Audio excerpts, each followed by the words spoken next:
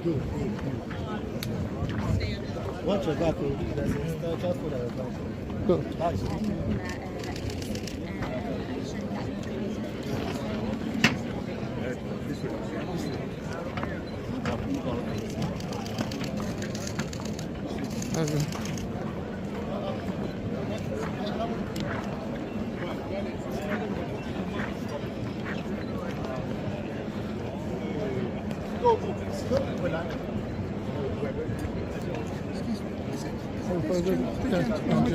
Yeah. Mr. President. Yes, yeah.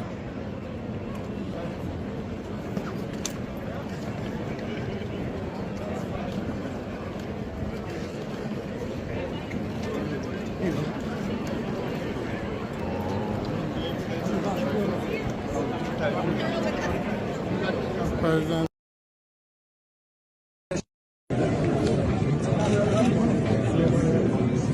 Majesty, Excellencies, all distinguished guests, if you wouldn't mind looking towards the media bank all at one time with a big smile, I'd be very grateful. Thank you so much. She's blocking. I'm sorry, she's blocking the president of Nigeria. Sir, she's blocking the president of Nigeria. So can she move a little bit? Thank you. Do we all have?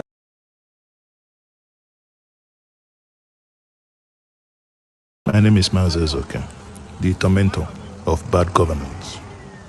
This video is specifically for my governor, Professor Chukwuma Charles Soludo. This road you're looking at now, I'm just coming back from Onitsha through Mpo Umoji Road. I played this road yesterday and again today. It got me thinking. This section that is this bad, probably less than a kilometer, on multiple sections. And I'm thinking, Professor, we have about 3 weeks before Christmas. Today is 1st of December 2023. In the next couple of days, Nigerians across the world, especially in the Anambra, that you have spent energy telling them how a new homeland is being built, and many will be coming home to come and see the new homeland. I don't think that this road speaks to that new homeland and the new dream you have on the Anambra. I use this opportunity to urge you, please see to the repair, at least palliatively, that this road is motorable. The Jangoroja on this road is unbelievable. Governor, please see to this. I am Mazi Ezoke.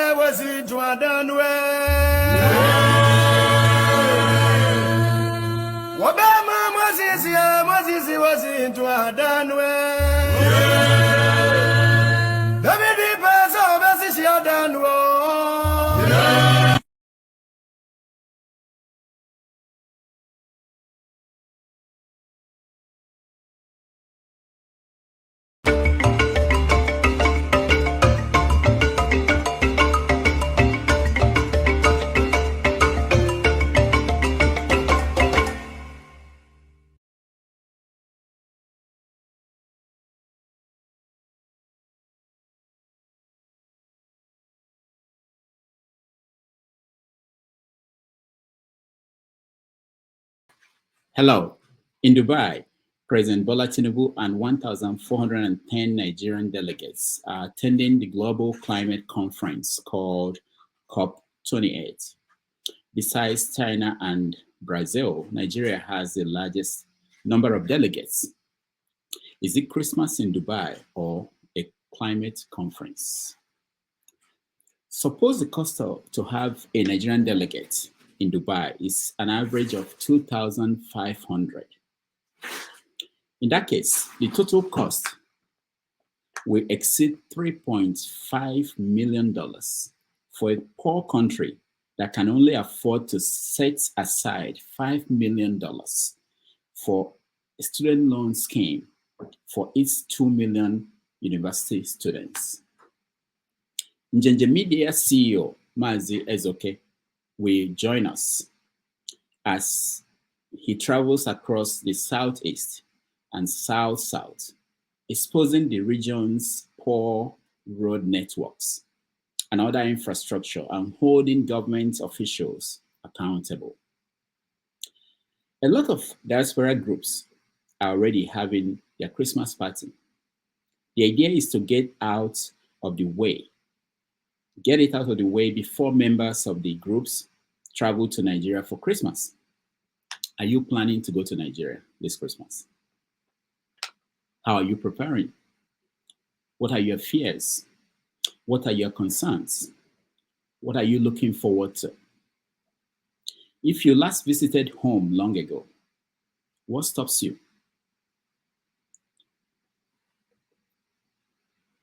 What are your fears? Are they exaggerated? Join us as we discuss these and many others related to life at home and in the diaspora. My name is Rudolph Okonkwo. My co-host, Chido Onoma, is on assignment. Now, our guest will join us in the next few minutes, but before he joins us, let me bring one of our regular members here who is joining us from UK so that we can talk about life abroad and going home for Christmas while we wait for our guests to join us. Ikolala, welcome to the show. Thank you for having me, Dr. Rob Damages. And it's good to have you back after your long sojourn in In Nigeria, in the most populous nation in the southwest of Africa. greatest nation in West Africa. Yes. So you said, when was the last time you were in Nigeria?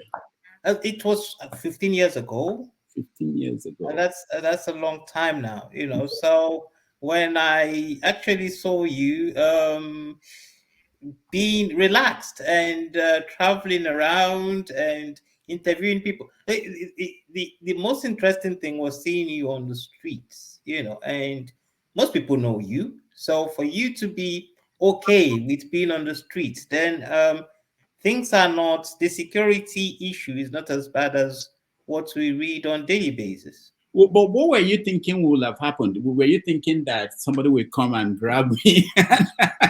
No, not necessarily. But you know, it's not someone grabbing you, but the comfort of being around and being able to say what you want. And you went at some point kidnapped for ransom. No one is gonna grab you in the broad daylight. But if you were kidnapped for ransom, then I mean that would have made that would have gone in line with what we read. But, what you read in the news. Exactly. Because I would be honest with you, it came close to home, especially when my father-in-law, who is a chief, was kidnapped for ransom, and he was kidnapped twice. You know, I'm telling you, a man who is in his 90s. You know, so when it comes so close to home, you actually, you know, it really scares you. But to see a popular face like yours, I mean, and nobody, because they say if they think you have dollars in your pocket, you know. But unfortunately, they know you have dollars in your pocket and nobody stopped you. So things must be okay. Now, to make it clear, it's not that there are no, the risk is not there. The risk is always there for anybody, not just people who are known. For anybody, even if you are regular Nigerian who nobody will identify that you came in from. Even people who live in Nigeria, they are kidnapped. So it's always there. So it's not like, I'm not trying to make it look like it's not, there's no risk at all, but it's not as intense as we see or we yeah, when we're outside. And one interesting thing was that when you get in there, you don't actually you are you don't hear those things used to hear abroad. So you live your life, you move around, you do what you need to do. You don't. I didn't read the papers. I didn't read the news as much as I would have done outside the country. Um, Basically, you live life, and that's what most Nigerians are doing. They are trying to survive. They are going to work there. I use the example of New York to explain it to people that if you live outside New York City and you read about New York City every day, what happens in New York City, how many people were shot, you might be afraid to come to New York. But people who live in New York, who must go to work, who must do things, they keep doing things, even though things are happening. So it's the same thing with Nigeria. It's So not basically, you're saying Ovie's problem is that he has too much information. in the case of Ovie, if Ovie comes home, they will first of all cut off his hair. Some soldiers or police will cut off his hair. I see. I Yeah, see. Yeah, yeah. you know, but it's quite interesting because I think um what you're saying is very true because if you stop listening to the news has to sell doom and gloom. I mean, for them to sell, the news has to be doom and gloom all the time. But when you get to the nitty gritties of it, it's not as bad as it is. But for a popular face like yours to be on ground and nothing happened to it, so I mean that's quite relaxing. That is very assuring to a level. So let me Yeah. ask you, why haven't you gone home in 15 years? Well, I think it's something personal, you know, Oh, okay. when It's the not people about who fear. are yeah, no. Okay. It's just that when the people who are the closest to you have all gone anyway. So I Okay. mean, you kind of wonder what's the What's the point? point? Yeah. And then you read all this news which doesn't augur well. And another thing is which is paramount. People never, and this I don't think it's just the news. Individuals never stop telling you how bad it is. So when these individuals tell you how bad it is, you don't know if they're telling you how bad it is so that you can add to their pockets or they're telling you facts. But one thing I also notice is this, like I said, it's mainly personal. When you also have friends who are close to you, and then you tell them, okay, why don't we try this? Why don't we try that?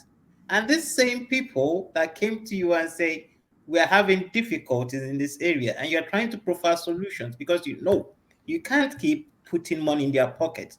But if you have a business going, then it could put money in their pockets. And these people end up taking the whole idea and making sure it doesn't happen so they could have the money in their pockets anyway, because that is all they know. So you kind of wonder, okay, what's the point? All right. We're going to talk about that. I know where you're going with that in terms of how to engage and with people at home. But let me go to VA. Mazi VA, welcome to the show. Praise the Lord, brethren. Hey, welcome, Ofie. Long time. Yeah, the Lord is good. Yeah, good stuff. So VA, we're talking about Christmas in Nigeria, what to expect, how to survive, the pitfalls, and we're also going to connect it to what's happening in Dubai, where Tinubu and his team, they are having their own Christmas in Dubai, Nigerian delegates. But first of all, let me ask you, when was the last time you were home? Let's say 6 years. 6 right? years. Okay. Yeah, they're about. Okay. I've never left anyway. My Why? where my placenta is buried there, so yeah, that's home. So what happened to going back? What happens I going back? I've not. I came to prepare for war, Hmm. so War. I'm War with who? Who are you fighting? our oppressors. People, people who make me run away from my village to come and stay in another man's land So, and be so, so struggling to survive. people made you to do that. Who made you? How did they make you to? People we directly or indirectly put in charge to manage our society, to manage our affairs, to make sure we are safe, make sure we are able to, live peacefully, happily, and most importantly, you know, uh, cohesively within the space that we were born in. There Hmm. are people who put as a custodian of that environment, and they failed. And those are the people I term as the people who are responsible for me speaking to you from across the Atlantics. But there were So, other people who didn't leave. Were you targeted? oh no, that's I think earlier on where we had in a session, I used that as an example. I say even our government governors are like us who are in diaspora. What do I mean? There are two people in diaspora. This is my own observation. Those people who say, you know what, I beg, opportunity there for me, make a jackpot or make I join them. Why there are some people, you know what, who are there, say, man, I'll give it a try. They fight, they struggle, they do everything. They could not, but they refuse to join. They say, you know what, make a jackpot. So it's yes, people like that. So not it will be everybody with jackpot, they run, find it, don't run. Some people you have to like step out of the arena, observe, study, empower yourself, and give it a shot again, right?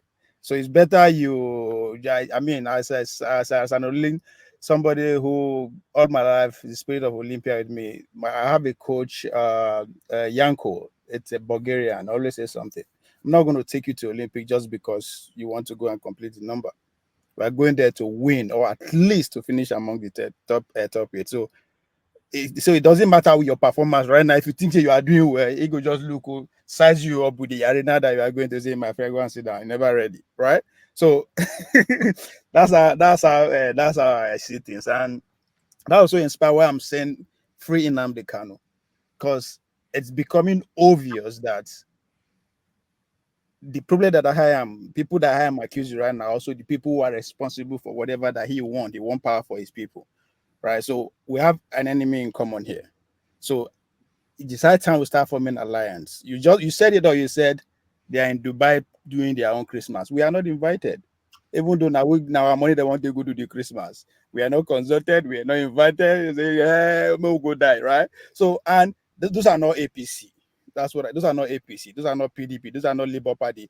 Those are the clique. Those are the power that be. Those are the elites. Those are the people directly or indirectly. I'm not saying yes, but they directly and indirectly responsible for how Nigeria it is. If you say it's good, fine. If you say it's not good, those are the people who are responsible. And as far as I'm concerned, we can be better off. But most importantly, the future ahead of us is very dark.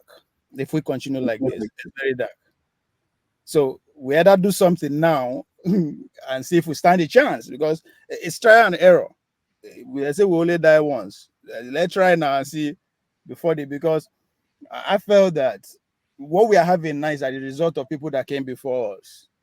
However, we want to see them. This is what they left for us. What are we going to leave for the next generation to come? And as far as I'm concerned, we have this group of people who are showing us today who are visionless, who don't see beyond their next generation, their grandchildren. That's what they see. The next 10 years, the next 5 years, how am I going to rub shoulder with those in the Western world? Forgetting that the Western world, those people that are rubbing shoulder with, they're applying it for the next 50 years, the next 100 years. It's an information revolution. It's come with AI, robots, and what have you. We are going to compete with us. They say we are going to be 400 million people. They are going to compete with us. So we are going to have a bunch of generation who are useless, not because they are not smart or because they are not employable, but just because there's nothing for them to do. But things that make the society works are run by these people. And instead of us to think to say, come, how do we give them run for their money? We are running after them. Our leaders are just running after them. They're taking pictures. They are happy. So, and if we don't see beyond that, then we are in trouble, because as I said, the agricultural revolution brought us slavery. That's our benefit. We are enslaved to go and work in the field. Industrial revolution this is what we are getting for industrial revolution. They train us to come and fit into their cocks, oil their machine. Guess what? In the next revolution, they don't need anything. They don't need us. We are not needed. It doesn't matter. They're not going to force you. You are not needed. And once you are not needed, you should be able to do something for yourself. But you are not equipped to even do anything for yourself within your society. And that's where we are. These people, they all have their high sight on that next word to leave it outside the shores of the country. They don't care. All right. So that's what I'm seeing, and that's where I think Nnamdi Kanu is seeing for his own people, to not just for himself. I think we can be better off if we don't have these people in charge of our affairs. So that's how I see this. I'll come back to you, Ovie. When I come back, I want you to answer a question that have been bothering me, which is you during the election and throughout the time before the final conclusion of that election, you kept talking about all the politics. And it appears now that you are realizing that it's not just about politics. I want you to explain that if there's any change and how Nnamdi Kanu became your main concern now.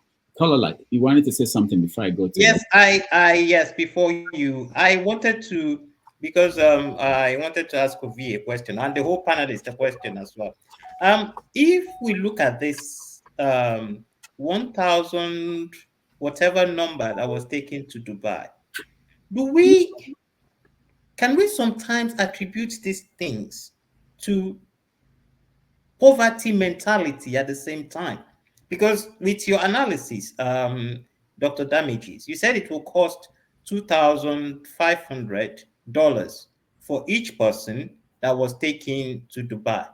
Now, I'm sure some people might not even spend up to $2,500 for them on their welfare, just maybe they will share a hotel or something.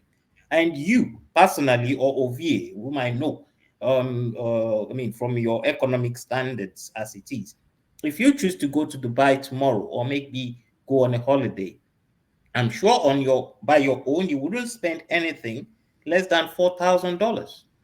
So is it that even these people who think they are governing our nation still have a poverty mentality? Because if I'm going to Dubai on an official program, and I am not sure that you're going to actually spend this $2,500 on my head, eat the best food, sleep in a very good hotel, because this is why the other nations that reduced the number of persons they are taking is to ensure that they have the maximum expenditure that they have budgeted for. So my question is, does this poverty mentality even get to level of governance? All right, let me point out that in the defense, what Nigerian government officials and people who support them, like Rena Makuri, what they are saying in defense of Nigeria is that Nigeria is not paying for these people to go to Dubai. Some of the delegates are also saying that they went not for the conference, but to do Christmas shopping. So that because the government of United Arab Emirates, they set up, they are now giving visas the way they used to. They use this opportunity to put their names on the list of people who are going to represent Nigeria. But essentially that their goal is simply to go and shop. So, in other words, that's racketeering the visa. So exactly. Yeah, you see, that is the poverty mentality at the same time. So they're putting up that defense to say that the government is not spending the money that we think they are spending if they are the ones responsible for 1,400 and so people going to Dubai. But what they are not putting out, the argument they are not making, or what they are ignoring is that everybody who is there is spending money. even if it's not the money from the Nigerian government, even if it's not taxpayers' money, it's still a foreign currency that we don't have, that we are trying to conserve, that they are spending when they go there. So it has impact on Nigerians, on all of us. So that's the aspect that they will not tell you, but they will make the case that it's not the money of Nigeria. Let me come to you, righteous man. I know you're in Nigeria, and we are expecting a lot of Nigerians from outside the country to come in this holiday period. You used to be abroad, and you've been back in Nigeria for a while. How were you preparing when you were abroad, when you want to go home for Christmas? Yeah, good afternoon. Yes. Ovie, good afternoon. I think, is that the other person? I'm not seeing your face well. Is that Olumide? Yeah, that's Olumide. Yeah. Oh, Olumide, the very good guy. This guy is a very honest guy, honestly. I would love to meet you in person, you know. Rudolph avoided me when he came to Lagos. Anyway, I reported him to my wife and I said, see what your brother is doing to me. Anyway, thank you. Good afternoon. Yeah, Rudolph, you know, a fugitive will always say things in order to pacify the government to grant him amnesty. Some of these Nigerian fugitives who ran away from Nigeria because they were indicted by government, they looted or they conspired to loot. You know, now they are looking for government face so that they can come back to Nigeria. So when some of them make statements, just ignore it. Don't take it for a gain or for whatever, you know. So when I was in Nigeria, when I was in Germany, Nigeria was not this bad, you know. By this time, by November, the things that I'm going to use, I have already shipped them down. The car I will use, the wine, some food items, you know, that I will bring home, you know. I've already shipped them since November. By first week of December or second week, everything is cleared and whatever. Say by 20th, I will be in Muritala Mohammed International Airport, you know. And there was no risk, you know, you drive, you go to club, you know, you fly from Lagos to the east. You know, sometimes when I want to take air, but if not, I just drive myself down from Lagos to the east, move around the entire east, move to Port Harcourt. My mom is from there, you know, stay within there, enjoying myself. And I will be happy returning back to Germany with all the African food and all other items, you know, without no harassment, you know. But over the years, as I am back here now, everything have just changed. Life is no longer what it used to be, you know. Just thank God that you were here recently. You could see how Nigerians are suffering. The poverty level in Nigeria now is unbearable.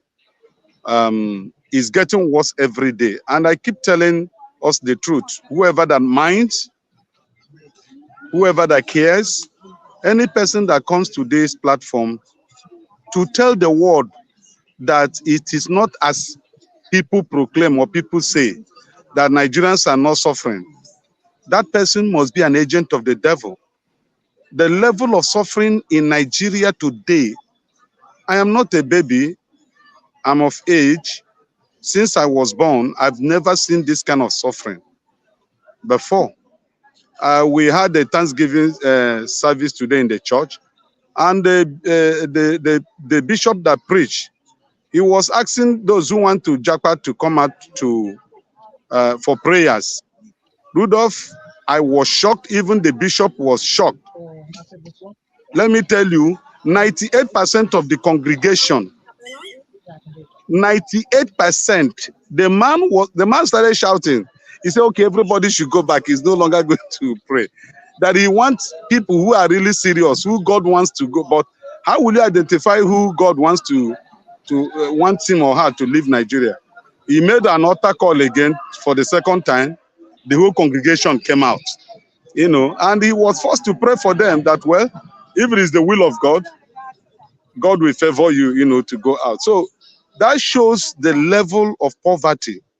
Then when we are, see, in 72, when my uncle left Nigeria to the US, he lives in Texas. The second one lives in Atlanta, Georgia. It was my father's brother that was sending money to these people in America, both feeding money, both school fees and the rest of it. They were, in fact, when my uncle finished, he came back to Nigeria, and after the Shagari overthrow, he returned back to the US. And I tell you, since then, he has only visited Nigeria twice. All his children, he had their house and everything. He said he can't come here to suffer what we are suffering. So Nigeria is not getting well, it's getting bad. Just like what Ovie said, Rudolph, the solution to our problem, to the Nigerian problem, is for the Nigerian people to revolt peacefully against the government. Because the politicians, they have done what nobody expected that they should do. After all these years, we suffered under military regime. We thought that these politicians will come and then life will be better. Apart from the little thing that Obasanjo did, I mean Obasanjo, not Jonathan, because it is Jonathan that led us to this mess we are in now. If he had done what Obasanjo told him to do, those people who got this power and messed Nigeria up wouldn't have had the opportunity to do that. So I'm still blaming him, Jonathan, to be responsible for our woes that we are suffering today. Look at inflation, 27 points. Look at budget. Look at how much we're owing, 87.5 trillion or more than that. And the government wants to borrow again. You submitted a budget without content, empty box, and people were singing in your mandate will stand. It's an abuse, honestly. Unless we rise up, nothing is going to change. And 2027, they will still announce that they won, and nothing anybody can do about it. So I support what Ovie have been saying. The Nigerian people should rise up. I support what Olumide have been saying.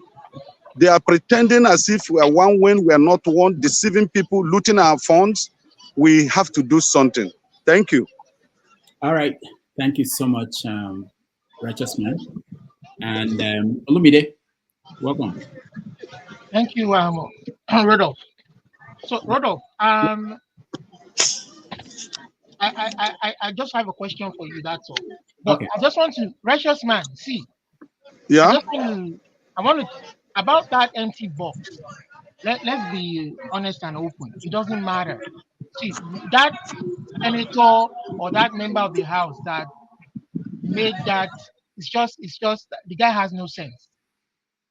You understand? The senator, you go into the House and you know that your president is not a healthy man. He's old, he's fragile. Not so you want him to carry a box full of paper, is he mad? So and again, this is the modern age. That empty box thing is just, please don't talk about it. This is the modern age. Even if the man comes, it's a ceremonial presentation of the yearly budget. Even if he comes with an empty box, later on, I'm sure all of them will receive papers of the breakdown. You understand? Or they should have received it ahead of time, or they have a Senate president who can make it available to them. So that guy, he doesn't have sense. That is the quality of people who go into that place, who say they represent us. That's not an issue. Olumide, can I interject? Look, yeah. It was expected that before the president comes to present, the Senate president would have made available the papers they're supposed to have, and they go through it before the presentation. Yeah, that is what they should have demanded for. At the end of the day, not an issue. At the end of the day, even if they make papers available to them, the empty box is not an issue. That is what I'm saying. The man is not. Okay. The man is a fragile man. Don't let them. That issue is not something you should be focused on. And then, Rodolph, I have a question for you. I'm not trying to put you on the spot. And so this election cycle has gone and it has come and gone. You've gone back home. You've done your own observation. For those who tried, what is your own advice or counsel, you know, based on what you've seen on how the people can choose their leaders in a free and fair election? Because that is the basis of it. Before we even start to talk of changing law or changing constitution, that is the first thing. If you can't choose the people that you want to be there, then criminals will continue to lord themselves over you. What is your own prescription? What is your own? I just want to see where you are on that wavelength. I mean, for what everybody else has contributed. Yeah. Well, I think the first thing is that the judiciary failed us in what the way they handled the outcome of this election. They did not advance anything. In fact, next election, I don't know if I'm a politician that I will want to. I understand what Dino is saying. I will want to even participate, because if things happen that shouldn't happen that way, what options do you have? How do you go to the judiciary and be able to convince them that what was announced was wrong? I don't see any way they advanced that or made it easier for politicians. So when that is not guaranteed, it's difficult to say that the people's vote will be the deciding factor. If you look at what happened in Imo State during the election that just happened, I don't think anybody can come out and say this is the mandate of the people. And I don't think anybody is going to court and with any kind of assurance that they can force something to change. So I don't know the hope that we have within the Nigerian system now for representative democracy, which is what we are hoping to put in place. I spoke to people on the streets of Nigeria. They basically, those that didn't vote are not going to vote. They don't seem like they're inspired. Those that voted felt disappointed. So I think what we might see is less and less number of people getting involved in that process, not the other way around. So, Siam.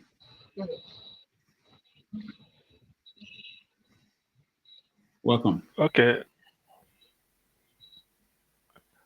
Yeah. Yeah. Good afternoon, Rudolph. Good afternoon, everybody. Actually, I think I overheard a righteous man. I wanted to have your number so that it's like you're a bearer of correct news about Nigeria. you give correct news. You on the spot. In fact, you should be a. Sam, I gave you. I sent the number yesterday. I sent the number. Okay. I've left. I don't. There are people. Okay, I will drop it now. I will drop it now in the private chat. Okay, thank you. Actually, something caught me with this COP, this meeting in Dubai. Nigeria is a funny country. A Nigerian will like to go and borrow money and be wearing gold necklace and gold jewelries all over the body. When you are going to borrow money, you know the person you are asking for money will just look at you and give you another date. Say, please come back in so date, and you keep postponing it. How on earth will Nigeria, a country, if you look at the situation Nigeria is now and look at the delegation going for course, are we supposed to be more than 5 people? Probably the president, the minister for finance, maybe a minister for environment and foreign minister. So it should have been something, or senior people in the ministry of whatever, director. These are people. How can you carry every Dick and Harry? Look at the one that is going as if he's the leading blind people. I mean, Ngelali. He's just at the front, very tall, and then just moving aimlessly. When I look at this, I laugh. Nigeria is not serious. To be honest with you, Nigeria is not serious. When you see such people, when I looked at it, I said, look, why? But by the way, why did they even invite Nigeria? Why was Nigeria invited? That should be the first question. Why? Can the world have their COP meeting without Nigeria? Why was Nigeria invited? Why? Yes, because certain things you have to start from the first principle, the way they say in mathematics or physics. Why did we even invite? Why? Of what use is like? This is a nice one. CM, Nigeria is the most populous country in Africa. At least we agree on that. And of course, Nigeria's economy is top 5 in Africa. So Nigeria will be invited no matter what. And Nigeria is a member of that. So that's not the. see, see, do you see this thing called economics? Forget about the grammar. One of the top economists in Africa, in the world, my governor, Professor Soludo, he said Nigerian economy is dead. So go and challenge him. Which economy are we talking about? He said Nigerian economy is DEAD. Even before he pronounces dead, righteous, God forbid, righteous man is in Nigeria. He can tell us what obtains every market day. All the markets, you know what obtains. If you ask him the price of a tomato, maybe he will tell you, because these are people. This is what they call economics. Forget about the grammar they are talking. All those Nigeria is one of the top economy. Why can't they invite Rwanda? Is Nigeria better than Rwanda? You see, whatever economics you are practicing, as long as the poor people, the downtrodden, they cannot feed. I don't think. Look, you dare know, there's no economy in Nigeria now. Nigeria is just borrowing money and spending it. What do we produce? Tell people, what do we export from Nigeria? You dig the ground, maybe you export crude oil. That doesn't make you a country of consequence that people will look at you and then reckon. Nigeria is just an address where a druggie, what they call a drug baron, a certificate forger is in charge. That is where the world look at Nigeria now. Nigeria is strategically irrelevant. Nobody is interested. I don't know why they invite them for what. Soludo said it. Nigerian economy is dead. It's dead. Virtually collapsed. We all know this. So what are we talking about? So which economists will now come and tell me Nigeria is good? A country that is basing your budget on borrowing. It doesn't work. The simple definition of a budget is the amount of money you expect to earn and how you are going to spend it. Can Nigeria earn a revenue of about 20 trillion? It's not possible.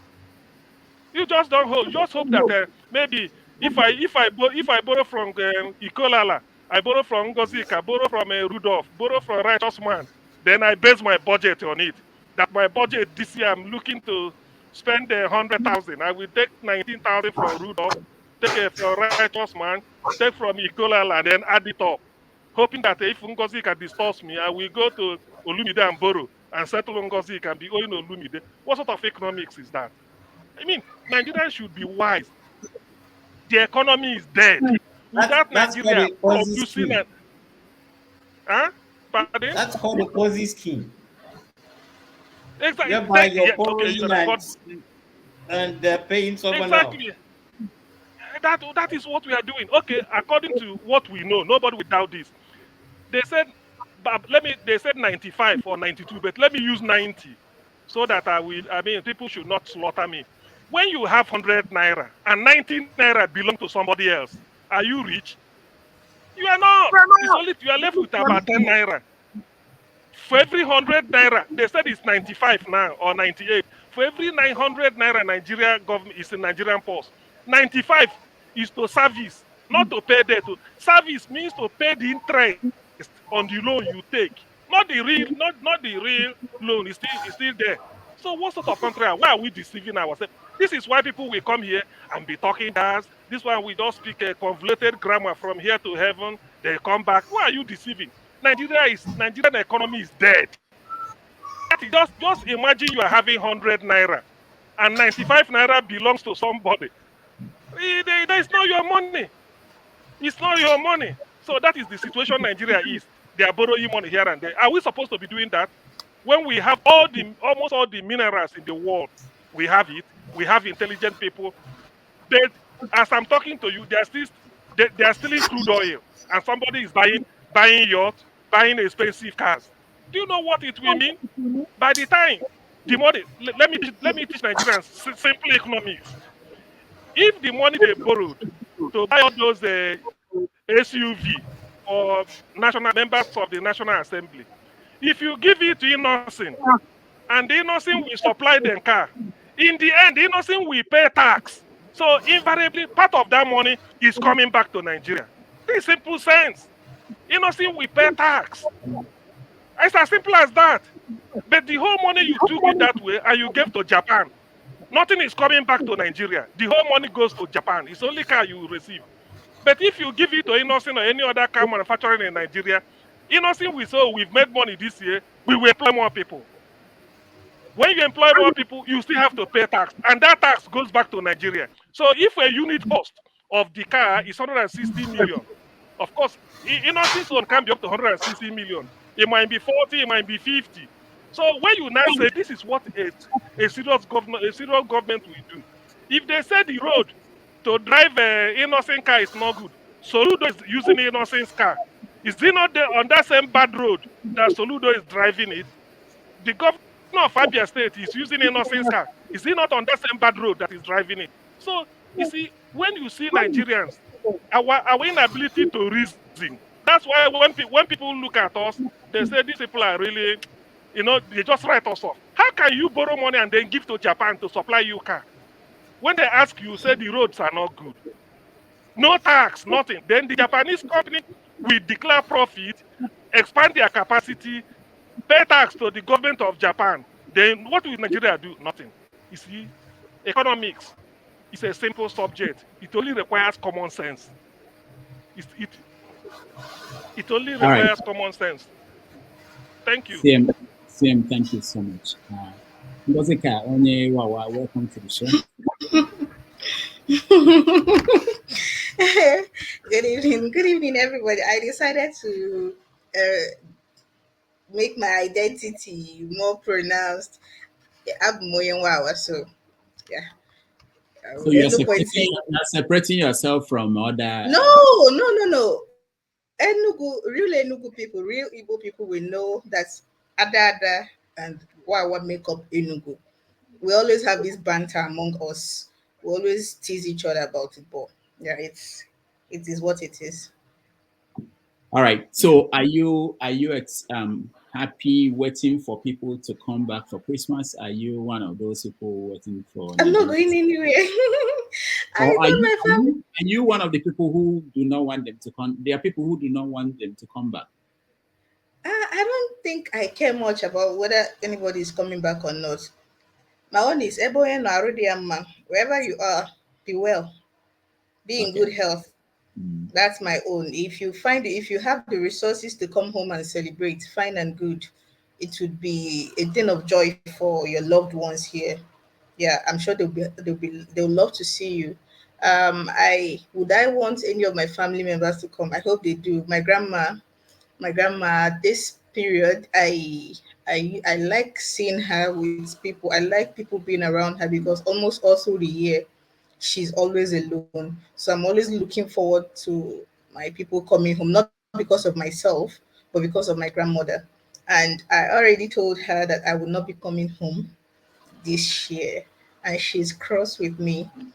Yeah, I don't think I'll be going home this year. So why are you not going home? Because when we talk about going home, it's not just people abroad. I don't have money. In Lagos, people in Kano, people, they all go back to the east. So you are in Enugu, but you are not going back to. I'm not going home. How far is it from Enugu from your hometown? It's not just the transport. That's another way. This Christmas is expensive. So it's expensive. Oh. It's expensive to go home for Christmas. It is really expensive. I can't do it this year. So break it down for us. Break it down for us. What are the expenses? Okay, so using myself as an example, I know this is a bit of a personal information and quite sensitive, so I'd appreciate in advance if people do not come for me or make jokes about it, because I'm going to be very upset. So my parents are late. So at home I have just my grandmother, my paternal grandmother, It used to be both my paternal and my maternal, but my maternal is now late. It's just my paternal grandmother, and me and her, we are quite close. Not quite, we are very close. We've seen the worst of each other, and I have been with her in her lowest periods since 2016 when she had her second stroke. I've been the one in charge of her health, going to hospitals, making doctor's appointments. I'm the one with her hospital records, so we are that close. So every year, even if I don't want to, I go home because of my grandma to spend time with her, to cook for her, to clean and do acts of services for her. And the reason I say I am too broke this year to go is I cannot go home and I would want to make food and to make it the way I want, and I'll collect money from my grandmother. I can't do it. She would offer, but I can't collect it because she's old and she's been given. If it was those days that she was younger and used to work and sell and do a lot of things, man and money back those years now. But for the last couple of years, especially after she suffered the second partial stroke, she has had to cut down on a lot of activities, and she's mostly always home. So she's giving. So I cannot for the life of me collect from somebody that is being given. That is why I say I'm too broke. Because I would like to flex her.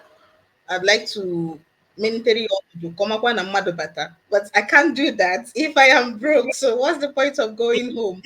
If you're not there, So who that's will why I do say it? I'm broke. Not If you are not there, who will do it? um I'm sure she'll find a way. I'm sure she finds a way. She'll be she's very angry with me. She's very angry with me, but I can't help it. And her nephew, one of her nieces, yes, one of her nieces is staying with her currently, so she will not be alone. So what I will do is, when it gets closer to that time, I'll find a way to send whatever I have across. I was planning to go spend the weekend next weekend with her and explain to her that I won't be coming home for Xmas and give her whatever I have. I'm still planning on it. So that's what when I say I don't have money to go home, that is what I mean. It's not for myself. It's not for Okay. myself. Okay. And things are usually costly in the village during Xmas celebration. So the expenditure kind of like doubles. Mm. Yes. Now, part of what we expect, and there are conversations going on out there, is that people coming from outside the country will bring in foreign currencies, and that will Yes. have impact on the exchange rates in Nigeria. There will be, maybe enough so that the exchange rates naira will gain value or something.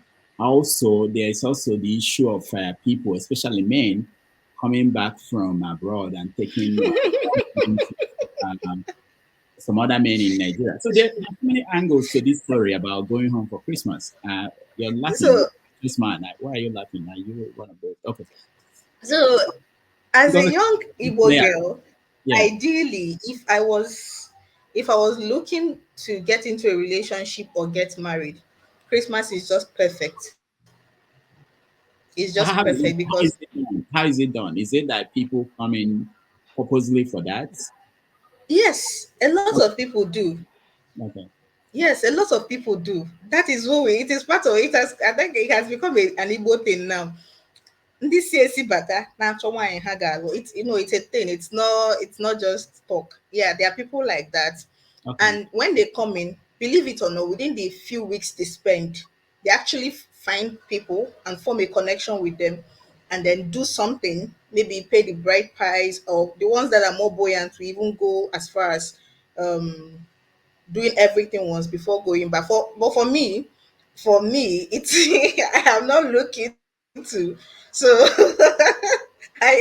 I'm not interested.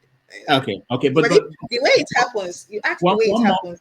one more question there. Explain how it happens. Do people line up So and come into the home and they are interviewed and then they go out no, and no. meet people? Or how? Okay, let me use my place for example. I think most Igbo communities have these football matches they play every December.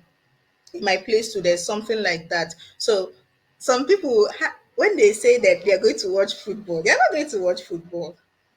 You mean the Even men or the women? both the men and the women, they're not going to watch football. Everybody is just basically going to the we call it mission because that is where most often than not the field that is used for the competition is always close to a church, mostly a Catholic church. So we Ngo, call it mission. Ngo, Haje Ngozika, mission. sorry. Ngozika, sorry. Rudolph knows this thing more than you. Why are you No, lecturing I him? He want to. knows what, you know. No, Ah, Again, I understand, May but they educate us it now. We has to want be to make them go said. visit. Maybe It has to Christmas be still there said ahead. We might now. be going It to has to be maybe said. And who better to we'll say go than Zika. than a lady? yeah, It has to Ngozika, be tell us how it's done. So people Zika, dress tell up. us, tell Wait, us. And look just for just tickets the way now. they dress up to go and watch soccer, we know this is not football that they, This is it's not soccer. They are going to watch soccer. the So way if they your dress. village is you so when you go to mission, it's a beehive of activities. In my place, all type of vendors, all type of vendors, and there are usually these stores along the road. It's usually along the road, so people just use it as an outing but using football as an excuse. So you go, maybe you buy popcorn, you are eating it, you and your sisters, you are walking, and one brother and one brother sees you. It's of course it's a village, almost everybody knows everybody, and then they ask around. From there, things can hit it off. And then there are people that go to watch football. Maybe from watching football, they'll see another person watching football, and then things go like that. And of course, there's also this aspect of some people meet spouses There you not go. by going there. Your brother could you could be going your brother could meet an old friend or your cousin or something, and it's usually but basically that's how it works. It's not that they line up. No, of course they don't line up. We we are not articles for sale. It's just socialization and everything that happens when people socialize. Okay. Don't worry, we understand it now. Know the skill we will apply. Thank you, thank But you. the way CM is smiling, it seems that's the way he met his wife. So he Yeah, seems so interested in Ngozi- I don't the. say, Ngozika, I don't say that Ngozika, is please, I want to ask you a question. Ngozi, what okay. can you explain? What's the difference between Wawa people and the rest of Enugu people? Because one of my brother is married to somebody from Uji River, that's Enugu State. What's the difference? The Wawa people. Why are they Well, called Wawa? okay, I don't know the full story, but maybe we are called Wawa because our no is wa. My people, we Okay, say our no is wa. When we want to say no, we say wa. So if we want to say no, we say wa wa. And okay. the name that is for the name. Now the dichotomy came In, about In when Lagos here, if you are driving from Lagos going to the east, after the long bridge, there is one popular bus stop there called Wawa bus stop. You know, if you are going after Beggar. I don't know about that. But there's the other people. My grandmother used to tell me that na when chọrọ ike Enugu, ndị wawa gawara onwe ha, ndị ada will go their way. The other people are the Nsukka Axis people. The Wawa people are the people from my side. So Okay. that's But that is your people are much in farming, right? my people. Yes. Yeah. Yeah, my Okay, grandmother is an because example. I That's why she remember gets those days, people that you met her. the farmers that comes to work in my daddy's farmland, they are called Wawa people and Yeah. Abakaliki. Ah, well, we're hardworking Okay, people. Dr. I Rudolph, say. I Yeah. will be going. I'm in Badagry right now. I'll be going back to my base. Okay. I want to appreciate Dr. Gomez. He reached out to me. He's an excellent man. I appreciate him. And the Lord bless him, bless you too. So, other panelists, thank you very much. I'm in Badagry, reporting from Badagry here, fresh breeze and the rest of it. I'm be going back to my base, okay? All right. Thank you. Thank you, Righteous Man. All right, Mazovia.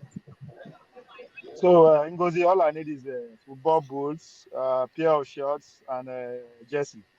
Do I need to look for a coach, or I don't need to know how to kick ball?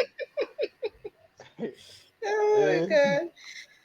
um, yes, Dr. Dameji, you are asking me about before Nasi politics, right? Yeah. Is that where we start? Okay.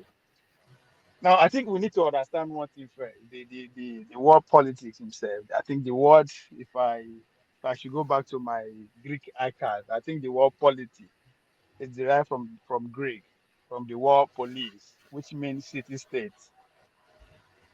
Shout out to my days in Corfu Island in Greece, in Africa. That one. But now that means politics is those activities that make us, we society that decide to live together, what's transpired, the negotiation, the activities that make us coexist. It's called politics. Now, I don't know how they live, not just in Nigeria, around the world, able to make it seem as if is the word policy or the activities of policy that are devilish and evil. We should run away from them. People who engage in those activities are to be feared. No. As I said earlier on, in every given society, there are people that we trust, directly or indirectly, to maintain order, to make us prosperous within that society. And the way of them doing that is called politics.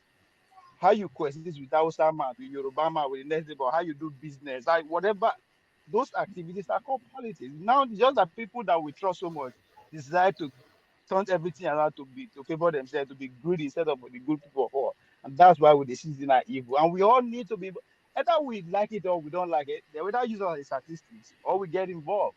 So it's not that I change. No, it's still politics. Me and you able to, exchange, we do what we are doing here. It's an act of politics, right? If we no agree one form or shape, we will not be on the same platform talking, right?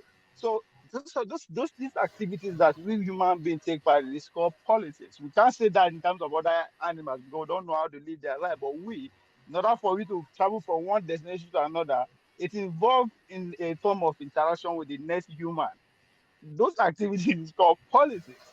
So just because the people who we look up to trust and say, okay, let carry those activities for us, decide to turn things around for us, doesn't mean it's a bad thing. So all is still politics. Me saying free Nnamdi Kanu, me acknowledge the fact that we have the same enemy. It's politics. The PDP, the group of enemies and friends have to come together in the name of APC to rescue power from PDP. That is politics. Buhari said Tinubu, at one point, Tinubu is the most correct human being alive. At the end of the day, he has to work with him to achieve his goal. That's politics. So it is not evil. The word and activities around politics is not evil. It's how we live our life. Even within your family, you still have to negotiate with your wife, your girlfriend, your friend, your daughter, whatever, to arrive at harmony, right? Because we are all different. That's politics. So however you want to see it, it's all politics. It's devoid of emotion. Don't do that. I approach it from that angle to tell people that come, these men know what they are doing. They don't involve emotions. They are brutal for their own selfish interest. But like people tell you, the power is not served by Alakat. It's going to give attention. So the same attitude we need to have. We have to. I don't necessarily have to be on the same level or the same understanding with you. But the fact that we recognize that we have the same goal, which is to take the fight to these people, is good enough for us to play politics together. So that's my standing point. That's where I'm coming from. That phrase. It's all politics. It's all politics. You know, they go there, go they cry. No go there, nobody cares. It's all about survival again. You want to take it to the next level about the nation. Even though they always call out the Western world, they are fighting for their survival. It's about the next 50 years, about the next 100 years. How do we not just maintain our lifestyle, but how do we improve it? And that is where our own elites are lacking. They are not thinking about the next 50, the next 100 years. They are thinking about how do I buy house in Dubai next year? How do I win the next election so I can take picture with the king of Dubai? So how do I make sure I'm in this circle so that I can follow them to Washington D.C.? That's what our elite thinks about. They don't think about the next 100 years, the next 200 years. As the police at the highest level, it's all about survival. So I don't blame the Western world they are coming again to colonize us because they have to survive. If it's taking off for them to maintain their survival, so be it. And that's the kind of mentality we need to have. But unfortunately, at the base of our upbringing, they decide to learn out the way we should educate ourselves. They give us things that matters more, religion, things that make us understand. They frame it in a way to their own benefit. And again, I am not blaming them. But it's that time we have to wake up to say, come on, this elite don't mean well for the, because it's all about survival again. That's why, in a way, I understand too, Nigeria is paranoid about military. It's talking about survival. If this freedom we think we have, we are enjoying, right? If we think it's going to last like this forever, or if we think we don't have the ability to improve it, then we are doomed. So that's my own point of view about all this. Honestly, it's all politics. Forget emotion. Forget I see your pain. Our people say when they cry, they see road. You understand? I recognize what Nnamdi Kanu is fighting for. I might not like his way and how he's doing it, but at this point, it's sad that I say, come on, that thing that you are seeing, now the same problem I get to. I'm not living my life. I'm living in America. I'm not proud of it. I'm not. Yeah, but What Ovie, I think there's something you are missing. Someone like Nnamdi Kanu will not say that what the government or what the position and the government in power, all they're doing is politics. You use the word that these are your oppressors. These are people who are putting you down. People who move on that path, the path that you're moving on now, they don't see what the other people are doing as politics. They see them as oppressors. They see them as people that have to be taken care of. But if you go to PDP and APC and even Labour or whatever party, they all think they are playing politics. It's about who will get advantage over the other person. Not I about agree with you. You are now moving to the arena of life and death, different from politics. Now, this is where you are. This is where you are. You are not seeing where I'm coming from here. Obi, what is the different, or what is the Obi personality, Obi person and Tinubu have in common? Right? Tell me, I don't know. Power. How can they maintain their status quo, whether they like it or not? But they move differently. That we not say, oh, because Obi is calm, quiet, is not serious, or because of that is the most focused and serious one than Tinubu, who just talks anyhow. No. We see things from different perspectives. Our school of thought, our upbringing, our exposure, our books we read and everything expose us to a different way we see things. Right? Just because I'm saying, oh, it's all politics, I just explain it to you. The way they move is politics. I just decide to see it satirically, apply satire to where I see things. That doesn't mean I am not taking the Bible seriously. It's about existence, it's a matter of life and death. But everybody cannot be on that tone that Nnamdi Kanu was. Nor am I expecting everybody to see things from the satire point of view, from my own end. No, the world will be borrowed from that angle. But I believe for me to see through what he's saying, even though I don't like his approach, is what matters here. Right? So if you look at, as I said, there's something, yes, I classify them as oppressor because they want one thing. How can they maintain the standard of life they have now? I don't care who they are, I don't care if pastor, that's what brings them, what they have in common. However, they're going to arrive by that, they will work. Obi will always call people, the other people, brothers and sisters and uncles and my friends. Right? Even though on the other side, I often use the election as an example. 6 months ago, these people make us see as if they don't see eye to eye, that they are evil. But what happened after they don't get section of them don't get the power? They all come together. My Oba is running around for what? That's a political move. Oba did not leave Benin to come and tell us in Adenfa and Lagos. Oba did not leave Benin just to come and say, oh, Bola Tinubu na God or they not. No. Something is missing within the circle that is looking for. So, yes, my approach and the way I see it is different. And I also often quote the Bible that time for everything. I have to start from somewhere. I have to understand how these people move. And I know I can come to understand that there's nothing enmity between them. The phrase that no permanent friend, no permanent enemy is real. And we, the rest of us, have to start taking those clues from them. We don't have to do things the way they are doing it, but we have to recognize that they are getting something right. They are holding on to power. 60 years counting. We have to respect that. So that's where I'm saying it is the way they are. Stop. Yes, you are being serious, but what is there's a thin line between that emotion and the laughter and the anger that you are talking about. It's about what are we actually pointing at. There are some people who that is how they actually understand things, through laughter, through horror. There are some people until you curse them. That's Nnamdi Kanu approach. Nnamdi Kanu, you are stupid for not seeing what he's seeing. That doesn't mean it's actually insulting for them, but But the fact that you cannot see this that is in front of you, that means something is wrong with you. And exactly that is what we are seeing. People like the Senate president will come and tell us to let the poor breathe. Sarcastically, I laugh, and we don't see anything wrong with that. That is that all these people can do whatever they do. They see whatever, we don't see anything wrong with that. In the country, they say, you be moved for not seeing it. But just because I am not taking that approach, that doesn't mean it's wrong or I'm right. Can I I don't know can if I'm I clear ask enough. Ovie a question? Can I ask Ovie a question? Yes. Go ahead. Yes. Yeah. Look, I use the word poverty mentality, and I still think, because what you're still saying, that our leaders cannot see beyond their nose. I still think it's poverty mentality. They just want, what can I get tomorrow? Well, I mean, can I go take photo of that now? But this is it.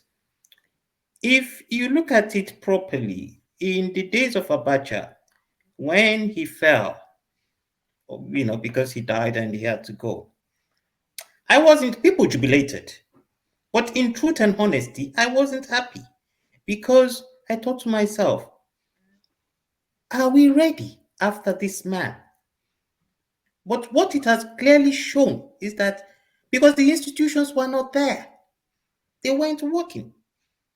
So what politicians are doing right now is the rot of the days before Abacha. But wait now. The funny side of it is the rot has gone from bad to extremely bad. So what you're saying now, that you want people who can see 60 years from now, where are those people? Good. Your Now, judiciary has gone from probably manageable to just a shame. What institution do you have that you are looking up to for these sort of leaders? That, because to be very honest with you, if you have a messiah come to a very corrupt society, it doesn't matter how good that messiah is. If 90% of the people he's trying to save has a funny mentality, in fact, those people will end up crucifying him. And that is the story of the Nazarene. We've seen it before. If you come to a society where the people are not ready, they will end up crucifying you. You will be their enemy, because they are not seeing things the way you see it. So, to be very honest with you, this is why I said, has Nigeria fallen from the cliff, or is it still redeemable? Because if you I'll finish my question in just 1 minute. If you look at it now, the next election is definitely going to be a sham. And even if the election after this is not a sham, you're still going to get a very corrupt individuals, because these people are not going away in the next 30 years. They have children whom they believe should take the mantle. And these children, unfortunately for them, you cannot blame them. They see what their mentors are doing as the way to do it. So I don't see anything good coming in the next 50 years, because it doesn't happen in a day. So what do you see in redeeming the nation? How do you think it can happen? Okay. Three things you said. You talked about the days of Abacha. You talked about uh, um, the days of Abacha. You talk about the next generation, if they can see in 60 years. You right? Yes. Now let's talk about the days of Abacha. I think where we need to actually focus on our attention on, because the idea that we are not ready, people are not ready, you can be right, but how do we get ready if we don't start, right? They say the journey of 1,000 miles begins with a step. Now, let's not get it twisted. The same people who the days of Abacha, I say the same people. I often say it here, the same people who fought the civil war are the same people who came who are in charge in terms of military. I see the same people who are still in charge even in terms of Agbada now. They are all the Tinubu and they are all the same generation. They are the same generation group of people who are be in charge of the affairs of that country for the past 60 years. They have not changed. And the danger that is coming are the next generation that are going to take after them. And those are the people that you have given up on, that they cannot see the next 60 years. I will agree with you. But where the hope lies is that me and you can actually see through. We can actually see our problem. And the beauty of what is happening in Nigeria today, there's no Nigeria that you will tap that will not tell you what Nigeria problem is. But the mistake we most make most of the time is that even in our attempt to analyze that problem, there's a solution in it.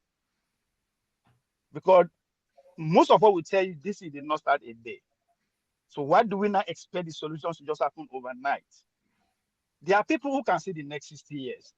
What Nnamdi Kanu is fighting for is not tomorrow. He's fighting for his people, these people to have power. Though that goes down to generation unborn.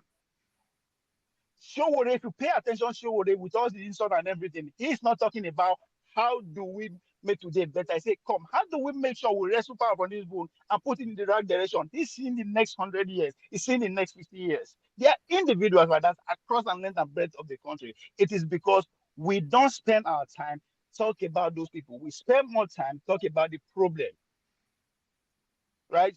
And in the earlier section, a guy was actually talking about how he's lost a wife in hospital, how he contributed to PDP and Labour Party and all that. But he only spent 2 minutes.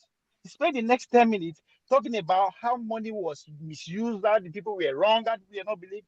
So what you now expect to keep manifesting if all we talk about is negativity of what we see. So yes, there are people who see beyond the next 50 years. But first of all, we need to acknowledge where we are, that we have a group of generation who don't want to go. As I said, the excuse the next generation that are going to take after them are giving is that, oh, military don't do everything for the past 40 years. So you want to now, because your own time was eroded by the military, now you must not leave it. No, your time don't pass. Allow the people who are here now to think about for the people who are yet to come. So right. Yes, Jen, so we just have to start educating people, and this is what we are doing. It's just that we should spend more time analyzing solution. We know the problem. Trust me, if you go back to last year, we are talking about the same thing, the same problem, or the problem hasn't changed. In fact, we can talk about the problem of yesterday, today, and even future problem. But we never spend time enough to talk about solution, to talk about good people who have ideas, even though the idea are contrary to yours.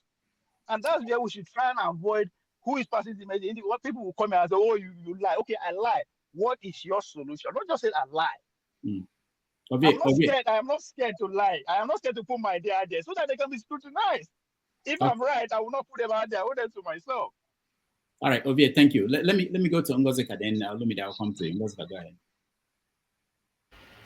So we are talking about Christmas. So let me just say this: for as long as this show continues, I'm only going to be talking about the Southeast. Anyway, no concern Southeast, you know concern me. So this is just a warning. If you know concern Southeast, I'll just look and pass. Yeah. So when this new government, Enugu state government, Pitamba, was sworn in, I came on this show and I told you people that some of the youths, we have decided that it is no longer sit down the loop. We want to start doing our bit to hold these people, to hold them to some of the campaign promises they made. Now, when Pitamba was campaigning, he said was going to give Enugu water in 180 days. I am back with situation reports. So what we were doing on Twitter, now X, is sometimes me and some of my mutuals will tag him and remind him how many days is remaining to give us water. Now, for those of you who don't know, Enugu State has a perennial water problem. It ought not to be, but it is. I have lived in Enugu long enough to experience water flowing through my taps not too long ago. I mean, I'm talking 2019, 2020, averagely 3 times a week. And somewhere down the line, it stopped completely. So when this man made a campaign promise that in 180 days he was going to give Ndenugu water, you can imagine the excitement. In subsequent weeks, I'll go around on live on this program and show you how Ndenugu used to go for water in dry season. That is okay. Before that, let me just tell you what the solution he brought. So when the 180 days was coming to an end, the Enugu State government for hosting the 2023 Nkata Ndị Inyom Igbo, na-ekenekwa the founder Sorry and about president that. of this I estate. think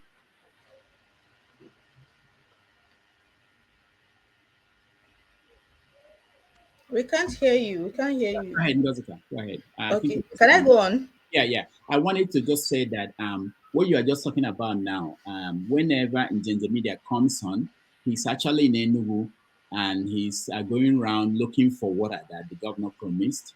So Hold that thought. I'm going to go downstairs in a bit and I'm going to show you. Hey, it's not close to me, but our tab is rushing today. But let me tell you the story behind it. So when the 180 days was drawing near, this man had this brilliant idea to give us water. Public taps in 2023. That was his solution to the water problem. Public taps. And people were celebrating it. And whenever I asked them, what exactly are you people celebrating? That in 2023, people still have to leave their houses to come and fetch water from a public tap. Is that what you people are celebrating? They say it's better than nothing. It's better than nothing. So to them, they do not mind. Oh shit. no, go ahead. You don't have to go ahead. Yeah, go Of ahead. Nigeria. No. So sorry. So in 2023, people have to leave their houses and go and fetch water. That was his brilliant idea. That was the promise. In his mind now, he has fulfilled the promise to Ndenugu. And it is crazy that people are celebrating it. I asked somebody, he said, why are you celebrating this? Are people still supposed to come out of their house? This is so 1980s. And I was not born in 1980s, but I remember growing up in the early 2000s. People used to come and out of their house to fetch water. Why are people celebrating taking us back to almost 20 years ago? He said, half bread is better than none. Half bread. And what stops you from giving people the full bread? If you give them the full bread, will your bakery burn? He said they can begin to lay pipe. I said, which pipe? Dr. Damages, I'm going to send you a video. We went on a hike. Most of you on this program know I hike. We went on a hike some time ago, and we came across in the middle of the forest. We came across a I don't know how to describe. I'll send you the video, Sha. Is But it one? I was asking, and they said it was a water something something. The place was broken down, completely dilapidated. In the middle of the forest, you could see the huge pipes they were laid. This was somewhere in the hills of Ngo, close to Night Mile. The pipes are there. So why are you telling me that this is the best you can do in 2023? Public taps. You know what? The first I'm going to go out after this and I'm going to make a video of one of those public taps and come back online so that you Where, will see. where is the water coming from? Is it from is where is it coming from? Is it from a reservoir or is it coming from well that they dug in the ground? What is the source of the water at that time? Anyway, the water board people are the one in charge of it. I think it's coming from they have a reservoir. I've seen several of their reservoirs. Okay. It's coming from, but I'm trying to say that something had already been done in the past for you to work as you do not have to give everybody what if you can start with people that already had these taps connected to their houses and make sure that water is flowing. Then those people that do not have taps in their buildings, you work on channeling the pipes there. Why public taps in 2023? That is my question. Why public taps in 2020? And people are celebrating it. Where I live, I've said this on this show before. I live on the first floor. Fortunately, unfortunately, my building has we have water whenever the taps rush, or the water rushes through our tap. But I live on the first floor, the water doesn't come upstairs. They said it just stopped coming before I moved in. Like the force is no longer able to push it to come upstairs. But that is, I'm saying, people already have this type. Most of the old buildings and semi-old buildings in Enugu already have pipes connected to these water sources. Why can't you build on that? And then the ones that do not have, we work with them. I know people would really, really invest to have waters running through their house, running through their taps in their houses. Why do you have to take people back to early 2000s by building public taps and making a big deal of it? Having Ngozika. said that, let me go out and Ngozika. make a video of it so that you see. Please. No, no, don't worry. Before you go, Ngozika, you take this question along. There's something you're not a politician. Before he was elected, they made some campaign expenses. How do you want him to recover it? But that is by the way. So the question I have for you is this: is it true that in Enugu there is more coal that even if you want to do a borehole, before you get to water, whatever, you make a coal? Is it true that for maybe for a few distance or a few meters, you will go in the underground, you will scoop up coal? Is it true? And that is making people not to drill borehole. Oh dear. Okay. She's frozen. Let's She's frozen. No, see, and that can't be true. You can't have the coal deposit all over a big land mass. No, that cannot be true. The coal deposit would be, say, Maybe probably, except the coal deposit is not like the Sahara Desert, whereby, I mean, everywhere you go there's sand. But I don't yeah, think that's because I had people in Enugu saying they can't really dribble, like in Lagos or any other place, people do borehole to supply, to give, just to some get people water. will exaggerate They, when they, they found they, when they found something in a okay. Well, I maybe don't know. maybe 10 kilometers square miles. So you can have a big deposit in, say, probably 20 to 10 kilometers square miles. But it cannot be in the whole of a region like that. If that answers your question, all probably. right. All right. Thank you, CM. Thank you, Kolola. Let's welcome Bumi. Bumi, welcome to the show. Good evening, Dr. Damages. Good evening, everybody. It's nice to be here. So, Bumi, thank you for joining us. We're talking about Christmas.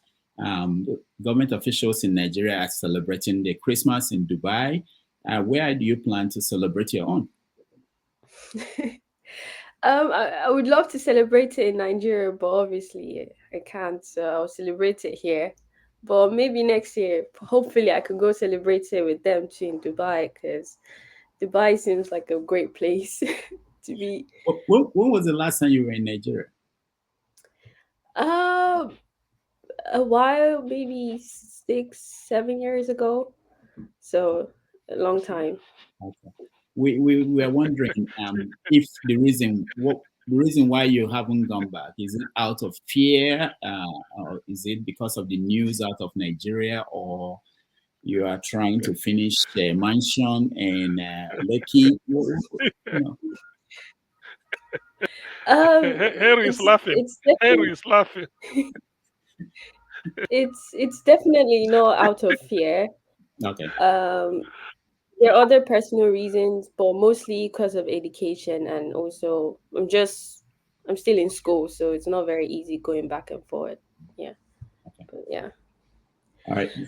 But I mostly came in because I was listening to what Ngozika was saying, and it's just crazy because being someone that grew up in Enugu, I was born there and everything, it baffles me that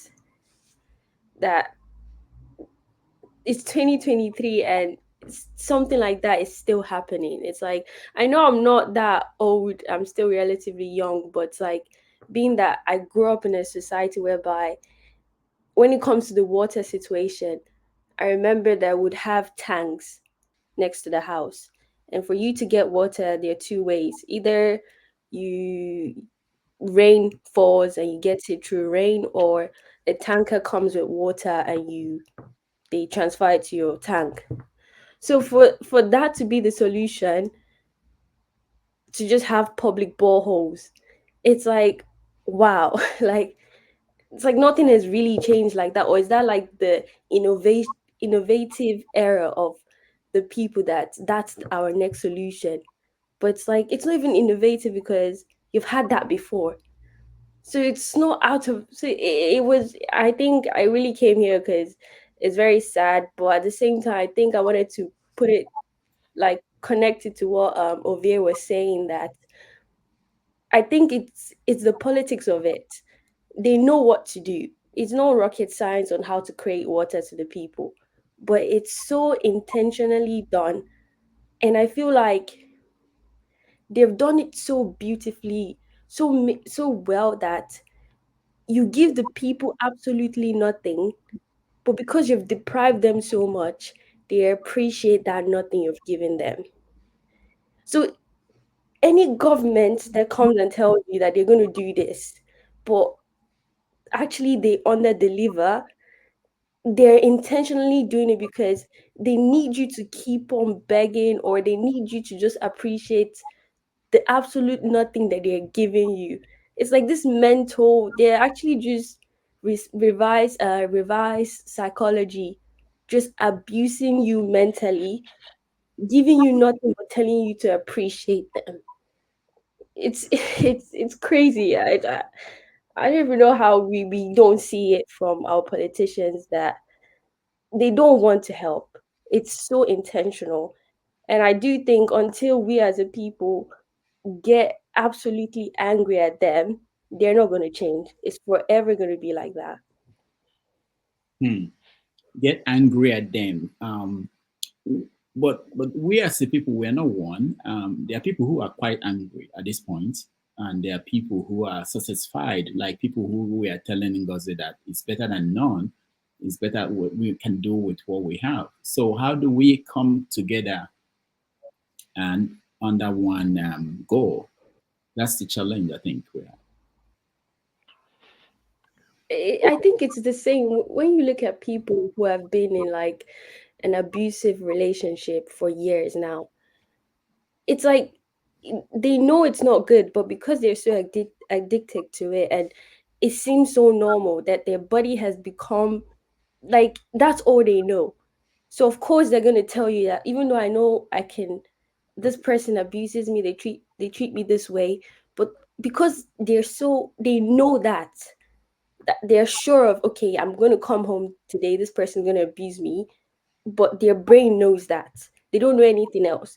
And I feel like for the people in the diaspora, that that a government can provide better. I feel like that's the message we should give to the people, whereby you don't be angry at them, because understand that the politicians are intentionally making them believe that way. So you also have to like do the exact same thing the politicians are doing, but for the benefit for the people, whereby you show them in details what a government should provide for you as a people. And I think, and start educating them, but don't be too angry, because we have been this way for years now. And slowly people will start realizing that actually I shouldn't just accept nothing from the government. Like we deserve better. You cannot just come for 4 years, do nothing, and that's it. And I think slowly we start changing the mindset of people, and then people start realizing that okay, we should actually work together as a group and not just fight each other, because that's how the politicians also stay in power, is by dividing you and making you feel like they are the best solution for you when they're not. I Right. think we need to kind of do the exact same thing politicians are doing, but for the benefit for the people, like something like that. All right, Bumi, thank you. Ngozika, are you in a keke, or you are? I'll try not to I get there. I'm on my way there now. Okay, all right. Henry, welcome to the show. Yeah, good evening, Mr. Ulov, and good evening, everybody. Yeah, we've been having interesting conversations, and I'm ashamed. ashamed of what? This shameless, I'm ashamed. Those shameless, corrupt politicians going to Dubai. Dubai was a desert. Nigeria invests in Dubai to become Dubai today. And these are people's fathers. Those are men who have no shame, no conscience. I'm really sick in my stomach when I see people, things like this going on. So Henry, hold on. Okay? Yeah. There was this thing that someone wrote. I can't find the article now. I think somebody, in defense of the government about the number of delegates. 100 and something. So his argument is that all these people didn't go. The government is not paying for them. In total, there were 97,000 people now in Dubai for this conference, out from 100 countries, and 97,000.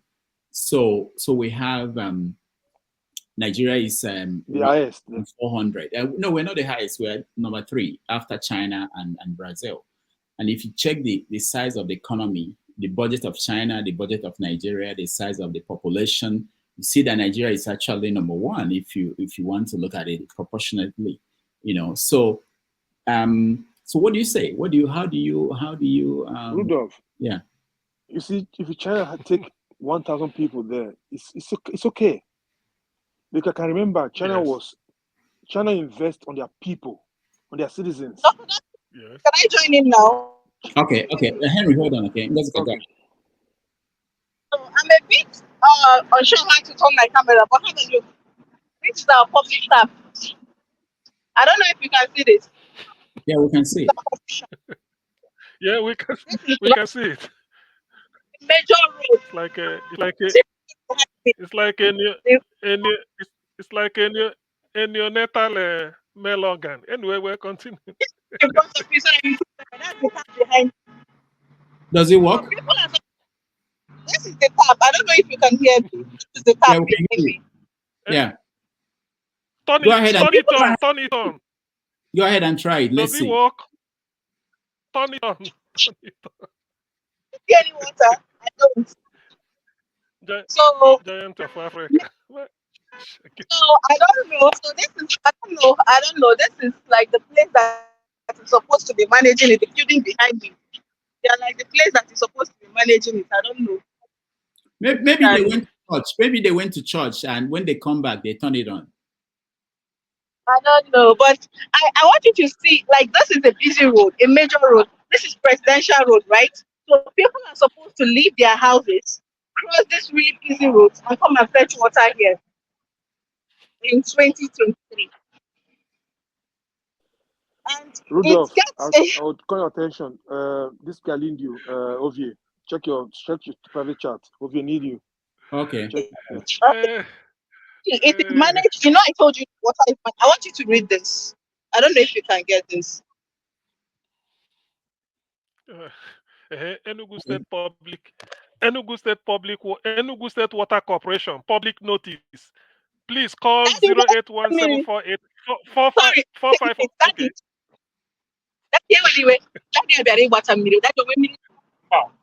Let me remove it. That one minute forever. Then the gallon. See his gallon. There is no water in the tap, so I'm not making. Thank you, sir. I'm not making this. This is one of several taps. They are scattered around town. I know I've seen a couple of them, but this one is not too far from me. So if I did not have a tap in my house, I'd have to come here to fetch water. Brilliant, right? Can you when you leave, can you call them and see what they will tell you why there is no water? Maybe I can't hear you, Dr. Damitz. I can't hear you. Okay, I said, can you call them and find out why there is no water? Maybe there's a time frame. Maybe you came at the wrong time, or you don't have tickets to get water. Just call them and find out.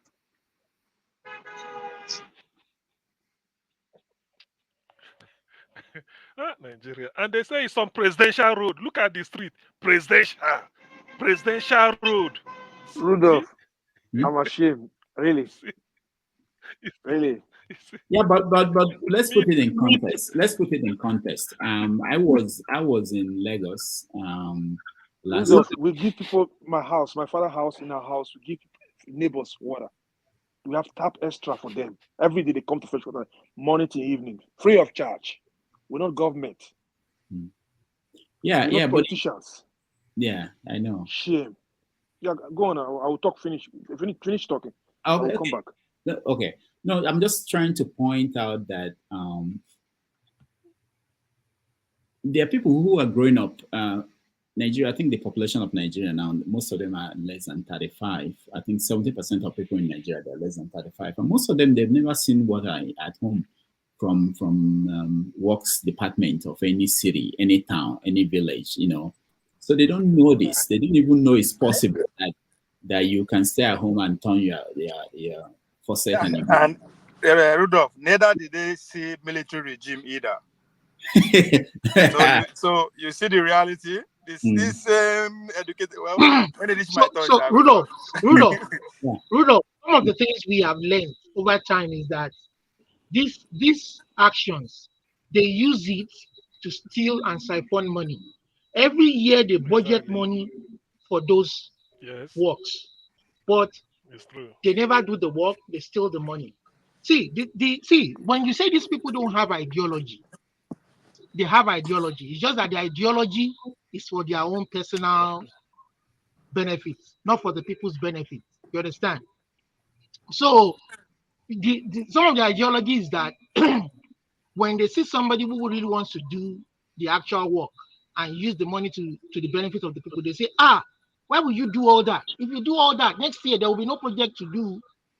No, we don't want you. And they bring in their man that will come and steal money. But that is not a forward-thinking individual. Those are not forward-thinking people. Because there will always be projects to do and accomplish. Can you hear me, please look for somewhere to stay. Hold on. Let's hear from Gozika. Gozika, go ahead.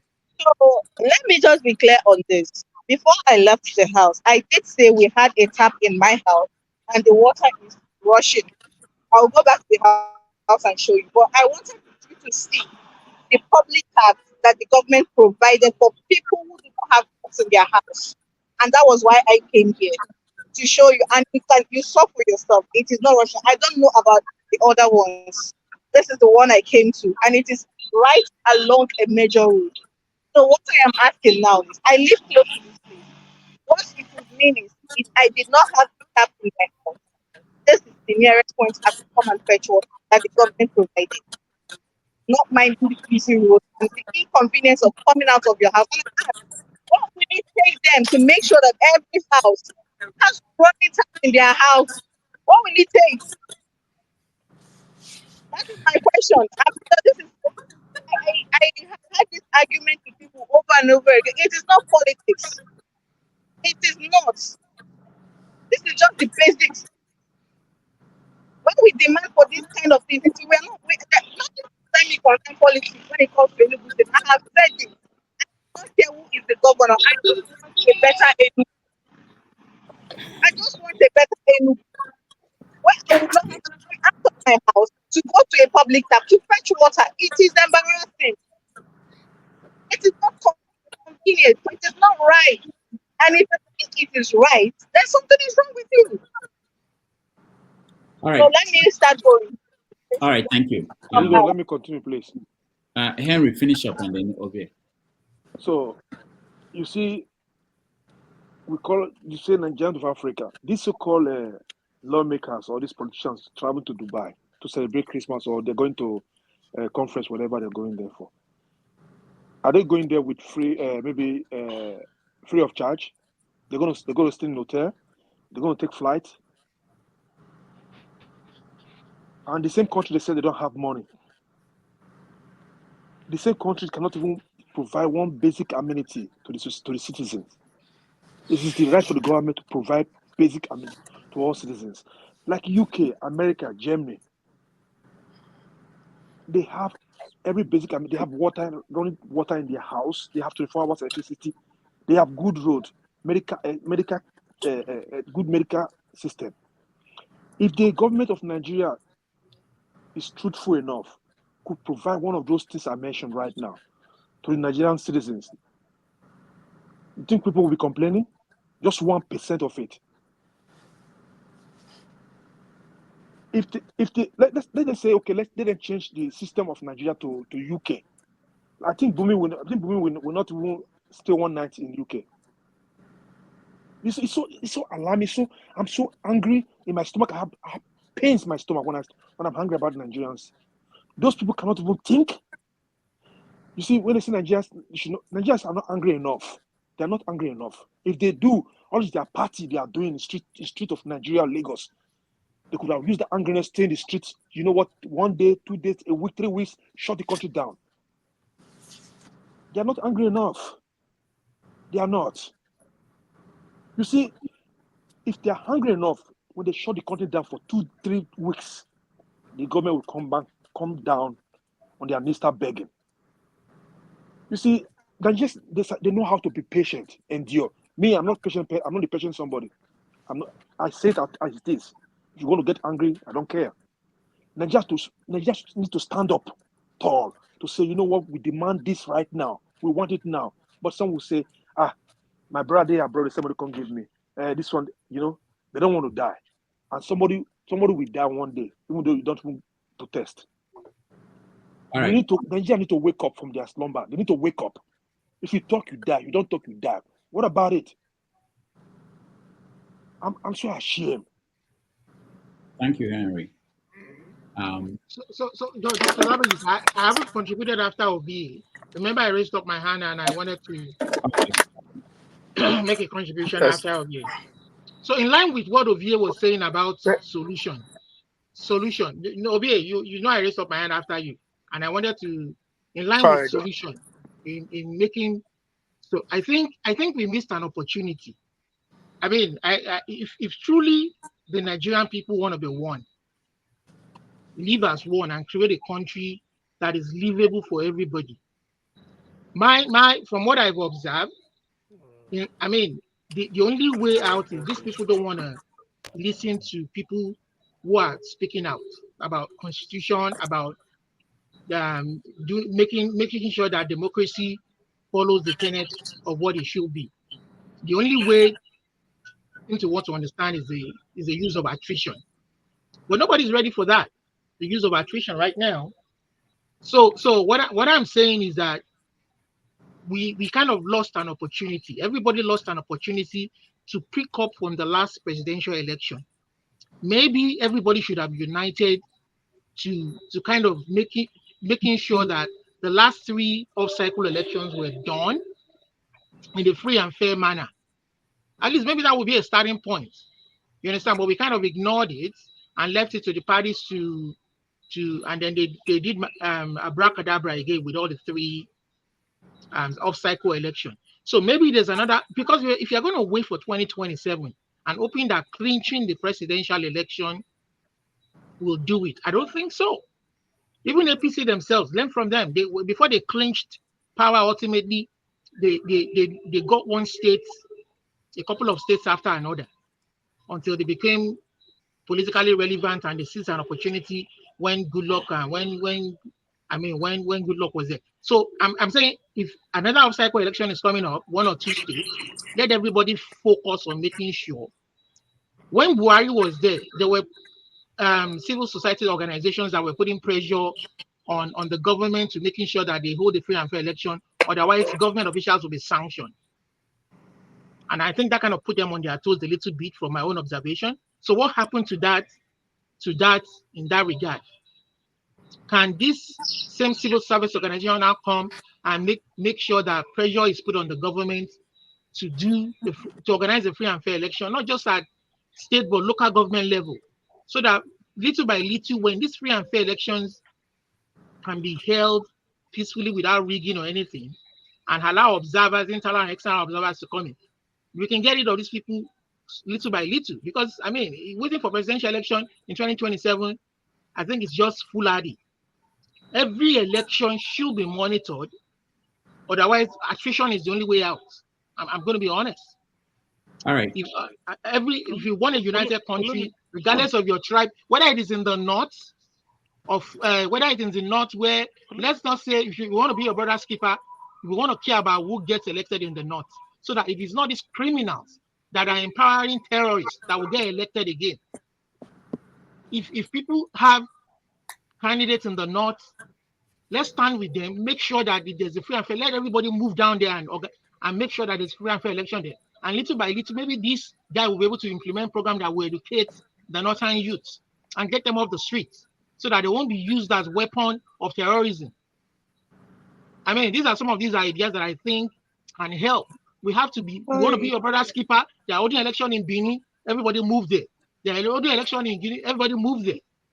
You understand? Otherwise, attrition is the only way. They keep forcing themselves on us and stealing our resources. Attrition is the only way to get them out. All right. Thank you. So I am back now. I did mention that water was running in my own house, but it doesn't come upstairs. So this is the water. This is my own building. You can see the water, right? But Can you hear me? Yeah, I can hear you. But this is not from waterworks. This is from a tank. No, this is from waterworks. This is from waterworks. If you did it, I We don't just have a have choice. the well at back. Okay. We just have the well at back. Good evening. Okay. Oju, go ahead and do one now. So I am going to go upstairs, and I mentioned that the tap in my compound does rush, but it doesn't come upstairs. The pressure is so low, it doesn't come upstairs. The people living on the ground floor, it does come into their apartments. Sorry. It does come into their Was it just the COVID apartments. shot? Did you get a flu? Just the COVID shot. Okay? And you will get a water bill. Will price in your water bill, like I'll water bill? Get you in one moment. So I just want to show you my sink so that you can see for yourself. Anybody is it will not be what you said, or because he's trying to one thing like that. Just a minute.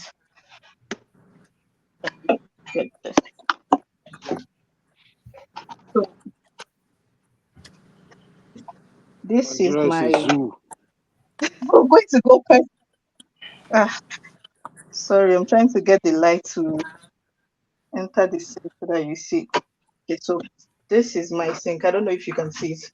This is the tap, right? Do you see water rushing? Do you see water rushing? No. No.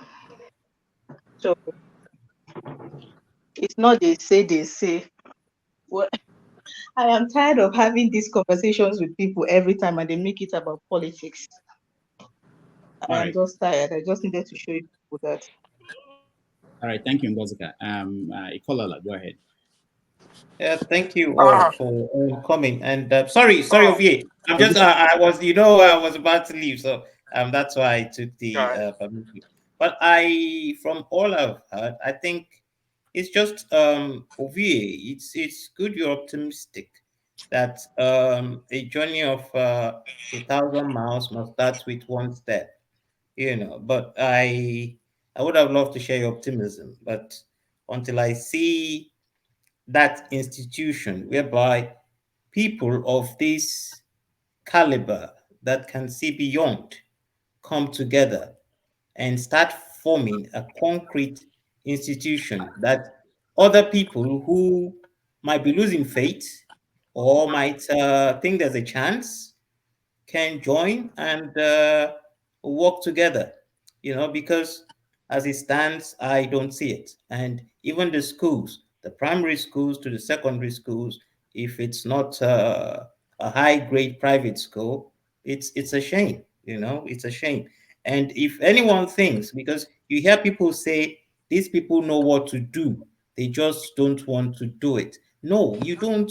When you are doing something contrary to what should be done, then you don't know what to do. Action speaks louder than words. Why should I read your thoughts?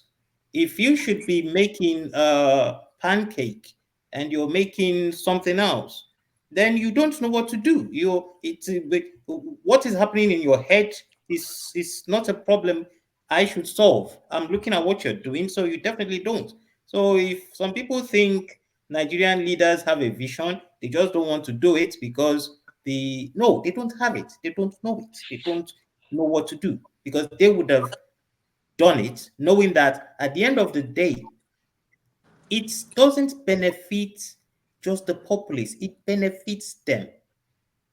They are going to Dubai now, they are going to all these places to take photo ops with these people, because these people made themselves honorable. And you cannot make yourself honorable without taking your people along. It's like the leader of a household.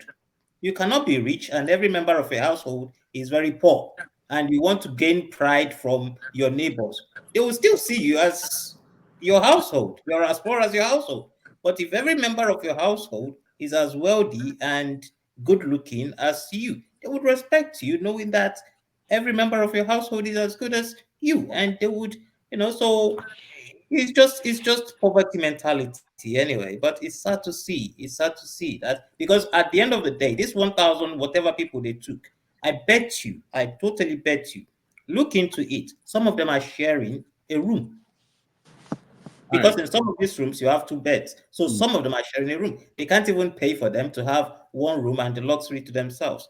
But they're, like you said, they've gone to shop, so they joined the bandwagon. It's a shame anyway. But thank you all for having me, and thank you for letting me share my views. So have a Okay. good time, and we'll see you next weekend. Hey, All thanks. right. Lovely seeing you over here. CM. Have a Thank good you. time. All right. Thank you so Okay. much. Thank you. Yeah. Obie, Yeah, my optimism is born out of belief in collectivity, believe in humanity, that if two good heads come together, anything is possible. And the fact that they say the only constant thing in life is change.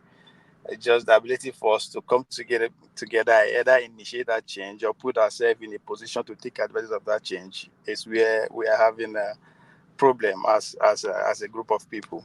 Ngozinka asked a question, says, what will it take them to fix it? And I think, to me, that's the wrong question to ask. At this point, it's a wrong question because, 60 years gone. At this point, I think our parents asked the same question: what will it take them? We should be asking a different question: what will it take us? That is also born out of the spirit of solution, right? We have to start thinking of solution. The foundation of that solution is teaching in various forms.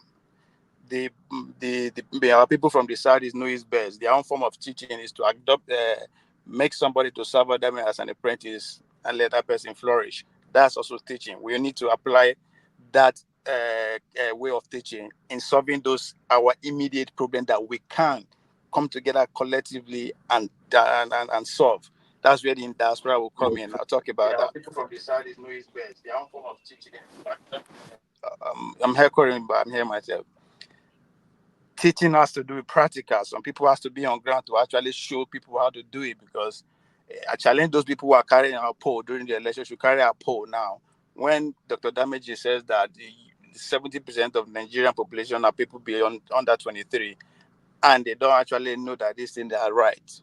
And if you carry a poll, I will tell you that 4 out of every 5 Nigerians don't actually know that these are functions of government. These are public services that should be free, because their parents, their uncles, their friends, and them are paying taxes. They don't know. That's where the education also come from. And we also have to learn how to coordinate our resources that we send to Nigeria. 1% of everything that we send, if we put it on one pause, we solve this immediate solution. Because one thing we need to understand is that this thing is real. These people have a strategy in which to impoverish us, to make sure they get taking advantage of these people. And that is because their bargaining power is becoming low. They don't have source of income. That's where we need to meet them, provide them or show them, so that it will be hard for the elites to buy them easily. I'm not saying it's not possible to buy them, but let's not make it easy for them. That's also embedded in teaching. Comes with all organizing. So it's a lot of solution. Henry said people are not angry enough. I will agree with you. But at the same time, I will disagree, because people are angry, but how to channel that anger is where the problem is. Oftentimes, when they channel that anger out of their own conviction, they are met with what? Death. They are met with all sorts of harm. So, and that is again where teaching come from. That's where we need to go and meet them halfway. We need to actually teach them how to coordinate this anger. And again, the few people who are in bed with these elites, who are getting largesse from these people, are so loud that in a way you can say, oh, Nigeria are actually not suffering, right? And the fact that they have a way to actually even bring those people who are oppressing to start chanting them and cheerleading them is also another thing that we also look at. Ecolola is talking about institution. When people talk about institution, it baffles me. What is this? It's just like church.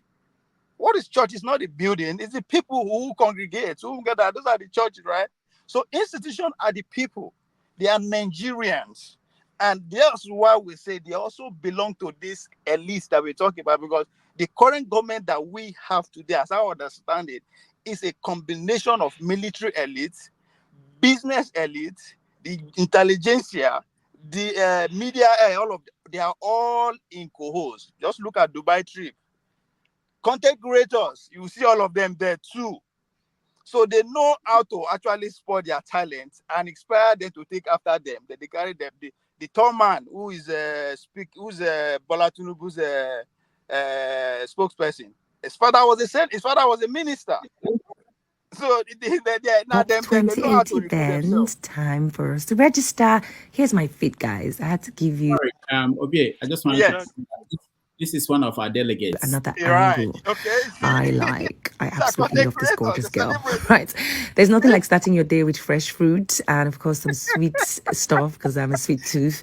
My car arrived. I'm rolling around in Dubai in a Maybach, guys. Screw, screw, screw. Let's go to the Expo Center, which is where the event is taking place. The ride was very painless. As you can see, we arrived in time, very well organized. I must say, all the countries and all their flags are very well represented here. The blue zone is where the registration is taking place. It was a great day to network, guys. World leaders, industry players, everyone is in here. Recognizing our president, Mr. President Bola Tinubu, the President of the Federal Republic of Nigeria. The focus of the event today is really to discuss and kick off our discussions around shaping health markets and shaping carbon markets and the rollout of the electric buses program here today. All right. So Dameji. The trouble, the sad part of this video is that is a potential minister, that is a potential senator, that is a potential governor. Can you imagine? So this is real. So we have to find a way. You said something yesterday about how the disconnect between us in diaspora and the people on ground, and I think that's what also Henry is speaking to, that the people are not angry enough. They are lost. This is where few of us who are interested, not that we know anything, but we are interested. Because we are interested, that means we are convinced that something can be done. Whether they like it or not, something can be done, right? And the best way, we are in the position to actually contribute money, channel that money to spur people to start asking questions. Trust me, if they start asking questions, every day people they gather, there are people who are there. Peacefully, they ask, come, how come this water no they work? Just keep asking. They will start telling you, because people who are in charge, it might not necessarily be the governor. It could be the permanent secretary who has been in that ministry for the past 20 years, who is just sitting on the maintenance or the budget that is coming from that angle. It might not be the governor. So that's why it's a combination of bureaucracy too, who are working hand in hand. A minister cannot steal 5 billion without a substantial amount of that money going to people who have been in that ministry for years. I will use our federation as an example, Athletic Federation of Nigeria. When one of our secretary was telling us how, well, if you go to Asu Rock to collect the budget for the federation, if now 1 billion, if it's coming from, once you reach the minister hand, from minister to the director, that 1 million will turn to 800. From the director to the president of the federation, that money will turn to 600. At the end of the day, the budget where the federation already is $1 billion. So how do you expect them to work around that? So it might not necessarily be the people who are in power. And that is where we need to start asking questions. For us to do that, we need to actually put money where our mouth is. It's all about coordination. We have this, it's not much, but if we coordinate it very well, we can start achieving something. We need to start showing people. That's one way of educating, because I remember when I come here on scholarship, the first day of summer, they go assemble all the athletes and has allowed the kids from the community to come and meet us, just to be inspired, to want to be like us. So we need to start. That's how the politicians do it anyway. They recruit among themselves actively. Some are in school already now. Some are actively serving. And you see, Tokeman Kiwa say that's where you connect with what leaders. Where do our people in Nigeria connect with us in diaspora that they are looking up to for a change? Where can they connect with us like that and make connection and say, come, we know people from this community who are in New York who are contributing money. This month, $100 will come. It will help us take do this, or take go challenge them, or take enter bus, go the state headquarters, ask question. We have to try everything with anything that we can think of. We just have to just keep putting out there for them to know that we are not docile.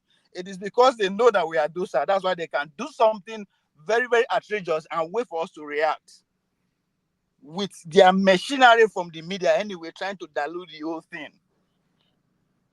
So we have to, as I said, we don't like them, but they are doing something right. They hold on to power for the past 60 years. When Buhari called Nigerian youth lazy, he is qualified to say that. You might disagree with him.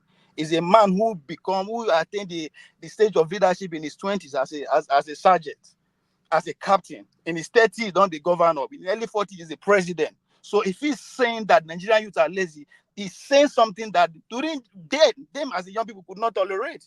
The likes of Wole Soyinka, they take power by violence. Violence is no longer in use these days, but we have media and it's an information age. If the way they spend time online begin to, show what they sell the blueprints, begin to inquire into their private life, and that scatter everybody. That bring PDP down, whether we like it or not. It is because there's just too many information abound. Causing to show. So if we begin to just dig into them, instead of petition on who own Lagos, who did this, what? No, let's start asking necessary question about why you even go Lagos self. Because so ask intriguing question which set them on fire. Kilola said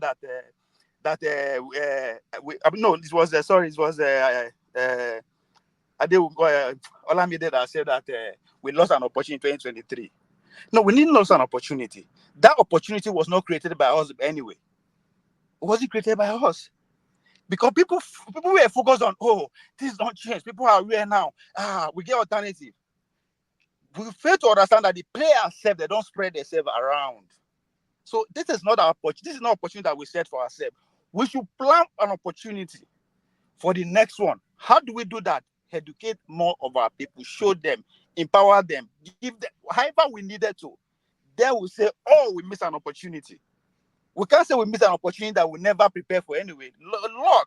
Luck is preparation, means an opportunity. That's what luck is all about. All right. Did we really prepare? How long did it take us to prepare towards 2023 that we say, we missed an opportunity? So let's be frank. The people that we are dealing with, they prepare for decades. 60 years, as I said. I'm sorry for taking more time.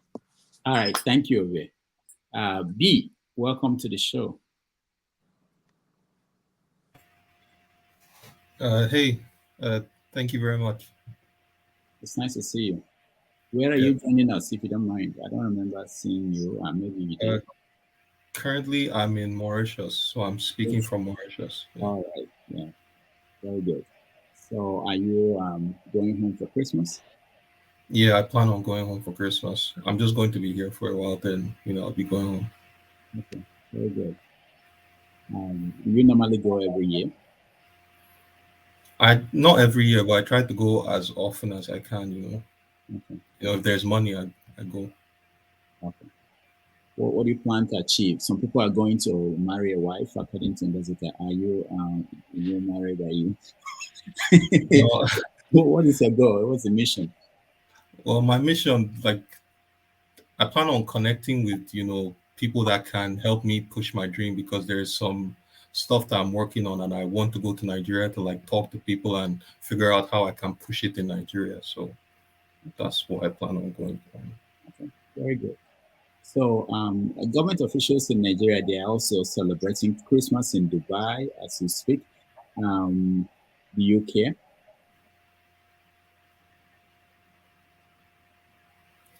Yeah. Yeah. Yeah, I have an opinion on that. So, the thing about Nigeria that I've noticed is that the political elite and the people of Nigeria, it's almost like they have this very toxic and enabling relationship. Nigerians are the ones enabling the political elite. If you read, certain types of books, you realize that something like power, people in power don't care about the masses. People in power don't care about, oh, this guy from this village doesn't have water, or we're supposed to provide these basic amenities to people. They don't care about that. What they care about is keeping their power, keeping their control, keeping the money flow going. And that's one thing that Nigerians don't really understand. Nigerians keep having like wishful thinking, hoping that, oh, these people, they're supposed to care about us, they're supposed to do this for us, they're supposed to build this, our roads are supposed to be good. You guys need to understand, they don't care. They will never care. What they care about is keeping the power and the control. And once they have that in place, everything is good for them. Their kids are not in the country. They don't have to suffer what you're suffering. Imagine a government that is going to keep palliatives. Those palliatives, they did not pay for them. They didn't get them for free. They got them for free. And they kept those things from you. They rather the palliatives get expired and decay than to give them to you. Why? Because it's all about power. If they give it to you for free just like that, they don't gain anything from it. But if they give it to you during the election cycle, you're basically their dogs. Like, Nigerians don't understand, there's a slave class in Nigeria. There's the elite and then there's the slave class. Nigerians really don't get it. And that's one thing I feel like we need to, platforms like this need to hammer on that fact. You need to educate people that your rights are being taken every day. You are being taken for a ride. And you need to stand up until you Okay, stand up and B, I just want to ask you a question. How do we yes, get this yes. turned around? How do we get this turned around? What can the people do to get in the Okay. short term, in the long term? Okay, in the short and in the long term, it's not just, in the short term is, in the long term, it's obviously by education. But then in the short term, I think that one of the major things that we should start doing is people who are like, what's it called? People who are enlightened, to some extent politically, they should talk to Nigerians, grassroots Nigerians, people, what's it called? People that are not so fortunate to be educated. You need to talk to them and explain to them how things work. You need to explain their rights. Nigerians don't even know their rights. Nigerians don't know anything. That's why when they stole this election, people don't even know what to do. People are not even sure of anything. The only reason why something like NSARS happened is because a protest was going on about something, which was NSARS. Then it turned into something bigger. It now became, oh, we have bad governance, this. Before it got out of control and before it got to where it was supposed to get to, they quenched that fire. Nigerians don't know where to focus their energy. They think that, oh, these things are by mistake. You're being purposely put down. You're being stepped on purpose, not to rise up. They have money. They invest their money into things like the media. There's a reason why they what's it called? They bribe the media. They have their own news corporations because they don't want you to hear the truth. They don't want you to hear messages that would empower you to rebel. Nigerians need to really understand things like that. That's what I feel. That's the most important thing that that needs to happen. So that's what I have to say concerning that.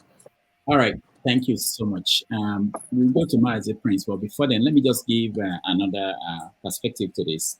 So we know now that 11 Nigerians, if you count the president, it will be 1,411 Nigerians went to the Dubai. They are in Dubai now as part of Nigeria's delegation. And if you calculate it, that they spent 2,500, that will be about each on average. That will be $3.5 million dollars that Nigeria is spending. And Are you talking about the flight or include hotel? Yeah, I just average hotel, flight, and everything because It's more than that. Some people are sharing rooms, so we just want average. So but it's about 3.5 million. And this is a country that is spending $5 million as for student loan for students, all the 2 million students we have in in the universities. So my question is this: is there any way we can present these things so that it makes sense to people, so that people can feel the what they call the opportunity cost, what we are losing for not putting this money in this or that thing? Because I think when people start seeing things that way, maybe they will now feel the anger that some people are saying they are not angry enough, or feel that this is their own resources that could have been utilized. Like we saw Ngozeka now talking about water and the fact that there's no water in the building or where people can get access to that. That is something that they need and they deserve and they should have. Let me go to Prince. I'll come back to you, Bumi. Good morning, Dr. Damages and other panelists. Ngozi, it's been a while. It's been a while that I've seen you. Mr. B, the first question I want to ask you is, I clearly understand where you're coming from, but however, why is it that we keep blaming Nigerians for their inability to act? Why do I say so? The same people we told to go and get their PVCs, they went. Most of them were, are not alive today because of things that happened during that. Most of them couldn't even collect it. They couldn't vote. The same people we told to go and vote, they voted. And what happened? By all imaginations, there is no way you will tell me that, from INEC, they said about 96,000 or 96 million new voters cards were provided and collected. And how many did we see vote? 25 million. That is a big lie. And who do we blame? We still blame Nigerians. The same people, when the results were released, we started pacifying them. Calm down. There is still processes that we educated them, we told them in democracy, when things like this happen, you go through the courts and you exhaust all those avenues. And what happened? They did. At the end of the day, was justice meted out? No. The cabals, like I would call them, which we all know, did the same thing. We're here today talking, just like Dr. Damages mentioned a few minutes ago, and be wider to understand or to know that a president that says that people should tighten their belts are sponsoring 1,411 people to Dubai. For what? Prince, we have to make clear we are not. I don't think the government is sponsoring everybody, but it's still money that. No. Dr. Damages, I saw the document. They released the list. The list is there. No. The fact that the government is not. I don't think the government is sponsoring the 1,100. It includes people who work in the non-governmental organization and everything. It doesn't mean they are being sponsored. That someone is. Okay, my own is at the end of the day, the government is paying for their accommodation. The government paid for their flights.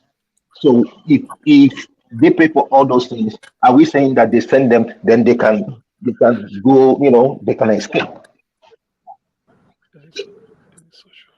I saw the leader of the IYC, the Ijo Youth, whatever, and I was looking, and that was like, what is this guy doing in this conference? Kenya sent about 51 persons, and their country is going haywire on that. Kenyan president, they went with 51. The thing is this, like I said yesterday, I'm tired of talking about Nigerian politics because at the end of the day, it ends up sucking energy from you.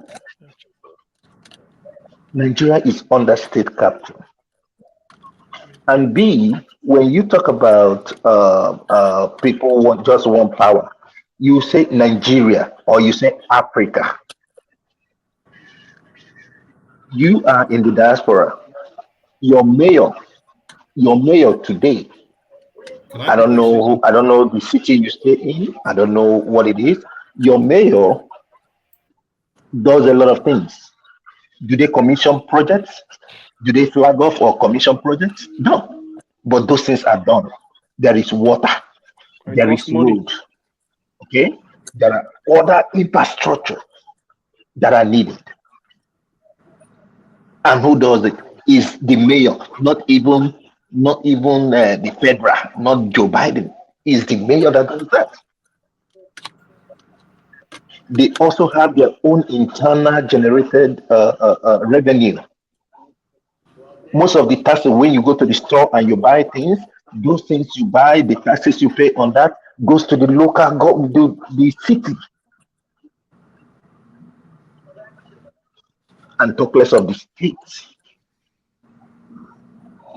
So the thing is, for me, I've beaten Nigerians, in my thoughts, to it, and I've beaten them all that, but I cannot blame them. Those people are in bondage. They need our help. Dr. Damage, you went, you saw it first class. I know what Sorry. I hear every day. I hear every day. It will make you cry. That's all I can say for now. Thank you. All right. Can I just quickly reply to that? Go ahead, B. Okay, so I completely understand where you're coming from and what you're saying, right? But then the thing is, you still have to blame Nigerians because you're saying that, power, everybody wants, I mean, it's only in Nigeria or Africa that they want power. No, every government fundamentally wants power and they want to keep power. But then it depends on how much you can push the people. If you know that, oh, I'm going to suppress the people and, these people, they have a tendency to rise against me, or, they're going to rebel. You're not going to go as far as you would with Nigerians.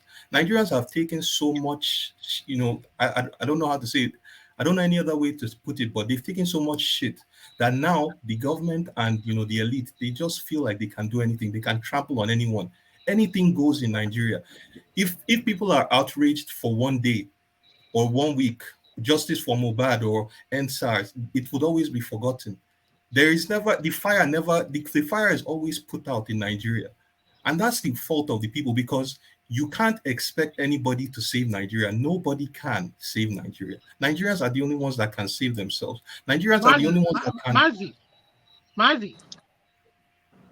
Mazi, you said they needed help back home. So what kind of help do you think can be offered to them? What kind of help what solutions do you prefer? You think will change things, maybe not immediately, but gradually? Okay. Olumide, for me, I don't know if you know me very well.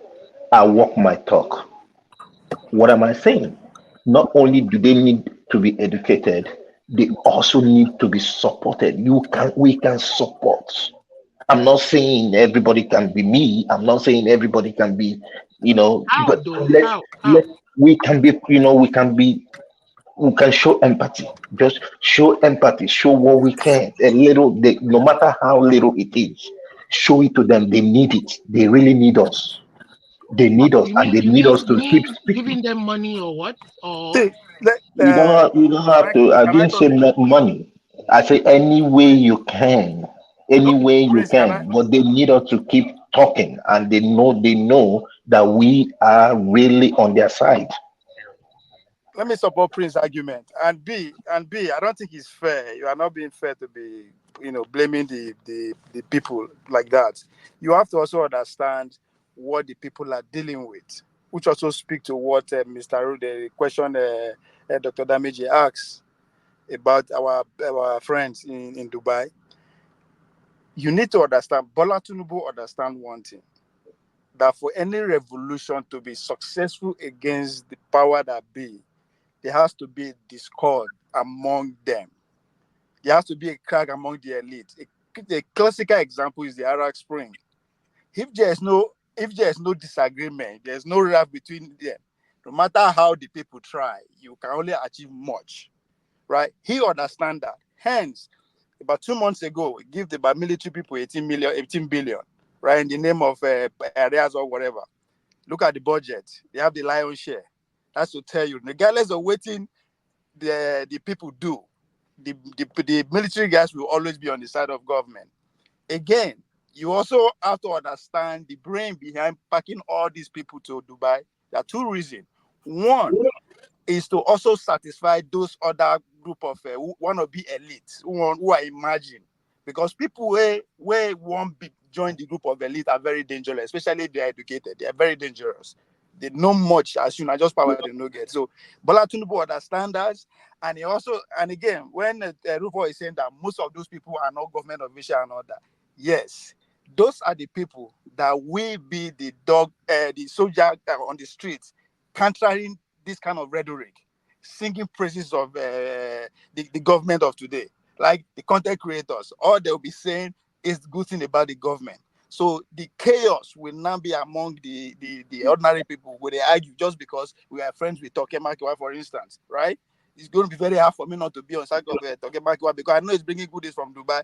So you have to understand the psychology of the people that you are dealing with, how they operate. Then you will now judge, you will now ask yourself a question: are you actually doing enough? Before you to the people that you are blaming, are they equipped enough to actually go against these kind of forces, right? They are badly educated. All of us badly educated, deprived of economy. We are poor by every sense and we are conquered, and they know that. So, and every Nigerian today, when they wake up, is where's the next meal going to come from? Unlike me and you, food, the basic necessity of life is never our problem. Is how can I do the next big thing? And every person who is still in Nigeria is like, God, I hope I won't even have light today to even study or to even see if I go do this small business. So their challenge are different. So we have to understand that, are we doing enough? That's why I say we have to also put money where our mouth is. Are we doing enough? Support anybody on the street who is doing something to bring people together. Regardless if you don't agree with him, because one thing the power that be fears so much is when people are just gathered together, even if they are happy. Just say a big party today that like 1 million people attend and see they no can scatter around. They don't want that. So that is what we should be striving for. What do we have in common with people on the street? Can they understand me? If they don't understand me, why? So there's a gap, there's a bridge, and it will take time. It will take effort. As I said, Arab Spring is a classical example. It takes a lot of work on the street. And I say, for we also blame people on the street, have we done enough? Because we are talking about millions of people here. That's what they are working with. And those are the people we have to scout and rescue. So there's so much work to be done in Nigeria because all of us, as I said, we are badly educated and they know it. They have the upper hand. Because if you look at the ruling class, let's take from every spread of the Nigerian society, they're either from royalty or their money, their generational wealth. There are very few come from nothing among them. Just go into their research. They are married, they are intermarried, they do business together, they are connected one way or the other. So we also have to start linking bridges, man. I understand the man in Borno is suffering because maybe he no say no be government being problem. And that's why I advocate for dual sovereignty. If Edo State has its own sovereignty, for instance, I mean, if you like, carry all your employees, go Dubai, I don't care. America, for instance, I just find out that the highest out of the 3 tiers of government, the highest employer of labor is the county. It still shocked me. Even with all the military America get, the federal government doesn't have amount of employee as that of the county. That's to tell you how important it is to have our own sovereignty, because our daily activity, daily life survival depends on my neighbor. My loyalty is to my family first, then to my neighbor, then to my immediate community before the nation. So why would I be everybody looking to go to Abuja? And we are all okay with that. So that's why they supported. So they have ways. if you a governor will convince you why he cannot do what he ought to do, and I promise you, you will believe it because he will show you why. And if you look up the federal government, convince you why the government is lazy. So an average Nigerian is seeing his buying power is going down. He they suffer. He's seeing it. He can feel it, but he don't understand why. So, and that is where me and you, who are a little bit exposed, no want it. Not that we know too much, but we have to keep doing. And so, look, everybody has a solution. What Ngozika did right now is solution. He was able to expose. Imagine if this platform is not here. Can he go to NTA or AIT or Arise? Will the pick his phone call? But today, everybody don't know the problem now. Is there? She show us that solution. That is we doing what we are supposed to do. That's why I advocate solution, argument should go towards solution. We all know the fucking problem. We know them. Even Bolatun with us in our leadership is the problem, and is the head of the leadership. All right. Okay, thank you. Let's. I want to hear from people who are yet to say anything. I know I'll come back to Ngozi and Bomi. Let me go to Concern. Concern, welcome. Concern, you're muted. Can you unmute yourself?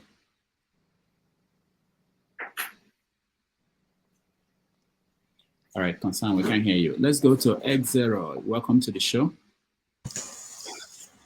Hello, House. I hope everyone can hear me. Yeah. It's a bit noisy here because I'm working, but I just want to say my mind quickly. I hear what Ovie is saying, and I think I used to know Ovie in other platforms, so I'm happy that he too is now suffering like everybody. It's good that everybody suffered. This breakfast beat everybody because, when we were discussing, Ovie had this guy from Kano as his personal Lord and Savior. He's still my candidate too. Even if he contests again, I'll vote for him. Is he not part of them? Is he not part of them? So I'm happy that he's saying all these things. But for me, I think that we need to read the problem very well. Who was close to our president when he was in that CO2 or CO4 COPA or whatever conference? See Prince Charles and the likes. The one from England. Remember one time that man visited Nigeria? He's a king, or not prince. No, he's not a king. Yeah, remember that time that the man visited Nigeria and all his puppets. Go ahead. Okay, we lost him. You can't be talking smart about Konkoseya like that, and you think you are going to be smooth. No. Let's move on. AJ, welcome to the show. Thank you so much, Dr. Rudolph. It's Ngozi Kara have dragged me into this. I've been listening from behind, but she's made a lot of very important, statements that one cannot ignore. Meanwhile, Ngozi, I just want to know that one of my cousins married from Suka, so we're actually in-laws, and so Deje, according to that tribe, and so we. That's why some people, when they come to this platform and say certain people are speaking Igbo, but they're not Igbo, I just wonder what they're trying to say. Because Alwa and Deje is not my own. It's not how we say it in Abia State, from which part I'm from. Having said that, I also want to appreciate, How do we say it in Abia State, please? Because I don't know what Deje means. Okay, Deje simply means you are welcome, right? And then in our own part we say Elwa. I'm from Ozuakole, so that's our own. Yeah. So Ovie, thank you so much. Also, you've been making so much, so many very vital points these days. I don't know. You must have been born again by now. You have got to. Now the spirit of Mazi. Who prayed for you? I want to know him. Okay, Rudolph, I don't know where to actually start. Is it that that we're talking about what Nigerians will expect in this Christmas, or of course it's not going to be different from whatever we have expected because people are going to be traveling. So the gas in the first place, fuel is going to go up, transportation is going to go up, everything is going to go up. It's always been that way. It's not going to change now. But if anybody is expecting anything different from this government, you should just take a look at what has happened so far since they came in. It's not been any good news coming in from anywhere. Okay, rather the little that we have, we are spending on luxury goods that don't have any effect on the people, and that's my concern. That's why I told the last time I was speaking here with you, I think a week ago. I said have stopped thinking about Nigeria. I mean, I don't bother myself any longer because it is not going to be foreigners that will change the system. And even before I came on this platform, I was, asking a friend, is it possible that we can take Nigerian government, to the UN court, okay, for, abuse of, the citizenry and all that. And they are looking at it. I'm talking about people, American Center for Law and Justice, which is a very big body that intervenes all around the world. Let's go beyond what, because if we're going to expect that the people who are already being impoverished, beaten on the head, done all kinds of things to them, are going to actually come out of this. It's not going to be so. Rather, the people in government are going to continuously play on the ethnic card, the religious card, and keep the people totally divided, so much so that there cannot be a quorum to take a civil action. So that initiative has to come from outside. If not, we are going to continuously to pay for this injustice, this lack of any progress whatsoever in concerning our relatives who are already there, who are there. We're not going to turn our backs to them. But so there has to be a systematic agenda to try and galvanize other international community or the few Nigerians who are willing to do that, to intervene at another level, because I've not seen it before. I mean, see, yesterday night I couldn't sleep when I think of the fact that a government who is supposed to know that the people are suffering from, what they call it, micro. Is it micro now? I've forgotten the right economic word. Okay, two-step poverty. You are at a place where people cannot even take one square meal, and you are buying yacht, you are buying planes, you are buying cars. You are saying that you cannot even use Nigerian made cars because they are not meant for Nigeria. They're not good for Nigerian road. Your own Nigeria. Does any of us remember if you had a Peugeot in the 80s, what was the advertisement? Built for Nigerian road. Am I right? Built for Nigerian roads. It was built in Kaduna, but for Nigerian road. So everybody who worked in government had a Peugeot 504 if you are qualified to be a director. Okay? It wasn't gotten from anywhere. How come now Nigerians who are building cars in Nigeria is no longer built for Nigerian roads? It is the Chinese cars, the Korean cars, the German cars that are built for Nigeria. I want to, end on this point. If you are in any of this outside of Nigeria, you find out that the British police, the American police, the German police, the Russian police, none of those agencies that have anything to do with the government drive anything outside of the cars made in those countries. Why is our own different? I asked a friend of mine, you say anytime you see a car that's behind you and it's not an American car, forget it cannot be a policeman, it cannot be anybody, because they will always have that. Why should our own, when it gets to our own turn, it becomes a different thing? And we elect leaders, or the leaders get into government by hook or crook, and they are not willing to bring the Nigerian mind back to what it's supposed to be, or what it was before they came. And that's why I still celebrate the military, because without the military, we wouldn't even have anything. We won't have nothing. Look at it. What has any of those people done? What have they really done apart from paying salaries? What? Nothing. Even though the military stole Nigeria dry, but they were able to put certain things on the ground. The International Conference Center we all celebrating in Abuja, it was built by Babangida. The Transcorp Hilton, the Sheraton. So what has the civilian government come to do? Nothing. So for us to think that's going to be different this December, it's not going to be. I'm sorry to say that.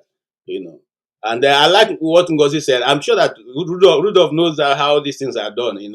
Unfortunately, some of us are not lucky enough to find people when we go for those December, but it's okay. We are still happy with what we got, and I encourage every young man who is here to do that, to go, and so that we can have naturally people who can speak Igbo, because I fear for the Igbo tribe, the Igbo language, as the case may be, in the next 50 years, there may not be too many Igbo speaking people around. Thank you. All right, thank you, KJ. Let's go to Chim Yunis. Doc, can you skip me Dr. for a Damages, second? I've not finished. Hello, Mr. Extra. Hold on. Give Extra time to speak since I just came in. Let's hear him. Okay. All right, go ahead. Thank you, Jim. Sorry, my battery got finished. That's why I went off. So as I was saying, the problem we have in our country is people like us. You know, there are two sets of people who really want change in Nigeria. There are those IPOP people and the obedient. They are the only people who truly want change. The rest of us, if you see that we are sitting on the fence, or we are like OVA. Because I know if OVA got his candidate had won now, he would have been like Ngelali, be speaking for him. They will be telling us stories every day. Yes, it's just because the guy, let's say the guy won now, imagine what OVA will be doing to us. We have the kind of we have the problem in our panel here. Imagine what OVA will be telling us. Dr. Damages. Imagine what OVA will be telling us now if that is his candidate won. Imagine what he'll be saying to us. We have one of the problem in this platform. Our problem as Nigerians is we see the problem, but we say, let me just go and chop my own. The only people who want change are those IPOP people and the obedient. Those ones, they truly want change. The IPOP ones want to separate, and the Yoruba nation ones want to separate. But the obedient want somebody who's not in the cabal. At least things will change. The rest of us, me, I'm still sitting on the fence because there are certain words I cannot say. All of us here, we are still sitting on the fence because we are being careful of what we say. Nigeria's problem doesn't require to be politically correct now. We should say it as it is. We need people that will flog these people for doing this to us. For doing this to us. The kind of solution we need is the likes of the kind of the NSAS solution. But with leaders, we must agree that certain people must stand in the front. And the people we need to stand in the front are not these wise people who are too wise, who are trying to be correct. We need a degree of foolishness. Because only a foolish person that can stand in front of the kind of armored tanks that I saw during the election. Because as you say, during the election, they still had some respect for us. They thought they were going to face some resistance. Until they saw that we have backtracked. After the NSAS, a lot of people have lost faith. We need the kind of NSAS happening in Imo, Abia, Kaduna, Kano, Jigawa, every state. But with each region have its own radical leader. So that at the end of the day, everybody just decide, oh yeah, we are coming here to decide our fate.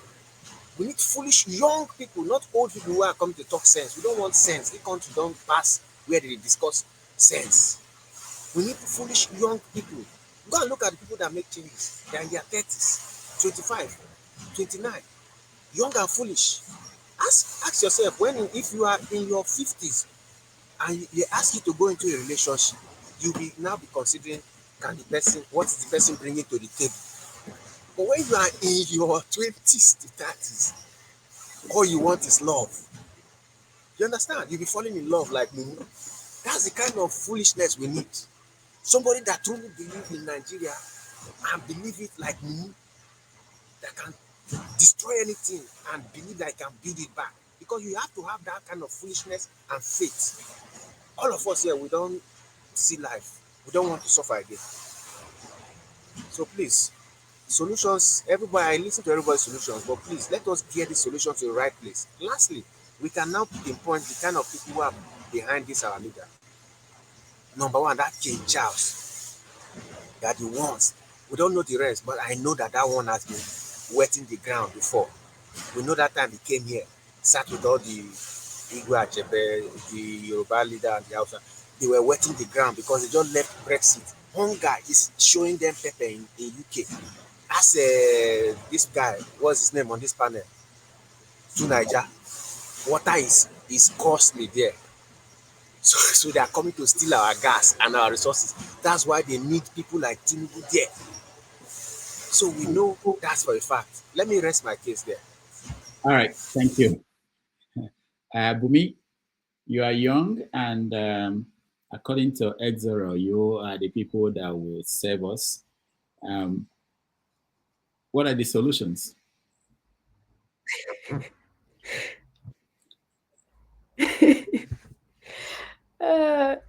Obviously, I'm still young, so I don't know a lot. But I don't know. Can you hear me? Yeah, we can hear you. Mr. Rudo, please, how young is she? It doesn't We matter. can hear you, but we can't see you very well. We're seeing half. We don't know half how of your old face. you are. Henry wants to know how young she We were is. seeing half of your face. We don't know how old Henry is.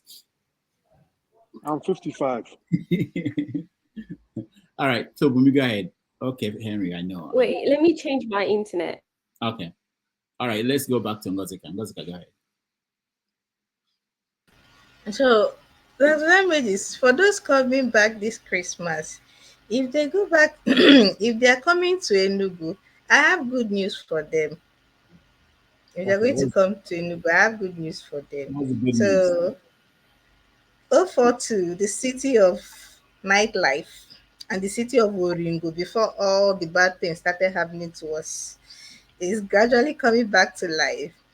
And this December period is looking promising. So a couple of years during Sullivan's time, there's something they used to do every year in Enugu. They call it roadblock. It's like a concert. They bring all the musicians, especially those of Igbo origin. It's a really huge event.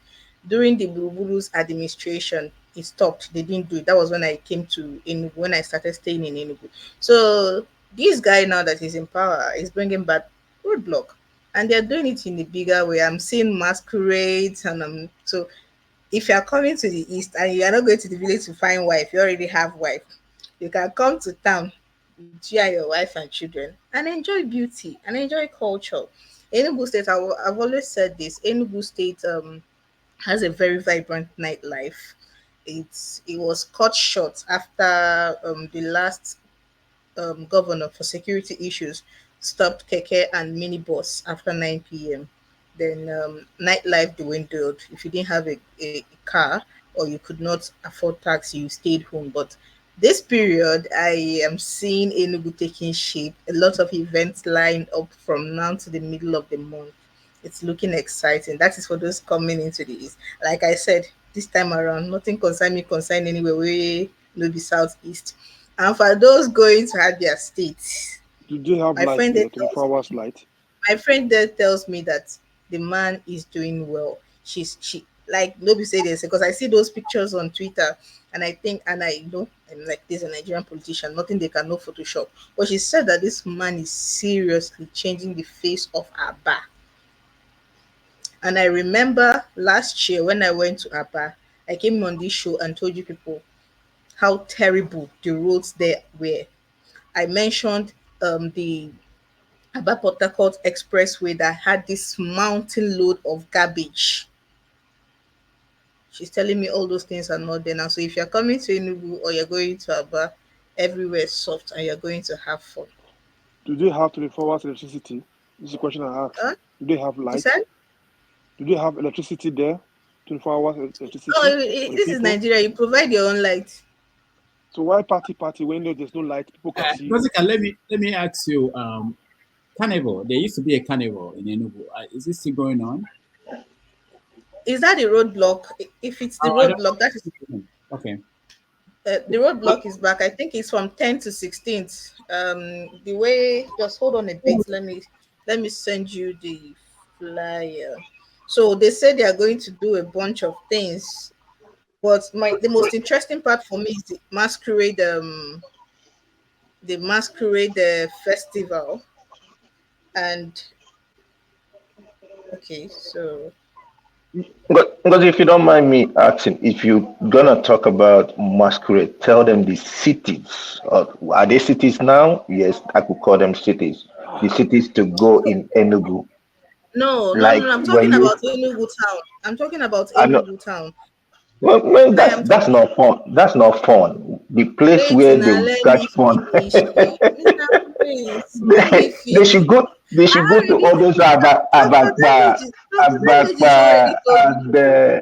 and MNA. That's where you tell them to go. No, no, no, They no. will- See, they are making things easy this time. You don't have to go to MNA or Walker or Abani to see masquerade. With this one, with this roadblock, they are doing it differently this time around. So they said carnival and road show, and then carol session, Ogene festival. So if you're like me, I like Ogene music. This one you're Me coming to too. wild out. So this is me. For people that say she doesn't like the government, my own is not. I don't care who is the government. I want a better Nigeria. I want Nduluka, an we even need light better. for that country first. That state, So they need anything light that first. makes Enugu better is what I'm here for. So I'm telling you people now. See the flyer. You can come to it. Oh, I'll We send don't you want to the see. photo. We need Ingosika is light telling there you not first. to go to the stadium. We need Instead, light there in that meet her state, in not that spot. masquerade. All right, What is Henry wants Ngozika to provide lights in Enugu, so we will go Shebi, to you that. see, they brought the light back. Mr. Henry, it's not so bad, though. Maybe we are used to. Ingosika, We are used to the. Ingosika We don't are want you used to to go it. to the stadium when you come to Enugu. Don't go to the stadium. Come to our Hold on, spot. I'll go to Bumi, but hold on. Let me see whether Righteous Man is here or Darkness is just there. Righteous Man, are you there? Yeah, Dr. Rudolph. All right. I need to answer X0. I need to answer X0. Hello? I need to shoot Yeah, X0. go ahead. Go ahead, Righteous Man. Yeah, I'm enjoying Sister Ngozika. Okay. But Ngozika, somebody sent me a message that you should drop your number, that he wants to finance your going to see your grandma and the rest of it. Thank God you are in Enugu. I may likely touch Enugu and I will see the location where you are speaking from. I just know generally, like, I'm the ambassador of Lagosians in this platform. In Lagos here, there is no preparation going on for Christmas. People are crying, there is no food. The roads in Lagos are totally bad. All the roads in Lagos, unless where the politicians and the elites and bourgeoisies are living. But if it is this ordinary mainland that they are about, all the roads are bad, completely bad. No maintenance. I think Sanwo-Olu will go down in history as the worst governor in the recent time that have Sorry, ruled Lagos State. is that true? You were in Lagos? Everywhere in the country, the roads are bad, so I don't know the difference. They replace the road with train for Lagos. Dr. Rudolph I just want to be sure that Righteous Man was not playing obedient politics, so that people will not accuse us of trying to take a shine away from City Boy and his city group. I miss you so long. How is Canada? Have you come out of the cold? Never even start. This is the introduction. No, but ordinarily by now there should have been snow, but there is no snow. Surprisingly, we've been having just cold, dry weather without any snow. So I don't like snow myself. So it's okay so far. Okay. So, Dr. Rudolph, just the question you have been asking, to be very, very frank with you and all the panelists, there is nothing like sign of celebration in Lagos. This is the center of excellence. This is the commercial hub of West Africa. By now, people from Mali, Togo, Burkina Faso, Ivory Coast, you would have seen them landing in Lagos, buying goods, going back to their countries. Ghana, but go to Dumota, it's dry, nothing is happening there. People are crying, there is no money. You see, let us not live a pretentious life. That is one thing that I learned while I was abroad. It is good for you to be real, be sincere, say it as you see it and as it is. Don't add sugar, don't make it, don't color it so that you win the hearts of people. Nigeria is bad right now economically. Economically, this country is down. Lagos is not working. There is no electricity in my house. For 2 weeks now, I've been trying to see how I fuel my house, using a generator. There is no electricity. And not only my house, virtually almost everywhere. So the country is not working. And when in a city where you don't have electricity, you don't have good road, you don't have security, tell me the kind of city you are looking forward to see. Just This man, will are you go. there in Nigeria? What is the solution? What do you think is the immediate allotted solution? Are you The solution to Nigerian problem, the solution to Nigerian problem is civil disobedience. Simple. All this one we are trying to use politics, go and vote. They will rig it. They will rig it. 2027. If there is no civil disobedience before 2027, bros, you will end up having what we had, worse than what we had in February 25th. I'm telling you. Until there is civil disobedience, that Nigerians will say we are tired. And the only thing that will lead Nigerians to say that is abject poverty. Poverty that will make, to drink pure water will be very hard for a common man. That is the only time you will see them revolt. But as long as we can manage 1 square meal in a day, forget it. They will continue to pray and tell you that God is in control, and things will keep going worse. It's not better. If you're a Nigerian that have lived abroad and returned back to this country, then you will agree with me that things are not working. But if you are in Nigeria and you have never stepped out of the shores of this country, you understand, you will think that this is how life should be. This is not how life should be. I've tested the Western life. I've seen the difference. That's why I'm complaining. And somebody will not understand why each time I comes up, I complain. It's because I have the other lifestyle inside me, inside my brain, inside my blood. And what I'm seeing here is not what I saw there. It's like a mini hell. Okay? You put your money into investment, you come out tomorrow with multiple taxation, they wreck your business, you become a beggar, you start hustling again. When you are supposed to be relaxing, you are now starting life afresh. Oh, come on. It must not continue this way. We all have to do something. I challenge this panelist, this platform, bring up an agenda that is where I am done. I volunteer myself. If you're looking for somebody that will organize people, I am ready. I'm not afraid of death. I'm ready. Because this cannot continue this way. Somebody have to pay the price. We have to sensitize Nigerians and tell them it is time for us to say no. We're not carrying gun. We're not fighting anybody. It's just to generally say this thing must stop. Simple. Thank you. All right, thank you, righteous man. Oh, Chim, first, before I go respond to X0. Righteous man, I feel Righteous you. man, can you mute your stuff? Too much of ping and Lagos hold up. I honestly, the truth is, righteous man has spoken, extensively, and I don't want to keep going about it because this is how many months since after the election. We've moved on. My hope is that Nigerians, that we've learned 1 or 2 things from what is going on. There is no way anybody who steals something that they should ask for. During the elections, people come to sell themselves. You come and tell people what you want to do for them. You come and show that you genuinely need people to vote for you. That's what elections are all about. That's what democracy is about.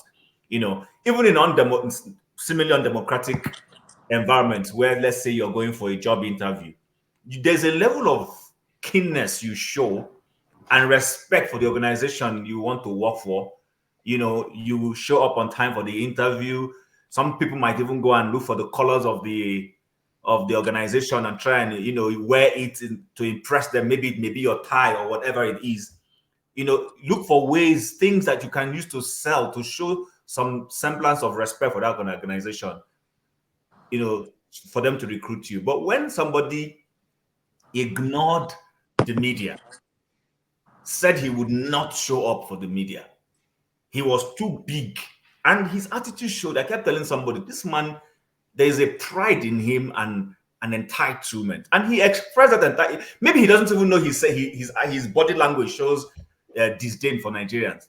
His entire body language, his mien, his words showed disrespect. You think that person is going to come and work for you? He's not going to come and work for you. So everything he is doing, like people can rightly say, he's showing Shege Pro Max to Nigerians, and you can see his policies are all politically elitic. All he's voting for, everything he's doing. You know, when KJ was talking about countries and the vehicles their leaders ride, I quickly did a Google search, and to be honest with you, every country that owns an automobile brand, their president or prime minister uses that brand. I can name it for you. US, the beast that the US president rides is a Cadillac GM product. And you know, Cadillac is not necessarily one of the best vehicles. In fact, Canada does not have a brand. But guess what? The Canadian people use North American brands. We see them riding it with pride, even when it is not fuel efficient. That is what their president. Even the Chinese president I can't pronounce the word of this vehicle. Is a Chinese-made brand. Chinese vehicles are not necessarily very popular, I say, globally, except in places like Nigeria. But it's a Chinese brand. Even the Italian president is a Maserati. He's using Maserati is not the Italian vehicle.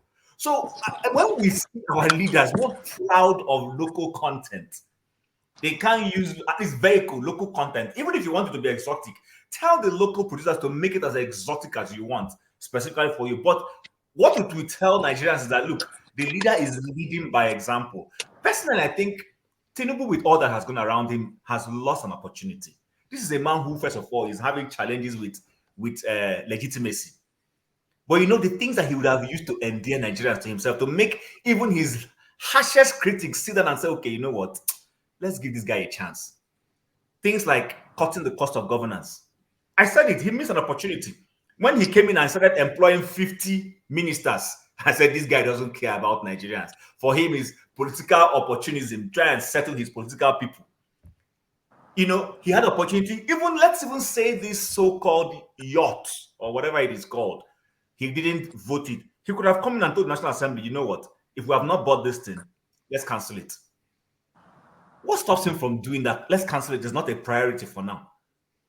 If, assuming it had not been paid for, and it was not his government, like they said, that was Buhari, he can come and say, you know what, please, these are not our priorities. Let's cancel it. A man that is busy trying to have 20-something special assistants for media, communication and media, that guy does not have your interest at heart. And it's so obvious.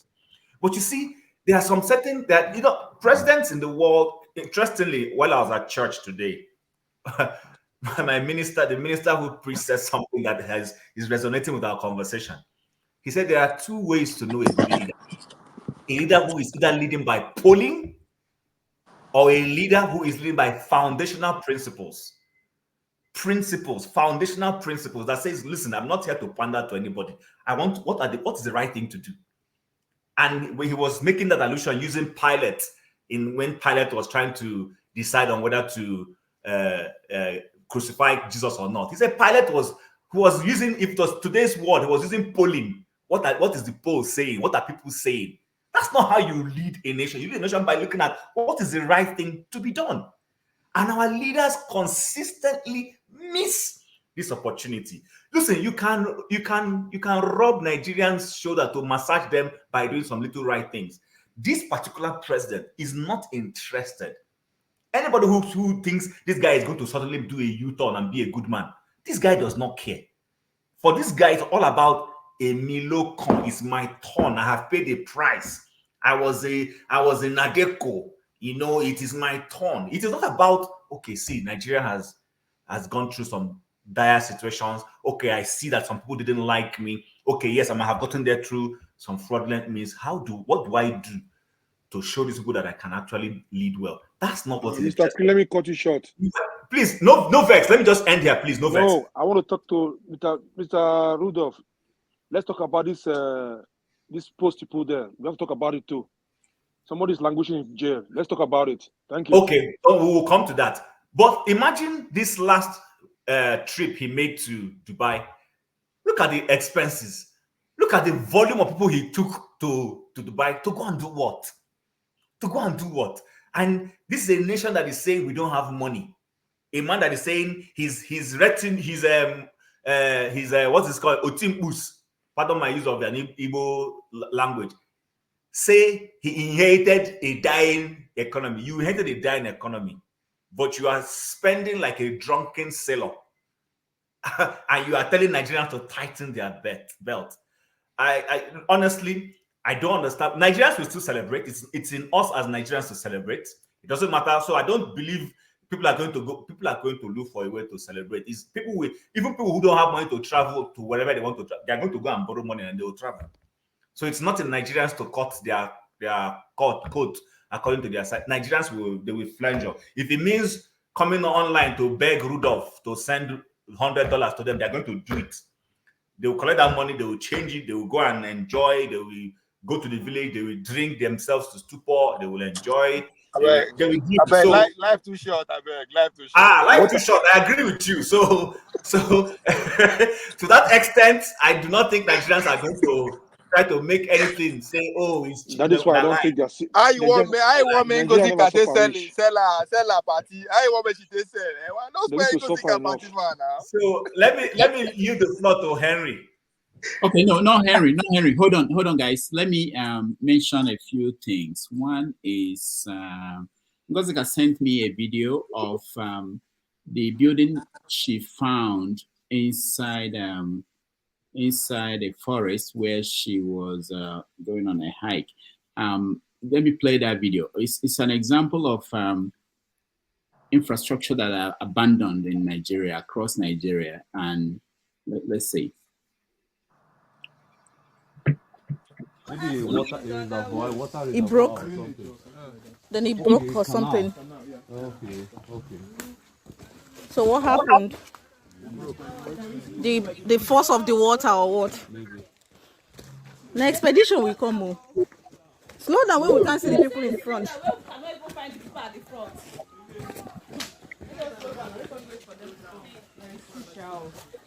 that if we are lost, then all of us will lost together. All right, Ngozika, so explain to us what this was. So we went on a hike. We call it Wanderlust. It's basically one of those hikes where we do not have a terrain in mind. We just follow whatever terrain we see. But when we're not supposed to go farm, now say hike.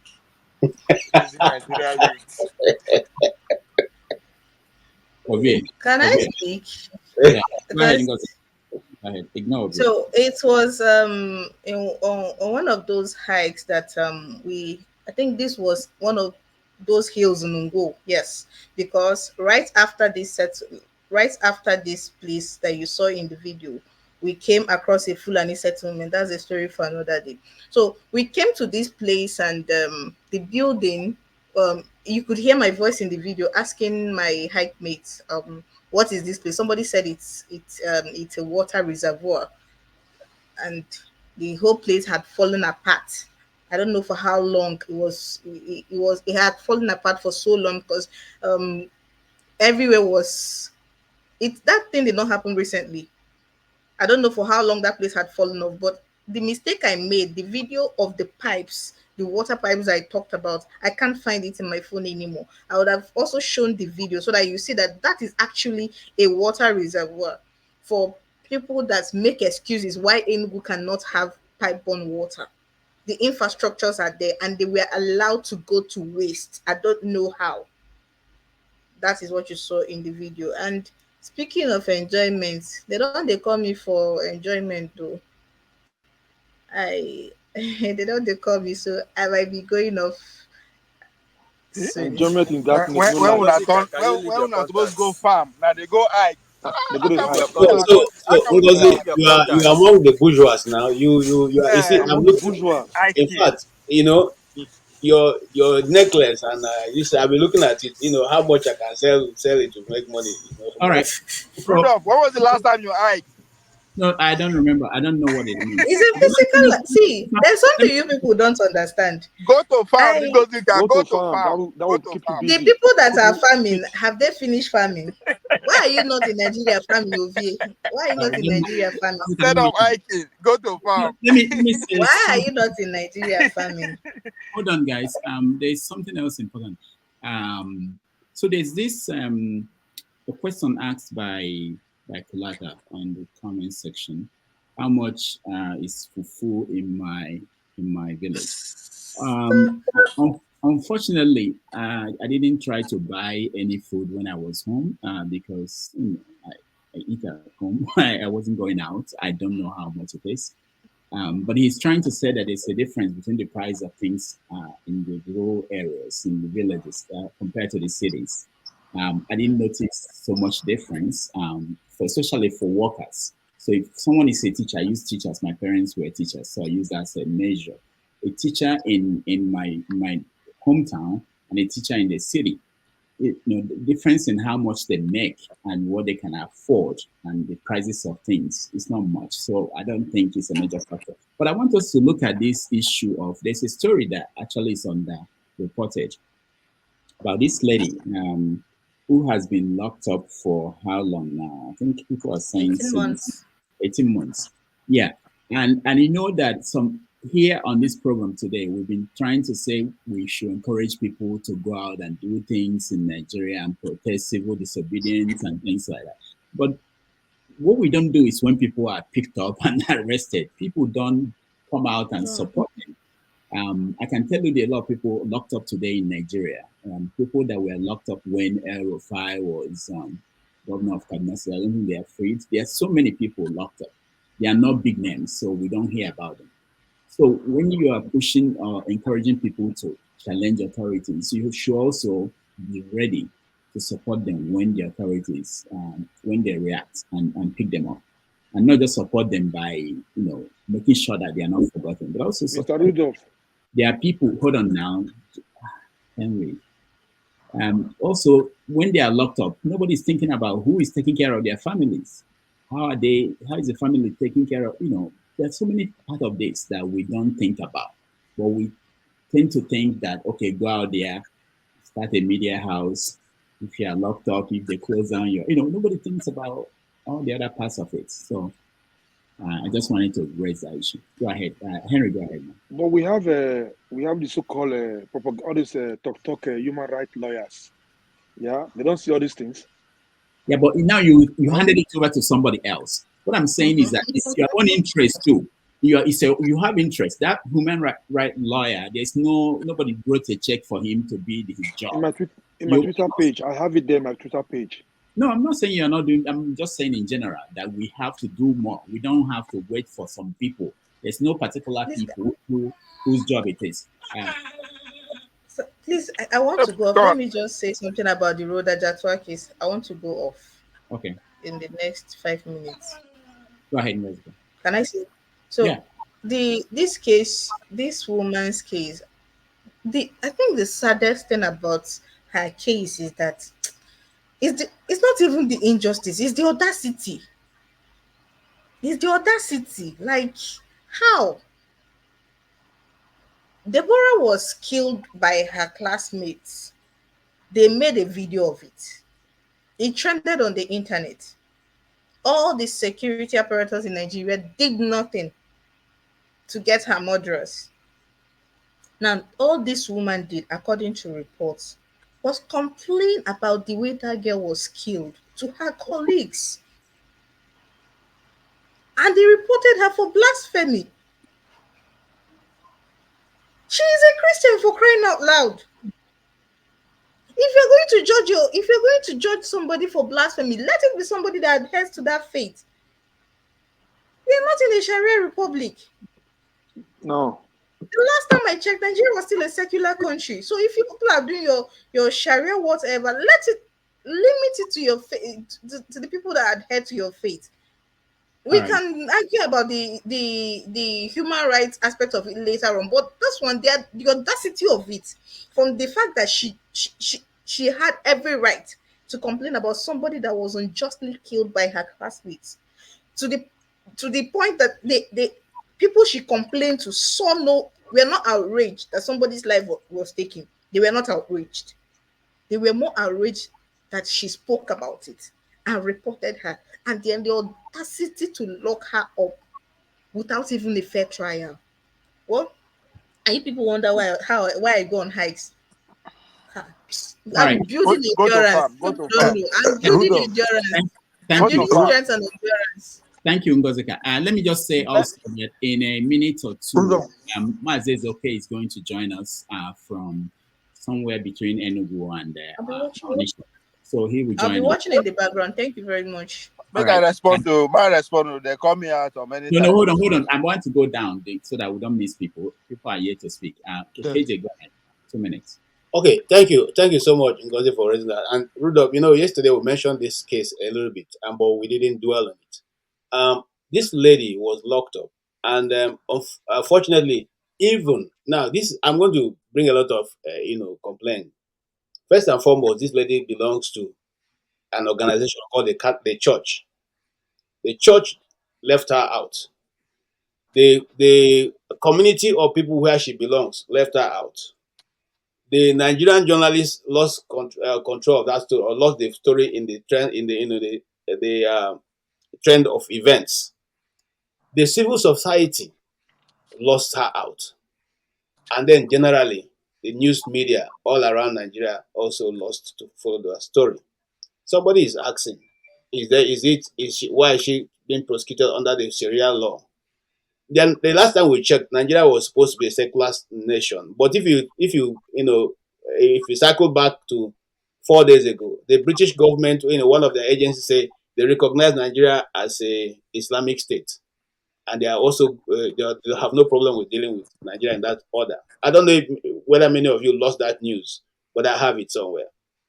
Now, having said that, is there any nation that oppress this kind of system oppress? Because our constitution says that Nigeria does not have it does not have a state religion, and no state can adopt a religion. But yet, that is being left out. And people, this is not the first person. There are other people who have been prosecuted under this Sharia law in the north, and their stories have gone, without anybody. They are languishing in those jails after being found guilty.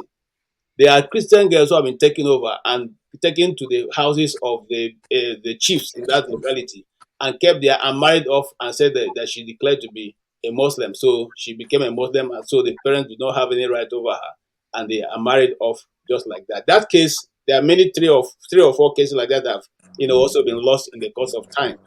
Why am I saying all this? I'm saying this to say I've mentioned this many times. You raised a very vital point. Why are Nigerian journalists not forward, not taking the bull by the horn and facing the consequence? The truth is that when you face the consequence, nobody is here to help you. I have seen many of my friends go to, in fact, it's the grace of God that I'm here today. I cannot overemphasize it. I've seen many of my friends get lost, their families and everything destroyed. People are begging, and few guys are going around looking for how to free them. So it's because behoves on you to do the practice the way you can be able to protect your life if you don't want to die as a matter. I'm not looking to die as a matter, because matters are gone and nothing happened. So what am I trying to point out here? The state, we don't even, you see, look, when you're dealing with somebody who does not have rule of law, who does not have a rule of engagement, that's the right word. How do you deal with the person? If you bring this, I go say no. He go bring this to say no. You are trying to be as fair as possible. He doesn't care. Ndị Igbo na-atụle isi ịtam arụle isi ma ịsọ atịtị nchịta gị n'ọkpụ aga m asọ nsị nọ n'ọkpụ. Do you understand what I'm saying? That's simply what it is. If you don't know, if you're not, that's what it is. Those you are thinking you are in atana bonobi and atana achi bukbo. You are chewing and putting on my chest so that you don't want to blind me. But my opponent is trying to blind me so I don't even see. How do you do this? This is the what Nigeria is facing as it is now. That lady, if nobody comes out, remember, like I said yesterday, people like Festus Kiamo used to be civil rights activists those days. They were the one jumping up all around Abuja saying they're defending people. Dino Menaye, all those people came from this point as civil rights activists, people who are defending the good of the common people. But you see, all are filtered away because that's what happened to the system. When you get your way through, you now become who you really are. The question is, are we going to stop? Is it going to stop? Except we put pressure from here. And that's why I said earlier on, we need to start getting organizations around the world that can intervene at an international level, who can deal with this issue. That's the only way these people will listen. If we leave it to local courts, you can't get justice. That's the truth. Thank you. And welcome, Igbo Basic. I've been looking for you for a while now. Yeah, thank you so much, KJ. Chim, go ahead. Rudolph, why Team Kim? What about me? Team said something before me. But Henry, sorry, Henry, I take exception to that, honestly. Though I'm trying to be friendly, I called you to speak, you didn't speak. But Rudolph didn't give me no chance to speak. But I called you to speak. I said it here. Henry, go ahead. And you didn't do anything. Why are you picking on me? No, Rudolph is missing everything. Henry, I'm coming down to you, please. Please, I don't appreciate that. Please, I'll be honest with you. So recently, I was reading about the civil rights movement, especially the one that was stirred by Rosa Parks. How that whole event became a national movement. And in the book where I was reading about it, prior to that time, Rosa Parks was in Montgomery, where this thing happened. Rosa Parks was not the first person to defy that whole system of sitting arrangement. She wasn't the first. But suddenly her own became the spark that, went off the barrel. So the question was, what happened? And looking closely, I discovered that what happened was that she belonged to churches, she belonged to institutions and organizations where people suddenly felt an affinity with her and felt to fight her cause. Now, that brings me to this comment that KJ made about the rules of engagement. I don't think the rules of engagement in America at that time was any softer than what Nigerians are going through right now. For me personally, the difference is that we have degenerated in our civil processes. I constantly keep saying that we no longer have civil society organizations. If you've listened to me a lot, when I keep harping on it, what is happening is that there has been a consistent erosion on the credibility of people. People have consistently started looking at what am I going to get versus what am I going to give. Nobody wants to bail the cat, like KJ said. I mean, KJ, for instance, now, if he was a civil society person, clearly he's not going to go and fight anything because he doesn't want to be a martyr. I'm not blaming him. I'm not using this as as an allegation against him. I'm just simply saying that those ordinarily who would have stood up in the past, and because there was no clear-cut handover, people who were in the forefront of movement did not find successors to hand over those things. Society has just eroded to the extent that all of a sudden, we don't have anybody to speak up anymore.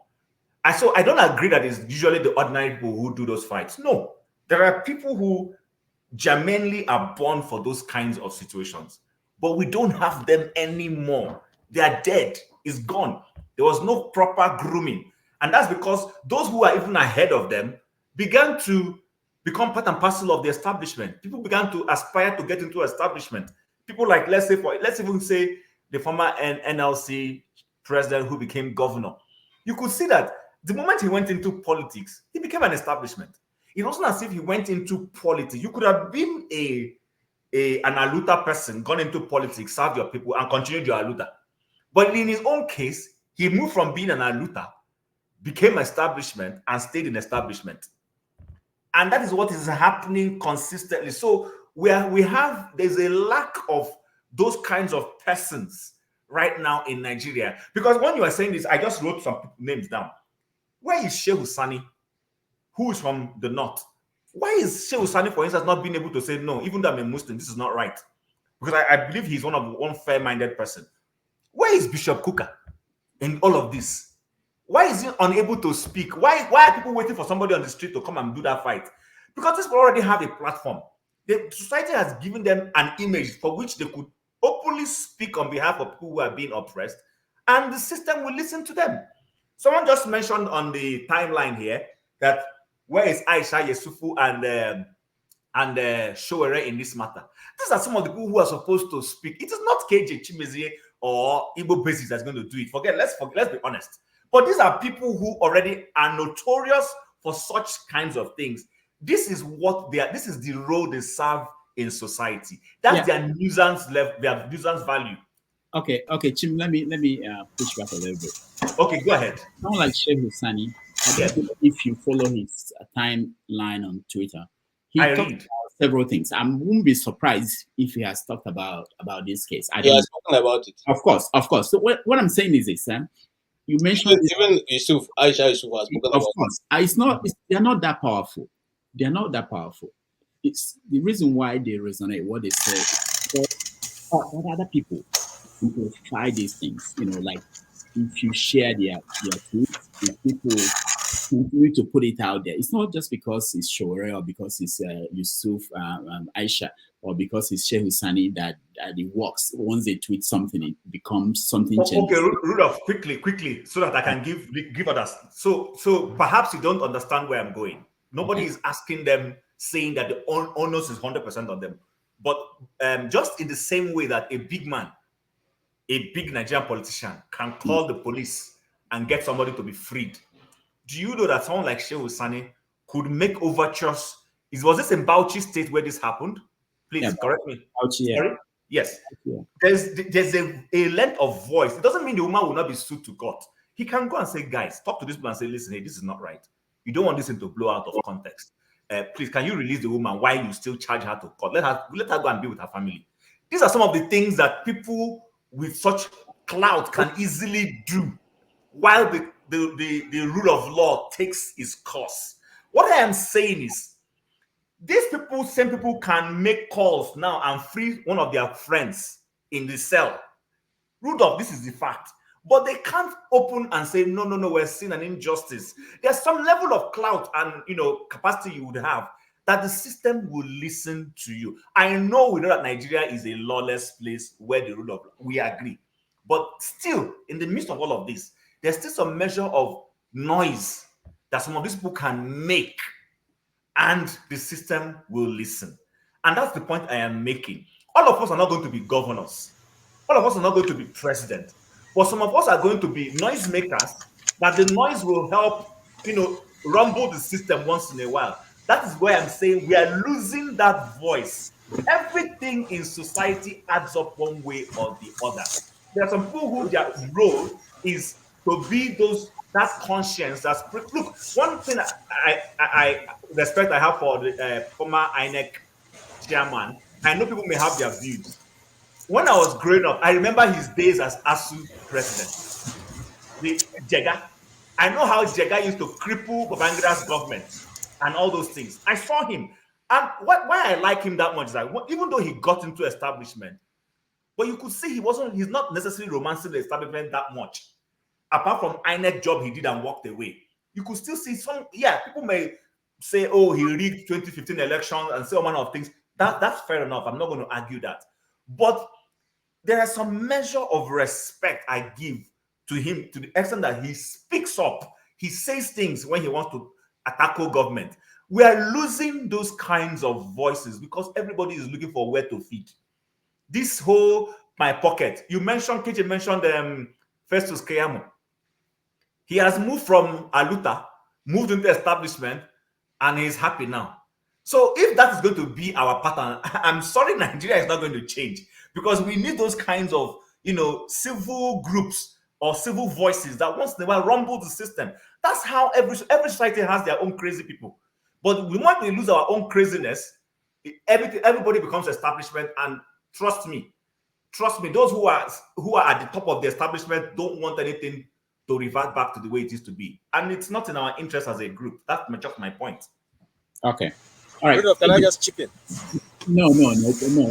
Please, there are people who are here to say anything at all. Let me go to Bumi. Bumi, Ernest. I'll come back. I'll get to you. Bumi? Okay, so Dr. Damage, I wanted to talk on one of the questions you asked in regards to You said something in line of the people in Dubai. Is it that the people are not aware about like the money that is being used to sponsor them, are the money from the city, is the money from the country? And I wanted to say something in regards to that, is that some people do know that the funds are from the people, but majority of people don't realize that those funds are actually for the country itself. And I think a way to address that problem, it really dies down to like education. And I feel like when people say education, their first thought is school, which is true. But I think I will mostly address it to media. I feel like we need some kind of media that will constantly be able to point out what the government are actually doing. Because you can talk about Arise, you can talk about channels, and you can talk about AIT, NT, and all of them, but they mostly focus on things that benefit them. What's going to get the people talking, engagement, and all those things, and also what the people in power want them to talk about.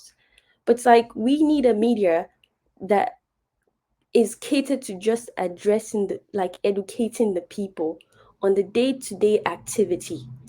The media we have in Nigeria right now is not there.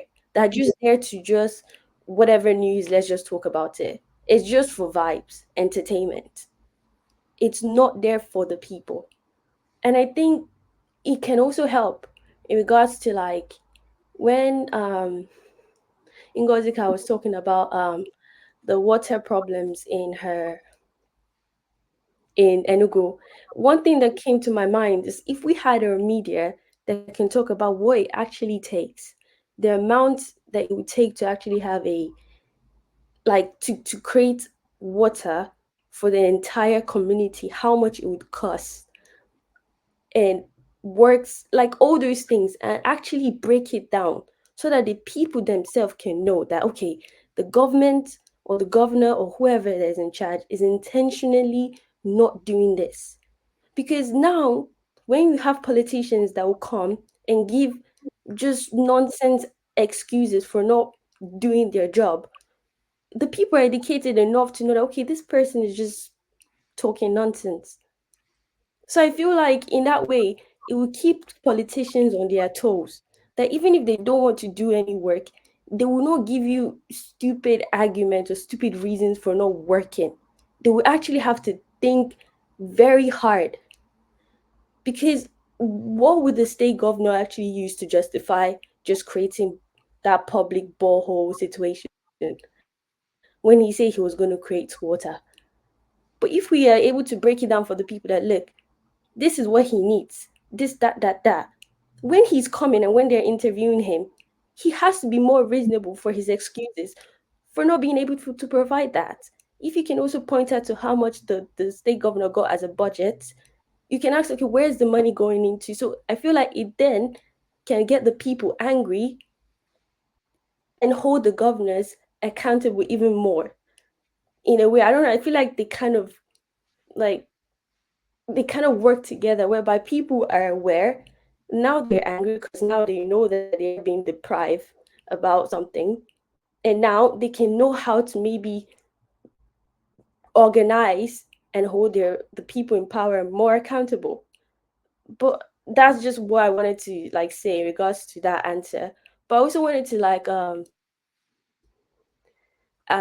comment on what Mr. KJ also said in regards to when he says we need to find a way to get international committees involved in like our government. I find it I don't my question is to actually that do you think the international committees don't profit from having a government like us, like that we have right now? They profit from it. So even if you wanted to go to the UN and complain that our government are doing this and that, they're not really gonna do anything, because they profit from having a failed state that Nigeria is. All the brain drain that happens every year, they profit from it. So I don't think going to the UN is would be the Nigerian solution. We can still do it, but I don't think you should expect something big from it, because they also profit from it. I think the real Nigerian solution comes from Nigerians themselves. That's just what I wanted to say. All right. Thank you. Thank you so much. Rudolph, Yeah. let's clarify something she said about me. Now, the international agencies I'm talking about are not UN bodies. They are not any of those. Now, if you want to look up, you can look up American Center for Law and Justice, ACLJ. They are right now even working with Israelis who are under captives in the so-called Israeli-Hamas war going on. They've been able to secure freedom for some of those hostages. They have been working around the world for over 20 years. So it's not even a new organization. They are independent bodies. They intervene for people like you and I, even people who are not citizens. I mean, no matter what you ask for their assistance, they will come into us. It's a private, it's a non-governmental body, and their services are free. All we need to do is organize ourselves and do itemize what we want and ask them to cover what they do around the world. That's what they do around the world. They go to the UN and present cases on behalf of people and the rest of them. Okay, thank you so much. All right. Thank you, sir. All right. Thank you. X0, 1 minute. I want to go to Ike. Yes. Also, Yes. yeah. Yes. I don't know the last speaker that was speaking before said something about that I wanted to include something. He said the people who are going to save us, they are born, naturally born, they are not made. I think you don't know what you are capable of doing until life happens to you. There is a woman, I forgot her name, that said, I would have saved more slaves if only they knew they were slaves. You need to tune in first. Those people you are talking about, they are there. They don't tell a boy who gets a girl pregnant what to do next. He automatically tunes in. He will leave his mother's house and start tending for that child. That's how life is. Thank you. Thank you so much. Ike, welcome to the show. I'm waiting for Mazezoke, who is our guest for today. He's having difficulties joining us. He might join us by just audio.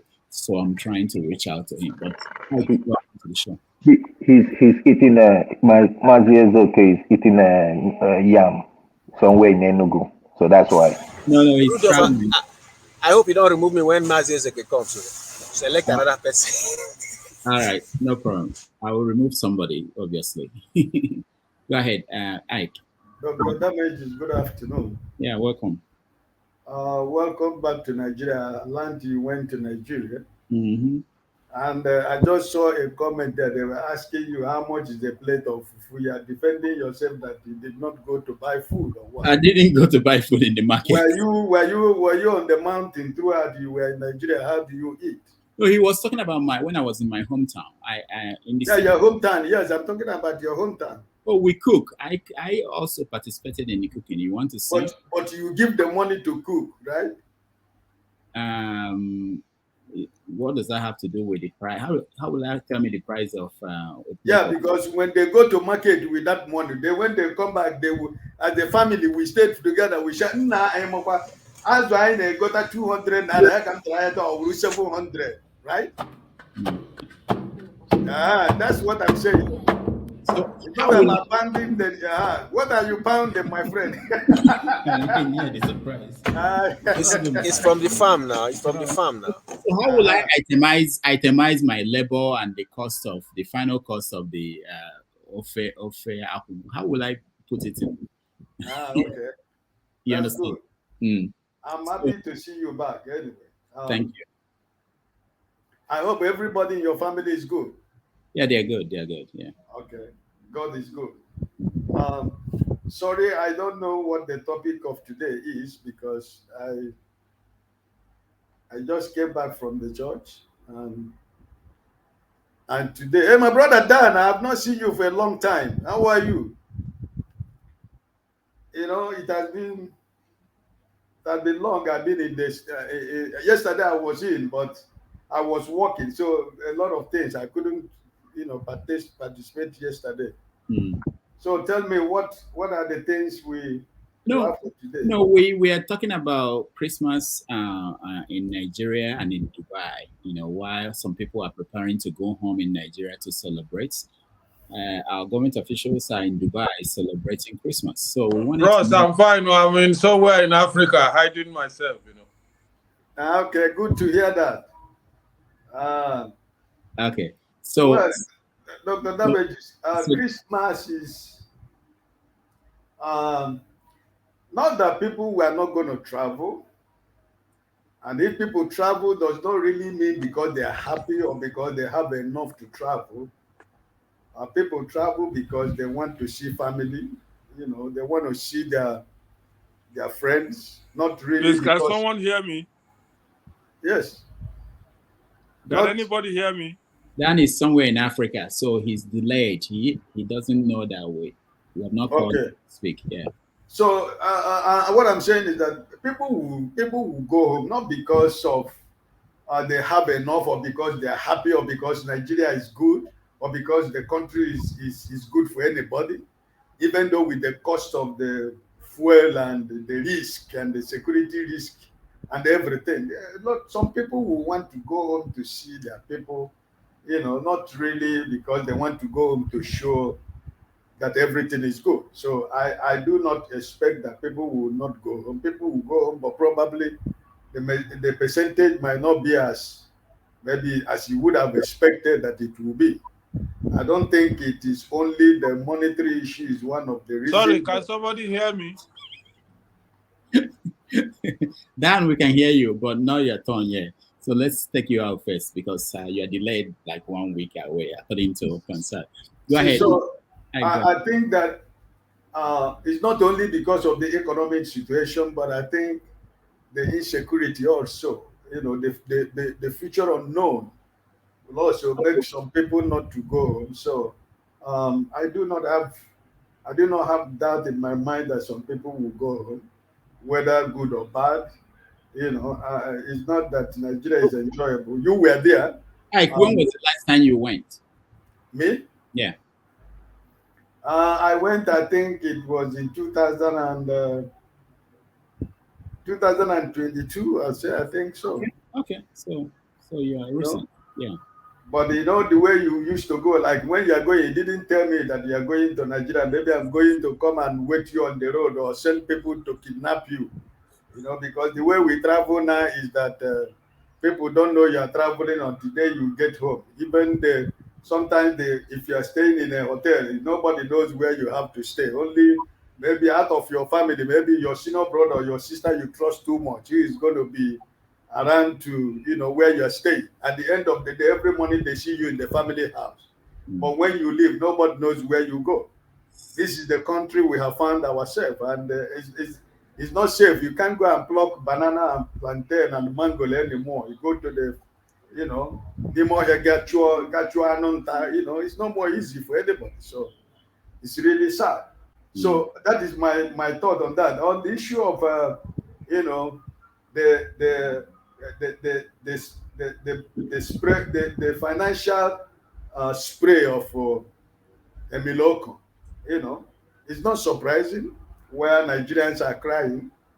If I'm correct, the president of Kenya, they gave him list from 500 he reduced it to 51.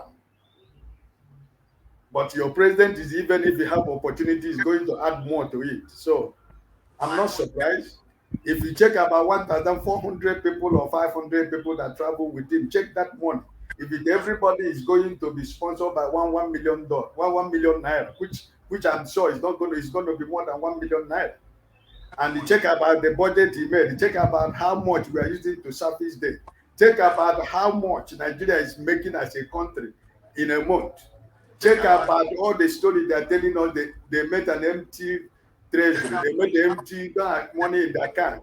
But look at the madness in spending, the madness in borrowing, the madness in putting money where there is not going to be any return of any kind. Consumption all through.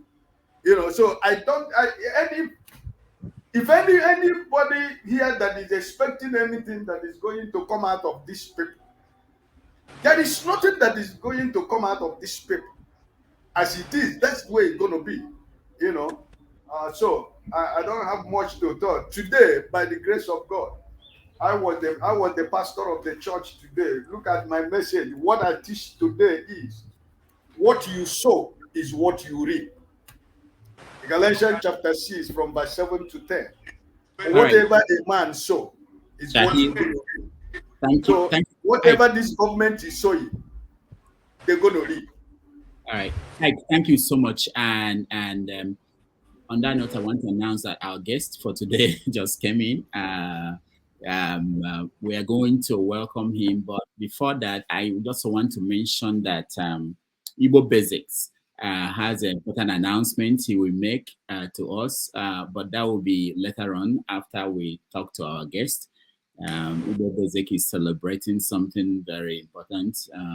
We will talk about that later. But let's first of all welcome Mazi Ezoke. Most of you know him. He's the CEO of Njenje Media.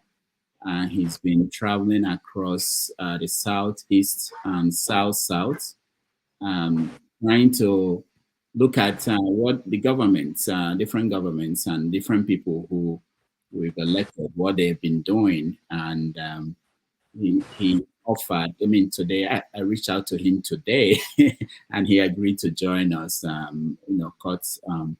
join us and tell us what he's been saying. So, but before we bring him on, let me just play a video of him. In one of the videos he made recently while traveling across Anambra State. I think it's important because we're talking about Christmas and people going home, but what is it like to be at home? So let's watch that and then we talk to him.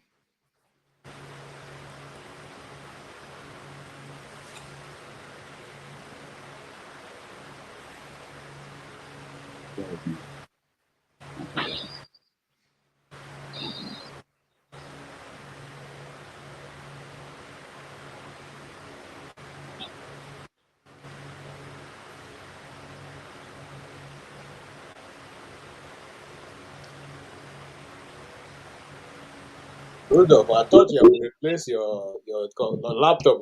Fortunately, it's still the old one. It's complicated, All right, it's okay. Rudolph needs to go for training. Rudolph needs training, more training. It's here.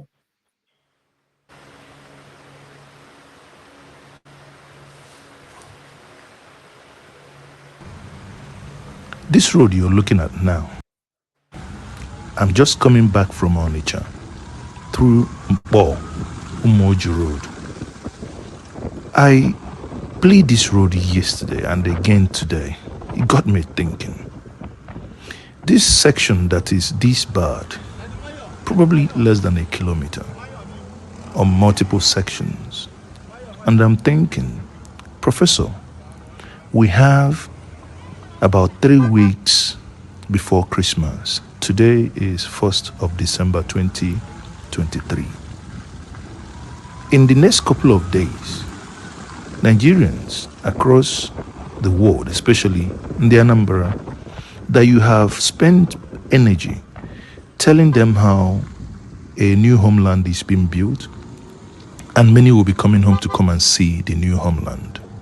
I don't think that this road speaks to that new homeland and the new dream you have from the Anambra. I use this opportunity to urge you, please see to the repair, at least palliatively, that this road is motorable. The Jangoro on this road is unbelievable. Governor, please see to this. I am Mazi Ezoke.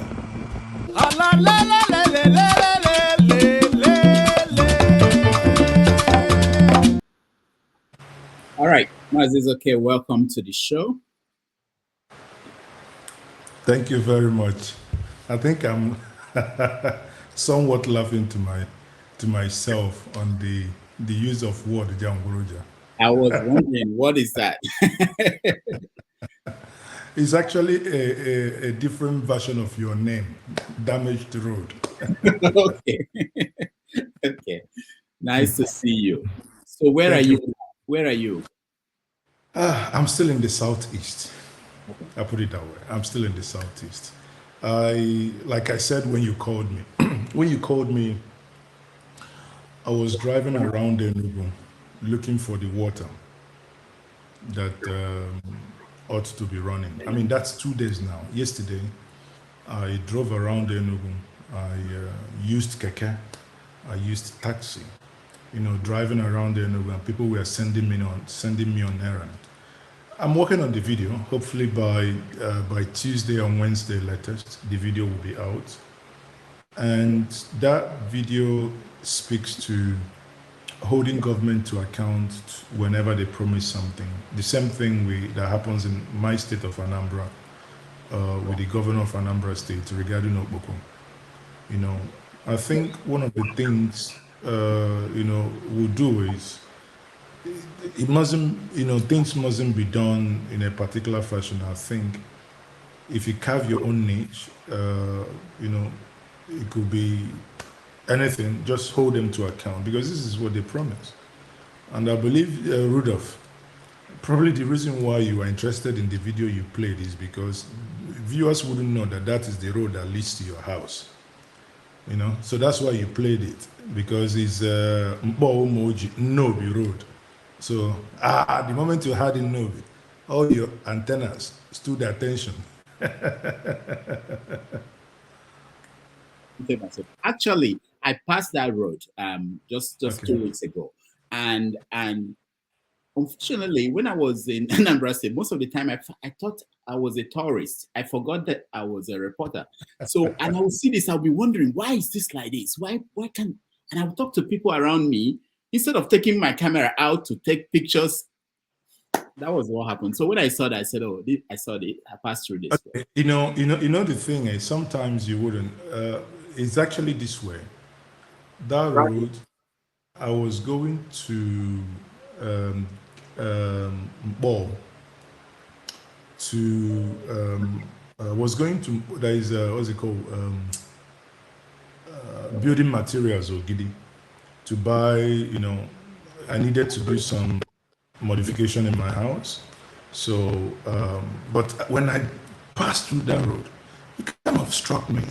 I thought, wow, it didn't get as it get. So I'm coming back because now if you park your car anyhow, people. It's not very good.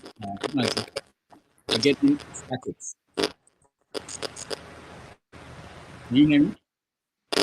I can hear you. It may not be clear because I haven't started using Elon Musk. I mean, if you can hear me now, is it? Yeah, a little bit. But go ahead. Okay. It's pardon me. Before Rudolph, I wrote you privately. I said I've tried for more than 30 minutes to come in, and it keeps telling me that I think the bandwidth could not take it. So at some point, I thought maybe we can do this through audio. And the internet is not even Christmas. The internet is gone gaga. Now, before it gets to Christmas, the internet might as well remove boxers and run to the street. Can you remove your camera and let's do audio? See if it will be better. Just audio. It's fine. Okay. Can you hear me better? We can hear you. Okay.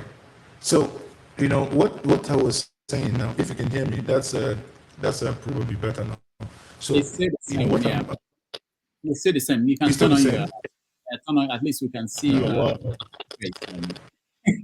Okay. Let me. I'll keep moving the stuff. Trying to get a better signal. It's funny. I have here 3 different internet. 2 is not Glo, no gets anything at all. MTN is almost dead.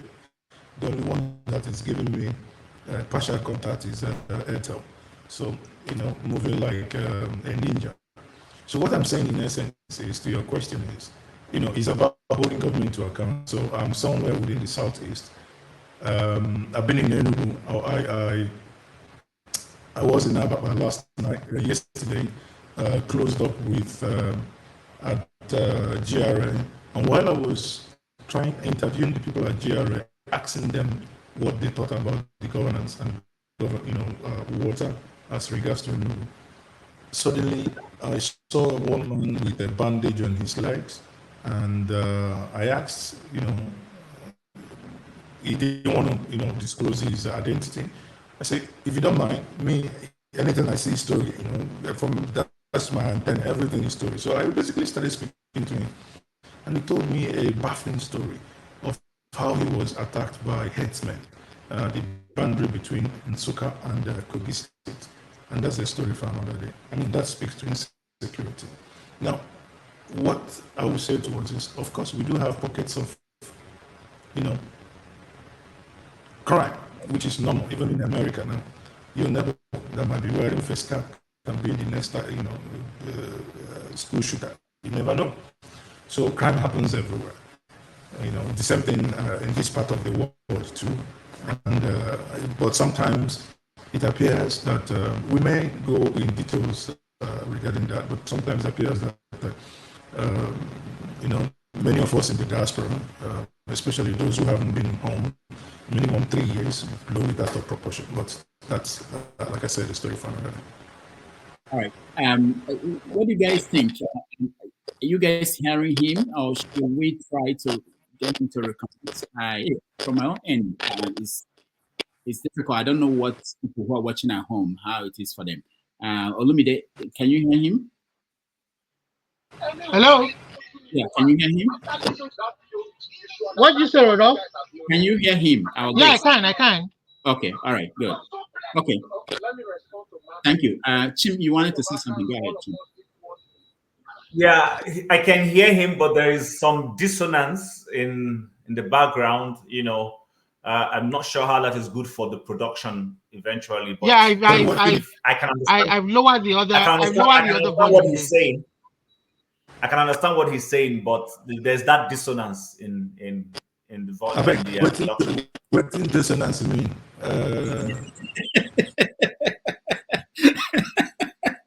He said Mazi is okay. I went to night school like you, so please don't. There's interruption. There's like an interruption in the flow of your sound. Actually, it's just There's noise. a glitch. It's just noise. And disconnect. Yeah. So let's if it connects back, maybe try to reconnect again. I really wanted to hear from you. Can you hear me? No, switch off totally and come back. Go off totally and come back. Yeah, and come back. Try to come back again. I can guarantee you that. I will try. I know. Rudolph, don't remove me. I just want to get something. I won't move. Okay. Meanwhile, while he does that, let's welcome Igbo Basics. Igbo Basics, welcome to the show. Dr. Damages and the panelists, you guys have done a great job. You've not welcomed Masca. I hope Masca won't be offended. No. Masca is coming. I mean, I'm following the time that they all joined. Go ahead, Igbo Basics. Yeah, Chim and KJ. I got your message, KJ. I'm waiting for your message, Chim. Thank you, Dr. Damages, and great job for what you've been doing. Particularly proud of you in your last adventure to Nigeria. And as we say, and things fall apart since men have learned to shoot without missing. And again, Tioba said he has learned to fly without pitching. So I saw that, and I was very proud of everything that you presented there. And that was why, how come, by the way, when Dr. Damages showed the Osonko that he was showing, I had given him a response, a very quick one, a miniature him doing that. But since he brought up Igbo Basics on the stage, I'd like to call an attention to the Ibere, that's my hometown, the Ezumezu Ibere, which will be taking place between the 26th and the 27th and 28th of December, of which this we do every 3 years. That's when it occurs. It's called the age grade retirement system. That's a part of what we call Ezumezu. Ezumezu is a mass return of all Ibere people from around the globe. And at that point in time, what we do at Ezumezu is we honor the oldest retiring age grade. And then we give a name to the youngest age grade that is taking their place. It may be a little bit of a production that I have to put together for maybe before I make my travel. It turns out to be my turn. If I use that word, I hate to use that word, my turn, but that's my time to actively retire from active service. What it actually means is that people of 3 years age mates, they are graded together and they are regarded as the same age grade. Though I'm 68 plus, I'm looking forward to being maybe hopefully by the grace of God 100 or more than that. It turns out to be that my own age grade is the age grade who are being honored this time. What it means is that on the 26th, we'll come out and then the village will do everything to honor us. By the 27th, they will issue us certificate of retirement from active service. What that simply means is that you have served your community meritoriously, and you are no longer expected if, for instance, a war ensues, you are no longer expected to go and participate in the war. And if manatutu, in other words, if there is any kind of collections that is taking place, they don't expect you to contribute. What they do is that they're honoring you because of the many years of service that you have rendered to the community. And as such, they're letting you go. Everything becomes voluntary from then on. Whatever you do for the community is now voluntary from out of your heart. It doesn't mean that you are retired, you are out. No, you're not. You can still do so many things for the community. So for me, at Igbo Basics, I particularly decided to do mine in a different way this time. So it's going to be both an appeal to the members of our viewing audience to learn something about Ibere culture. Ibere is quite a peaceful place. Yeah, Igbo Basic, sorry. Let's finish with Mazi's, okay, because he's joining us from Nigeria, and then we will have time for you to explain more. I'm going to yield right there, and by yielding, I'm saying Mazi's, okay. By the way, I was praising Dr. Damages for a job well done. I have not met you yet, but right off the court, I'm going to invite you to Ibere on the 28th of December. Find a way. That period of time, I'm sure that you will appreciate being in Ibere because you know where Ibere is, in Bende local government. Mazi's, okay, you are muted. Let's unmute you. Sorry. Okay. Yeah. Hold on. I think, okay, go ahead. Yeah.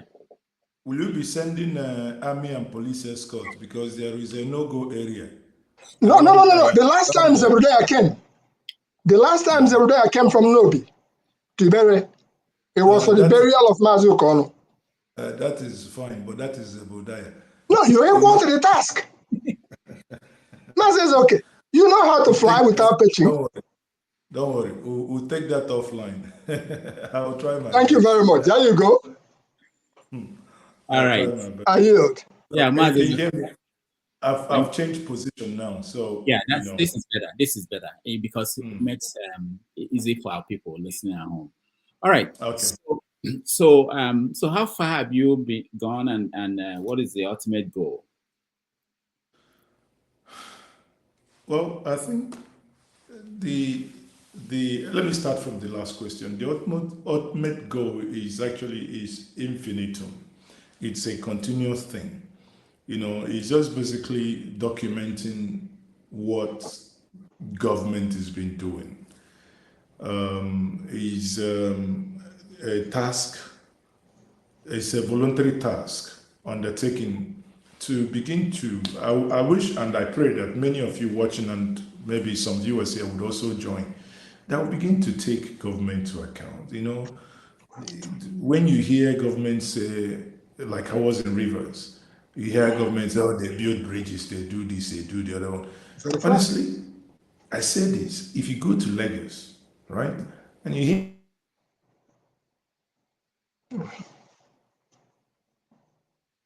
all right. Is it me or you people? No, it's you. Okay, we Rudy, can hear you can you now. hear me? We can hear you. Go ahead. Go ahead. We can hear you. Go ahead. All right. So, when Gozika was talking to us, we were talking about someone was posting on the comment section. You just give them water and electricity, give us water and electricity.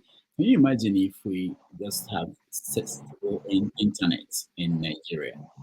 How much people can do? Small town people in the villages, people can go online and what they can do. They can study, they can learn coding, they can, just can't imagine how much energy and creativity that will come out. Maziz, okay, you can hear me? Yes, I can hear you now. Sorry. Okay, The internet's obviously. So I don't know what was the last thing you guys heard before the whole thing went. You were saying that your goal is has no end and something like that. Exactly. Like I said, it's infinite in the sense that it's something that is continuous. If I take Anambra State, for instance, I have a trajectory with Okpoko, right? My dad had a house in Okpoko, but that's obviously in the 70s and 80s, probably to 90s maybe. And it's a place I'm conversant with. So when he talked about he was going to start his governance from there, he struck a chord with me. So, and the only way I can do justice to a people is to say, okay, I didn't force you to say this, you said it on your own accord. Therefore, can I keep this tab to see if you have done it? If you recall, when I go to Okpoko, there are streets that I go to. It's like a pattern, the entrance, and you go to the middle, then you come out. So what I intend to achieve with that is to say, in the first year, I set agenda for you that you set for yourself. I came back 1 year later, I dragged down to the street, I put the first video, I put the second video. Now, by January, I'm going back to Okpoko again. That's going to be, obviously, the round second year in governance. Now, but 3 different years. So the whole idea is that the first video is there, the second one is there. So I'm not going to be, someone is not going to say, oh, I hate Soludo, or I like him, or I'm campaigning for him, or I'm trying to bring him down. No. First, second, third. Then if God keeps us alive next, 2025, we'll go back, then that will complete the cycle. So if there is anything, you will see it. Even a blind man would notify that something. So you can't necessarily bring someone down like that. I take this inspiration from going to Dubai. The first time I was in Dubai was in 2003. And every year I come back from Dubai, I come back to Dubai. It's mind-blowing. You can see a city that is progressing. Every time, I still, because as a frequent traveler, I have my Marriott point, so I always want to stay at the Marriott. Now, so whenever you come within, right? Whenever you come within the Marriott vicinity in Dubai, you will see a hell lot of construction. So you know that Dubai is a construction site. You can see the progress. The first year, the second year, the third year, the fourth year. So it's progressive. Therefore, the whole idea and the goal here to achieve is to ensure that we keep documenting what this government, and we'll begin to hold them to account. At some point, someone is going to come for re-election. Now we say, okay, what do you tell us? This is what you've told us, and this is where we are. Now, if we move from Anambra State, you get into Abia. I was also in Abia State. From Abia, I went to River. And all these things, I intentionally want to, I do these travels, within the public space. Do you understand? And because it gives me joy to do that, to sit with the people and kind of have, impromptu chat with them, to psych them out, to understand what they think about government, right? Which helps because it keeps you that check and balances. because sometimes, if not, if you stay too much in the realm within the elite cycle, you begin to lose your grasp with reality. But it kind of knocks you when you are in there with smelly fish and some people who haven't seen toothbrush in 2 weeks, and you're taking it in, and having that conversation. And I was in Omaya, and something again. The video is coming out hopefully this week also. The editors couldn't finish this week, so hopefully next week they're going to have some videos to rush out before Christmas. Something struck me also in Omaya. Now, this is no longer my state Anambra. In Omaya, you now notice that there appears to be a semblance of a government that wants to do so many things at once, right? And you begin to ask yourself, hold on, this guy is just barely 87, today makes it 87 days in office, where others sleeping. Do you understand? Why is he kind of different in the way he does things?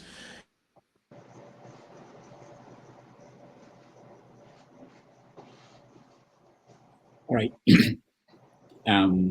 He's frozen, and hopefully we will get back the connection. But this is So something guys, I think is very important.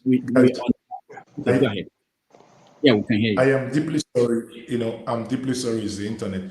If anybody here can donate Elon Musk internet for me, and that's the Starlink, I'll be trying to buy the stuff, but getting to payment stage, I don't know whether they say they sell to Nigerians, but keep getting errors. If anybody can donate, I'll appreciate that. And by the way, Dr. Damage's channel has been on menopause, 72,000. All of you are watching. You're not subscribing. Why? That's a good point. That's a good point. Why? 2,000 all through the year. 72,000 for more than 3 months. It's not fair now. It's not fair on Dr. Damages for all the content he pushes out. All of you in Nigeria knew Dr. Damages from the time of Sahara Reporters, yet you're not wanting to help him. Please, I'm begging you this evening, help Dr. Damages before end of January to get the plug. That plug will hang. They all have it, 100,000, and all my friends. Yeah. Yes, so they're all your friends. And besides, please, for the good work, depending on where you're watching from, and you can also try to support him with your super sticker, your super chat. You guys don't know, it takes a lot of research to do some of these things. So that's on that. I'm being serious here. In fact, Dr. Damage, this night I will create another account just to subscribe. So okay. I will not have double. Let me. What he's saying is, forget about me. I mean, so I need the support. But the most important thing is this: what he is doing. Because I went to Nigeria, I planned to go 2 days in Lagos. I could only do one. We had problems. It's not easy what he's doing, traveling across the states, and this is something that we always complain about. That we don't hold the local governments accountable. We talk about presidency all the time. When you find someone who is willing to go to the state and the local level to hold them, because there's no media, it's very important. We need to support that. And that's what I always talk about. We dream about having the society like America, Britain, Canada, but we don't know. We're not aware of what is put into it, how they got to where they are. So that's what I'm really hoping that we should remember it all the time. Go ahead, Mazes. Yeah, I agree. It's not easy feat sometimes to do this because sometimes you use public transport, and sometimes I intentionally don't want to drive. Because to do some of the things you can either a lone ranger, you go alone, or you go with a cameraman. So depending on the terrain, I may want to hire just a taxi, drive you around and for a whole day. So it's costs. It costs on. Mazes, okay. Let me play the devil's advocate. Don't worry. Next year I'll be buying you one of the 160 million, SUV. So that it will be.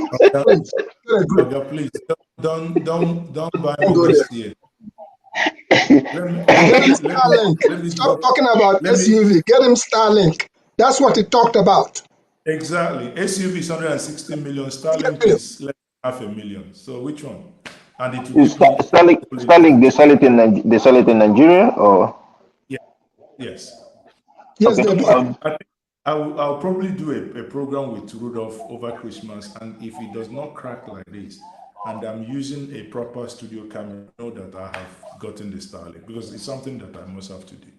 I mean, we Sure. can't continue like this. I need that. I need that Starlink. A friend of mine talked to me about it, and I was just talking about connectivity. In our job, in the media, anybody who gets there first, please, I need that because I need to broadcast from the bush, not from the town. Yes. So The electricity I've conquered because I have electricity they portable. promised to send.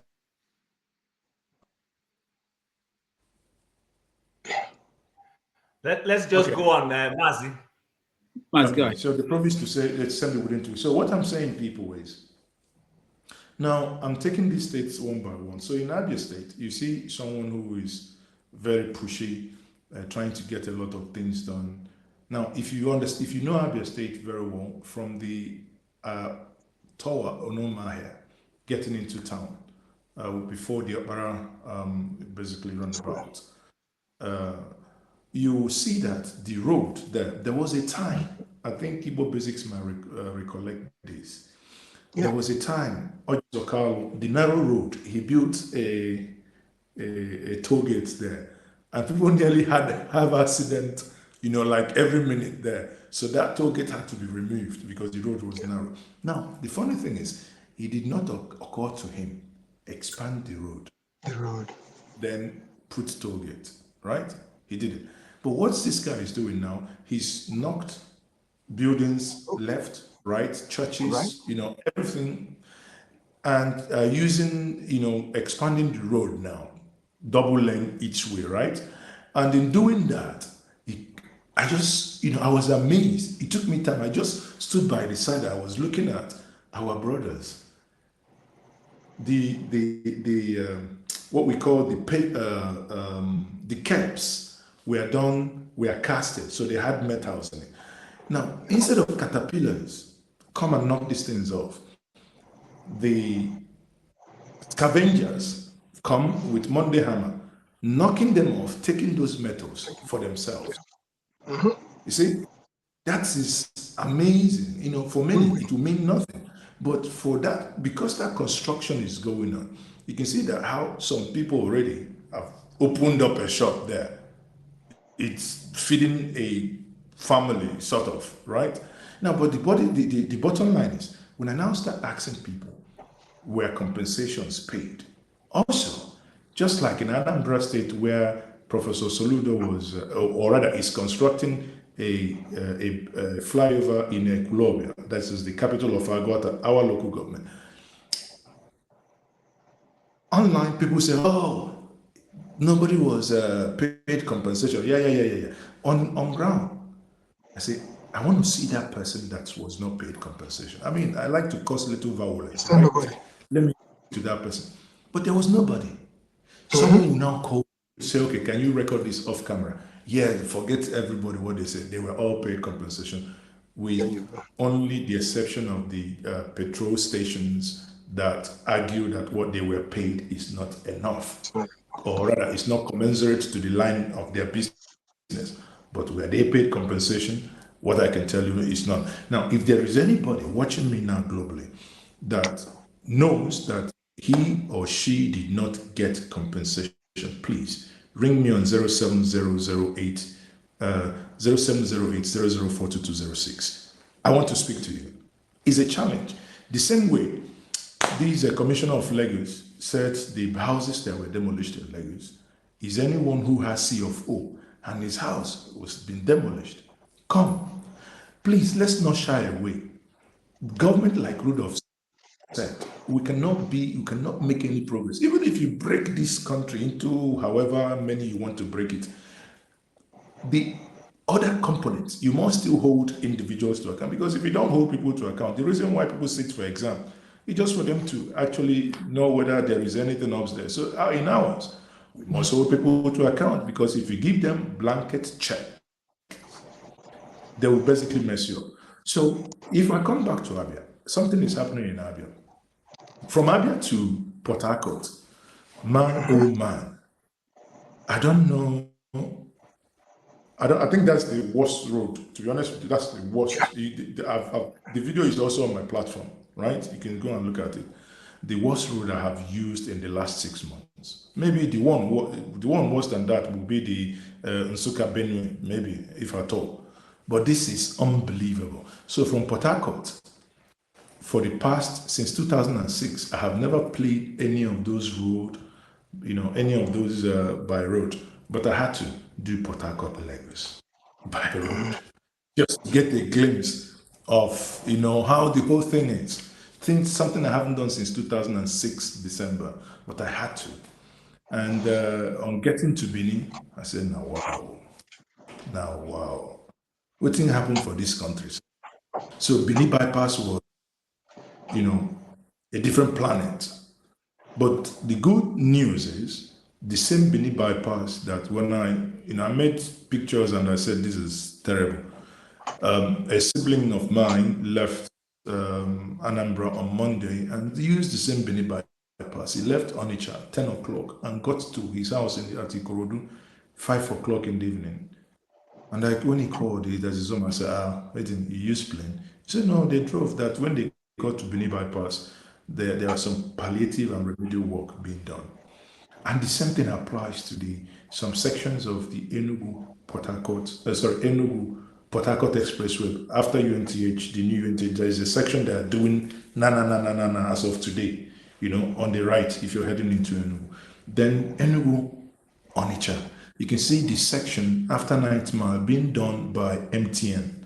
The quality of work, if they continue with that quality, it will be an amazing job whenever it's finished. So, Imo State, for some reason, I've been trying to avoid Imo State for some obvious reasons.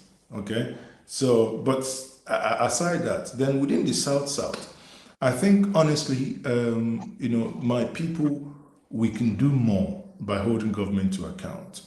Whenever they do little, we tend to praise them too much. But in the South, the East-West road is now. I said so. This is what the APC told us they've done in the last 8 years. The East-West road that we couldn't brace with. If you leave Port Harcourt after you're heading to Ughelli, I mean, this is at some point you begin to ask yourself, this is where the oil, this is where the black gold is coming from. It wouldn't be too much for people to have. We're not talking about water, we're talking about only roads, yet it's impossible. Now, finally, to my sojourn and my travel around Enugu today, before I just came into my room this evening, I finally found running water in Enugu at the Edinburgh roundabout. After going multiple places, some of them were switched off because of road construction. Some were, they said they rationed them because it's not been about a week. But one thing I kept asking myself is the manner by which these constructions are done. I'm like, are we making progress? Or are we retrogressing? Because these are constructions, where you go and use jerry can and fetch water. My concept of running water was that water was going to go into flats, into houses. I don't know. One man meant to do more. Thank you very much. I would, holler me on my mobile phone, please. I'll come to your show. Thank you very much. Rudolph, you go give me these £2. So now me, one man give the.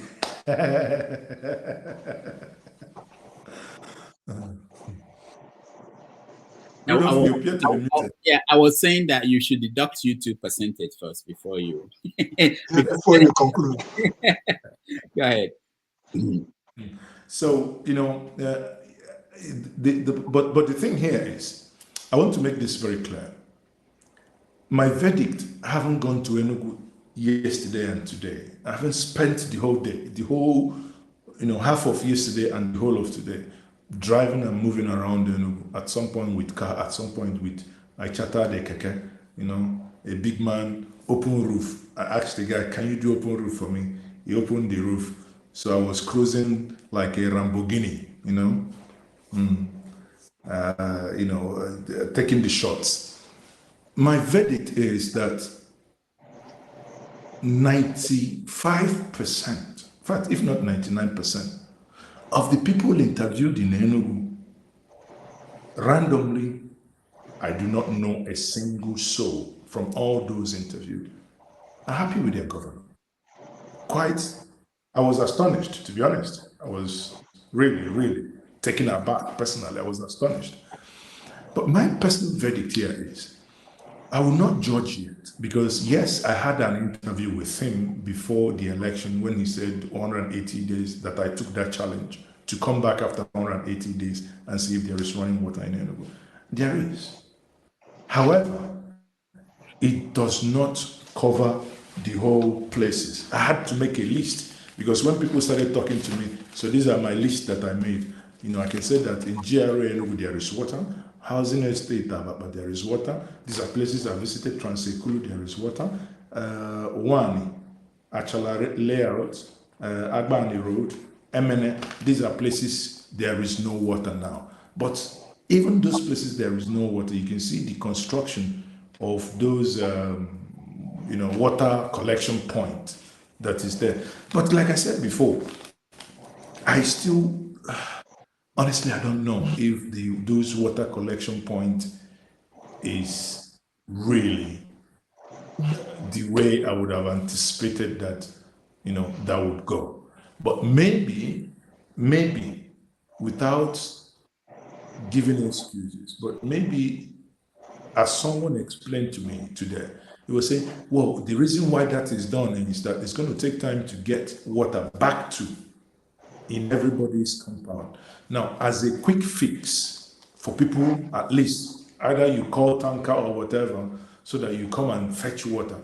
In GRA, I noticed what they're doing. The 9 post quarters and all the buildings up to Modo Street, what they were doing is, they will now buy GP tank, pull them outside, connect water from the public water, push it into their GP tanks. So they now collect those water there. Smart.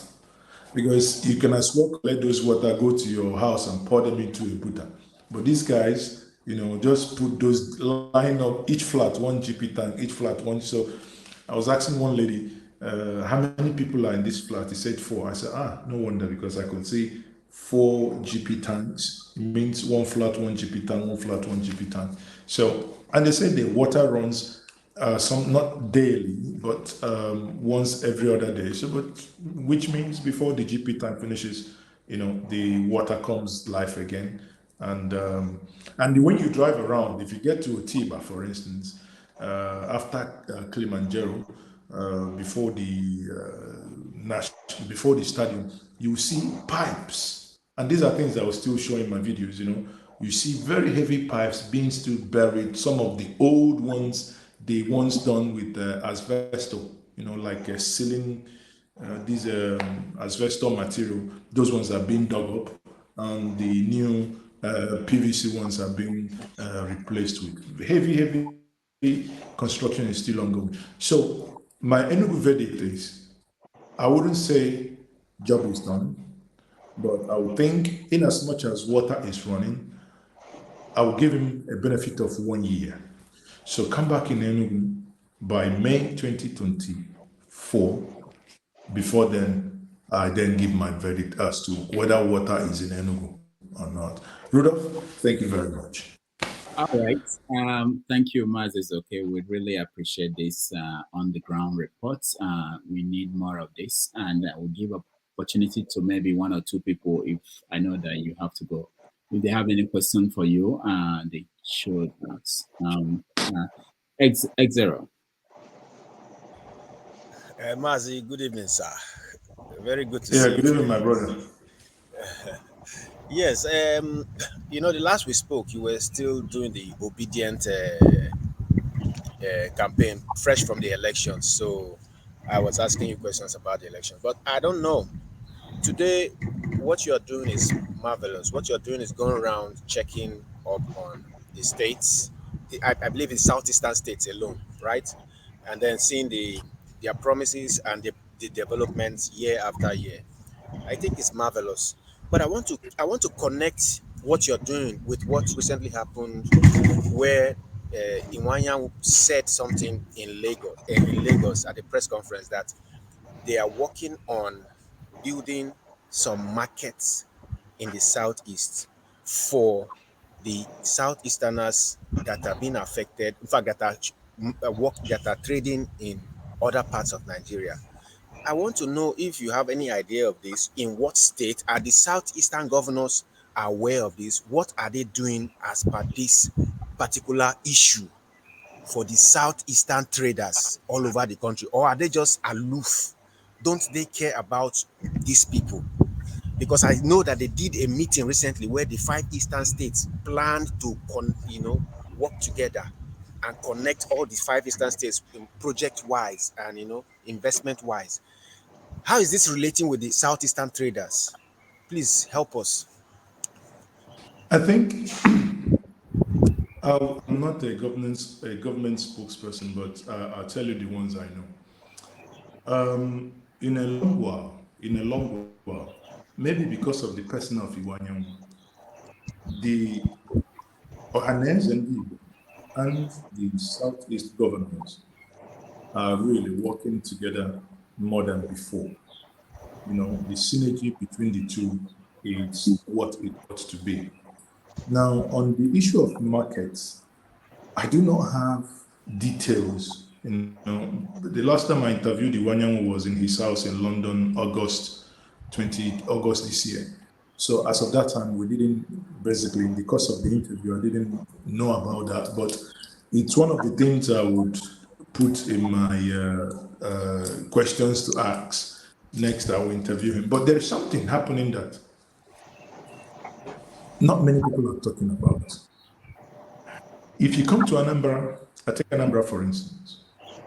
If you come to Agwata, you go to Mbologu, you come to Ezinifite, there appears to be these grace, which in a positive light though, to build shopping malls. No noise made. This is not internet story. I'm telling you.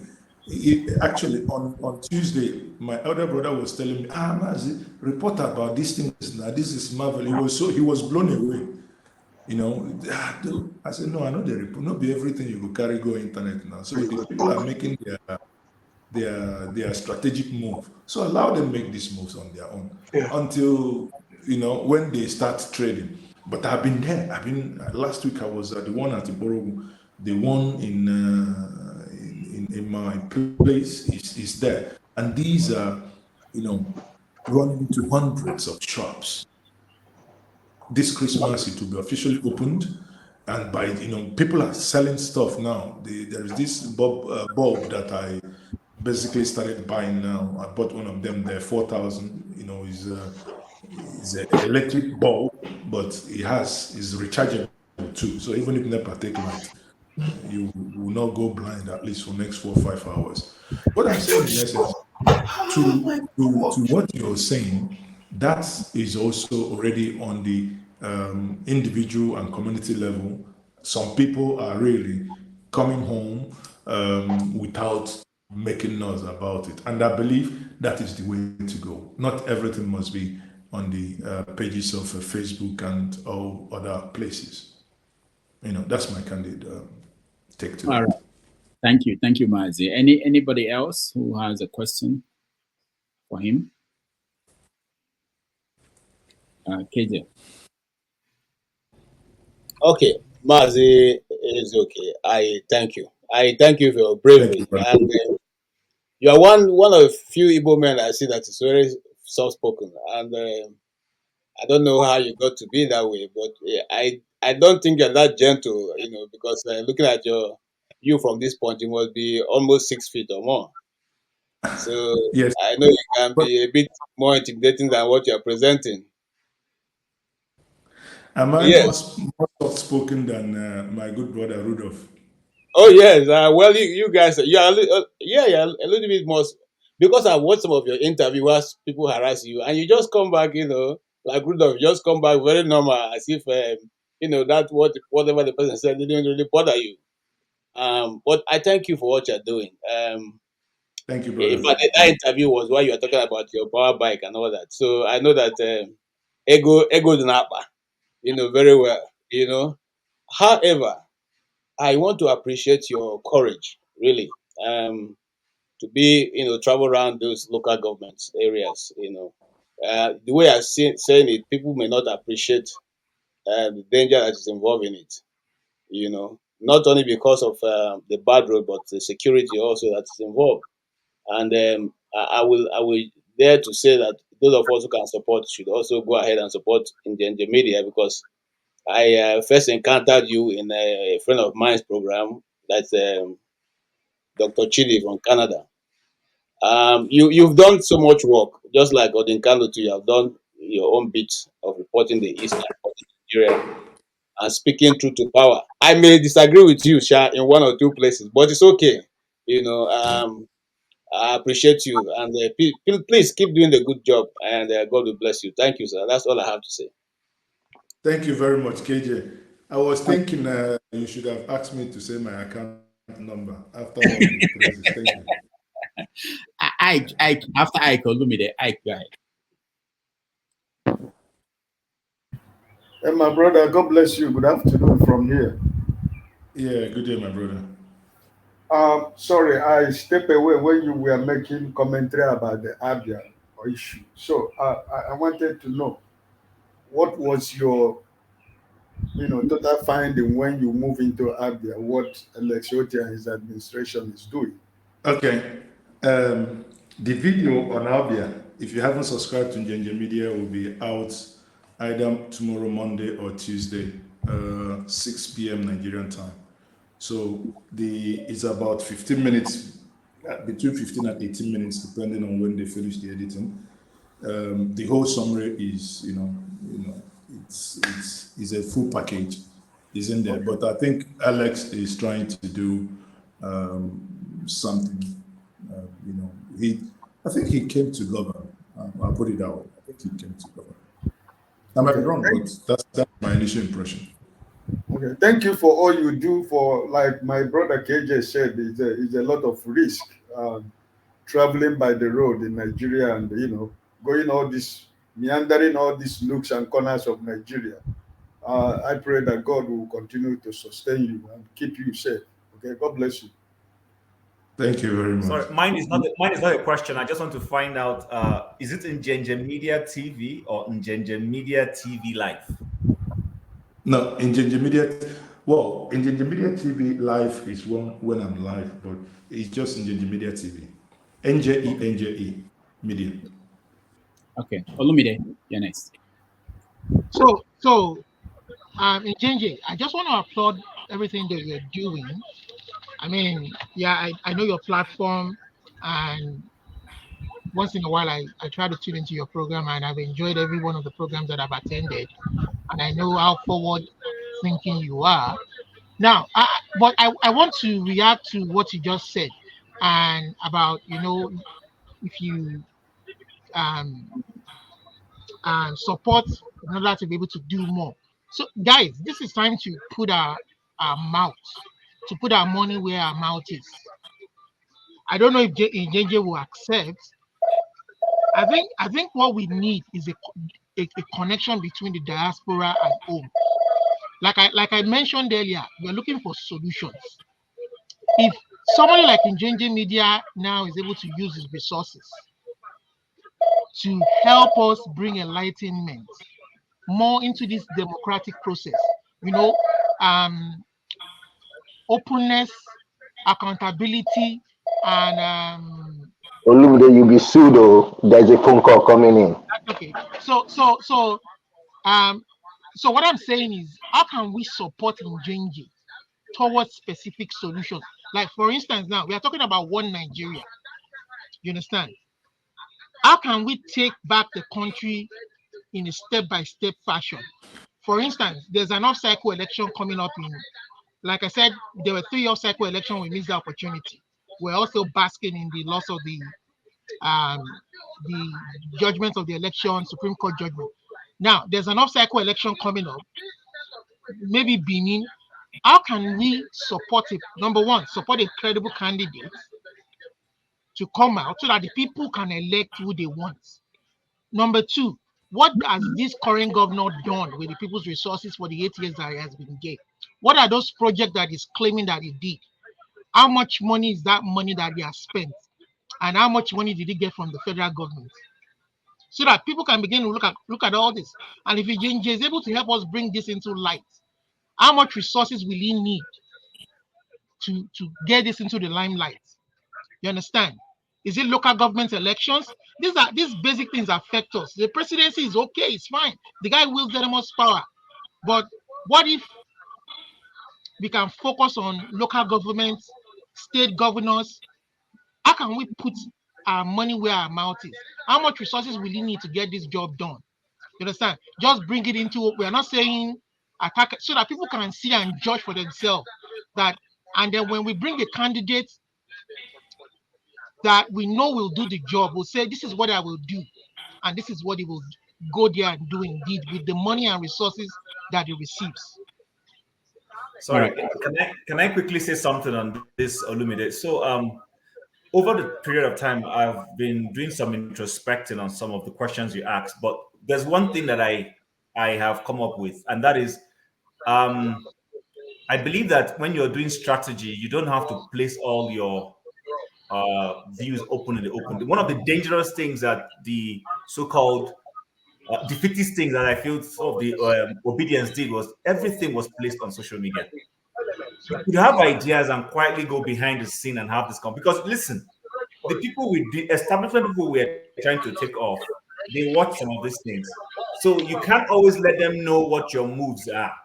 So I think some of these ideas. I agree, but if you don't carry people along, we don't know. So Olumide, first of all, have that strategy behind the scene before you come. Let me help out. And with regards to the obedient movement, let me say, at the end of the day, it all boiled down to the beavers. The government failed us in that aspect. Obedient did what they needed to do. They did their work. But the burden of transparency fell on the government institution and they failed us. No matter what you do in open or in secret, you still need to be able to account to carry people along. But for instance, you want people to chip in their resources to support the idea that you have in the secret. You need to be able to be open about it. All right. You understand? That's just my own take, All right. It doesn't matter. We can kill the elephant, kill it from every angle. We have a big elephant in front of us. Whatever angle or resource we need to kill it, that anybody is willing to contribute. Otherwise, we don't want to go to war. That's the only other option. All right. Aziza. Yeah, I was about trying to tell my brother that what he's saying is correct, but again, there is a group of people already doing that. I don't know if you ever heard of COPDEM, Coalition for the Defense of Democracy, I believe it's the acronym. So, if you join COPDEM, most of these things are already taken care of and it's been discussed there. And there is also a media angle to what COPDEM is doing. But again, strategy is like, the other co-speaker said, strategy is not what you dish out in the open, right? So,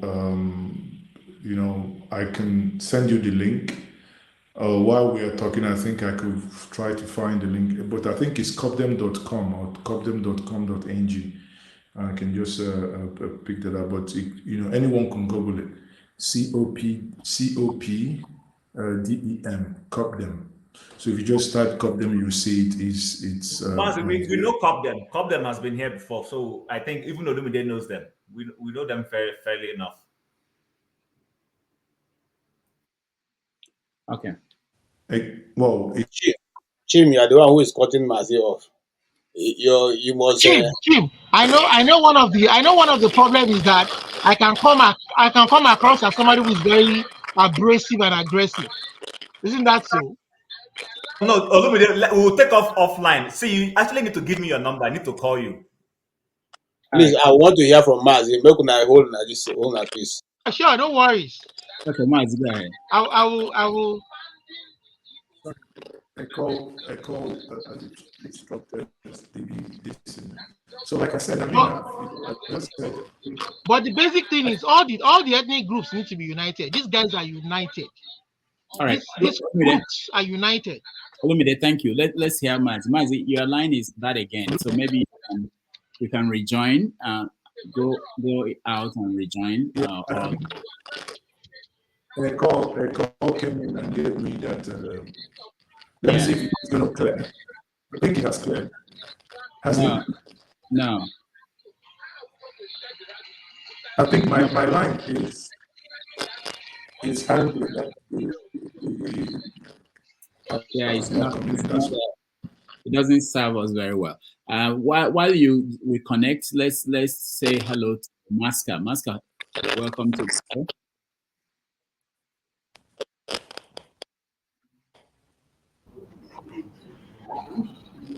Good evening, everybody. But I think we'll focus more on trying to get him back because I really am impressed with the work he's doing. So maybe let's focus more on we will. getting him As soon as he comes back, we go back to him. Yeah, of course. But I just want to make sure that people know that because your friends all right.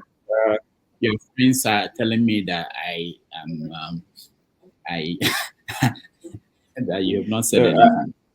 I understand. No, I mean, one of the things that in my later years I've learned is you need to listen more. It's not about you always talking. You need to listen more to people. That's how people grow. That's how solutions are arrived at. Because sometimes also, when you are very fond of talking and talking, you can drive the whole team into a tunnel vision.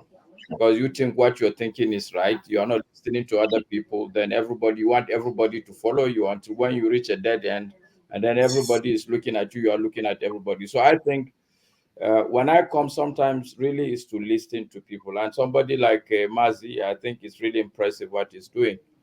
So they are the doers. Let's say for now on this platform, we are just the talkers. So let's listen more to the doers than the talkers.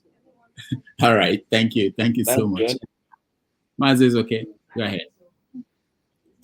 No, I think my submission was very clear as regards to what Olumide was saying. I agree. We can, every support is welcomed. However, for the political angle, COPDEM is there to do it. You see, what I do, I insist on doing it without any political coloration. Is in this part of the world, every single thing you do is viewed from a political lens. Reading the comment section, someone said, if my house in the village has CFO, if not, some of the reports might yoke them to come and hide under the guise that you don't have CFO for your ancestral home and they will demolish it. We may laugh it off thinking it's a joke, but things that happen within this part of the world, you can't, that cannot be far-fetched from reality. Oh, can you please, whoever is, mute yourself, please. I think that's ESCO, is it? Yeah, I think it's, yeah. Extra, whatever, yeah. So, again, but when you look at it, for years, I went to university in Germany. I lived in Germany. I worked in Germany. I lived in the Netherlands. I lived in the UK. I worked there. So after a while, you begin to ask yourself, Everybody talks about a thing, their place, their nation in abstraction without any attachment. Oh, they don't want to fix it. I beg, who are they? Nobody holds them to account. Who are they? Nobody is talking about this. Who are they? Do you understand? But you are somebody. You are, do you know, I mean, it's, I think it boils down to passion. Because for me, I'm not, in my recent video, I've stopped using it for, but now I'm bringing it back. In my videos, I tell you that I'm the tormentor of bad governance. I recall when, during Buhari, when they were, during the 2019 election, we were told that Second Niger Bridge, everybody published it, I recall. Cable NG published it, Vanguard published it, Newsband published it, but because Newsband, former Elumba, is a good friend, I called him and said, who gave you this news that you published? He said it came from Femi Adesina, sent him to him privately. I said, okay. I went to Onitsha myself, and I was alarmed. The pictures they sent to reporters to publish were all fake. And I stood down there, I got out my camera, and I started recording. Soldiers came from the other side. Who gave you authority? There is risk. Before you know it, they cock their gun. Who gave you authority to come? I said, listen, I'm a citizen. And this is public infrastructure built with my own money. Stolen, part of it, stolen by the ancestor that normally sends us money whenever we are broke. The little he lives in Switzerland or, everywhere. But, and when I confronted them, after much argument, you must delete it, You see, they're idiots. Okay, you deleted it, but it's still in the delete file, so you can recall it whenever you go back. So that's how I, eventually escaped from I use the word escape.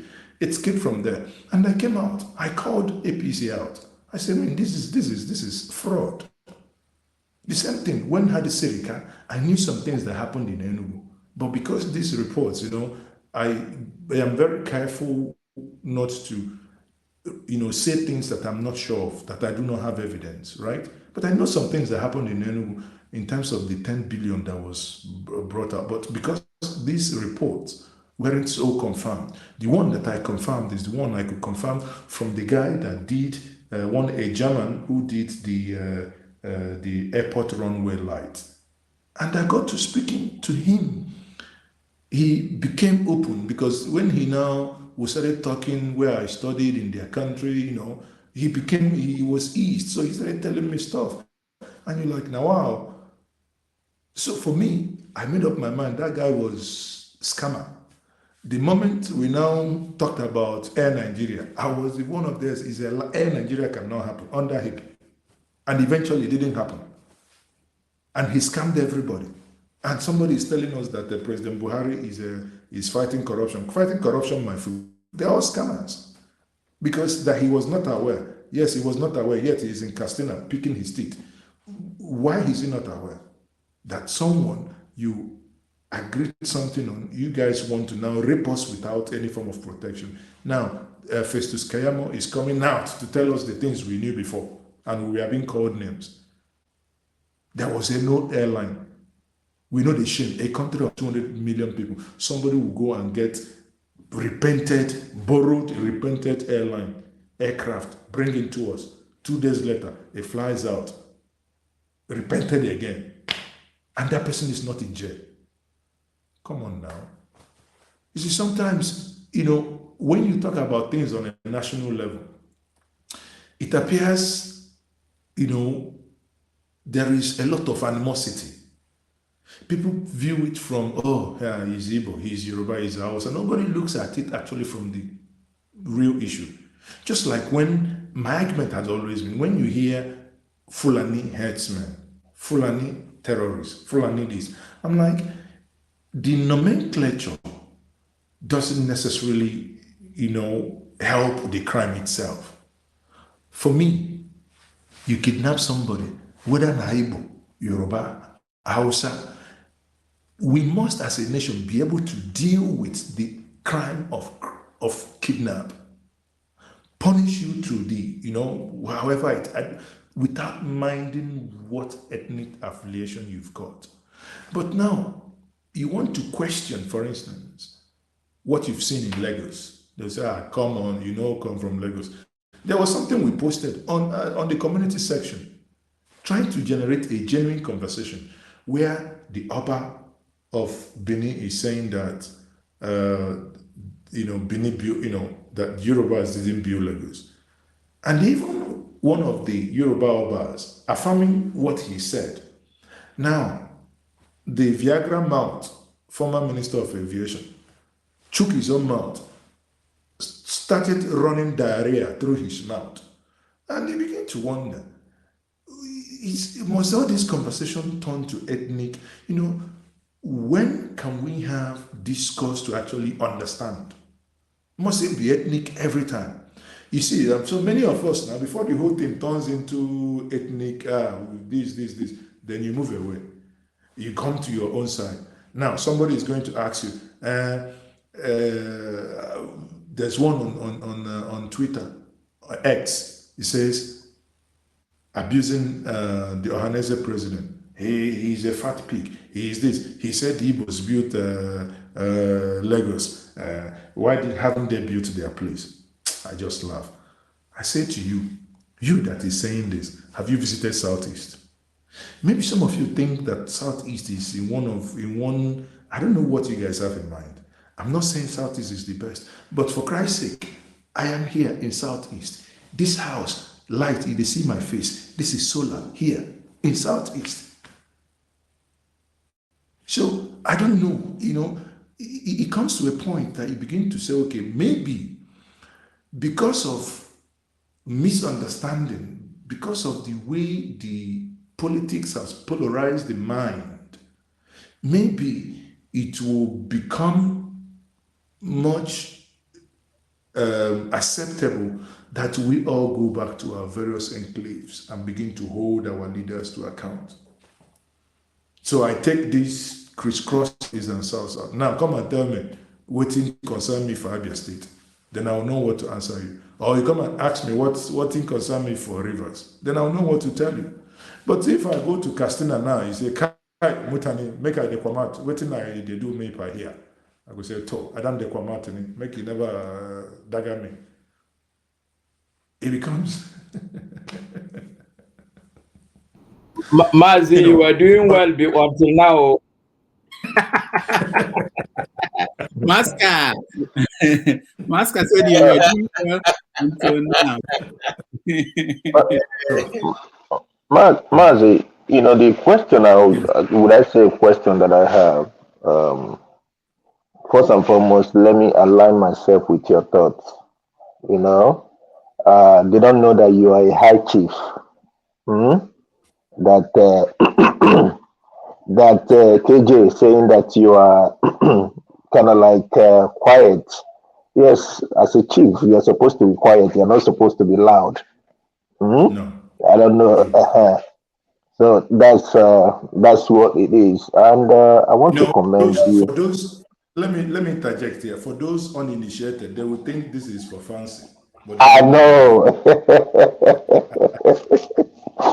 Yes, I really want to commend you for what you do, and I follow you. I follow you around. You know that for sure, and I love your work. But the only thing I want to add is Delta State is close to Anambra, and you seem to forget us. Meanwhile, we supply most of the food to Anambra, and we seem not to get that coverage that you give to Anambra and Enugu. So maybe probably I will look for one occasion or one event to specially invite you, so that even if it means to come and join us in devouring the Nkala soup, that would be a nice thing to do. But I also wanted to have some coverage about Delta State. Yeah. You see, it's the thing with Delta. Delta is benumbing, I must say. Delta is actually a complex state, if you don't know.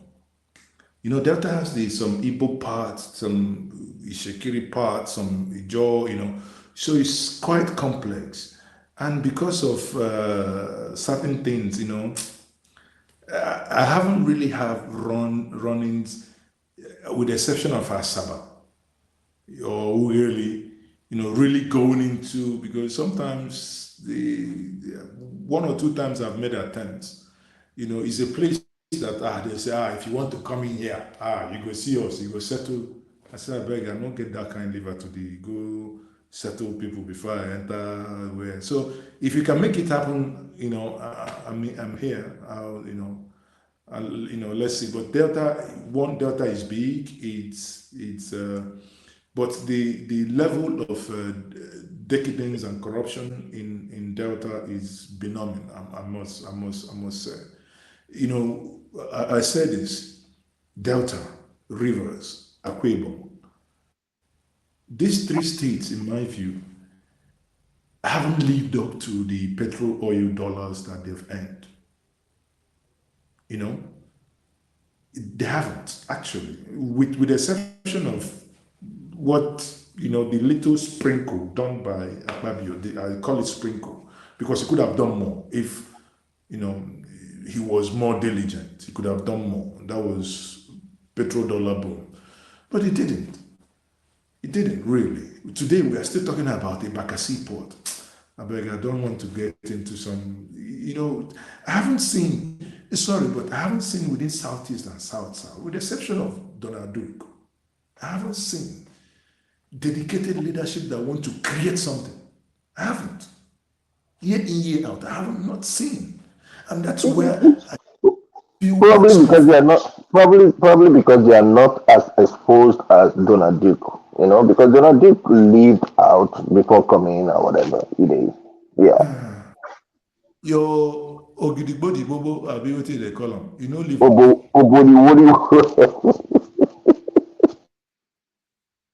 Now, let me ask you, is there any other question before I go? Let me ask you, there's a video, I've been trying to find it, of Atoeze at an occasion somewhere in the East, announcing that he was donating 5 billion naira to the government of Anambra State. What is the story? Where was that? And did he actually donate 5 billion naira to the government? Well, Rudolph, you know this story. Why do you want to push it to me so that it will come from? These people are sending it to me to play it and to explain. I'm not there. Okay, they send it to you. Your telephone, chop it, and you can play it. No, but I need the story behind the story. I can't just play it. Rudolph, you can be mischievous sometimes. Innocent and soft-spoken. Anyway, make DSS no jump fence. Carry me tonight, I beg. It's nothing. I don't. The only thing I know about the video is that he had his 75th birthday. That is our Thursday. And in that video that I watched, like any of you, I wasn't there. He promised to give Anambra State 5 billion, to be distributed, in his own words, to be distributed to Anambra. And he thinks that the person that will distribute it properly is Governor Soludo. And that money is to be paid to Anambra Q1 2024. That's what he said. Early next year. So early next year can be Q1 or Q2. That is up to June. That's still early. And now in the same vein, he gave 100 million to Catholic, Methodist, and Anglican. That's 300 million. That's, let's call it 5.3 billion spent in one day. Now, while I sat there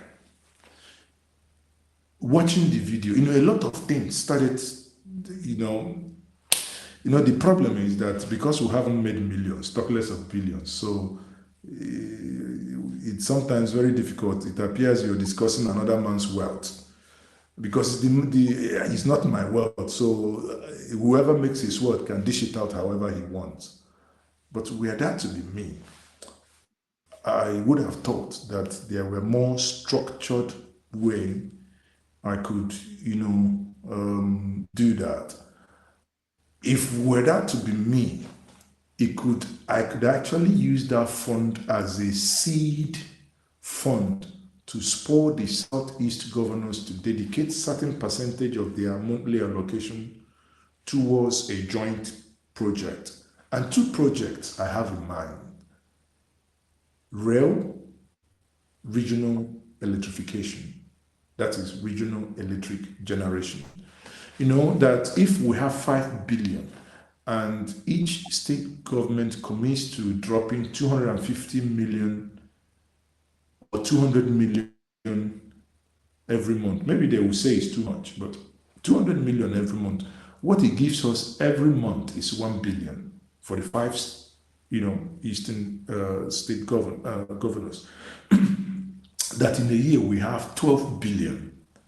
And I think sadly politicians always want to do something so that they own it, not necessarily thinking about the longer term. Because if not, I would say, if you keep 12 billion the first year, putting it on high yielding interest account, second year another 12 billion, third year 12 billion, fourth year 12 billion, even if the project does not materialize under their tenure, that whenever the time comes, we'll say, okay, this is the seed money. Then we can, get that with investors. But as long as I haven't made million, I can't be deciding a man who has made billions and is just able to just give us 5 billion like that. Fine. So, that's Rudolph, that's my honest take on that. I beg, okay, Rudolph, if you allow me for a second, okay, I just wanted to appreciate you. Besides appreciating you, I wanted to point out that along the line, in other words, I believe in the Underground Railroad, in as much as we all expect to come and yappy on the internet. Most everything is not said on the net. The deep work that you're doing down in the Southeast, I sincerely believe in it. I have not met you in person. I have met Mazi Rudolph several times, and I look forward to the day that I'll meet you in person. And I believe what you see is what you get. You have proven it from all angles. So again, what you are doing is a labor of love. People don't seem to understand. I once said to you that you carry an elephant on your shoulders, if you remember that word. Yes, it I have proven time and again. So we just want to appreciate you for that. And everything you've pointed out here, including what you saw on the ground. This is one of the reasons why at basicsexpress.com, we don't break news. The reason why we don't break news is if you break that news now because you're in a hurry to show it up, the next moment you just boo-booed, your credibility goes. So you have a level of credibility, and that is what we do appreciate here. So I would like to say, let us continue to encourage what you're doing. Most of us who are in the background, if you want to get to Njenje Media, you can talk to him. If you want to get to Rudolph, you can talk to him. If you so desire to know any of the things why we have lasted as Igbo Basics since 1995, if you call us on the phone, we can have a conversation. And whatever you think you want to know, it is open and we'll share it with you. Because he who fights and retreats lives to fight another day. But if you go back and want to prove that you know more than they do, as a matter of fact, on the Southeast, I particularly want to thank you for the job you've done in Umuahia, Aba, and the rest of the places in that particular South. I'm from Aba, number one. And the things you've touched on are the things that I have experienced. I talk about our Chicken Republic past governor. You talked about the widening of the road in Umuahia. I personally went from the time they were building the mall there, and I witnessed I have videos, pictures, I thought around it. So I understand what goes on, and that is why you can come in as you do your work, you keep going, and that makes you to live long. So we truly do appreciate you. Recently, I observed one thing in a program anchored in Lagos. Professor Carlo Ubureke, Emmanuel Ubureke, was in Lagos, and he was attending the Academy of Medical Science Practitioners of Nigeria. And that came into play, the power of the internet. An uncle of mine, Lenny Ijom, who lives in Makodi, is 80 years old. He was on the scene, a professional photographer. He ended up, he was a statistician. What happened that day was the power of the connectivity. I realized that with him being there and what Zoom has afforded us, the things we did that day, as a matter of fact, became a particular history for our own side of the town. So what I'm saying is this: let us continue to connect with Mazezoke, and let us continue to connect with Rudolph. And Rudolph understands where I'm coming from when I say that just at Princeton, not too long ago, I came in there, and who was there? It was Rudolph. The things that we saw in the background was so much that you can't even begin to talk about it. So for me, I am looking forward to, and I'll speak to Mazezoke, and I would look forward to going to Nobi. I will be at Nobi by the special grace of God this December to at least personally maybe hand over the dummy copy of Chief Zebediah Okorigwenwobe's book to him. We will talk about that off camera. So I am very pleased for what Mazezoke is doing. A lot of us don't understand. There's not, what are we talking about support? What kind of support can we give to Mazezoke other than the truth and genuine love from our hearts that we will give to him? You will continue to succeed, and we will see you soon. So I just want to appreciate you for that. And I want to also use this opportunity to tell you that the people from Ibere in Bende local government we appreciate what you're doing. And by the time that between you and Rudolph, that we shake down the mountain there, Masca, a friend of mine who introduced me to you, is going to be getting in touch with you because he's very much deeply involved in everything we're doing. It's a production out there. Thank you so much, Mazezoke. Igbo basics, before you go, you know, I hold prisoners. In 2019, I was attending a burial at Isukwato. I came through Okigwe. There was no road to go to your house. Ibere, that road is into two. I reported about the road. PA to your senator sent me a letter written to the rubber stamp Senate president about the same road that I reported on. Now, I can report to you, maybe you don't know. That road is still yet undone, even with the letter written by that senator. You know, so the job is now on your own leg, not only on your Mazi, is that the road? We will take up on that road. The reason why we take up on it are people like Sonny Allison, a master in logistics, is deep talking to the OT administration, and people like retired DIG Azubike Koda. They are also there because they were part of the transition committee. But when we show up on the ground, the rest assured that some of these things that we are shining light on now, as a matter of fact, when you touch upon that, there is a road that's been being built since 2005, and that road has not been completed. And that's one of the reasons why I'm going to have to try to bring down or bear down the power of the net with the power of Dr. Damage's show and Mazi Njenje Media TV to point out when I keep saying I'm practicing bushcraft. I am going to bring the bushcraft practice into full view.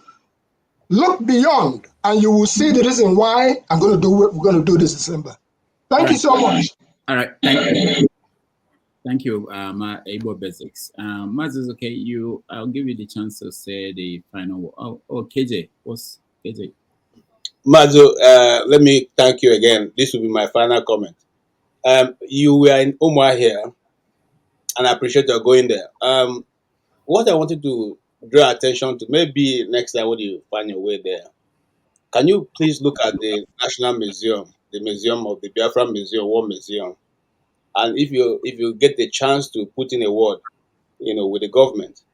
It is a little bit disgraceful the way the thing is. And that should be something that will attract a lot of tourists into the state. This action governor will have now, if he can do something about it, it will be very, very good, to attract visitors to the state. Then, Ozuakoli Methodist High School, from where I am, one of the, prominent Methodist high schools in Nigeria, secondary schools in Nigeria, compared to the great King's College and all the rest. The last time I went to Uzuakoli, it was a pitiable sight.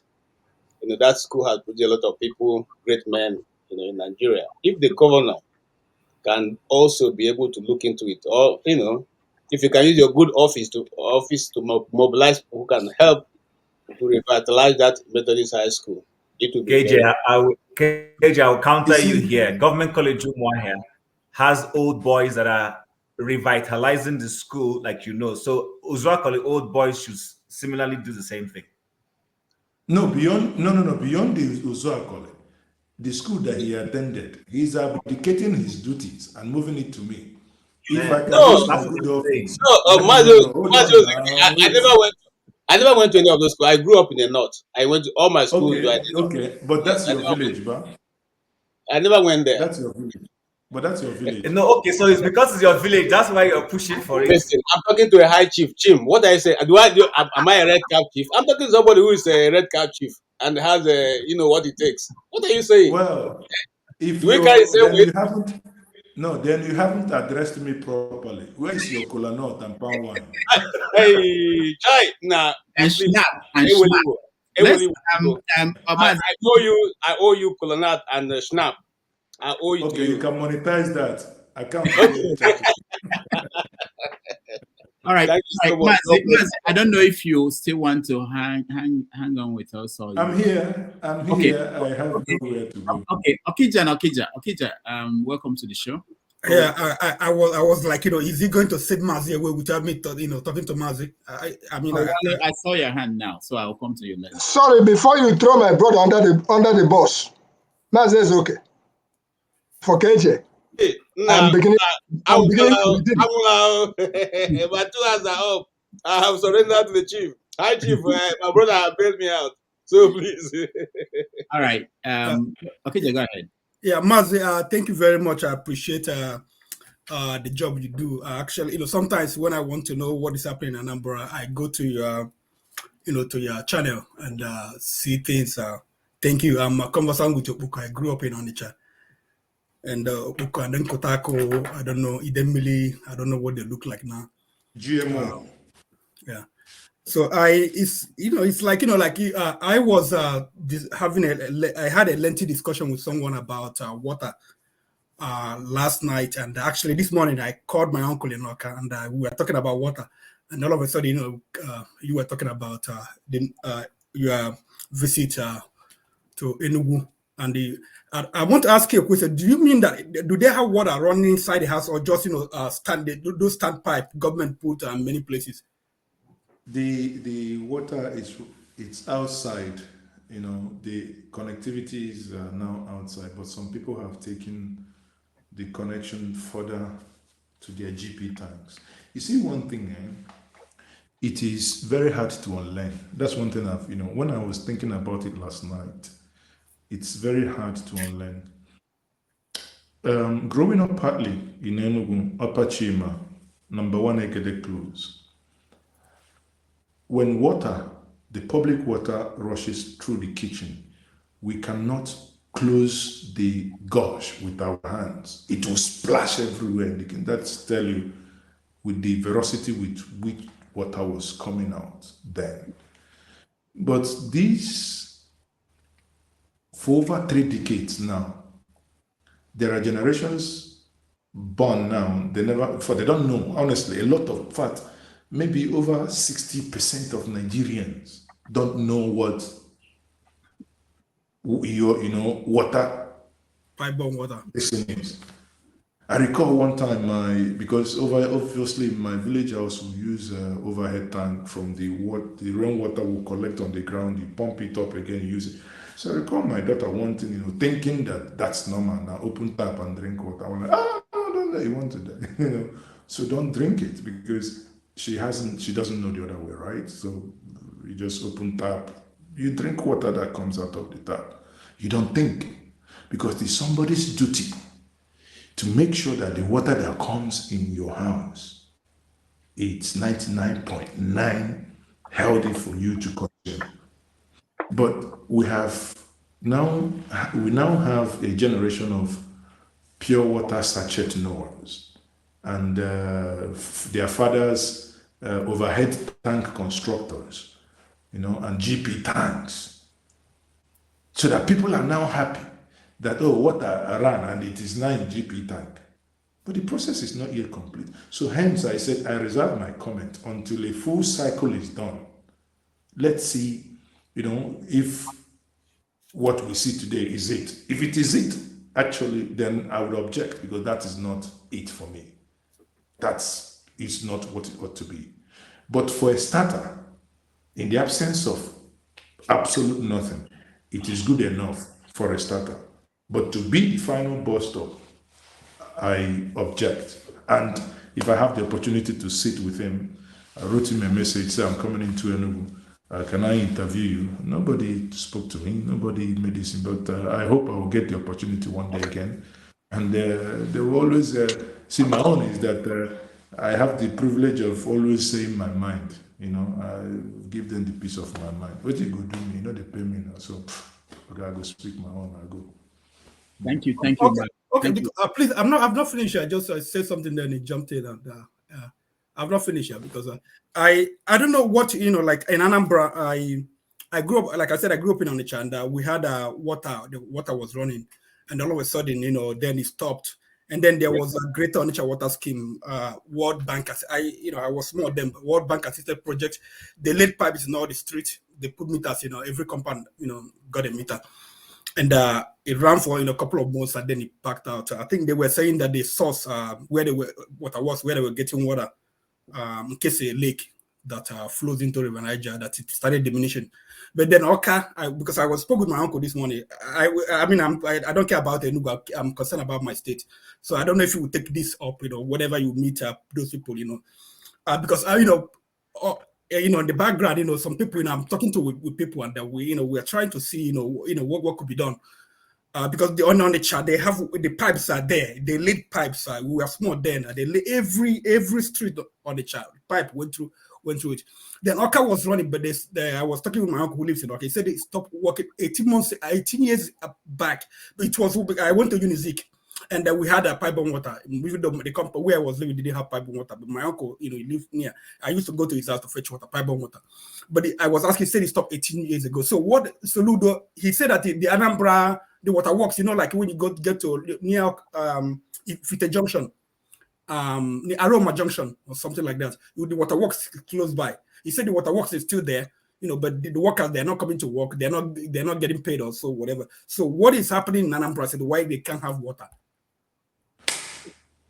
To be honest with you, I don't know. But it might interest you to know that almost all the states in Nigeria have the same problem. They all have water boards. Go through the line items of the water corporations, they all have budgets.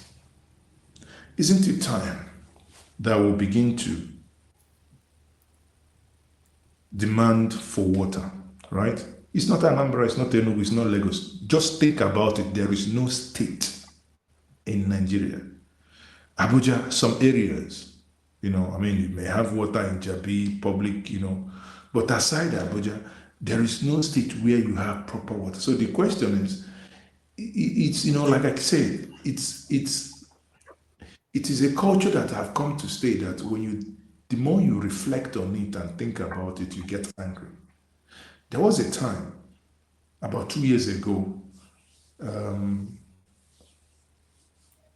part of MNA, they said the government came in to tax them on borehole. I'm like, and you people left the person to go home alive?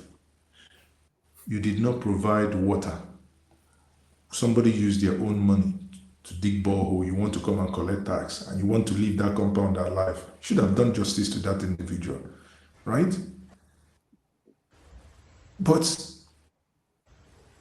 the challenge with good governance, and now again across board, is the more these things are not challenged, the more they are becoming the norm. The route we use is bad. All of us knows about it. The president knows about it. The Senate president knows about it. The speaker knows about it. What would they do? Rather than fix it, they will buy bombardier jets. Rather than fix the road, Ababio told all of us, and none of you got angry, including myself.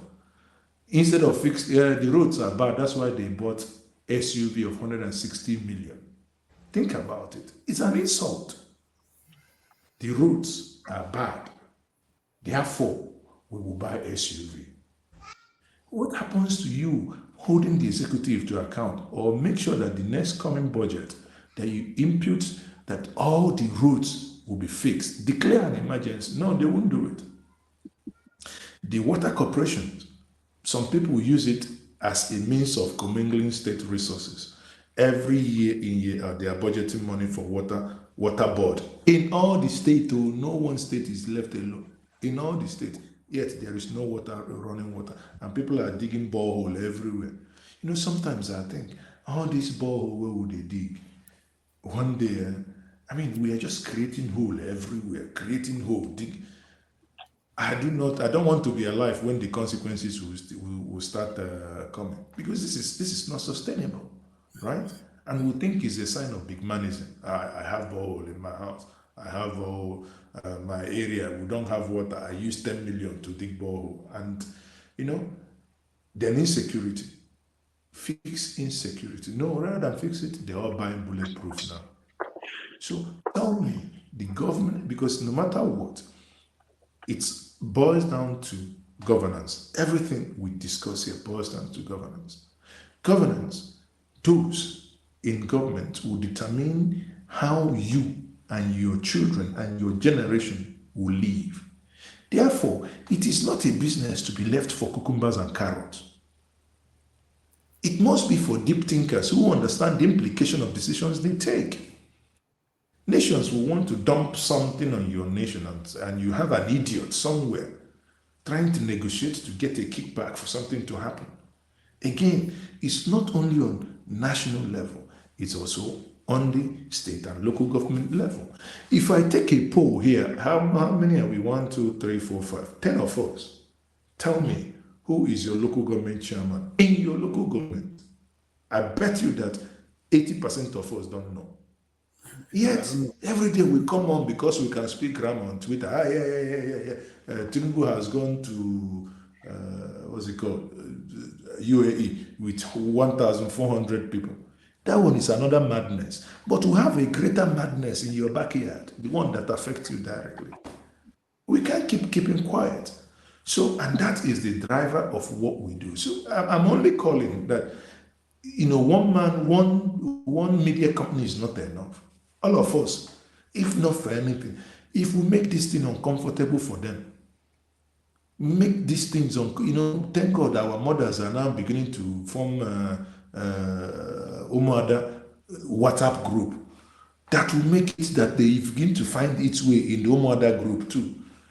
Because why these things happen the way it happens is because when they steal our money, just like as Jonathan was trying to explain, but people misunderstood it, we call it corruption.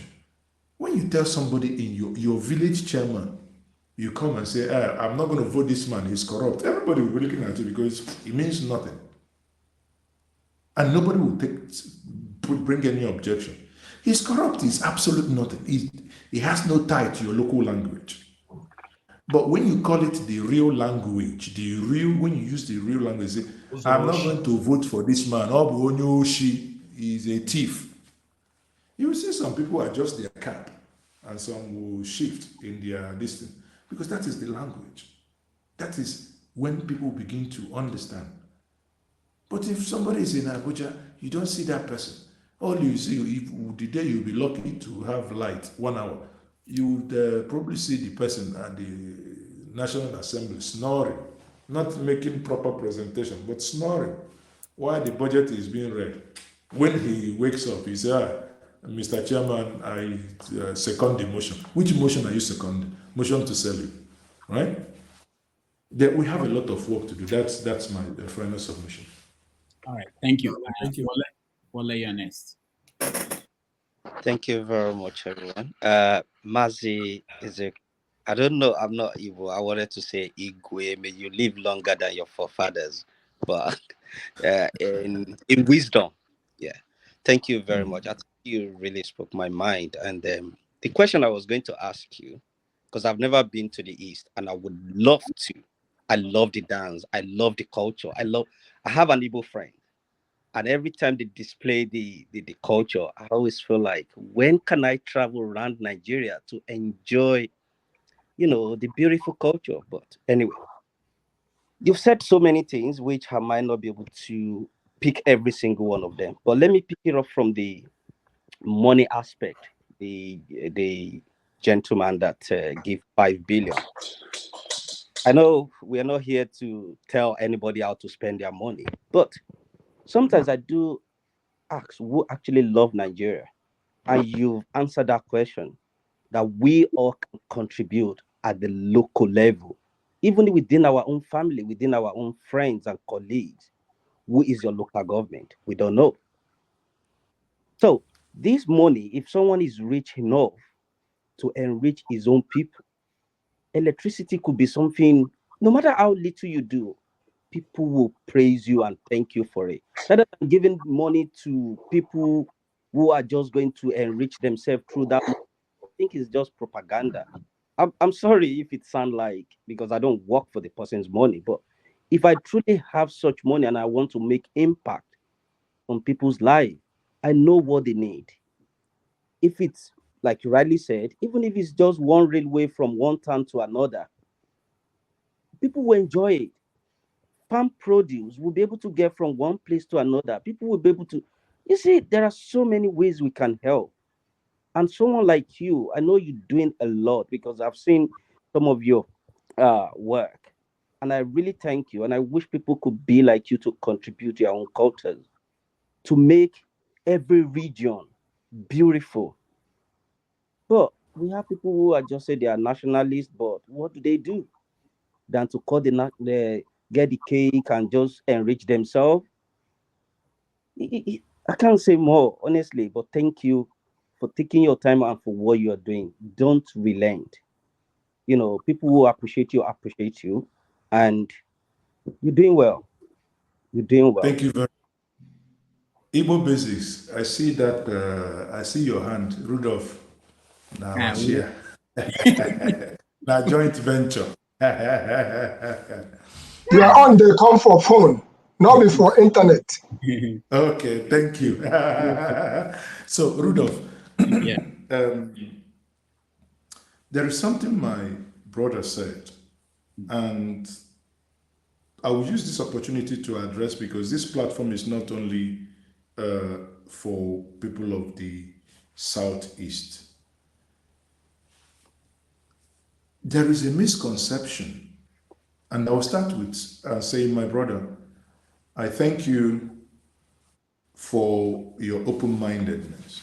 But you said you have not been in the East. You are doing yourself a great disservice. Please visit the East one of these Christmas. Anytime you are in Nigeria, if you have no other place to go, come to Anambra. We'll see how we do Christmas. A lawyer friend of mine who practices in the United Kingdom wrote me a message, or forwarded a message to me 2 weeks ago. That message, I don't know, maybe many of you have read that message. That message was credited to our late leader, Chief Mbazurike Amechi. The boy is good. And therein says that we are Ndibo, we don't sell land to strangers, blah, blah, blah, blah, blah, blah, blah, right? And the guy, I said, I read it, I said, my brother, I'm surprised you are sharing this kind of fake news. He replied, Mazi, is it fake? So that asked me whether if it's fake, But that's true now. You people know they sell land. Got me to tell him, tell me which part of the southeast you want to buy land. We will sell the land to you. But the question is, would you buy it at a competitive price?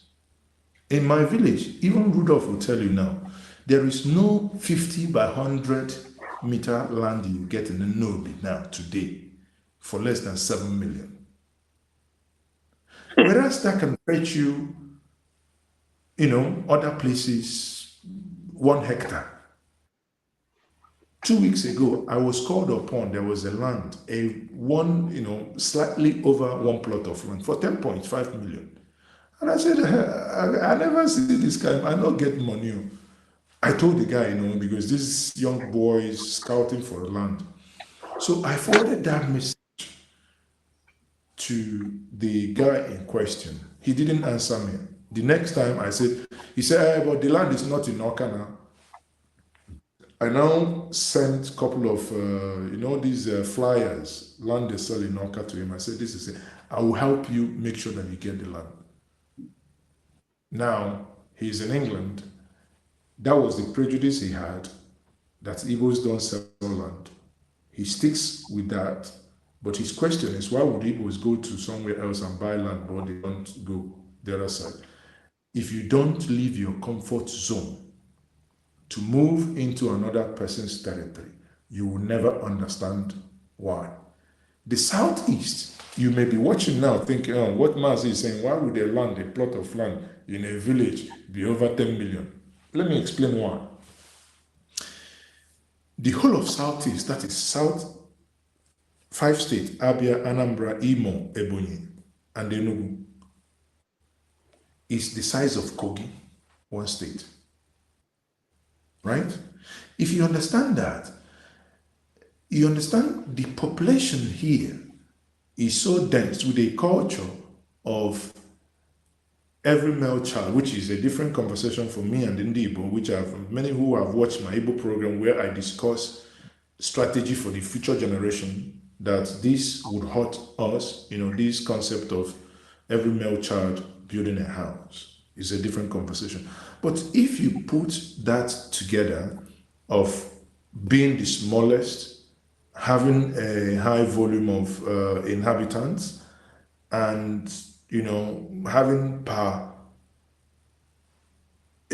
good concentration of people who can afford certain luxury, it's a case of demand and supply. So you might be from certain part of the country where they sell land in your place 200,000, but the other side somebody is telling you to bring 10 million and you're there kicking. But before you even say Jack Robinson, 2-3 people are willing to pay for the same land, are fighting over it. So another one will say, okay, I'll add 1 million. And who you put sugar for mouth, you know go take. If now you they sell land 10 million, somebody offers you 11 million, won't you take? It's normal. I once wanting to buy a house outside Nigeria. I was still pricing, and before I know it, the agent called me, oh, this property is sold, because somebody added money from the asking price. So that one, no, Igbo, before you say, Igbo like money, or when they give money, or they go do this thing. So if now you know go do. So what am I saying is that we need to expand our horizon. If we expand our horizon, it's going to give us more to understand one another. I was planning to visit Bauchi for a very long time, apart from the campaign, where during the campaign that we visited so many states. But there are some things I saw in certain states that I want to on my own, the same thing I'm doing in the Southeast, to go and actually bring out the human element in some of the places some people sit down in the diaspora, never understood anybody's culture. All you hear, oh, Hausa Fulani, wait. Hey, calm down, people, calm down.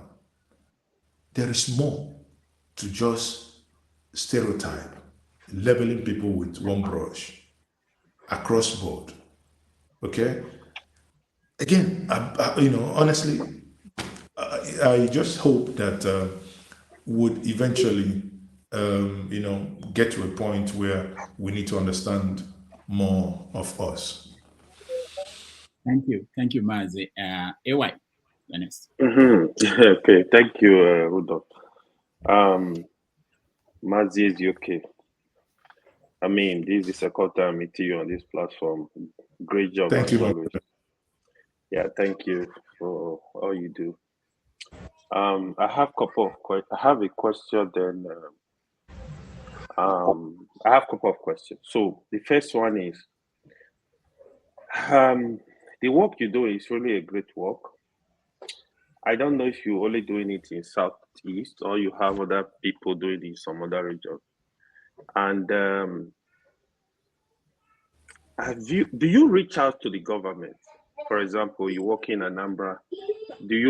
How do they get this video? Do you reach out to them, or have they ever reached out to you in form of like any feedback? What was it like? That's the first question. Like the last thing is attached to that question. Are they really doing the job? Like you see a road, you show them on the video. What's the response? Like response time, if there is any? Do they really like respond and say, okay, this road is bad, let's go there, let's get it done? Oh, somebody has pointed out this village is suffering of water, let's do something. Yeah, that's the first one. Okay. The second question is quite controversial. So, to be honest with you, I hear you. Like the last point you made about we should not limit our knowledge to our environment. Kind of where, if I'm from River State, I think it's all about my state. Nigeria, we are faced with a lot of problems. I've listened to some of my brothers from the Southeast. I think there is a lot of denial going on. Like some people will come and deliberately want to mislead other people. To me, it's a problem. Not only in the Southeast, even some other region. For example, I will be specific.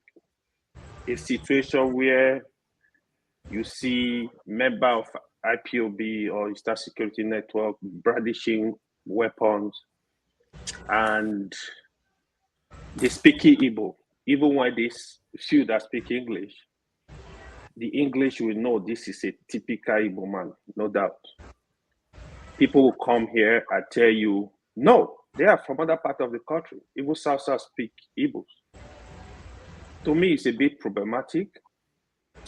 And the other point is issue of this thinking of, yes, I personally believe every part of Nigeria is a mess. But when you localize the problem, more like this belief that, oh, the government are neglecting the whole of Southeast. I'm not saying they are not neglecting Southeast, but other regions are also neglected. Because I'm from Edo State. If I look at myself, I'm like, so when you say this kind of stuff, I'm going to compare the Southeast with my state. Do we have roads? No. Hospital? No. Schools? No. So water? No. Light? No. We face the same problem.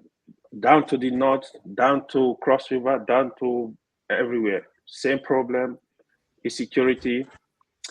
So when you also look at this issue, I want you to comment on this, because sometimes I think it kind of brings a lot of hatred. One other issue that is always trashed out here is another issue of militarizing the Southeast. I don't know why they do that, if this is actually true. Do you see this issue as, I want you to comment on this issue, at least. I know you are very objective in your discussion. Let me start with your first question. If government pay attention, yes, they do. An example is, by virtue of what I have started, even going to Oboko, the governor knows And he's even now even anticipating because he knows it's a yearly report that will come. Right? So however he mitigates that, it's his own cup of tea. Do I engage with them? No.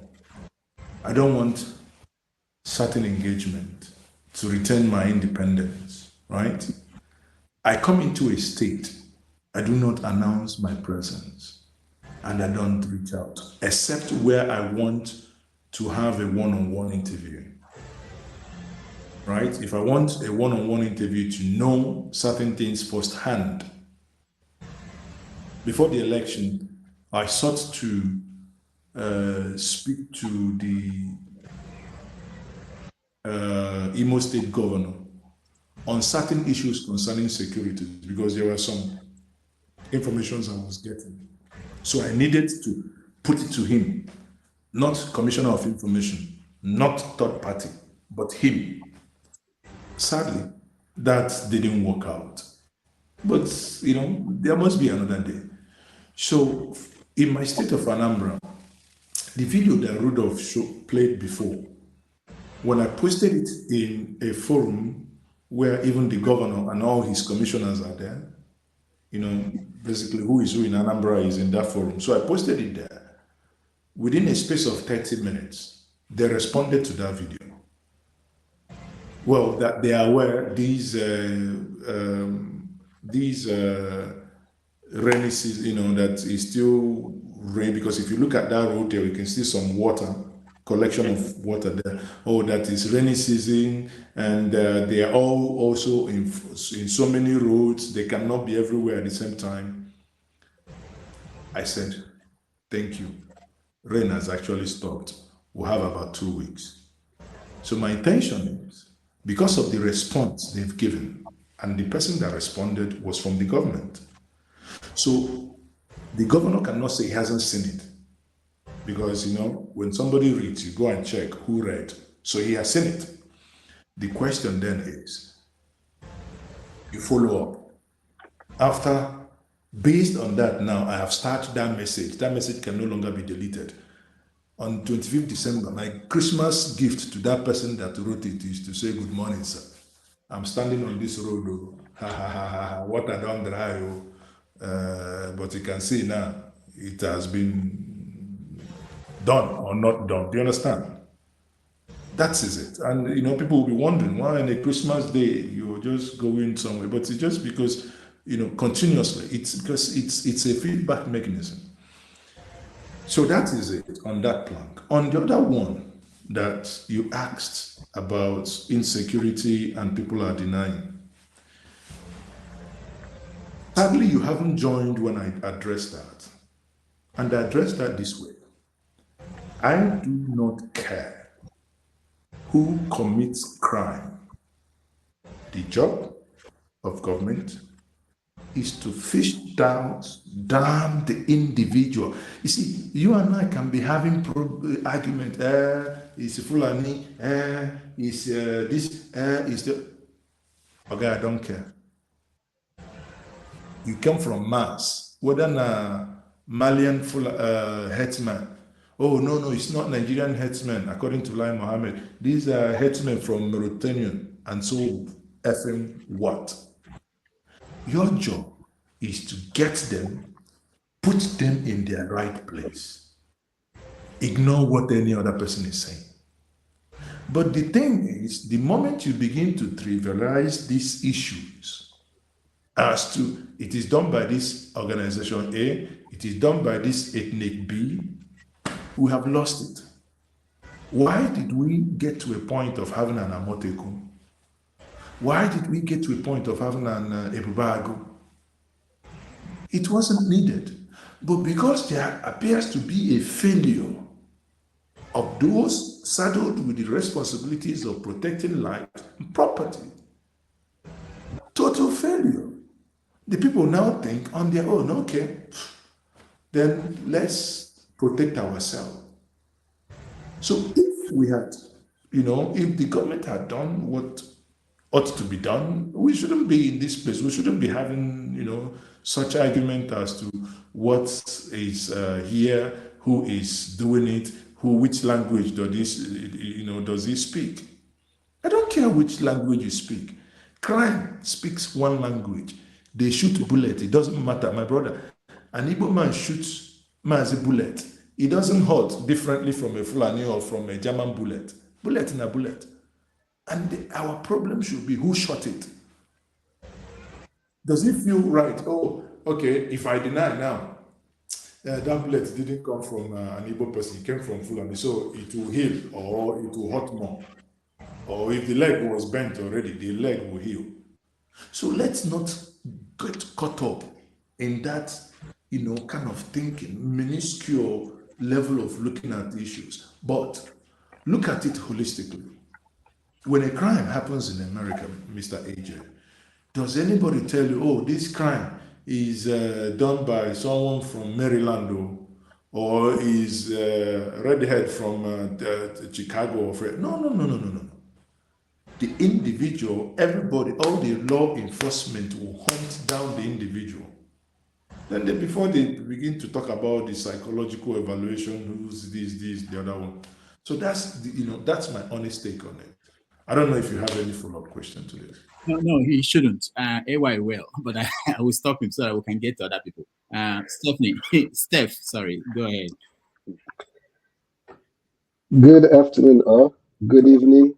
Yeah. And to some people, good night. Mr. Maska, good evening. I thought I'm going to give Tom the background yesterday night because he requested for something that I think everybody left. Maybe later today we can deal with it. My brother Mazi Ezoke, I really appreciate you. Somebody said yesterday that one of our problems is that we don't really celebrate some people that have shown a level of commitment in the struggle to actualize the Nigerian project.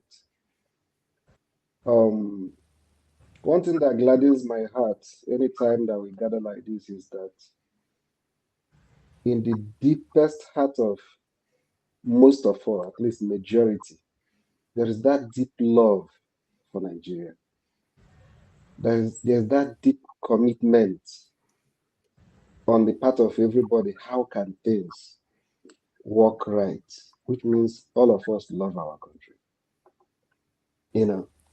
And I must commend you. I've been watching your show. Nobody's perfect, but the only thing I can tell you is you should keep up the good work, and God will continue to strengthen you. I don't really have much of a question for you. Thank you very much. I just want to make a few comments. Let me make a quick response to what AY said or asked for clarification. I want to give you a little bit of insight because my hometown is what we can call a suburb in America, in the sense that it's not part of the main town, but it has come to host so many people from different parts of the country. Because in my place, in my community, you have a law school, you have an Army Air Force, you have a state university, and is also the local government headquarters. So the issue of the is the ECN that you talked about was a child of necessity. And as my brother Mazi said, some of these things you are seeing is a result of government failure. You understand? If it is not government failure, there would have been no need for such a thing. But unfortunately, like whenever there is any good intention by some people, there will always be people that will hijack it and use it for another motive. You understand what I'm saying? Just the way you have Nigerian police force, which is an arm that is charged with the responsibility of dealing with law and order in the country. There are maybe 30% or 40% of them presently that are the bad cops. You know, presently there may be more majority of the ECN that is the bad cops. You understand? But that's why I don't want to dwell more about their present activity. I just want to tell you the history. Why was there need for it in the first place? It was the time the Fulani herdsmen was ravaging the whole communities. I'm talking about how it affects my own community, for instance. And then the local government chairman, the DPO in the Nigerian police force in my in my community, it's for the local government, but like I said, my community is the headquarters. Is always, I don't think, for the much I can remember, I don't think we've ever had a divisional police officer that comes from that state. There's an Igbo man. Do you understand? So you see that most times when the herdsmen go to the farm, destroy people's farm, you go to the police to report, they will look the other way. Are you listening to what I'm saying? They look the other way. So in my own community there, when the issue of the ECN came on, it was welcomed with open hand because they believe that these people are going to help to restore order so that our women can start going to the farm and stuff like that. So remember what I said about government failure. Had it been that government lived up to their responsibility to make sure that people are not displaced, people can go to their farm, women can go to their farm and come back without being raped, and those things I'm telling you are real. On the back channel, there was a day in the back channel I talked about my own personal experience of a family member that was a victim, very close to me. So when you read certain things on the newspaper, it's not just folklore. It's not. These are real experiences from human beings like you and me. So that was how it started in so many parts of Igbo land. The main motivation that made people to really key into it and accept it. But like I said, what happened over time? The rot in some other system came into it. So it means it's actually the government that's supposed to play a critical role when it comes to law and order. They have failed, and they are the only people that can do it better whenever they want to do it. All you right. get me? So that is to clarify that one. Thank you. Let me, I don't know if I missed somebody. Chim, have you had a chance to ask me a question? No, I don't have any question. But I mean, for me personally, there's really nothing to ask him. Okay. All right. And you were okay. Let me go to forefathers. Forefathers, welcome.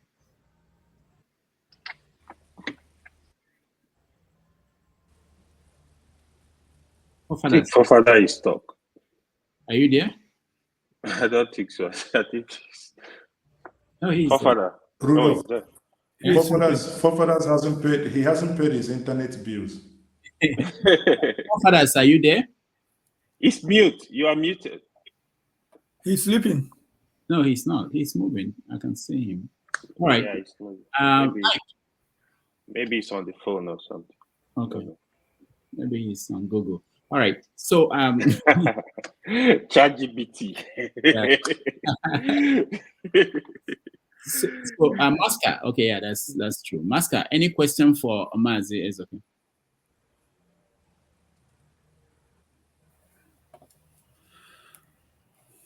I wanted a couple of questions, but I think it's wrong for me to ask him on this platform, more so that he's a journalist. I've seen his channel. I think I'll just probably try and talk to him. And I would want to also extend an invitation to him anytime he's in Abuja. I would try and force my wife to cook a tuwo for him. So when he comes to my house and eat a tuwo. So let's see this comfort zone thing. So, Master, why haven't you... extended that. No, that no, no, no, no. You see, when I talk about comfort zone, it may interest you. I have done 48 countries of this world, and in Nigeria, I have done over 70% of the states in Nigeria, right? With a very few, no, 85% basically, with just a couple of states that I It's on a haven't light visited. note. It's on a light note, Yeah, Mazi. It's not. but It's not a hard. I would prefer Tuwo Shinkafi and Frada Nono. No way. That's the point I make. You eat Tuomi and Kuka. That's Okay, a raw combination. Yes, KJ will tell KJ you. knows it. Try it out. I will snap just only for Rudolph only. Mazi, just enjoy it. When you Just are allow, following that it. is a good. You will enjoy it. What he's telling you, enjoy Okay, it. with Yes. kunu. By Yes. the way, my wife is an excellent. So That's why I want to add. Masker. That's why I was asking you. Are you a member of the Gideon group? You used to go to Gideon group. Sorry, KJ, the owner of the platform. I don't understand you guys. No, KJ. I know. I used to. It's near my. It used to be near my office. You can't be interrupting a Rudolph when he's talking, KJ. Okay, sorry. Sorry, boss. No, it's okay. It's okay. I don't mind. Well, Master, I wanted to say that you just said something that you said your wife is an excellent cook. I was wondering if anybody will raise up his hand here and say my wife is not an excellent cook. You are Anybody? fired today if you try it. No. You will not have a If place to sleep. If you do that, you're no longer coming in the Azar room. Okay. So Go ahead, Master. I will try and link up with him. I truly believe what he's doing is an exceptional job, and he has opened a vista for me. We tend to tell ourselves, okay, Nigerian problem is big, but what I've seen today is like maybe the solution is to start with simple things. Okay, things like what he's doing now. To start, just do what you can do. Forget about the size of the problem, really. Just do what you read. The only thing all of us can do, and I'm thinking all of us, if we get back to the table like he has gotten back, I'm sure the story would probably begin to change. So well done, Mazi. I know how difficult is it, but I am very clear on one thing. You are a very smart guy. You are a very strategic guy. I could see the fact that you can do your fine move. So, and I'll try and get in touch. Certainly, I've checked your channel. I was even seeing 27 video about you being adapted in Borno. I didn't know what about that, but it's okay. I'm sure we'll get in touch. I am the adopted son of the Boronu Empire. All right. All right. Well, Kenneth.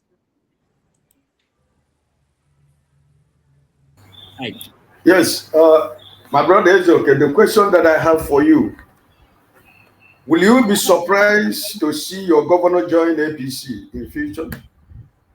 Which governor? The governor of Anambra State, your professor. Is he going to surprise you? Oh, he is now my professor. I didn't. No, I mean the governor of Anambra State. Will he surprise you if he joins APC tomorrow? You see, by virtue of what politicians do, if you swear for any politicians, you are likely to die young. So I will not be surprised. But practically, I don't think it will happen. But being possible, we looked everybody in the eye and told us certain things about Tinubu. The one is this, is no. Me, leave APC, leave PDP. No. I can't go from cancer, from malaria to cancer. We have seen how it all has ended. You know why I asked the question? Yes. You know why I asked that question? I don't know. I don't read minds. My own point of view, Ifeanyi Uba has joined the APC. Yes. And you know that our colleague Ozigbo, right? Maybe we are looking at him as maybe the next Labour Party candidate in Anambra State. I don't know. Maybe there are other people. But I think the presence of Ozigbo right now is a threat to the governor of Anambra State, to Ifeanyi Uba and the rest politicians in Anambra State. So that's why I asked that question. And I know that you are close to Ozigbo. And I know that you are close, even though we are not talking about politics right now. You're talking about the things you are doing in the Southeast. So that's why I brought that question, because you are on the ground and you see what is going on in Anambra State. So that's why I asked the question. Now, if I give you my open analysis here and objectively to the limitation of my knowledge, I think it will be the greatest mistake of his life to leave APGA, right? If he does, then it's, in fact, it's a difficult sell. You know, the blind musical maestros, these people, you know, I think about 5 of them, they are blind. There was a song they sang one time. Nanambala Kalimong. You know, you see that there might appear to be some Barakboism, but when it comes to the governorship of Anambra, the people close rank. I won't say more than that. But I do not think, my candid opinion, while I do not swear for any, I can't hold any brief for him. I don't think it will. In fact, it doesn't even make any logical sense for him to leave a place that have, you know, buttered his bread. So what for? For what reason? I don't see any reason. But again, I'm not in their shoes. But if I am thinking logically and I'm thinking strategically, I think he's in a better place to stay where he is. That's my candidate. Thank you. All right. So let me try one more time. Forefathers, can you hear me? All right, you can hear me. Rudolph, kick him out so that he can come back. I think he's frozen. Yeah, but I can't because of his privileges. He's communicating with the forefathers. No, I can actually kick him out. I didn't know. All right. Yeah, with the fathers. So, Jonaba, welcome to the show. Thank you, Rudy. And fellow panelists and Mazi is okay. I've been watching from the other room. So, Jonaba, today is Sunday, and you're a pastor. Be careful. Okay, your former president should explain that to you. Thank you for great work of humanity and trying to bring to our attention and to bring about change to the community, especially the Southeast, and your vertical knowledge of Nigerian, basically. And I hope you take some of your brothers with you as you do that, your road trip. Don't have so much question for you than to encourage your brothers and bring, I believe that change starts from someone and it's very contagious, whether in a positive way or in a negative way, it spread quick. In this way, it's a positive way, and I would pray that that can happen, those little beginning that have brought you this far.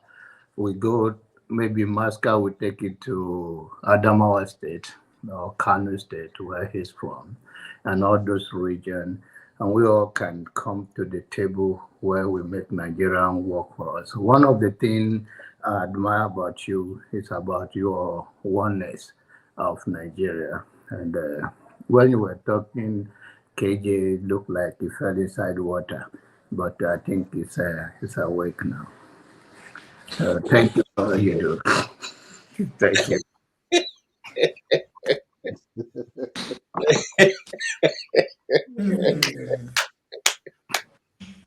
All right. Janaba is having a good With when you're sitting before royalties, you don't speak anyhow. Ajonaba, Mazo, okay, is okay here. He's a high chief, and it doesn't come easy to have that elephant talks in your hand. It doesn't come easy in the Igbo land, and so we learn to be respectful. However, I will take a pass at what you have said. The truth of the matter is that some of us, after I'm a nationalist in the first place, but when you come to a point where we're losing lives every day, and you have tried A, it's not working. You have tried B, it's not. We say, let us make peace. It's not working. Let's fight. No agree. We have to find a way to move forward. And the way that we see to move forward is okay. If we cannot be together in peace, let us let us divide in peace. Is that too much to ask? You call it a small minority like me, Una. So I have anything to do with what is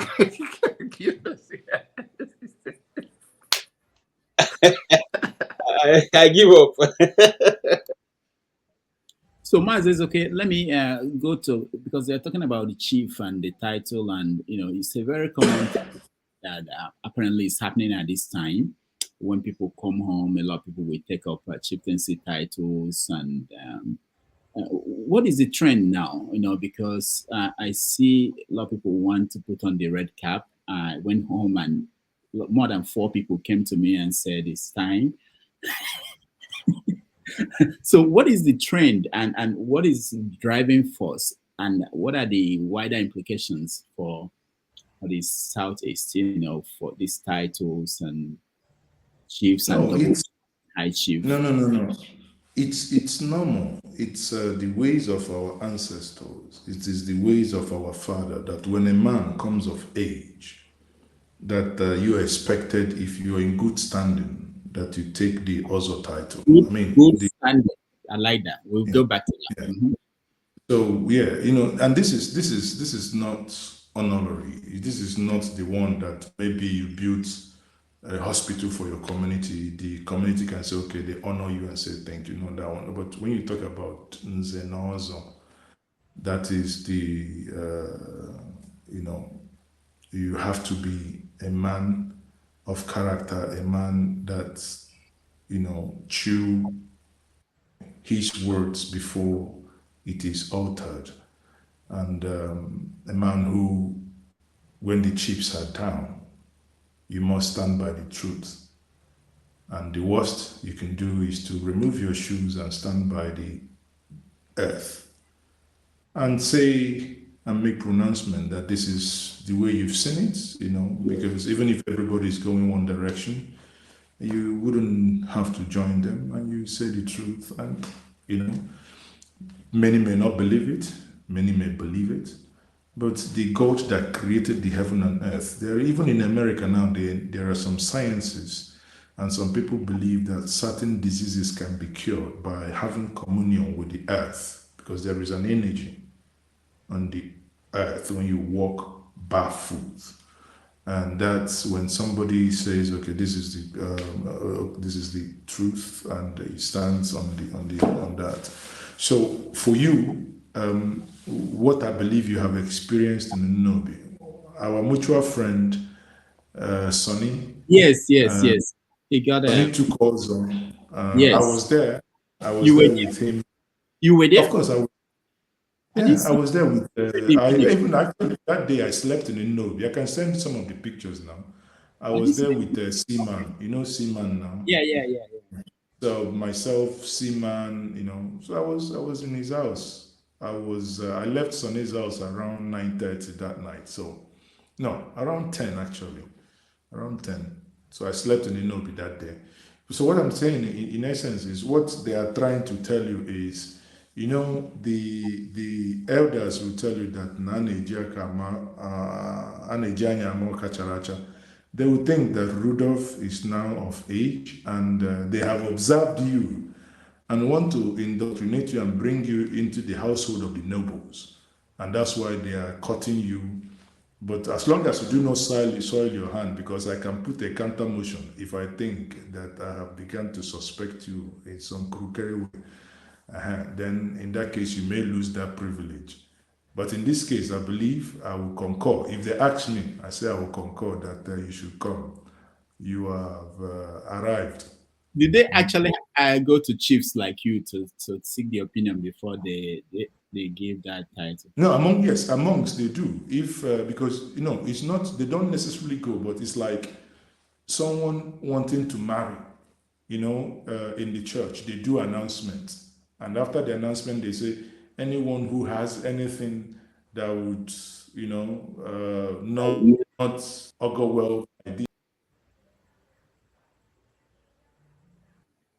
All right, we lost him. I was going to ask him. Maybe I'll ask if he hears is because this in Zenoza is predominantly in the Anambra area. I don't think in Abia State we do Zenoza. KJ, please correct me if I'm wrong. We do it too. Nze Nozo. Yes. In Abia State. Nze Nozo. You sure? Yes. Okay. I don't Anyway, know. so but the question I was going to ask. I can help me out here because what I know that there's Ndize. Yes, the Ndize and also yes. They do it. I think we need a Igbo basic to exactly. school, I was going to say that to school the Lagos guy and the Abuja guy. Please take that. There's nothing like Lagos guy or anything. I know what I'm saying. Please, don't Right, go okay, there.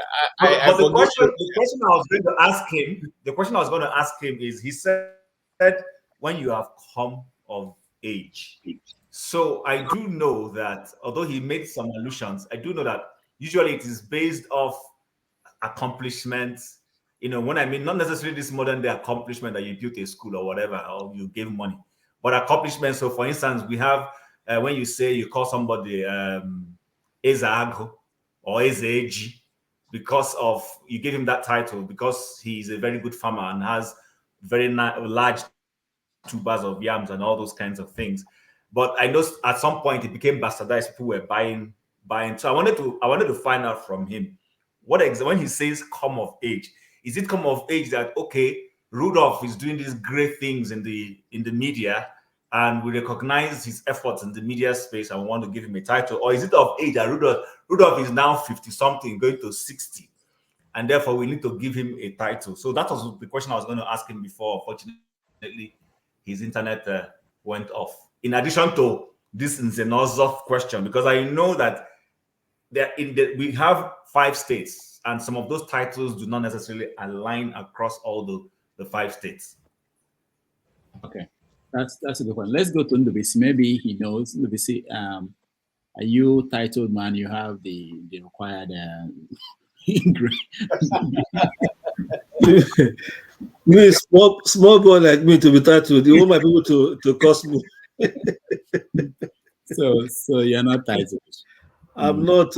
I have an elder brother. If you're to be titled, he should go first. Okay. My dad is the eldest of their family. He was titled because my grandfather was titled. He was titled. His immediate younger brother was titled. But aside are you around? Aside 2 of them, no other person in the family. They've all gone now. We that are the next generation, none of us is there, and then nobody is interested. I have one cousin who is partly a politician, but I don't think nobody's thinking of that for now. But even this thing they do in church to give somebody for somebody to take a knighthood or so, yeah, I'm not keen about those things.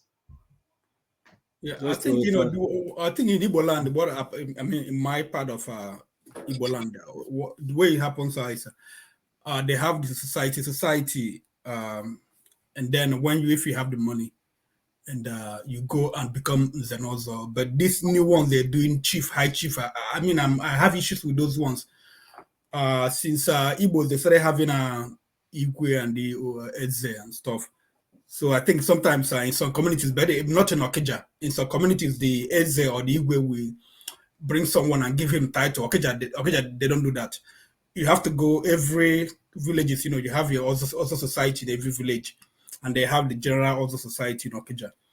So when you have your money, you go and pass through the rites and become Nze Nozo. so you don't like become like Imo people. I argue with them here. They say like, oh yeah, this person is chief. I say, what is chief? Like my father was a title man, was Nze, but he never answered chief. If you call him chief, he will get angry with you. Say, I'm not chief, I'm Nze. Yeah. So that's the way it is in my part of Anambra. Let me add, Okija, my place is almost the same thing with your place as well, because we are, my place is Imo, but we are the Imo very close to Anambra. Yeah. Osu local government. Yeah, we are close to Ingala. We have the same. Yeah. My mom is from Anambra. My mom is from a neighboring town called Lille. You might know the place. Lille. I know.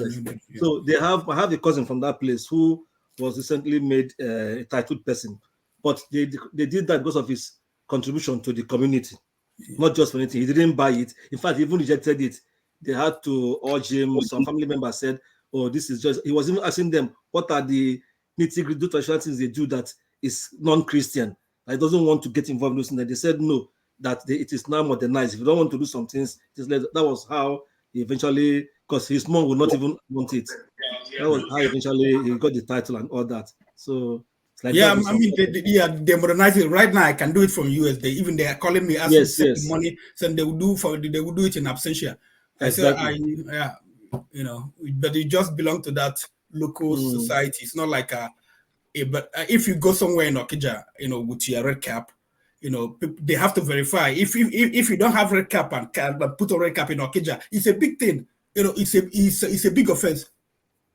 It's a big offense. Yeah, if you don't belong to Nzaozo and then you have red cap. Yeah.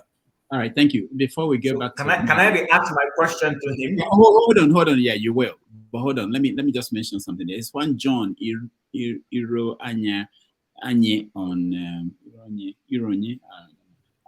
the comment section talking about he was banned. I think what he meant was that he was put on timeout. I think.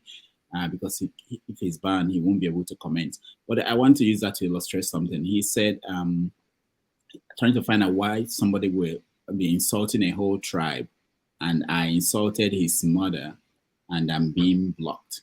So I don't know what happened there, but it's something we discussed outside of this. But I want to use that to point out that if you think that someone is doing something wrong, the thing to do is to bring that to the attention of the people who monitor, who manage whatever system it is. It's not for you to do something wrong too, and then you complain if something happens. I don't know what is going on, but this is just an example of what we talk about. If something is wrong, let's deal with that, not correct it. Let's fix it, not to anyway. But that's on the side. Okay, Chim, go ahead. Your question. No, Rudolph, I got I got the questions because I was listening from a different device. So he's talking about the difference between states and if others do it. People do it differently. Enugu, there are places people still do Ibuichi. Ibuichi is the mark that some give. In this place, I think the last Ibuichi witnessed in this part of Anambra was somewhere in the Nnewi or so, maybe in the early 2000s. I know as recent as last year that some people Buichi in Enugu. Now, someone here pointed out very correctly when he talked about Okija. The Nzenozo is not done at community level. It is done at the village or clan level because their requirements differs. If it's agro, for instance, at least you get one cow. So now no, a Buhari Tinubu cow now is over 500,000. So it's not like when we used to buy a cow for 150.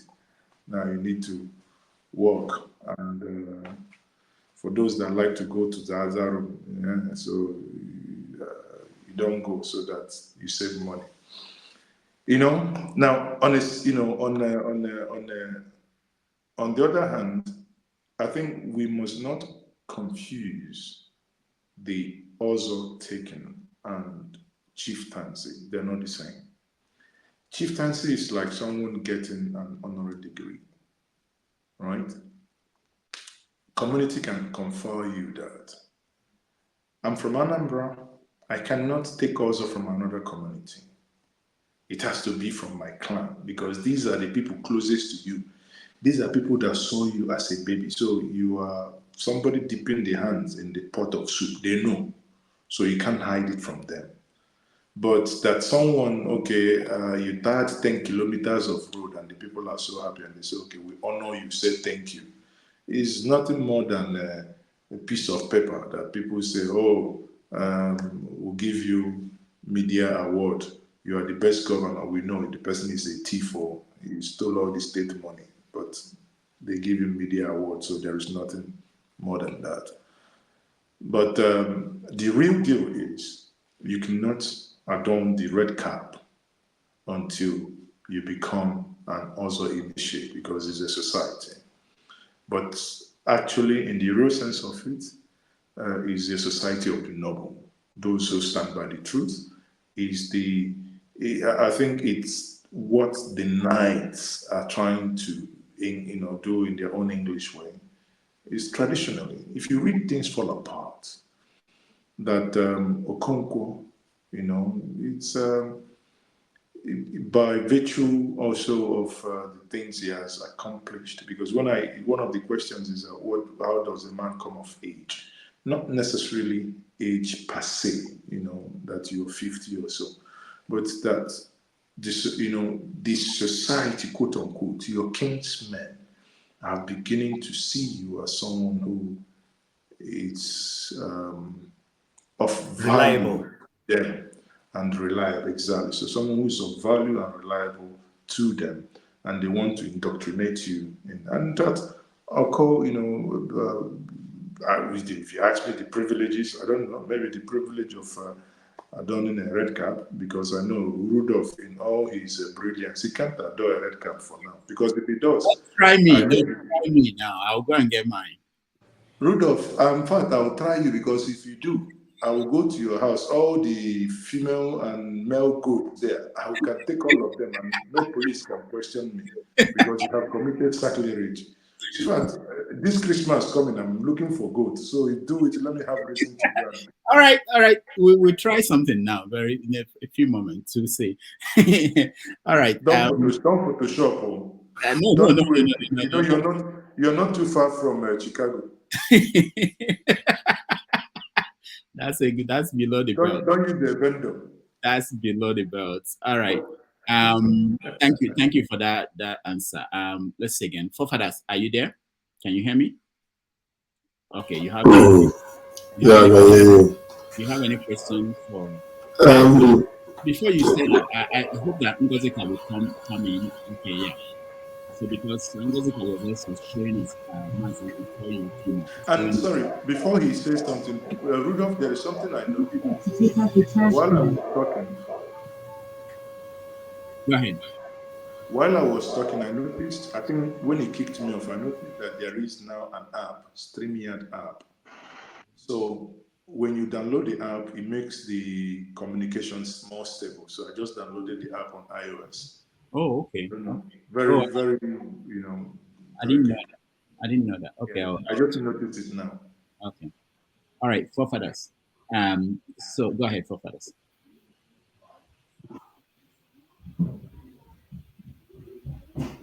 You are muted, Forefathers.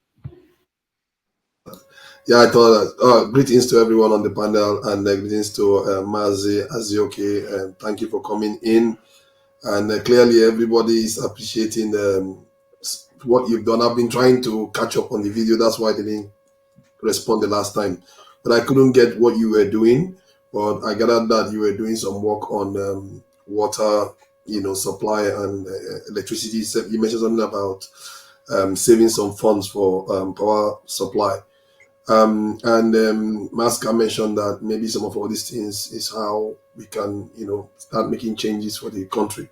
And I agree. And, I've watched your channel sometimes and I've heard you speak, on the issues of the country. To be fair, just to be truthful about it, you are one of the sharpest minds I've seen discuss Nigerian issues.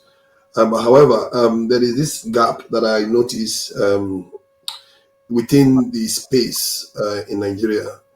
Nobody seems to be talking on behalf of the security forces or on the behalf of security. Sometimes they even go and create their own security instead of worrying about demanding that their security forces be upgraded to a good state that actually defeats a nation like Nigeria. And the fact that, let me finish my point, the fact that our security forces, I think maybe because our relationship with the security institutions have been fractured because of obviously trauma and all the rest of it.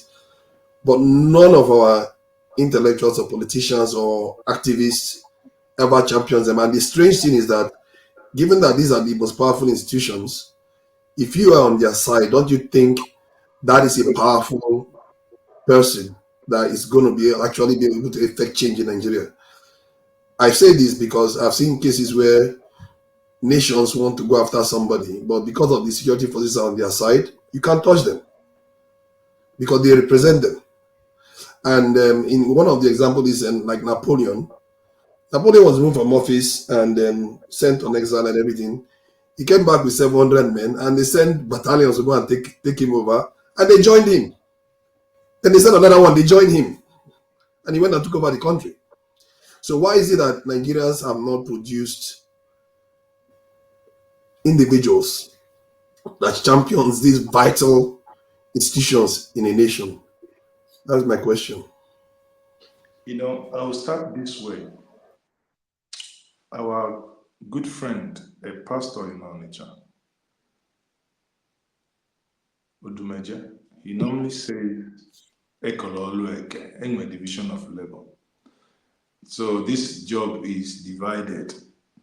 Everybody to the one that he or she is conversant with. We can't all be jack of all trade, putting hands in everything. Issues of security, to be honest with you, I'm not too conversant with, never shot a gun before, never even handled one, apart from the one my kids play with.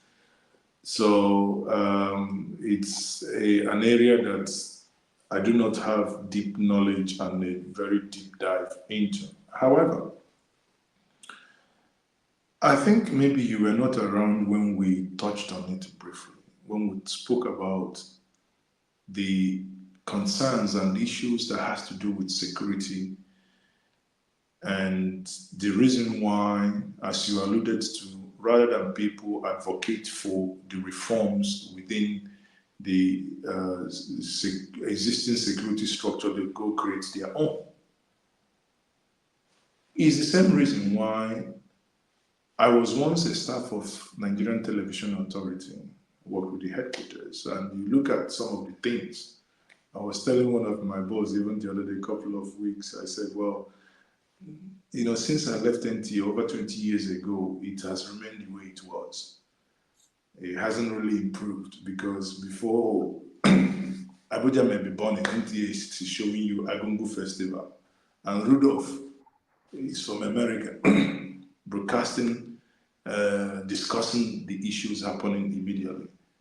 And why did Rudolph, why did Sowore, why did we all come up where we are? Because there was a gap that you couldn't fix. What do? But you think you have something to offer, you give it a shot. So I believe that those that have given it a shot is because they feel there is a gap. And this gap, especially when people's lives, when people begin to lose lives, that it becomes like a pushing force for action to be taken. Now, I begrudge the individuals or group, I begrudge no one because there is a reason, there is something happening behind the scene. Recall there was a time that the Benin road that people play now was almost like if you go, come back, you go Thanksgiving because, the tendency that you'll be shot is there. Recall, there was even my elder brother in 2015, on December 29th, coming home from Lagos. He was kidnapped with his own family, whole family, everybody, on the December 29th. So on that same road, until the people began to say, okay, if this entity saddled with the responsibilities of providing security for the Nigerian people playing this road failed woefully not to do that, they are going to organize something for themselves. I think what we then do now, and which is critical, is to begin to form synergy amongst these various security enclaves, if I may use that word, right? Because there are some things. If you leave Anambra, for instance, you're heading into Enugu. You come into Enugu, they're what they call forest guards. They do a different job. There was something a driver explained to me 2 days ago while I was coming into Enugu. I asked him, why is it that these forest guards, Four Corner, they've left their places in the bush and they're now standing on the road collecting money like the police? I'm not kidding you. Put roadblock, collect money from the police, like the police. When the driver say, "Oh, I don't have any money," they will peep. Chairman, anything for us? They will now begin to beg passengers. And when you see somebody in almost like a very isolated area, the driver has refused to give money, and you can see that you sense that some threats. You never know how such conversation can end, and you see passengers say, okay, I take 100 to do this, just for the vehicle to be let go. What I think then should then have beginning to happen now is to say that there ought to be greater synergy. The driver explained to me that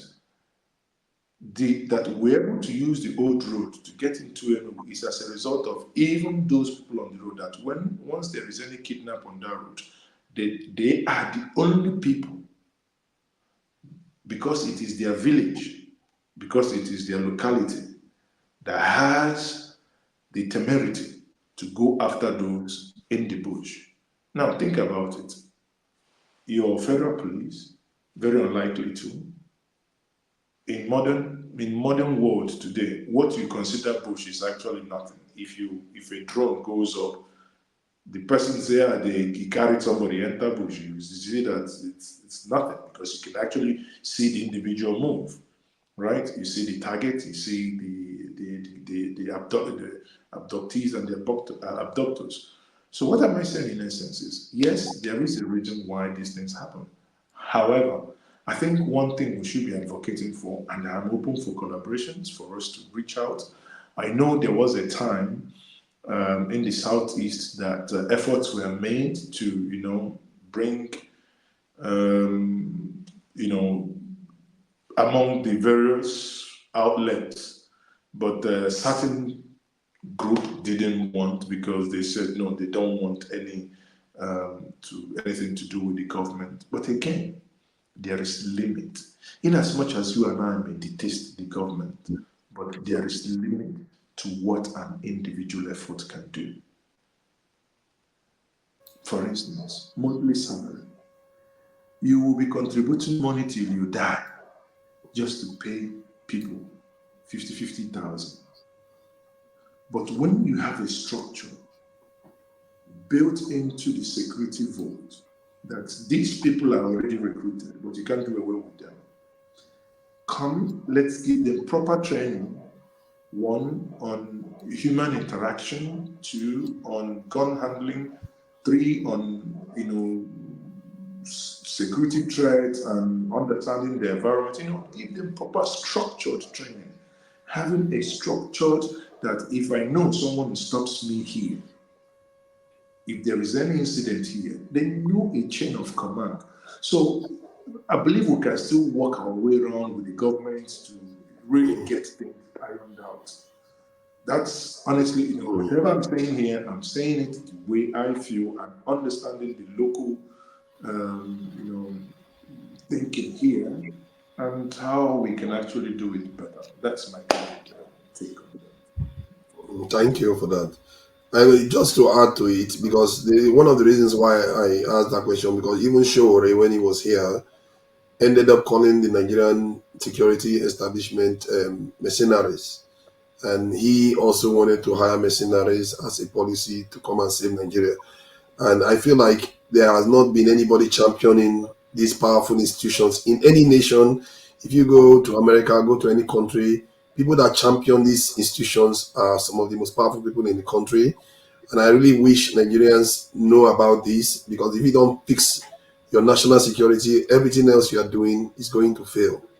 And I really feel that people, and like you said, if you are willing to work with other people, I'm open to that too, because this is something that we have to start reaching out to these vital institutions to build a nation. You can't build a nation without liaising with your security establishment.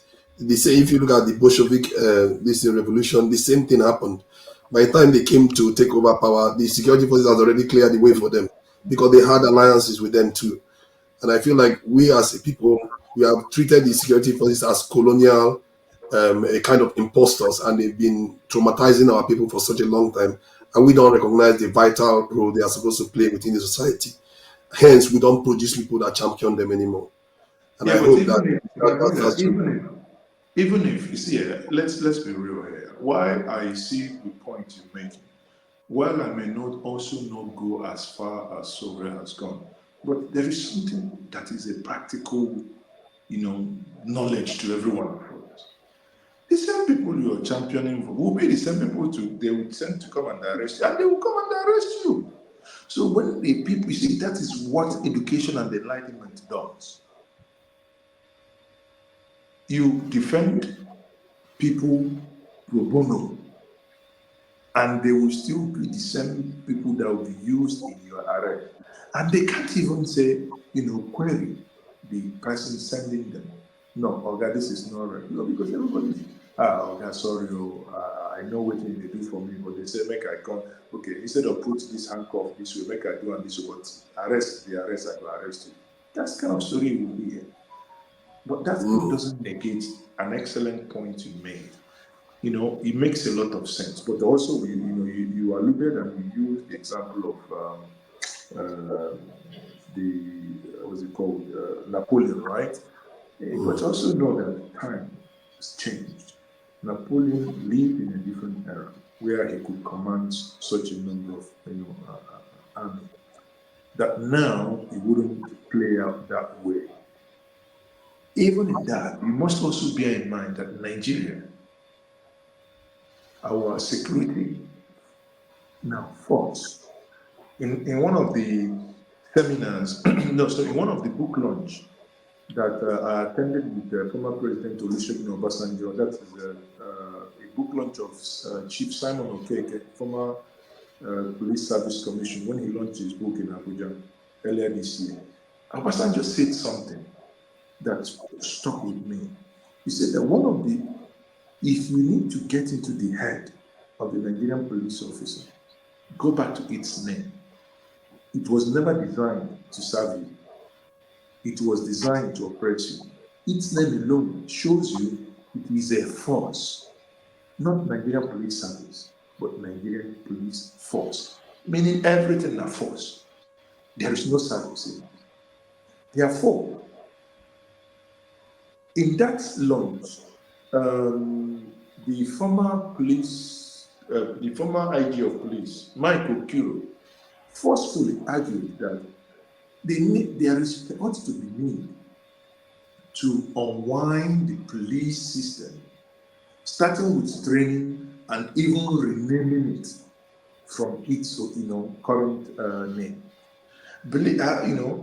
If you also look during Buhari, Nigerian prison services or prison whatever was also renamed into correctional services. But at least the nomenclature, the deal may not have happened now, but it is a process of beginning to unpick and unwind and begin to relent. It's a gradual process. I believe that if these individuals having that conversation that day that I was present there, if more people come close and these conversations begin to happen and the authorities agree, okay, actually, by the way, why would Nigerian police force be elephant? Elephant is the fight crime. It doesn't that mean that the colonial masters, when they came, they were using elephant as the only means of transportation, because then, within this part of the world, there were no horses, right? So elephant Yeah. was, to meander the thick mangroves, they had to use elephant. Can you now say Nigerian police force, you give them elephant? The elephant is not agile enough to go and fight crime. So these are things that, one, you look at it from the philosophical underpinning, you look at it from the psychological and the eminent one within the system, within the people, bringing it together to say we have police. Then you might go down to say you have community policing, which sadly 2 years ago we could have, but ethnic suspicion scattered everything. When I believe that was Araze then, was it Araze, when Amatekun was being formed, because everybody was suspecting another. Oh, you hear Fulani, oh, Yoruba, this, Igbo, suspecting one another. He left virtually no room for people to come and actually look at issues holistically and see what would be better for them. But the conversation is unending. The conversation should, and I must continue. Thank you, brother. Thank you. All right. Thank you. Let's go to Ngozika. Ngozika. Now, can you hear me? Yes. Sorry about my network. The thing is just messing up this night. I don't know. And we can hear you loud and clear.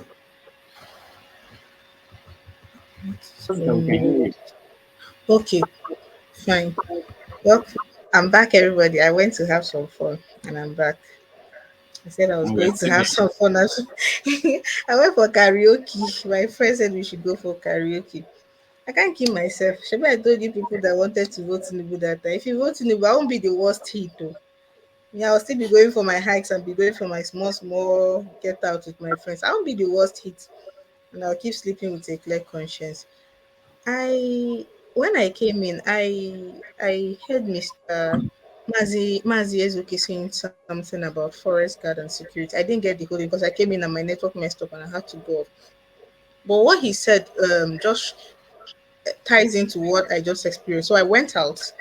We went to, for those of you that know Enugu, we went to Spa. Me and my friend, we went to Spa. At Then Independent from Health, right? yes, Spa Mall. I So know. we went to Spa, we had dinner, and then from Spa we decided to go to karaoke at the Cash. The Cash is just almost opposite Spa. That's the lounge Yeah, there, yeah. yeah. We went for karaoke there. After the karaoke was over, the club people were now coming in. Of course, we didn't want to club, so we had to leave. When we came outside, and this is something that has been going on. I just want to say this. I just want to put this out here. Since Uber came into Enugu, I have had this experience. For those of you that are not familiar, for the past 2 years or thereabouts, 9 p.m. Keke and small bus will stop, does not operate anymore in Enugu. Almost two Yes. years now. So it means if you go out and it's Uber. 9 p.m., you have to find alternative transport that is not Keke or minibus. And these are the two major sources of transportations. So we left the lounge and it's past this is let me be checking time. We left there around 10, a few minutes after 10. And I opened my Uber app. This is the experience I've been having with them since the day I downloaded that app. I put my address in it. Of course, it's I can't get a keke or anything. The taxi people are there. I tell them where I'm going, and they call this ridiculous price. I mean, daytime, normal daytime from that place to my house is 300 naira keke drop or 400 naira at most. And they're calling 3,005. Like how? I said, no worry, I got chill. I'm saying this story so that when I eventually come to the point I want to make, you people will understand why I'm giving this background. So the man tells me 3,005. Make it make sense. That's like 10 times the normal price. I decide to order Uber, open the order bar, and then book a ride. The driver sent a message that, where are you? I said, I said my pickup location. Said, where are you going? I said it.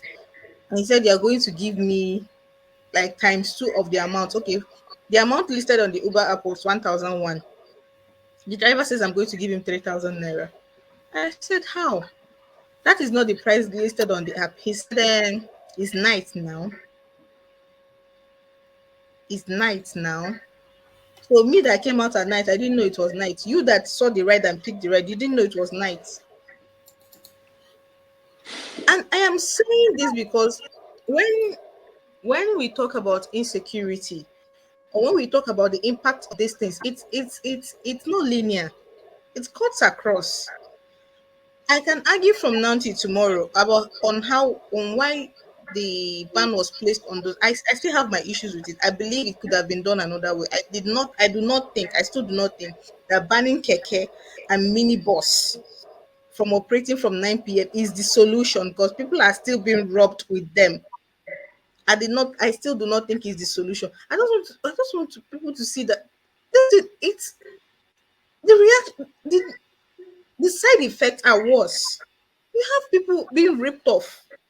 You have people being in difficult situations because of So, this. Ngozi, may I ask you, who do you blame here? So this is what I've always argued, Mazizuki.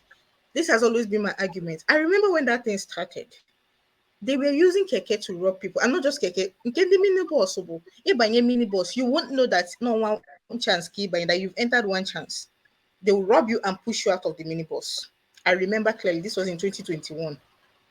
They will rob you and push you out of the minibus. Then the keke people too, the same thing was happening. I would have expected, if these people belong to union, the people that are these transporters, keke transporters and minibus people, they belong to a union. If you had taxed them to fish out those people and put punitive measures on them, they would have fished out those people and put a stop to it by themselves and sustained it. If you had made them responsible for it, they would have done it by themselves, and you wouldn't have to put every one of us in difficult situations when we go out. It's like killing an ant with a sledgehammer. And I keep saying it. That thing brought the end of that thing contributed to the end of nightlife in Enugu, because you can't go out.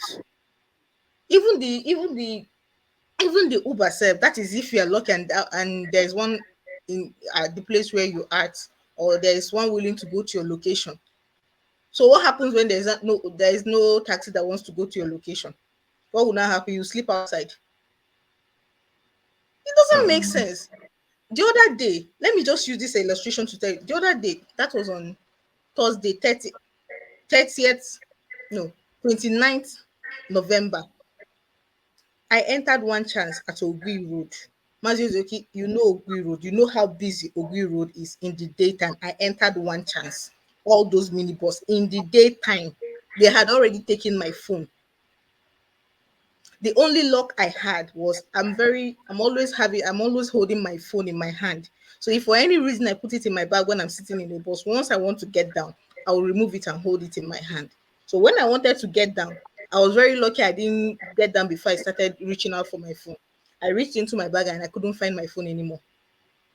And unfortunately for the idiot, I was the only one in the bus. This was the driver. I was sitting by the driver. So when he noticed I was looking for my phone, and he was the only one other person in the car, he had to provide it and claimed it fell from my bag. How? In broad daylight. Are you trying to tell me that are they also going to ban minibus from operating in the daytime? This is exactly what I'm saying. And when this thing happened, sorry, let me finish. When this thing happened, on my way back, I got to where I was going. On my way back, I entered another minibus, and I was complaining to the driver.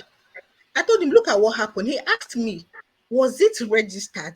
I said, yes. There are two types of minibuses in Enugu. The one that is painted yellow and the end track one that is painted blue and white. I told him it was one that was painted blue and white. And he asked me, did you see the route number? I said, route number. What's route number? He said, every minibus that operates commercially in Enugu has a route number. And with that route number, they can track the owner of that vehicle to his house in the village. I said, I didn't know this. He said, the next time, in case of anything like this happening, make sure you just get that route number. And what is the route number? It is written with a black ink on top of the vehicle.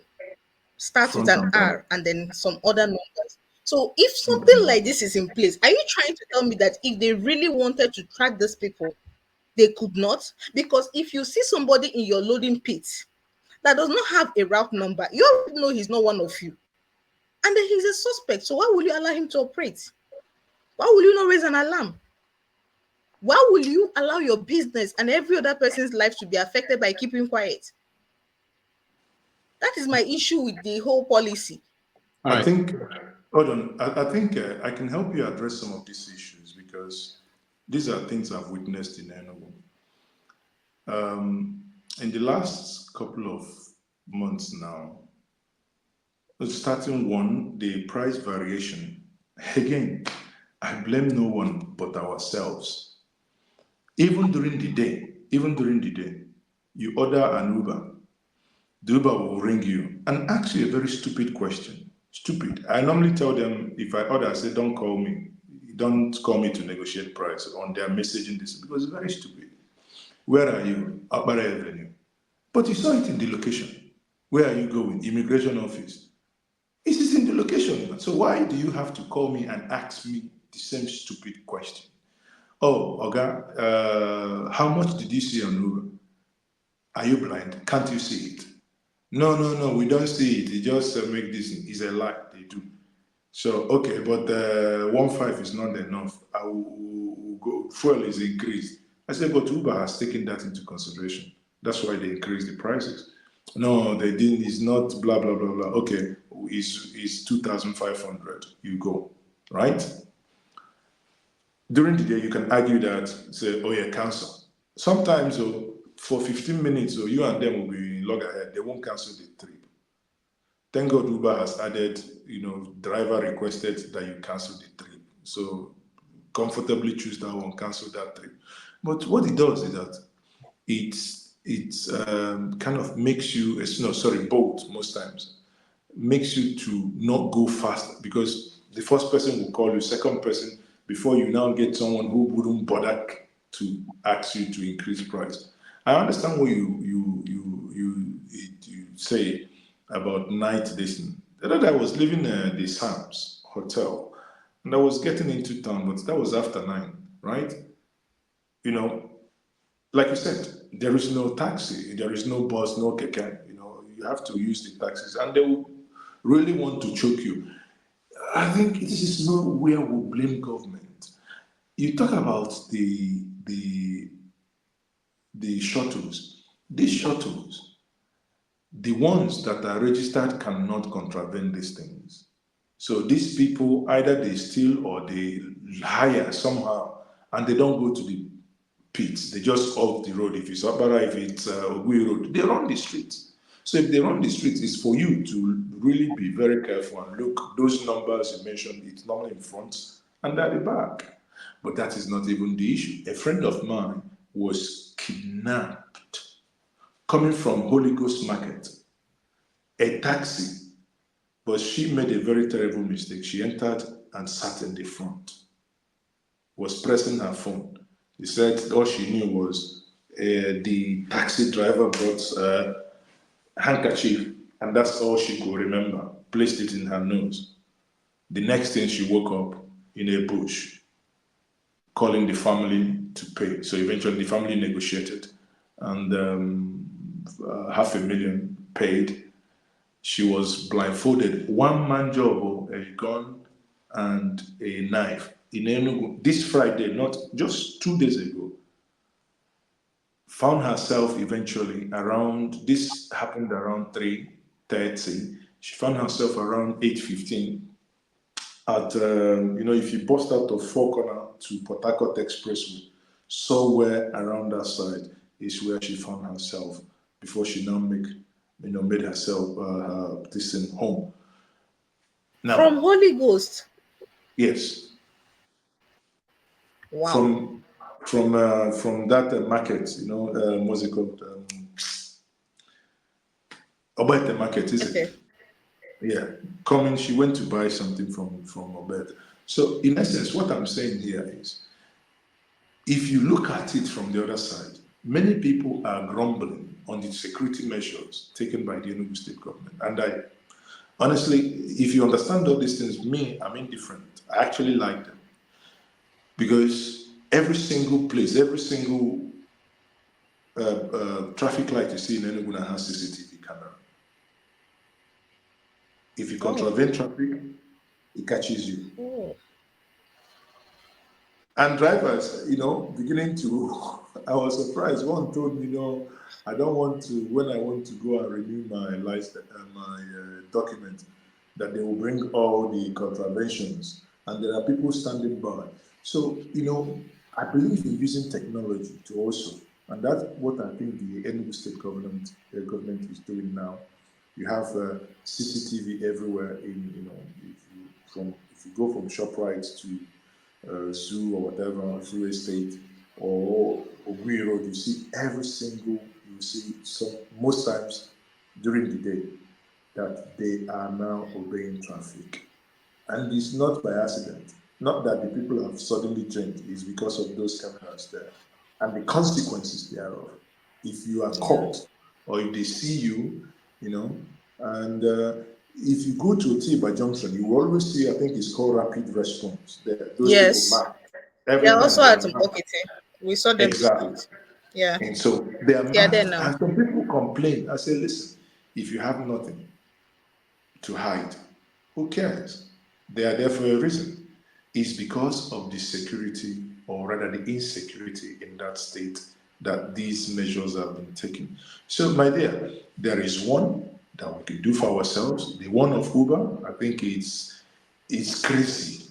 You're talking about the Enugu. Come to Anambra now. You will see, you put from Oka to Nobi. You look at it, 3,800 naira. The Uber will call you. Nonchalantly, Chama, that place, that thing will go 22,000. You think, are you kidding me? In less than 30 minutes drive. Less than 30 minutes drive. You don't know if I go, I would come back empty. Therefore, he has to charge you double way.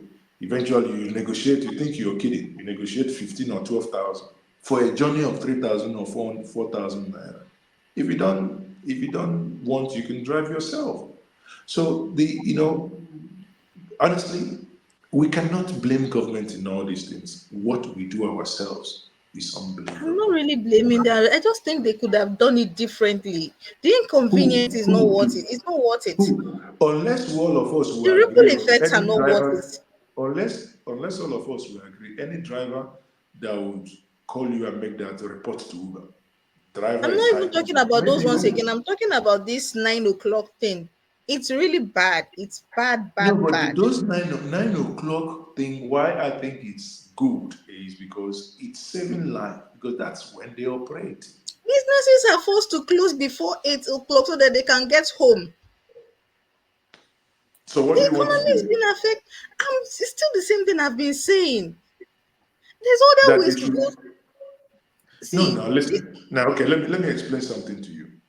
What is the number of security personnel to man the street to avoid this at night?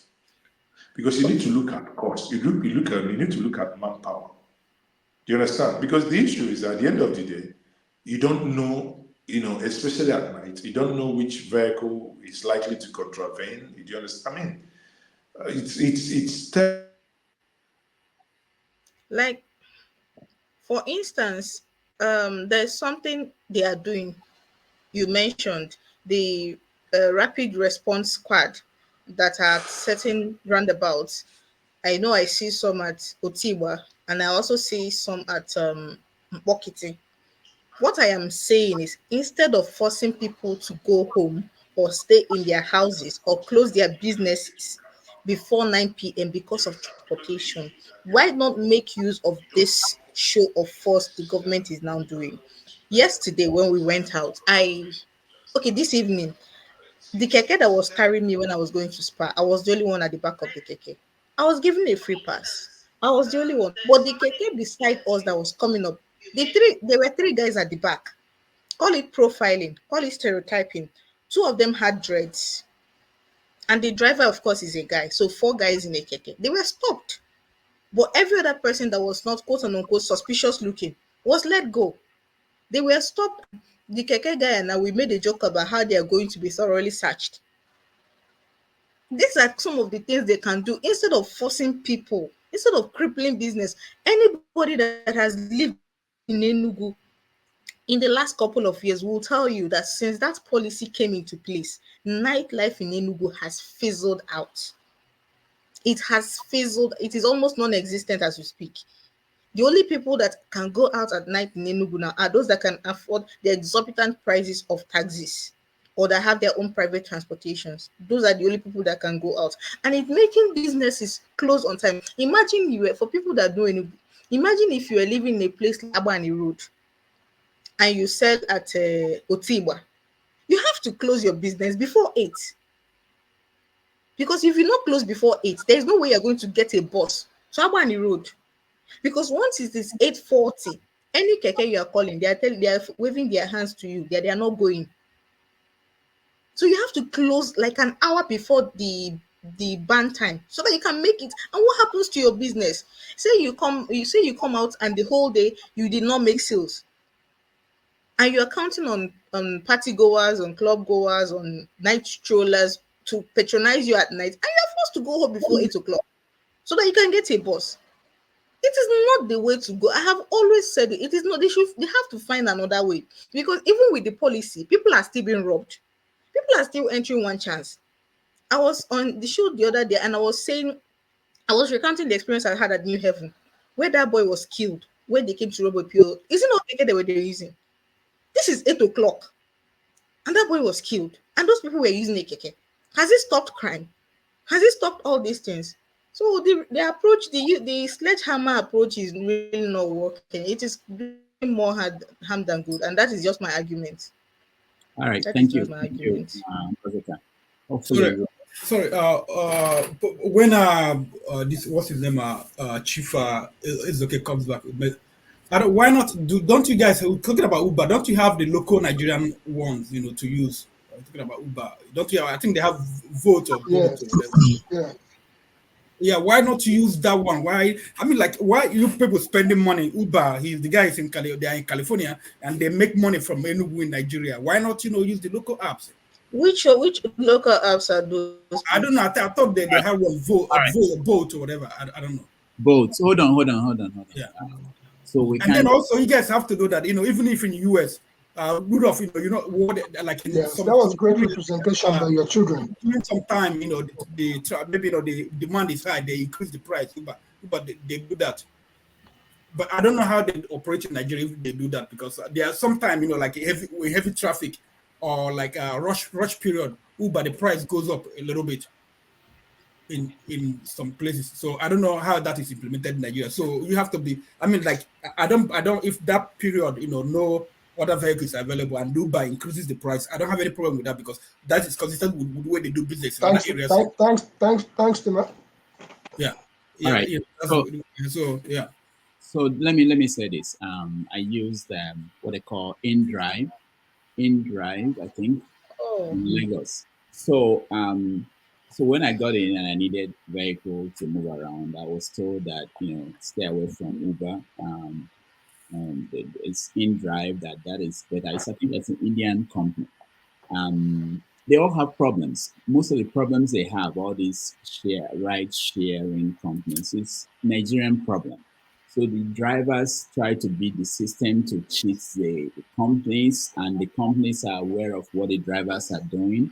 So And they do nothing. they also put in systems in place. So there are so many Nigerian things that is going on. But I think the bigger picture is really, because like what you're saying and this conversation about government policies, the bigger way to look at it is in this society in America here, local governments and state and they have a system where people can interact with the government. So people will meet periodically with government officials and say, this is what is not working for us.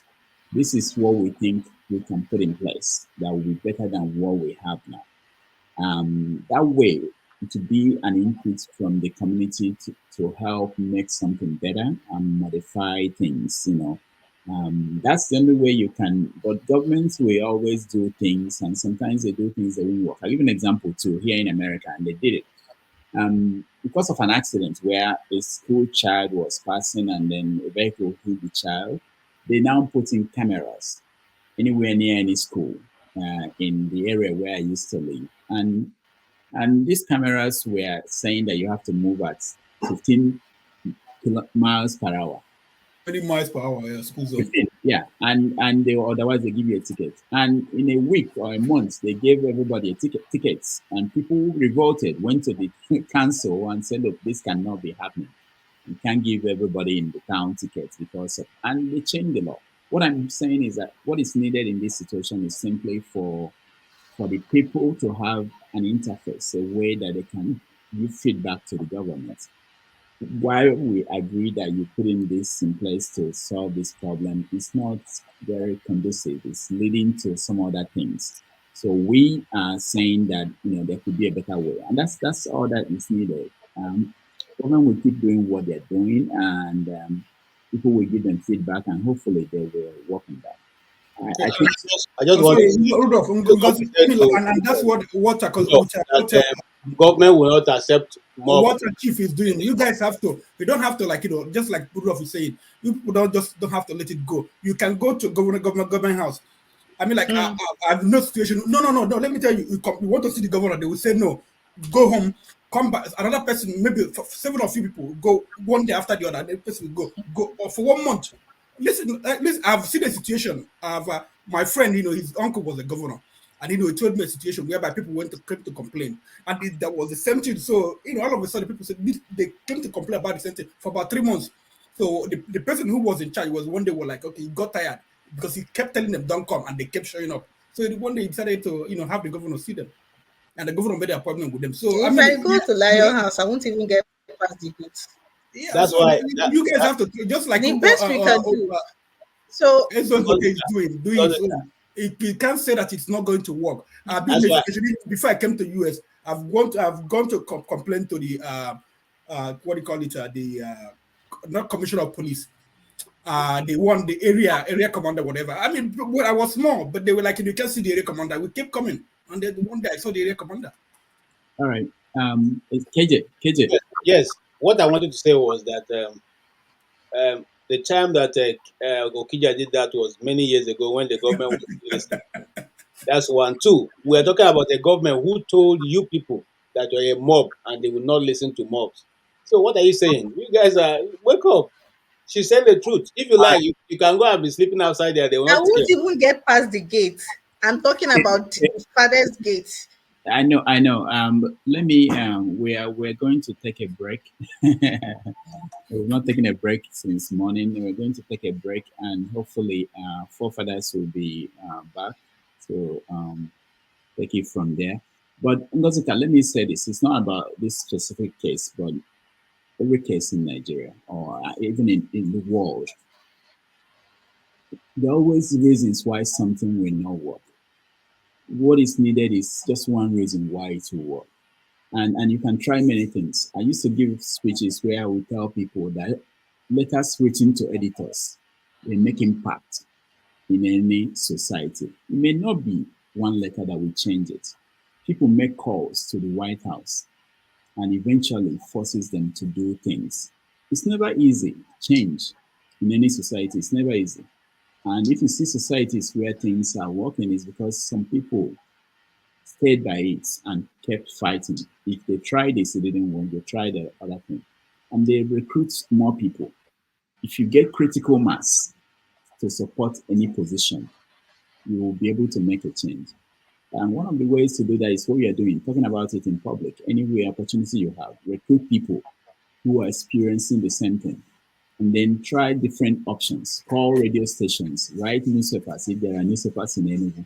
Talk to local government chairman. If it's something that is really of importance, eventually it will change. There's no other way.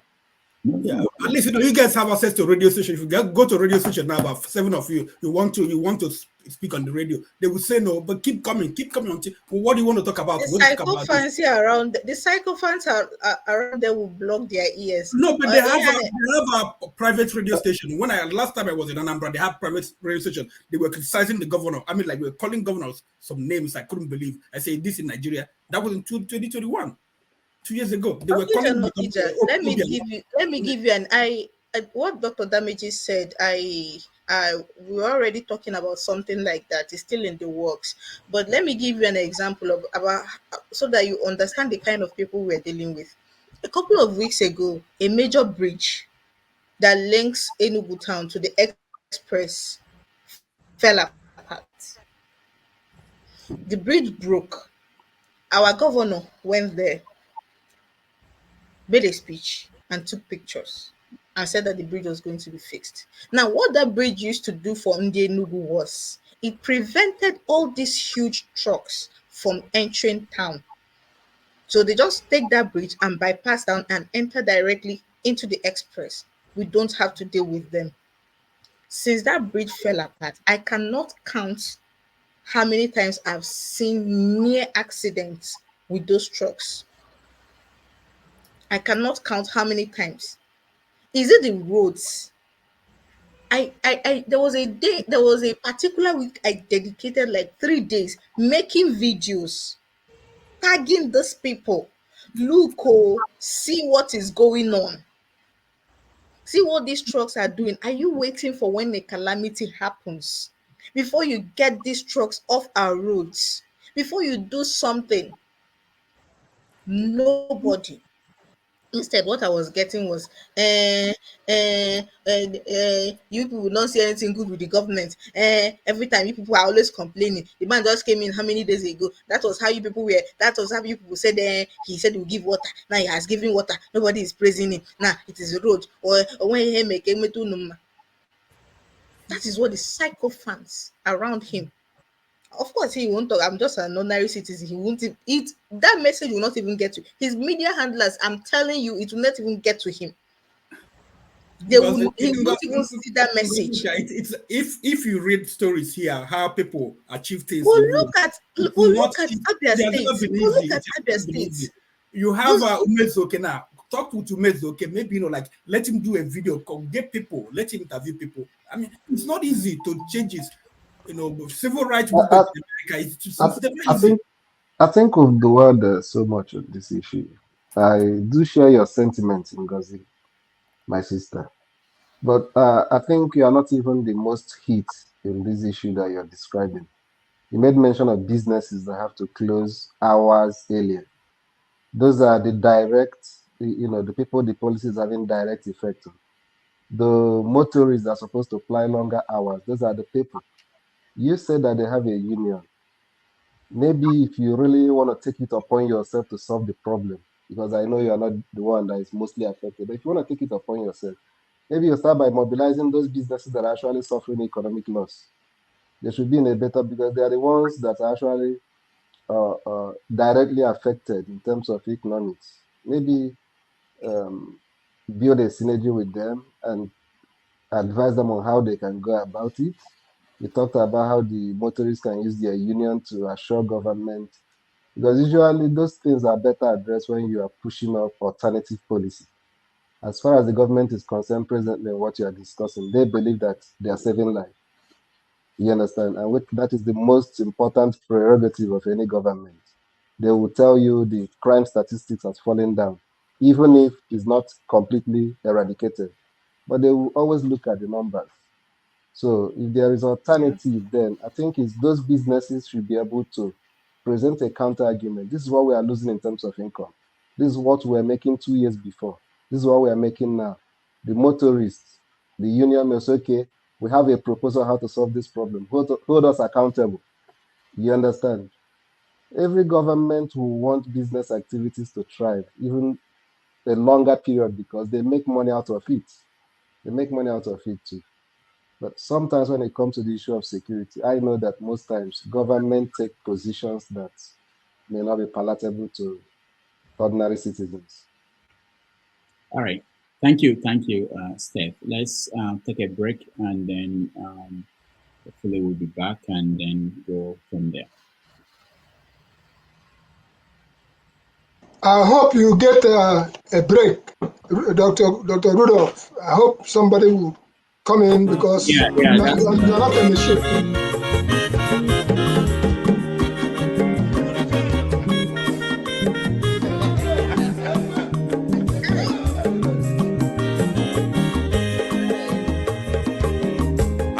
Onye ọma zoro obi o, akwa nwa zoro obi o, Max ịbịa bunyegokwanụ m n'ofu ube n'azụ ụlaga n'ịbịa zugo, mmanwụ ụlaga do n'ịbịa zugo, akwa nwa ilochi o, biko rapụ zoro ka ọ nabazi ya. Onye ọma zoro biko, abọmma wetara dosari, ịbịa wunye n'egwana m ụlagado n'ịbịa zigo, mma ụlagado n'ịbịa zigo, abọmma wilochilo, biko rapụ zoro ọ na-abazi ya. Mazi wekowa odogu na kwere onye ọma n'iga dele mo Mazi ni mazi What? You still happy? Even go with the melody.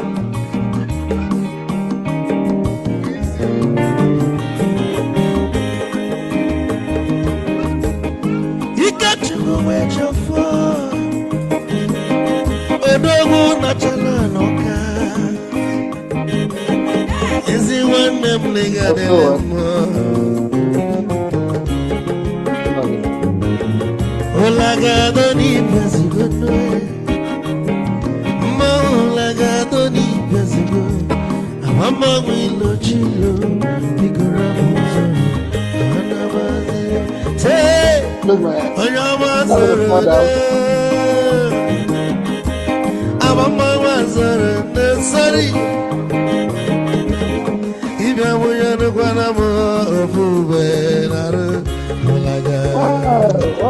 Mulaga, don't even Yazugo, Nazaboy. Mulaga, don't even Yazugo. Mama will chilo, Biko Rapu,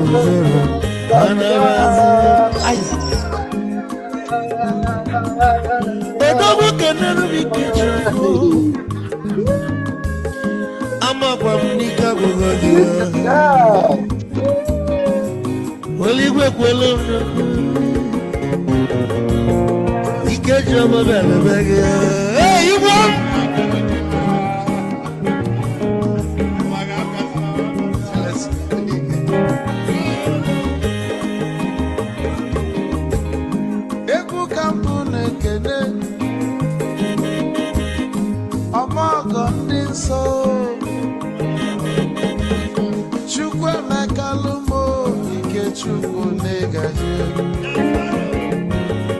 Esi nwanne m ekene ịlapụlụ ife niile na-eme wee bịa ka gosili na anyị na gị bụ nwanne Wisdom ga-adị ka nye gị maịkị ka ogobanya bụ egwu isili maxi ọ bụ na-etiri egwu a malụkwa malụ n'imego m ife ọjọọ wee sị gị nwanne m ife ọkụ na ịchọlụ na ngeme Wisdom onume ekene gị gbamanwụ iyo iyo biko lapụ nabasị ya Zoro, zoro, zoro,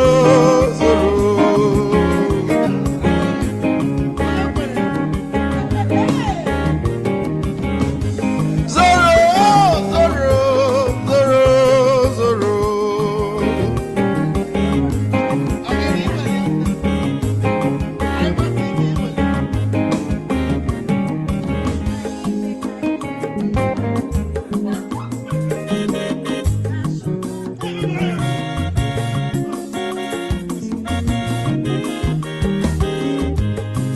duru joy na bugwa Hausa Sokoto ujembe nwilo anụ solo nwe ma n'ọfịa n'ara onye nwụrụ zuru ike.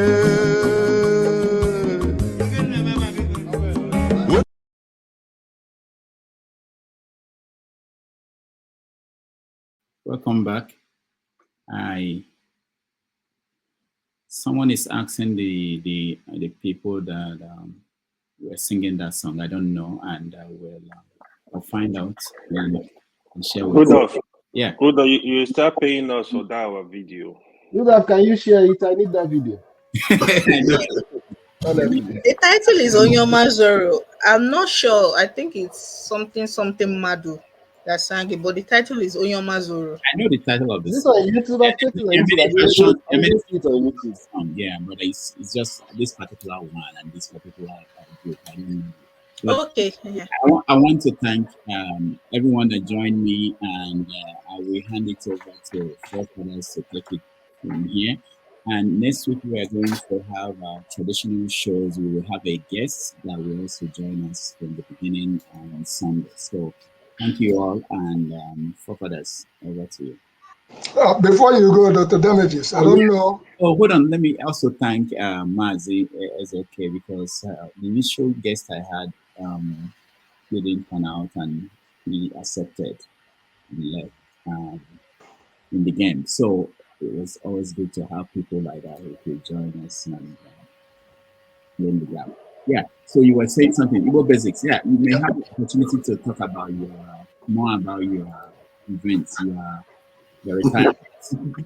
Yes, and I would like for you to be present when that is discussed. But also, while I was in transit, I know you guys were discussing the issue of the titles in Igbo land, in Zenozo and the rest of it. Yeah. And I believe it was Okija that made mention that if Igbo Basics was here, he could help us out. Yeah, that subject is a very deep subject, and I don't know. I would like for you to be present when it is also discussed, because I will take it and what I will say, and spin it in such a way, not even spin, in such a way that by the time we are finished with that particular subject matter, you realize that even though I have 3 chieftaincy titles, 1 from Anambra, 2 from Iberi, but when you talk about high chief, come on, wait a minute.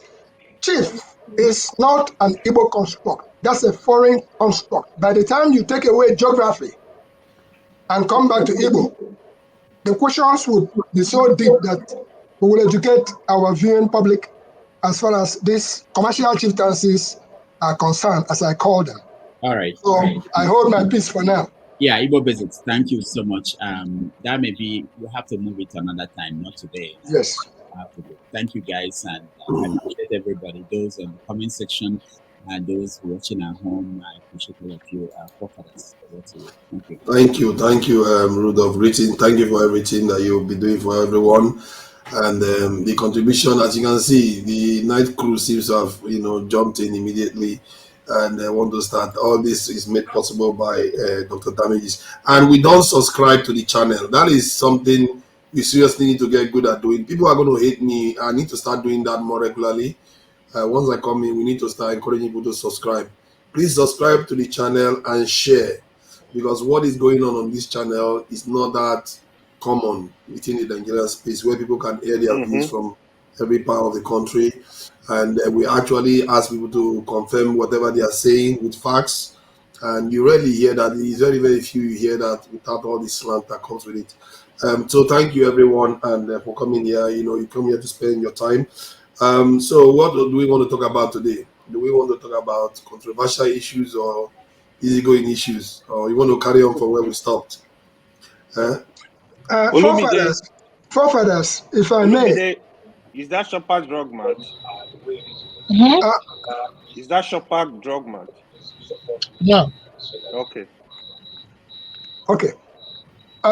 Forefathers, I normally, as a senior citizen, I try my best to not stay the night with you all, but I just want to say a word or two.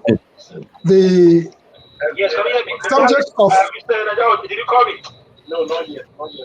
Olumide. Hi. the don't even subject have to of guess.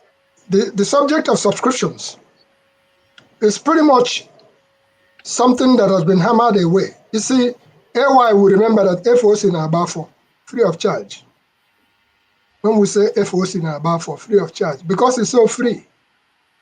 And at some point, we don't even appreciate the FOC that we are getting, such as the information that people like Ngozika will go out of their way and give to us here, because we are not on ground, but because she's seasoned and know what's going on. And what Mazi Zoke will go out there and bring forth. The truth is always the truth. And that truth is what we all really need in everything that we do, so that we can go forward. So while encouraging people to go on and support the channel by subscribing, not before so, but just remember, say the good stuff you are getting from this channel is what it takes for posterity's sake. Because I want to appreciate you once again, even though if I ask you about that snake way fall down from that tree during the election, whether they don't catch her. But all that They killed it notwithstanding, that day. They killed it that day. of course, you laid out some subject matter earlier on, which was very interesting, about the hiking and the things that you saw in the bush. That's a part of Oh, one of yeah. yes, I saw that, and then I wanted to say a word or two about it. That's a subject that we will discuss very seriously because I've been in those bushes. But for forefathers, we should all be out here to give forefathers the necessary support to carry on in trying to keep the house cool. One of the things that baffles me is when we come here and I hear the tone of some people as if we are rubbing shoulders, as if no, I sabi pass you. Come on, that's not what we are here for. And some of the tone of some of our people when they come on, panelists, when they come on here, it's not even ignorance, it's not even arrogance. I don't know how to describe it. Depends on how you say something. Somebody can already pick it up, whether you are being condescending, whether you are insulting. And when people like James decided they weren't coming back this way, it was a result of behavior of certain people. But to us, we do believe sometimes if you don't like the heat in the kitchen, you get out of the kitchen. But we encourage you to stay in the kitchen. But if you're going to stay in the kitchen with your gloves on, so that if you go to carry itenki from the fire, you know, go burn you. The reason why you see some of us still around is because we tell the truth. And when we talk to you, we are not talking to you from what we did not experience. We are talking to you from what we have gone through. So if you like, you will take a move. If you don't like, no wahala. So let us encourage the forefathers. Let us stop bashing one another. It does not pay. If you go to CNN, you see the way they speak there. Yes, you can tell me we are Nigerians and we have our way. Yeah, our way, our way. Our way is still the reason why we are where we are today. Yes, it's our way, but we should be able to try to do things with due respect. They say respect is reciprocal. And that's why a woman will bear a woman child. Otherwise, a woman will not bear a woman if they so decide to be respectful. So when we find some elders come here, please we don't really have too much to say. But some of us who know both sides of the coins, because I know both sides of the coins. Been there, done that. Both here and there in Nigeria. So when we talk, my prayer is that whatever you think I can share with you, I may not be all. If you call on the phone, not online here, I will talk to you on the phone, frankly speaking, because when a subject matter was raised here, I went back talking to a gentleman who used to work at the United Nations. And he gave me a lowdown of his own side. I went back to talk to some of our people. So let me just use this opportunity, because if I begin talk, I think I need to have a forum for a particular type of discussion.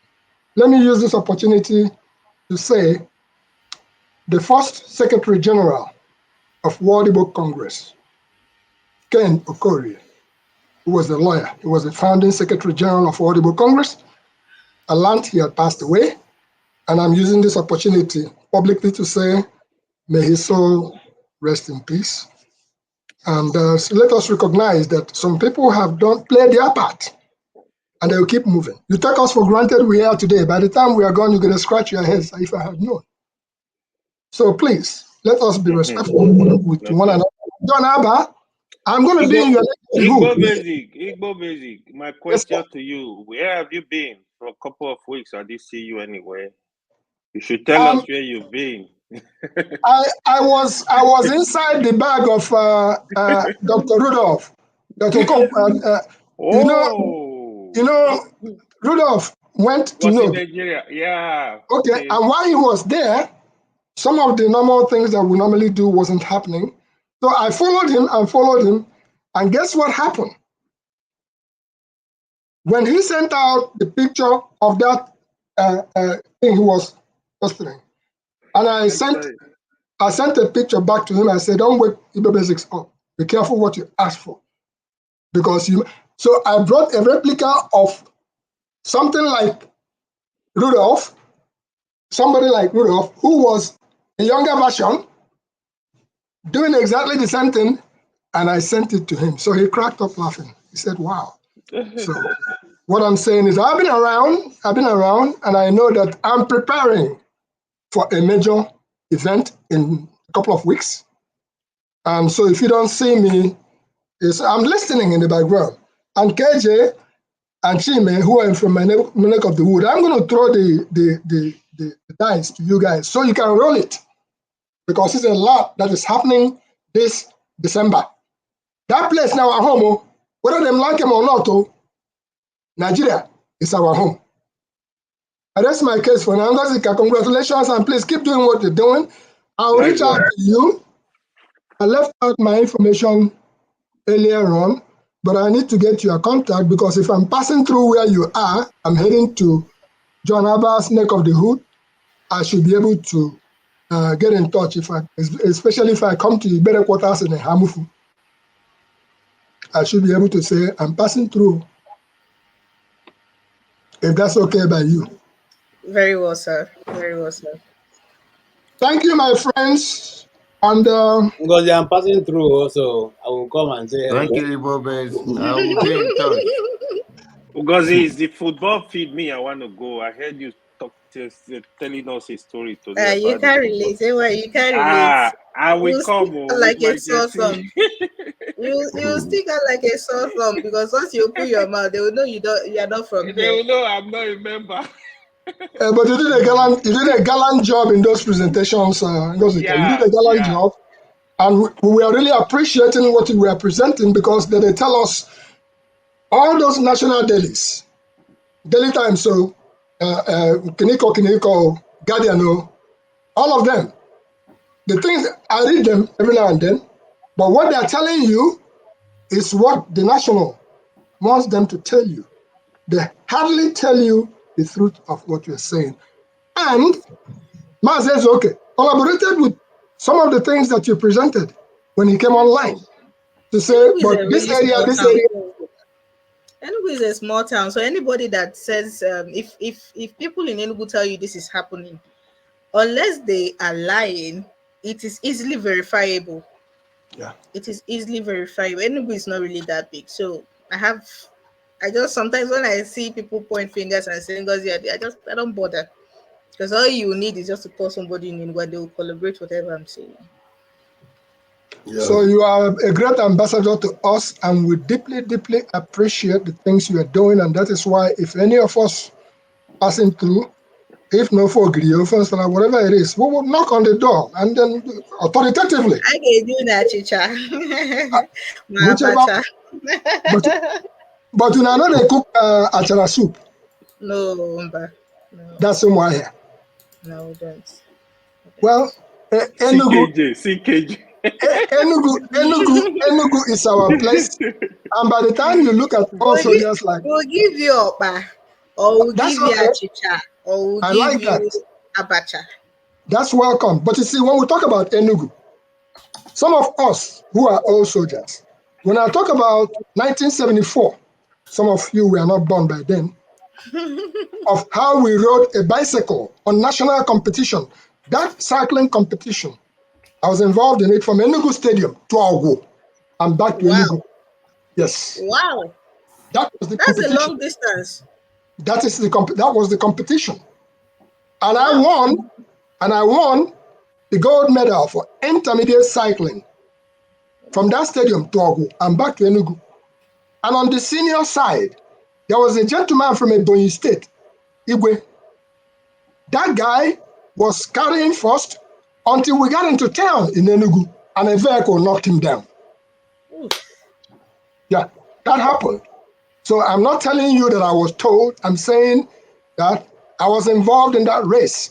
Unfortunately, during that time, they have not started putting together like, we are very lucky today. Press button, Google, press button, everything there for your face. In those days, I'm not even sure if they kept records. And if they did, in those 3A big exercise books, it is time that somebody should champion for them to go back and resuscitate and digitize some of those information so that for posterity's sake, because I hear people like Ovie come here as people who have represented Nigeria in one level or the other, and simply because there is no, come on now, when we talk about Christian Chukwu, Emmanuel Okala, sooner or later, when people like Zebediah them go, that's when we realize that those were great men who were here. But some of us have taken it upon ourselves to make sure that they will not go without their footprints being all over the place in modern times. And that will happen. It is a given. So if I'm coming that way again, Gozika, maybe you will see us at Zodiac Studios. Zodiac Studios is in Abapanike. And Zodiac Studios, Zodiac Brains, that's Zebediah's brainchild. Thank you. Thank you, forefathers. Thank you. I appreciate your support.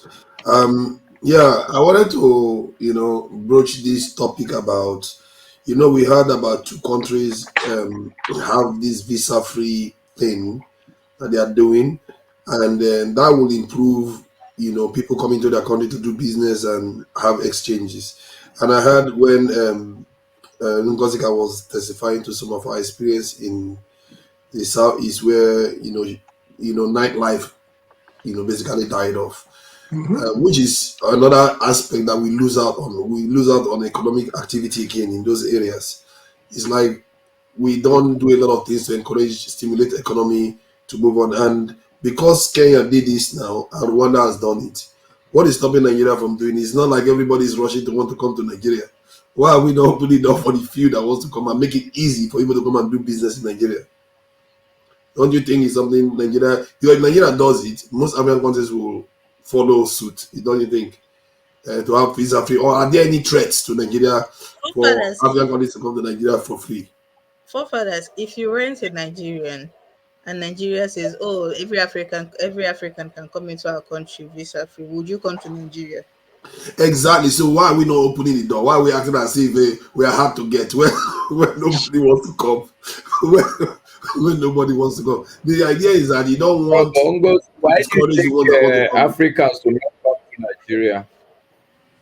I asked the question, Master, please. So you ask this question. I'm asking you, why do you think I did not think anything. I asked a question. Africans should not come to Nigeria. I asked him a question. You should direct it to forefathers. Let's direct it to forefathers. Well, that could be answered in many ways. Forefathers, so I would sorry, Jonaba. I would say that they are not exactly knocking on the door to just rush into Nigeria, but the ones that want to come want to make it as easy as possible. Want to remove that idea that they need a visa to come to Africa, that's Nigeria, especially if they are African nations. Because after all, we are encouraging Europeans and Arab people, everybody to come in, other than fellow Africans. Have you ever had Tinubu go to any African country to tell them to come to Nigeria? I'm not saying do that. They should come Exactly, to exactly. They can come to Enugu and do business. You never know, And we don't trade amongst ourselves in Africa a lot, and because the more we do this thing, the more we establish transport links and logistics to be able to trade with each other, and it's going to reach us. We don't need the world to do everything we need to do. These little things matters, and some nations have already started doing it. So why are we not following suit? Nigeria just act as if they never heard about it. Well, let me not even say my mind on that one. Please, there's something I just remembered. Before for that, do we have to stick to the topic or can we talk about other things? Let me know the reasoning. I guess let's hash this one out first. Then you can bring another topic. Oh, Because I really want to hear from people on okay, this okay. one. I want to talk about it from the angle of tourism. I think we are not making use of what we have, and there's something Ginger Media said on this show a very long time ago, and he was speaking about the southeast, but I think it can be applied to Nigeria in general. And if I say this thing I'm about to say now, people will say, but everything that happened in Nigeria used to come and say, see, while I am all for putting out the news there in real time as it happens, be it negative or positive, I also believe in follow-ups. Say for instance, if something is reported that I don't know if this example is the right example. Say for instance, NSAS, everything that happened during NSAS. If you want people to come into your country and everything that happened during NSAS was brushed over and swept under the carpet, it won't give people confidence. It won't. So you have to take okay. I think the word I was looking for is responsibility. We have to start taking responsibility. We have to start seeing actions through. We have to stop doing things half and half and start doing them to the end. That is the only way to build confidence. Nigeria has so much potential. So much potential. I'm not even going to dwell on Nigeria. Let me even speak for Enugu. When I tell people I go on hikes, they say you never survive finish, they go on hikes. If you see the tourism potential in this state, if you see the tourism potential, sometimes when you get to the top of the hill, there's even something they started recently, helicopter tour. Somebody started that as a business in Enugu. If you want a tour of Enugu, you hop into the helicopter. They will take you around the hills of Enugu, and you feed your eyes. The hiking group I go hiking with, they do private hikes.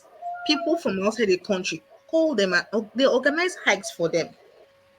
Recently, last month, we went for an overnight camp on a hill in Enugu. We hiked to the top of the hill in the night with our torchlights and slept and camped and slept on top of the hill. And people were willing to. So even when it came on Twitter and people were like, is this thing safe? I saw tens and tens of comments of people saying, why were we not informed that something like this is happening? Are you sure this is Enugu? I want to do. People are genuinely interested in these things. But Nigeria does not make it easy.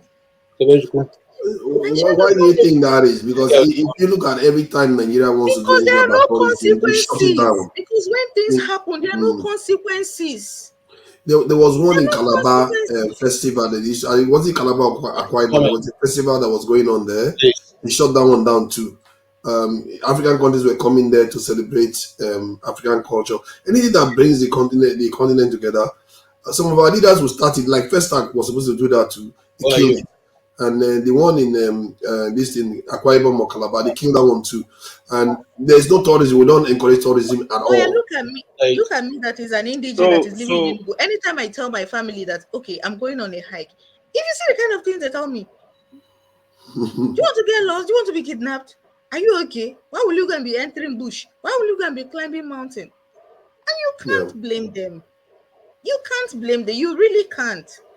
They are looking out for one of their own. So if my people that we have practically lived our lives here, are this worried? How do you think somebody that is from another African country that's been hearing news of people being kidnapped, and not even that people are being kidnapped, because kidnapping happens all over the world, not even though not at the rate at which it is happening in Nigeria, but you see swift actions, you see rescue, you see the government swing into action. They don't let people languish in kidnappers for years, and they are forgotten. Case in point, Chibok girls. And there are lots of them like that.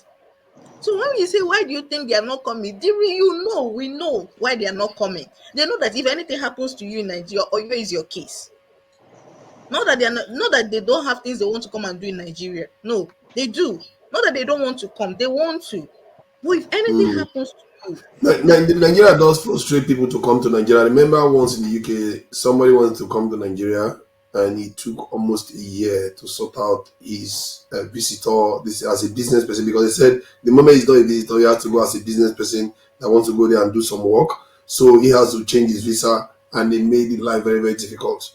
And it's like when I actually went to the embassy and I spoke to the lady, I said, what is all this blockage people put? It's like, is there something you're protecting in Nigeria that I don't know about? Because it's like you guys don't want people to come. You are trying to put all the roadblocks you can put in the way to block people from coming. So because I don't understand if you're coming it. to the southeast, if you see the number of roadblocks, checkpoints, oh Jesus, you will be in one checkpoint, and you will see you'll be in this checkpoint, and you'll be seeing the next checkpoint from that one you are standing at. Imagine. I've seen that too. I've seen that where you are in one checkpoint and you see the next one. I've seen that too. I've seen that. Some of them, when you get to them, you have to alight from the vehicle. You have to come down if it is a public transport. The passengers come down from the vehicle and then walk over the checkpoint. And then but that road is nice though. That road is so smooth. That's why you can see so far. That the road is really nice. You know, because they were like the southeast roads are not good and all the rest. But that road where you have so many checkpoints, the roads are nice. It's a plain topography. It's not about the road being smooth or whatnot. Depends on the topography of the it's nice road. I'm just saying the road was nice.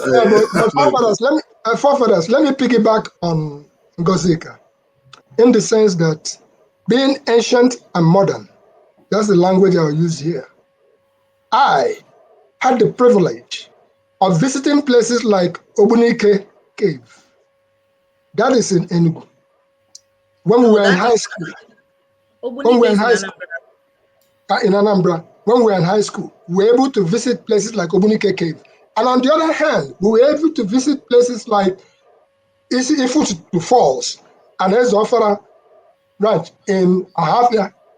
I'm talking about what the secondary schools should consider giving the opportunities to the kids of today to go and learn. What did we learn from there? That's when I first saw things. Geography club, you will see stalactites and stalagmites. Those are when you go into those caves. Those are the things that you learn from there. I mean, you physically touch them, carry them, do whatever. Do we have caves in Nigeria? Oh my God, it's what I'm trying to say to you. Yeah, lots of them, forefathers. Nobody shows us now. Wait a minute now. Maybe I should start documenting my hikes and my trips. That would be good though. Wait a minute. You started this topic. You started this topic. And with Ngozika, I will align with some of the things that I've recently done. And some of those things are like when I go back to the village, I always say in this channel that I go beyond the village. They're having parties in the town. I'm taking the kids beyond the village to show them what is downhill, what's uphill, what the caves are. 2 years ago or 3 years ago, 2 years ago, 2021, the last one I went for, actually it was the founder of Igbo Village in Virginia that talked to me about a place called Olochukwu in Alai. KJ will know the town called Alai. And I made effort on my own and went there. When I went to this place, I was told the story of how those places shielded our people or the people of that area during those days of war. When I went there, what I saw marveled me. It not only marveled me, I took videos of it, but to go there, there was a preliminary. The first day I came, the oldest lady in that town told me, listen, today, nobody goes into the bush because the town is doing certain things. Come back the next day. So I came back the next day because I was determined. And their son, who lives in West Orange, New Jersey, was guiding me. I never been to that part of the place before. And then they now took me to the oldest man in the town. They called him Old Age.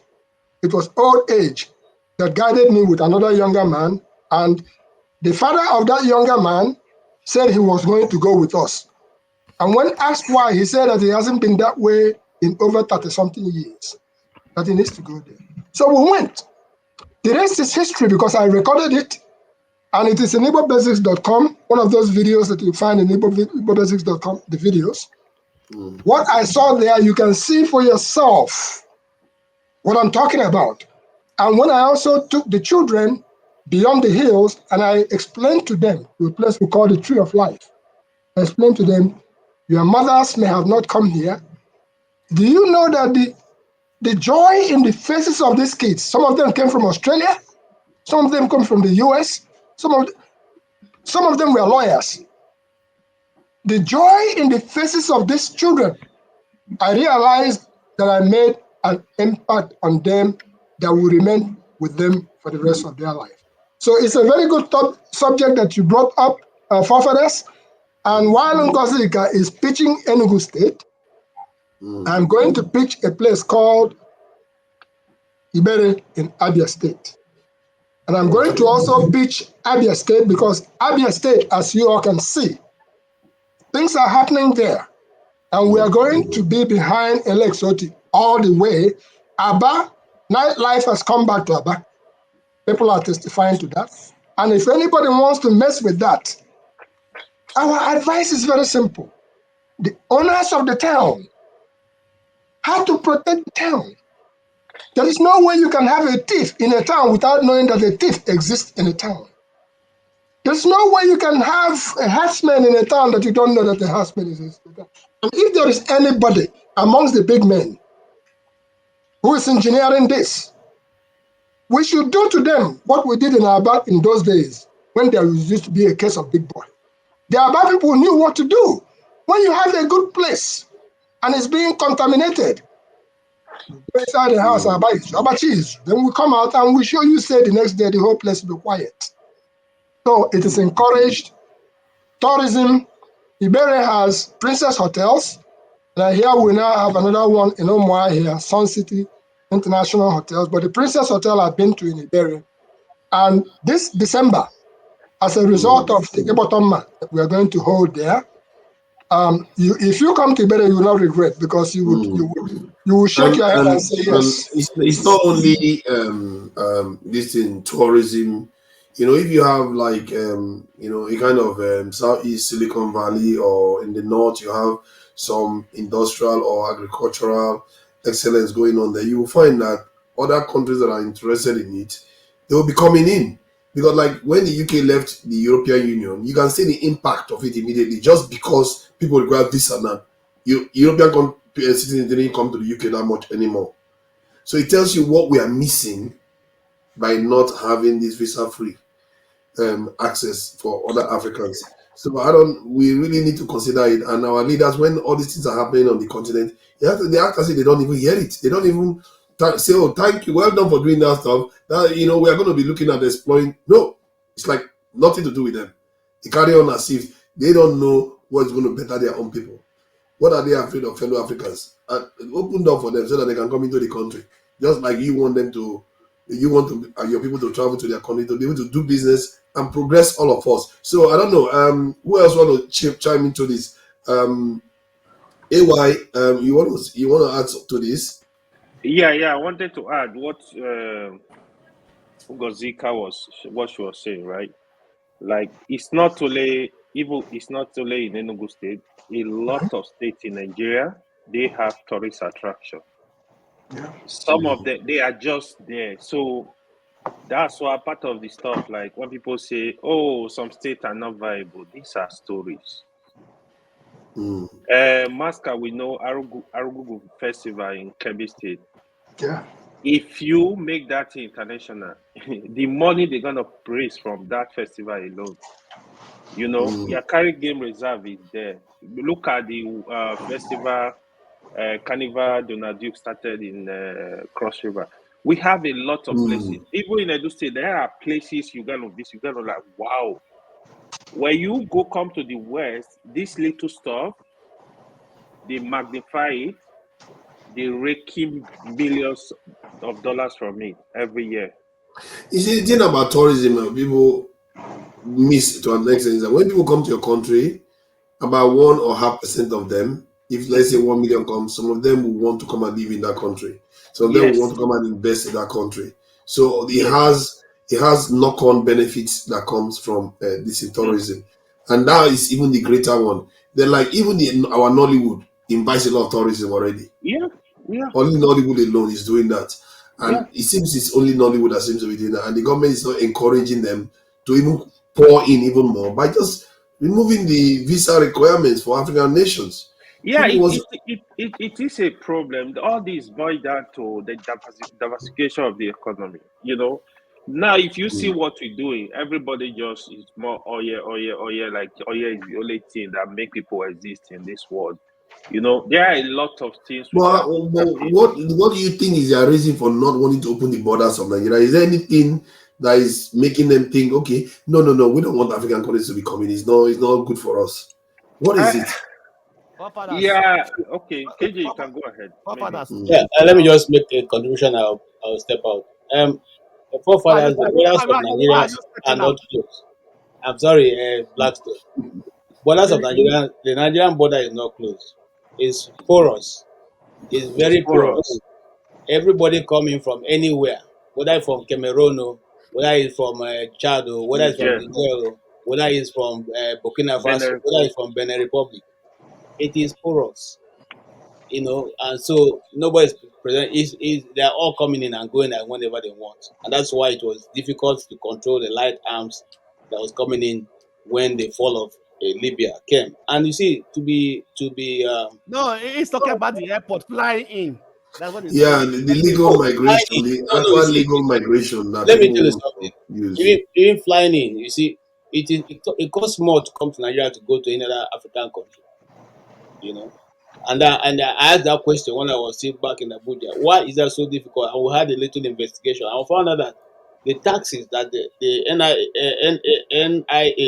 Nigerian Aviation Authority, puts on the airlines and the services is so much that those people tell you, see, when those taxes are put on them, they have to tax the passengers to get their money back. Okay, and that's why it's so difficult, it's so expensive. It's even so far, some people at one time had to go to Ghana to fly out because even with your money going to fly to Ghana and flying out was still cheaper, than flying out from Abuja. So it's all those things are what stop people from coming in. And again, you say tourism. Yeah, most people want to come in and go to local places. Mambila Plateau is one of the most beautiful places in Nigeria. But when you get there, do you have a house where you can stay? Do you have a hotel that is running? Okay. Is it even publicized? Is there any advertisement on the Mambila Plateau? A place that looks like like one of those European nations.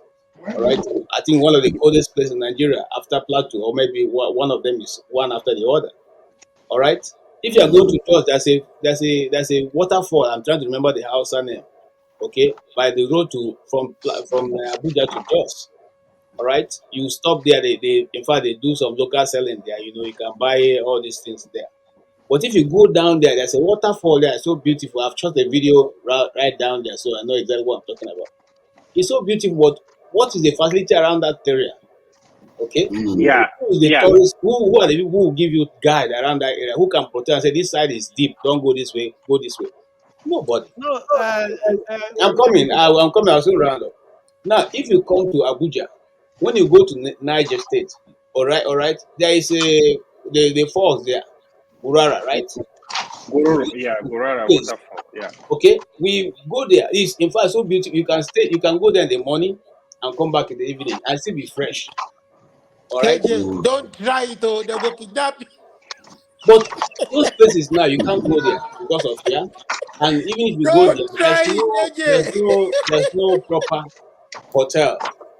Okay, there's no proper authority to help you and safeguard your life and your property of those you came with. So these things are scattered all over Nigeria. But you see, they will spend money to develop it. Nobody wants to spend money. They want the quick ones, quick fix. When they can put in their pocket and go ahead and forget, after 5 years, after 4 years, they move on. That's the problem. That's the problem. So to add to what KJ said, to develop these places is not rocket science. In fact, you can get private companies to build hotels, put security in the place, put people that can guide people, have some kind of like map. It's easy, and you're gonna be making free money. Government are gonna be making a lot of money from all that. But all the states, the let me ask you. governors, they don't want to act. They need to act and work on this stuff and generate income for their revenue for their My states. question is this: don't Nigeria have a tourist board? That's what I'm saying. We have a tourist board. There's Nigerian tourist. Nigerian tourist board. So what are they doing? It's not when they give you money, you do something. If you get there, you don't have money for development. Their job is to make sure nobody comes into Nigeria. That's their job. Because they are not inviting anybody in. I don't see them doing anything. You see, if I have KJ, wait, hold on first. What I to say that at the time of Jonathan, they were putting this Nigerian tourist board. At least there was a lot of the tourist program we were trying to put in place. You understand me, right? And I think the tourist board should not depend on the government.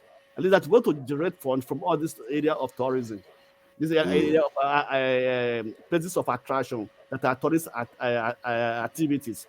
I'm supposed to develop these places because not every parasite should not depend on the government, because they are supposed to be an money generating agent, which may be money generate can also use it to build to improve on this on what they are doing. You understand me? But they're not doing these things. What I'm trying to say is this: that the problem we are having in Nigeria is the people that are the managers or people who are appointed to manage this organization, this parasites. You understand me? That's always the problem. But at the end of the day, they pass to the government. You understand me? If you are appointed to be a head of a parasite, one of the first things to do is how to make sure that your ministry is working well and generating funds and improving. You understand me? Right? Because every ministry cannot just because there's some ministries that are not actually viable, that don't make money, no actual areas to make money from. You understand me? But the other ministries that there are avenues by which from what they are, they can be able to generate money and also the Blackstone though. But the main topic was about visa free. Do you think the Nigerian government should make Nigeria visa free for African countries, not for everybody? Okay. The issue of visa free. Let me tell you, forefathers. The issue, every country with issue of visa depend on the relationship between that country and the other country, and also depend on the economy of that country. You No, Blackstone. Let me finish. You understand me? I know the if you have to go into and read the visa policy of every country, then you see that what I'm saying is true. You understand me? So for African countries, so why must I allow every country to fly into my country without a visa, whereby they don't allow my people also to fly into your country without a visa? It is because the reason is because they will bring business into your country. African free visa is all African, so they must come to the term that you are free. So you have to be Africa. So yes, Africa should come. That's what they're not preaching now, right? That some Africa say no visa to, like Kenya say from next year, no African country will need a visa to their country. You understand me? So that country. So this is not what is coming up now. This is just beginning. Before it wasn't like that. I think the question is that why can't African countries have a visa free within themselves? I think that's the question, right? Can you take and we believe this angle? And we believe, and some people, whether it's even if African people agree that there should be visa we can see that basically let Jonathan finish first. Can come within the African space to come. There will still be a challenge, even if you offer them free visa to Nigeria, they will be willing. We that are Nigerians are not even want to go to some part of Nigeria because of security issues. So, in as much as I will advocate for visa free, but so that unite us, and then we can build a bigger body of unity, and also of progress, and also business empowering, and also have that unity of black continent. But then, even if you give some people visa free, they're not going to go because of the security situation until the government make sure that the safety of their people, and then Nigeria also can strike the boundary. Every Nigerian, we all have the responsibility that there is a strike balance between your community, because you want business to thrive there.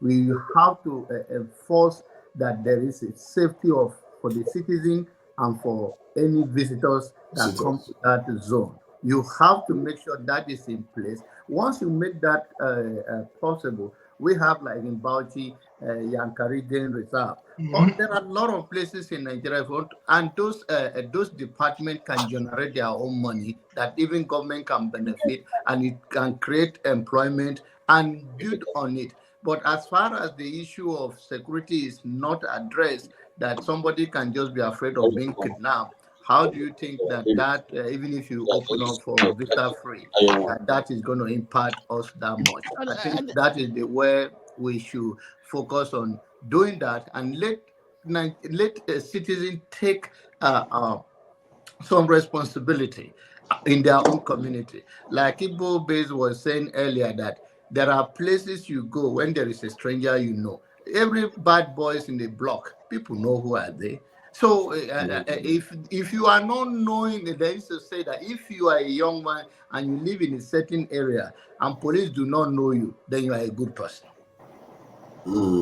Yes. Okay. Masco, I don't know what you think about this. Whether it's something, do you see anything against the idea that we should have a visa-free policy for African countries? Okay. Thank you, forefathers, and good evening, everybody. To start with, I hope we know that the Nigerian passport is not actually a Nigerian passport. It's a West African passport. Yeah. If you look at your passport, it's not a Nigerian passport. It's a West African passport. It's an ECOWAS passport. What that means is that anybody in West, yes, so you can see there's no Nigeria there. It's an ECOWAS passport, which means that every West African is free to enter without let or hindrance. Yeah. But the issue we are dealing with, okay, is the issue. You know how you carry a child, his leg is not touching ground. You know, he's shifting his leg, but the legs are not touching anywhere, so nothing is going to happen. Okay, what am I saying? First, if you're talking of tourism, somebody has said it. I can't remember who, but there are a couple of things that are enablers for tourism. First is security. Two, even transportation. Okay, I know a family that a European family. Well, I won't say European, an American family in Nigeria. They are not allowed to fly wherever they are going in Nigeria. They go by road. Why? Because you guys are not here. But even our aviation industry has a lot of issues. You hear tire puncture of an aeroplane. Okay, almost every day there is a near miss. So even the local aviation industry, there are a lot of issues. Okay, that's one. So I'm saying that enablers are not there. Security is not there. If you go to Yankari Game Reserve today, it's not maintained. Okay, so the idea of visa is like you're starting from the top. The enabler is not yet in place. Master, can I ask you a question, But please? should it matter whether we have the best one? It's just that people can come and do business. It's not only about tourism. They can come and invest in, let's say, Nollywood. Like the ones that want to come to Nollywood, they don't have to worry about visa anymore. They can just coming from South Africa, Kenya, Uganda. You see what I mean? So there are areas we could benefit from that doesn't necessarily tie to. No, see, forefather, see, that's the same thing I'm saying. You see, these things that you're talking about, me, I'm in Nigeria. Okay, right now I may not physically be in Nigeria, but I live all my life. If I, at my age now, I don't like traveling out of the country. So I'm constantly in Nigeria. I can tell you for free. Yes, these things you're saying that is true. But what people need to understand about Nigeria is that malaise in Nigeria is deep. It starts from even our psychic. The psychic of the country is upside down. Okay, it is a country that is looking for how to increase its income, that begins to think at that level you're thinking. Don't go far. There is what they call this free trade. Is it ACFED or something that African Free Trade Agreement? Yes, continental free Now trade we are agreement. even free to trade. Let's even be pushing that, but it's not happening. Okay, I have had experience from Nigeria. I'm flying to Cameroon. I have to go to Air France, meaning that I have to go to Exactly. Paris. Exactly. That's the kind of barrier that needs to be broken. No, that's the truth. That's crazy. I was working in a company. Yeah, but this is what I'm telling you guys. It's crazy. So sometimes when people don't really appreciate the level of our decay, they can say a lot of things. Okay. But In can my I ask you a lifetime, question, I Master? mean, yes, Ngozika. Please, you mentioned something about the dilapidating state of the Yankari Game Museum, and I wanted to ask: Yes. do you think that if some of these things were left to private investors, don't you think it will be more sustainable? Because I find that when it comes to quote and unquote government facilities, especially the ones that have to do with hospitality and tourism, they are easily run down. They are easily run down, like easily. Give them 2 years tops. But once the same establishment enters into the hands of a private manager, a private firm for management, you see the difference. So I am thinking some of these places that have been around for such a long time and in their heydays they were doing so well, don't why don't they hand the management over to a private firm That's a and business. monetize it? That's a Bring up business. Okay. No, the answer is two level, Ngozi. Okay. At an okay. elemental level, that at a conceptual level, that is true. You're right. Let's say Transcorp Hotel, for instance, the Hilton in Abuja is a classic example. Obasanjo sold it. A lot of people were complaining they were wrecking, but you can see that that's a true example of a government institution. You carry it, sell it. If for nothing, you preserve the institution. But I said it at a conceptual and elemental level because if we are talking tourism, if you are talking Yakari Game Reserve, for instance, there are a lot of things that you need to put in place. I don't know if you've ever been to Bauchi State. There is a very popular hotel, then they call it Zaranda Hotel. There is Awala Hotel. Okay, these are 5-star world-class hotels. Because you cannot expect a white man to fly in and go and be sleeping all his life in Yakari Game Reserve. The right thing for him to do, he flies in, he comes into a good hotel, relax, and then the next day a bus comes and carry them to Yankari Game Reserve. They may spend 2 days there, but when they come back, they need a hotel, a 5-star hotel to eat, relax, and prepare themselves for their final trip. Or maybe they are going to, there's this Ubudu ranch in the south of the country. Obodo Katoraj. So, but yeah, so even if you sell Yankari Game Reserve to a private person, the tourist industry I'm not even talking require a selling lot it. of government investment. I'm not No, you even have to sell talking. it now. How will you? No, Not No, of you the have to things lease you it. it can be like a partnership. I'm talking You have to something like lease a it. partnership or a lease even. But Yeah. lease is even going far. I'm talking like a partnership. Yeah, you Let can the make private, it public I think private as let them giving have it a to, stake in it. private Let them have company a to stake. manage.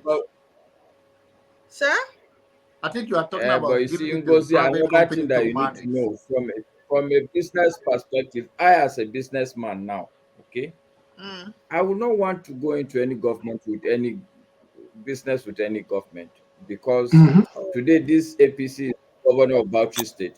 Tomorrow PDP comes and then they create problems. So That I'm makes a even lot saying of that the sense. best thing for you, yeah, is to sell the things off. Okay. Yeah. Because I don't Or know whether you are aware. you could lease the property or the land to private institution and let them run it, and then you tax them for it. But the point is that in Nigerian space, the Anyway, level of corruption, any party can come and they'll bring somebody for their own interest, and you're going to waste your time. So the best way to do That's it what is happened in Calabar or Kaduna. okay, yeah. The Recently. best way is to sell it to a private citizen who exactly. can do But well. from It's still going to generate money. you It's see, still going to in generate. Corsica, Go ahead, the Mark. fundamental point about tourism, the fundamental point about tourism is that whether we like it or not, a country cannot run profitably without a good government.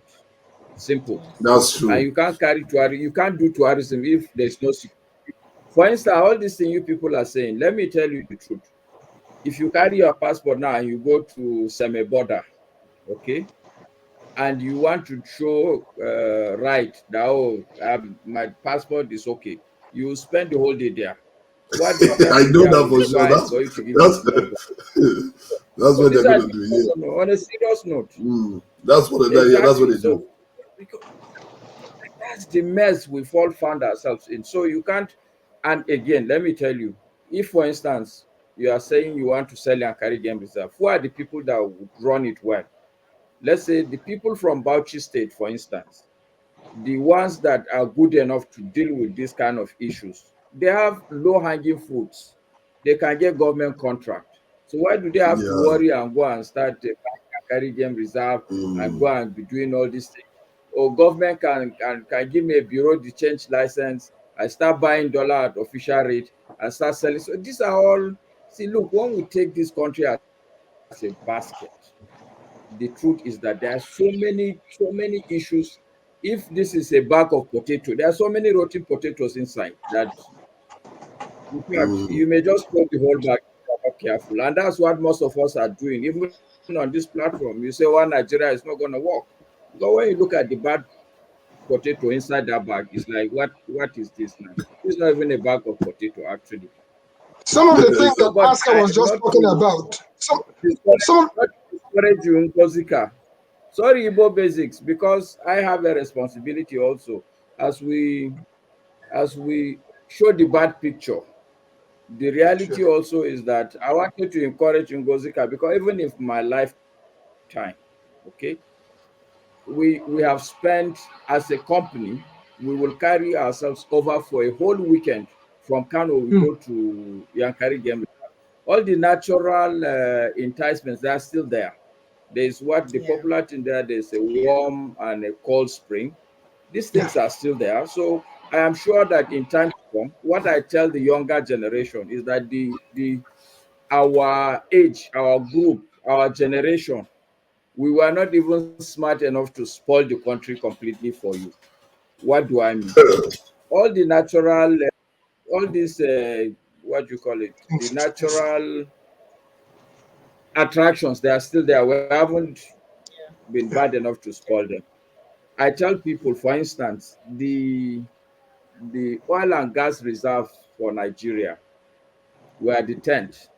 Until today, we are still struggling to go to 1.5, 1.6 barrels per day. Well, I think The it's gotten bulk to of your 1.6 resources are, now. It's 1.6 but now. the It bulk just of got there. the point I'm making for Ngozika is that the bulk of your resources are still there under your feet. Yeah. Okay? The arable land that God has given you guys as Nigerians is still there. We've not done anything with it. So yes, maybe things are not okay now in Ngozika, but the good news for you guys is that God has given Nigeria everything. The big rivers are there, the big lakes are there, Kainji. There's a lot. The only one I know that has gone is this Lake Chad. Okay, but almost everything is still intact. You guys, hopefully one day you will come and preserve it and make it right. Not doing all the rubbish our generation. Are you saying that you want to pass the buck to them so that they have to face the problem? We should be the ones sorting it out, so No, we not pass I the think wahala to them. forefather, excuse me, I'm not cutting you off. I think It's okay. Our psyche is wrong. sometimes we do not challenge the youth, and we take some responsibility that we shouldn't. Every generation face their own challenges. Our father faced their own, we face our own. It's all about what you make out of it. For instance, whether you like Buhari or not, Buhari engaged in government. He set up a goal of whatever somebody can call it success. It's all depend on you. Nobody define your success. You define it. You know whether you accomplish it or not. It is all about you. So the youth of look at also go on. For instance, look at the age that when what he was when he became the president of Nigeria. And they overcome even Ojukwu himself. A lot of people have faced challenges in their generation and go head to head with it and overcome it in one way or the other. And what is available to the youth of this generation, it was not available to them or to us at that time. Yet they make the most of what was available to them at that moment. So it is time for youth, Nigerian youth or African youth, to carry their destiny in their hand and fight for their own future like Kunozuka is doing. Do you think it is easy to go and be talking to a politician, going around, and they know that whatever you are doing, you are exposing them? I want you to know that all the people out there, they don't want to be exposed. Nobody wants to be publicly shamed. Nobody wants, even a thief don't want to be called a thief in the public. But it takes a courage and people who think enough is enough.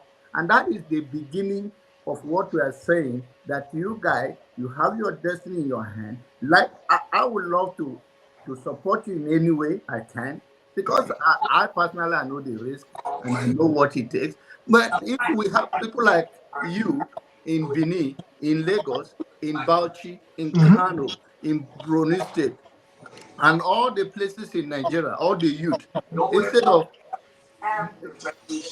instead of getting caught off with all the other mess, you can take the country back like that. But apart from that grassroots movement to bring it to their attention, then when they know that there are strong people behind them, the people, whatever you are calling them, they weigh the movement in the society. When they see that people are well informed and you touch this person, the consequences will be severe. It's what they back up from. But all this talk that you guys are talking, you come here, this was stolen, this was stolen. Who cares? Do you think somebody agreed to power, you want to take it and give it to you cheaply? You think that's how it works?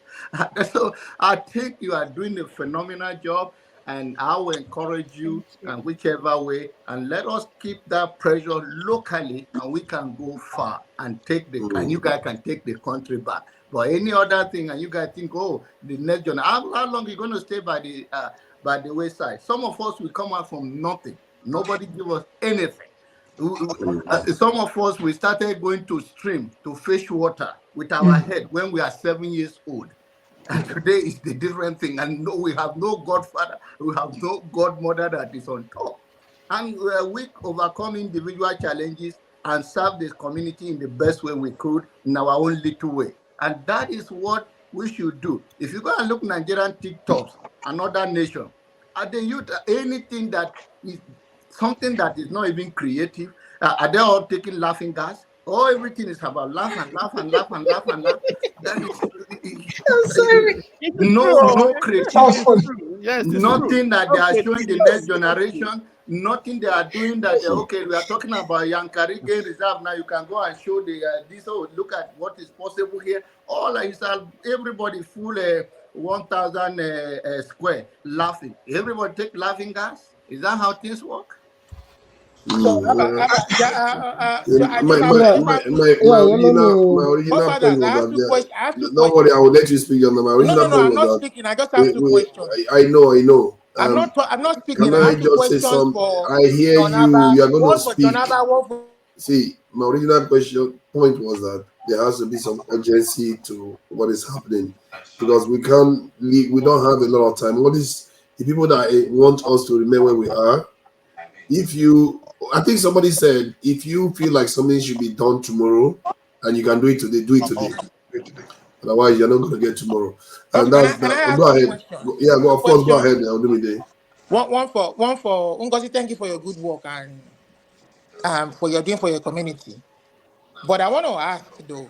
So the ultimate, like I always ask in most of the programs, the ultimate aim of all this is how do you bring that? What do you think? You're on ground. What do you think is out that change can happen? I mean, most especially in your own immediate community. How can things change from what you are seeing now presently? And then, Jonaba, the other question is for you. It's about the change and the solution too. So, what do you think the current youth today should be doing to prepare to take up leadership position and effect the change they want? What are those specific solutions that you can lend to them? Ngozi can answer her own, then I'll answer you, right? Yeah. That's my question. And nothing that is frozen. Come to you. I want to thank everyone on this panel once Can you again. repeat the question? There was a glitch. There was a network glitch. I'm saying, in light of all the work you have been doing in your community and for your community, what do you think should be the way to solve all of these challenges that you found out now? You understand? What are I those was challenges? there was a glitch. Hello? Olumide, they carry Gozika where she no know. Of course, she knows. I think. Okay. Now, why she's Olumide the guy glitch, network glitch. Jessica no big. She's not part of government. No. I It's know. not about government. It's I know, saying but that what I does think she? what She may not Olumide be able say. to. Even if she offers a solution, she may not have the resources. I mean, if you Or the identify, wherewithal to implement it. But what is her own? you are talking about. You are saying that whatever she has been doing and whatever the CTC is a way forward. I think. Yeah, I mean, for instance, I saw some of those videos of where I think she's I back. mean the Let me give her a resources, chance. the infrastructure that should have been done by elected officials were not done appropriately, or they will come out and say they spend this so amount of money, and we all know it's all lies. And you're exposing all this, we are seeing all The this, first but challenge for Olumide is to have internet in Nigeria. Double internet. So as somebody who is on ground and you see all this, how do you think change? I mean, the people, I don't want to kind of put the answer in your mouth. You understand what I'm trying to say now? I want your own thoughts on how you can get these resources to be utilized for what it is meant to be. You get where I'm going to? So, if I get your question correctly, you are asking how do I think we can effect the change we seek? Is that your That's right. question? That's right. Okay. So Based on your own assessment, you may not have all the full resources. From what AY rightly said, you know what, maybe I'm putting too much on you. But I'm saying you may not have all the resources, but what do you think are those things that can be done and people can come out and support whoever wants to? Go ahead, yeah. The audio is frozen I again. think she's delayed. let me Yeah, I just think it's delayed. say it clearly. I think the only way is to make sure that people are not benefited. Can you hear me? Yes. Can you hear me? No. So I was saying that for me, the first thing to do is to make sure you're not benefiting from the government. That is the first thing. If you want to hold a government accountable, if you want to keep them on their toe, you have to make sure that you are not benefiting from them in any way. When I say benefiting from them, I'm not talking about the basic amenities they should provide. No, that is your right. You are talking about credibility now, which is super. Most people ignore that. That's not credibility. Was talking about if you're not This end involved, if so you're not getting money from the government, from the elected Yeah. politician. Okay, let me just make my final submission. yeah, Okay. the original point, You Olumide are is seeing moving away AKG. from the original discussion Now, I Yeah, of think you are taking us away. The visa before area you free, are discussing on before I got discussing visa free entry. track with I what don't you hold too much interest in the area discussion, just like Masca, my brother, have said. We are actually taking from what it cannot be achieved right now because there are many things we can talk about before tourism and all this can come to play. In other nations where people are making progress, tourism is even a local government thing. This thing can be handed over to the local government and they run it and they organize the festivals. People go from city to city, county to county, local government, attending these things year in, year out. But in Nigeria, everything is centralized, so it becomes so difficult to hold anybody accountable. Because, look, for instance, I spent about 2 weeks or so, a year in Yankari Game Reserve, when it still had a good hotel, good security. You go there, you just find peace. Some people who like to write, you go there, you see them almost weekly, week in, week out. They come there. That was still when Nigeria was still, something we can talk about. Okay, but now you can't even go there because maybe it's even the lions that will come and eat you at night when they are there. So um, nobody goes there any longer. So discussing these things, I don't see immediate impact because the whole thing needs to be rearranged. That's the truth. The whole thing needs to be rearranged. What are the things that the local government people are responsible for? What does the state ask for? What does the federal government ask for? And so, what? Just one man sitting in one place and just giving order and everybody, it will never work that way. Everything, look at the huge money that Donald Duke put in Yankari, I mean, and in that reserve. What's his name? What's the name now? Look at the money spent on Kinampa. Look at the money spent on Obudu Cattle Ranch.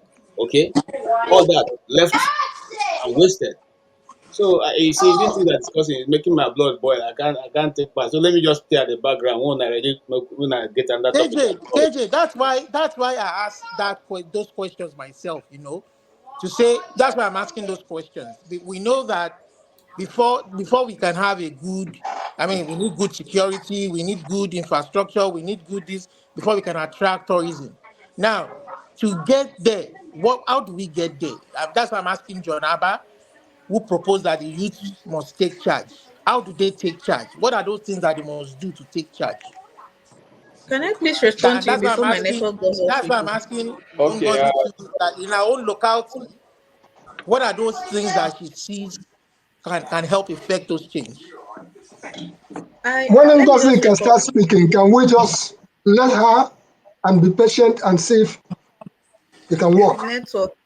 I don't know. It's just gotten worse. I'm switching. Go I'm ahead. switching between Airtel and MTN.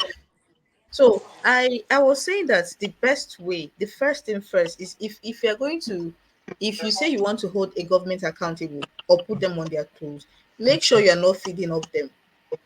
Make sure you are not feeding up them, because you cannot have their hand in your mouth feeding you and you speak against them. They are going to take the food off your mouth and you're going to end up licking their backside and screaming, oh yes, oh yes, oh yes. The thing I think we can do is consistently. I don't know if that noise is from my own end. Go I ahead, we don't are think hearing so. Just you. go ahead. We are Just go hearing you. ahead. The thing we can do is, once we've made sure that our hands are not in the cookie jar, we can consistently stay on the issues. I'm an advocate of stay on the issues. Do not pay heed to distractions. Stay on the issues. If they are supposed to do this and they are not doing it, do not leave them. Be like a dog with a bone. Don't leave them. Stay on the issues. They do not like it when we do that. They don't at all. I remember when after NSAS, the then governor, the former governor of Enugu State, blocked off the road the road that led to the government house. They used these huge concrete slabs to block, and this is a link road to a major road. He blocked it off for over a year. And initially there were murmurs, open the road. Gradually people were getting, and people were talking about it, people were constantly talking about it, and woke up one morning and they had removed the slabs. I believe so. This is it. Make sure you're not profiting off them, and then when you are certain that these people, they do not have a chain around my neck that they can use to yank me back to position whenever they want, then you can stay on the issue. That is the only thing I think we can do. Even the most average of us citizen can do. It's not rocket science. What happens is that sometimes, like somebody said earlier, Nigerians, what we do is, let me keep quiet so that when it's my turn to chop, nobody will put eyes for me. That is what most Nigerians do. That is why you never see them pick a stand. They will rather sit on the fence, because they won't condemn it too. They won't condemn it, no. They won't support it either. They'll sit on the fence so that when it's their time to eat, they believe it's turn by turn. When these people finish mismanaging, stealing, looting, and go, it will be their time to enter. So if they do not criticize these people, if they do not call out these people, if they do not speak against what they are doing, then they will not chook eye for them when they get. And it's really wrong. It's down to what Master said. The malaise is deep. Is deep. So that is all I have to say. Let me add to Yeah, it. please go ahead. Let me Yeah. say something briefly. So I want to go back to what KJ said earlier. You Now, see, good night. So this the is 1 state, a.m. Good night. Nigeria is a funny place though, where we know what is right, we don't just want to do it. Kachifo. I really believe if Nigeria needs to move forward, if this area we are talking about needs to develop, my opinion is Nigeria needs to be regionalized, or they should give power to the state. The state also need to have laws that protect the local government, because the governors too, they are dictators, all of them. They hijack money that belongs to the local government. The local government cannot do anything. Let the government be close to the people. The local government, they know their chairman. If you're not working, they give you trouble. We should have laws that will protect. Let the local government be independent. Let keep developing at that local level. That local level alone, local government can generate money, sufficient funds to help the local government. You know, even in abroad, you see they even have city government, right? So it's really an issue, because what you see, some of the governors, they don't know, some of them don't even know like 70% of their state. In the north, you see some governors, they are living in Abuja. They go to their state once in a while. Even in the south, some of them are living in Lagos, some are staying in Abuja. They only fly to their state. They play with people, because all they do is they waiting for the money, for the allocation, and they just pull fire. Okay, you can go to her, I don't care. This is what is going on. So it's not only the federal, the state. We need to hold these people to account, because what is going on, they don't care. That is the worst part. They don't care. Even when they see people die, like, really, these guys don't care. That is what is just sad about the OT. It's so frustrating. Like, they don't just want to, I mean, just help the people. To be honest, what makes me sad is, even if the money belongs to you as an individual, you are in charge of this heavy money, Why can't you help the people? Talk less of you are representing the people, you are the government. Why can't you just see how you can genuinely do something? Another decay you mentioned now, like the Tinapa Donald Duke spend money on, and the other one. This also happened in state.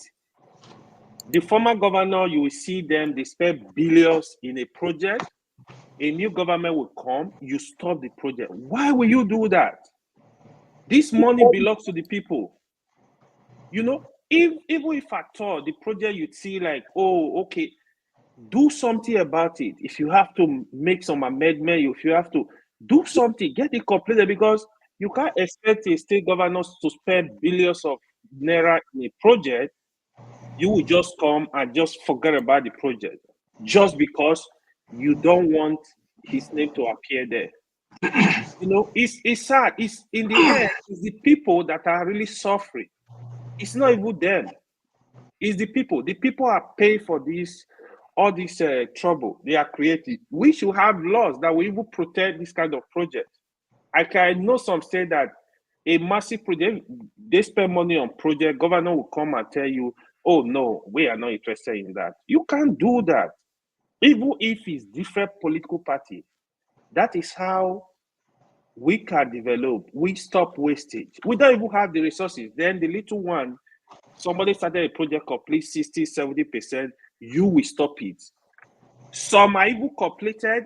The new governor will say, no what? Stop it. They don't want to, just because they don't want the other person, because they don't like the person.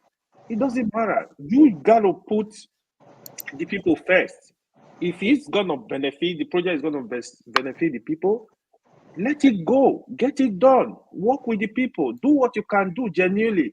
You will still make money. It's the wickedness is just I don't know, it's overwhelming. Like, I don't know. I personally feel what a lot of them are doing is pure wickedness, nothing more. Nothing more. Thank you. One of the worst ones is Governor Ayade, because his state, there was this tourism thing that was happening. He came in, he abandoned it, and I saw the video. All the equipment, everything they bought, he just left it completely, almost wasted. And in River State, another one is the tram line that they were making, and it's almost built. You can see it today, is still there, but they just Wike came in and abandoned the entire thing. It's like such wastage for little resources that we have. Like you said, the people, they forget that the people are the ones that they are there to serve. They use their own ego and their own politics to just waste our resources for the little things that we have already. But that I will let the next person go. I think. I would think, forefathers, I would think that from what Masca submitted earlier on, we tend to have swept through it. Town by town, local government by local government. Business opportunities, as Ngozi has stated out here, somebody came in and started a helicopter tour. The idea of abandoning whatever project that you met, there should be a law against that. One thing Masca said here, which swept through us just like that, he said he was going to Cameroon, and he has to fly through France. I'm sure some of us will remember when you make a phone call during Nightel, that had to be routed through England or through wherever. You are making a phone call to Nigeria, but that's going to go through some other countries before it hits Nigeria. Look at in the developed countries where we are, tough walls from city to city. Your TV that you are watching, Comcast has this particular zone. On the other side is Optimum. On the other side, even telephone business is Bell South, Bell North. Those are businesses, and businesses will take care of business. One of the things that we tend to be taking for granted in Nigeria is that there was a structure that was left behind. There was a geographical structure, there were natural resources structure, and when I pulled up this earlier on, and says Abuja Carnival because we were discussing the issue of carnival. In this book, courtesy of my uncle, Lemi Ijoma, who spent all his life in Makodi, that's where he lives. He's 80-something years old now. But in this book, you'll find out that all the states of Nigeria participated in this particular program. You will see all there, just like you have the First Tac, just like you have the National Arts Theatre, not just like you have all these things. There is infrastructure existing in Nigeria. Our plea should be that let's look at these things from a business perspective. And from an individual perspective, I went to school in Jos, Nigeria Makaranta, I was in Jos, St. Teresa Boys School, Jos. When after spending years in the US and I decided to visit Jos, there was one thing in my mind. Go to St. Teresa's, see the remains of what it looks like. Go to the Jos Museum. There was a museum in Jos. And that museum boasted of the oldest turtle, if not in the whole world. We were told that that turtle was like 250 years old. Something like that. Of course, by the time that turtle died, it was celebrated. Because of what I witnessed living in Jos pre-war, that made me to personally say, I want to go to the museum and be able to see for myself. So now, coming back to the business angle of it, there is business opportunity in almost every village. We are not going to discount either the tourism or the several business opportunities that exist everywhere. And there was something that Olimide has said here in terms of what can be done to back up. I would say from trusted channels like what we have here at the Forefathers, Dr. Damage's show, 90 Minutes Africa, and 247. I would say that when we have the privilege, because it's a privilege, to have people like Ngozika on ground, you're talking about what can we do? We should, as a channel, be able to give them support. And the support I'm talking about is so that when she gets up, she realizes that, oh, I am not lacking on the internet. And of course, in solving the issue of how do we connect, we talked about connectivity earlier on when the media was here, and he suggested Starlink and stuff like that.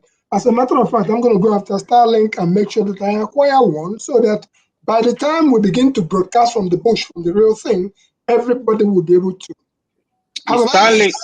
Is Starlink really working very good in Nigeria? That is what I'm told. And I'm going to go after it and make sure that I acquire that. So with that in mind, if we can provide people like Ngozika, Starlink, and if we have anybody in the north, Masca can help us out. Connectivity is what it takes. If we can make sure that our people at all times, that they know when Nigeria, the media industry, begins to realize that we have this on-the-street reporters everywhere, before you say Jack Robinson, we know how to play the game. Before you do or die, we've been there, done that. So we'll tell you, say, oh God, we don't want fight, but live and let live. Drop and drop. That's all we're trying to say. So we should be able to encourage both individual businesses, but everything must depend on basic. And we establish those basic trust by just we being on this channel.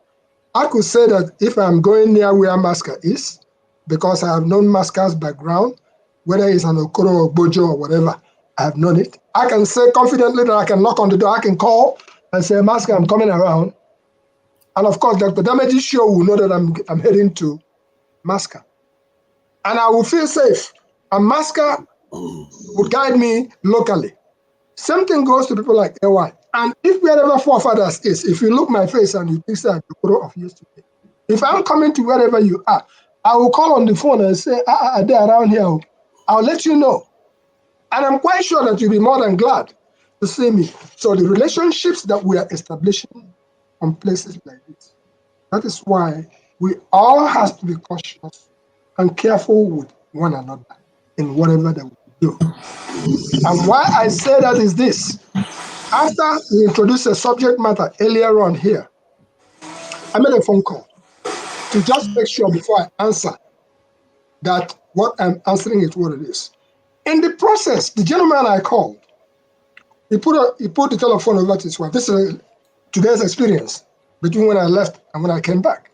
He put the phone over to his wife, and his wife was talking to me. Said, "I can see you, even though I haven't seen you in years. I can hear the voice. I can see the same thing. I'm so happy. I'm so." She was saying, and why was she saying what she was saying? When I was traveling to Nigeria, the husband told me she was sick of COVID, and I said to him, "Okay, somebody gave me a clue. I know what to do." I went out of my way, went to an African store, bought some of this our native cola, the bitter cola. Hello, I bought the bitter cola in bundle. I bought a couple of other native stuff, packed it, express mailed it overnight as I was leaving. This was about 2 years or more ago, 3 years when I went to bury my brother. As a matter of fact, when I went to bury my brother, Igbo basics. I'm sorry, I don't mean yes. to interrupt you. For the first time, I'm going to use sir. Igbo basics, sir. I'm not a sir. That's fine. You're senior to me, and I'm not a sir. Olumide, let me land because you will all benefit from this. no. Hold on for 1 second. I I just will wanted to yield in ask. 1 second. Olumide, No. hold I on. want to ask a question midway. Well, I let me. get everything you said. I just wanted to ask, sir, that everything you've said now, very. I mean, I'm for it. I'm okay with it. But are you pretty confident though that because everything we do relies on the government of the day, whether it be federal, state, or local government level. Whatever we want to do, whatever aspiration we want to pursue in life, in prosperity or prosperous life we want to pursue for ourselves in that country that we call Nigeria, depends on the government of the day. Are you pretty confident that that government of today, led by Tinubu, can fulfill that aspiration? Olumide, before you throw me off the cuff, first of all, pretend that the government does not exist. Hello? Pretend that the government does not exist. And when you pretend that the government does not exist, you go in because you are doing things the way you know how to do and protect yourself. If you begin to depend on the government to come and give you a helping hand, the government will pull you down. Okay? So in line with what I was submitting, I'm saying that something that I did for somebody in 2019. The lady was explaining that when she received that bitter cola, under the condition that she was, that she took it and then her problem, in fact, she can't stop thanking me for, and I said to her that it was a nurse who suffered similar thing during COVID time that gave me that clue. And that all I did was I passed it through to her as an American.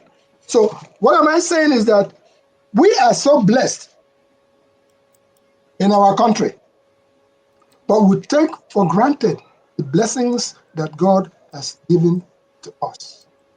We keep talking about government, government, government.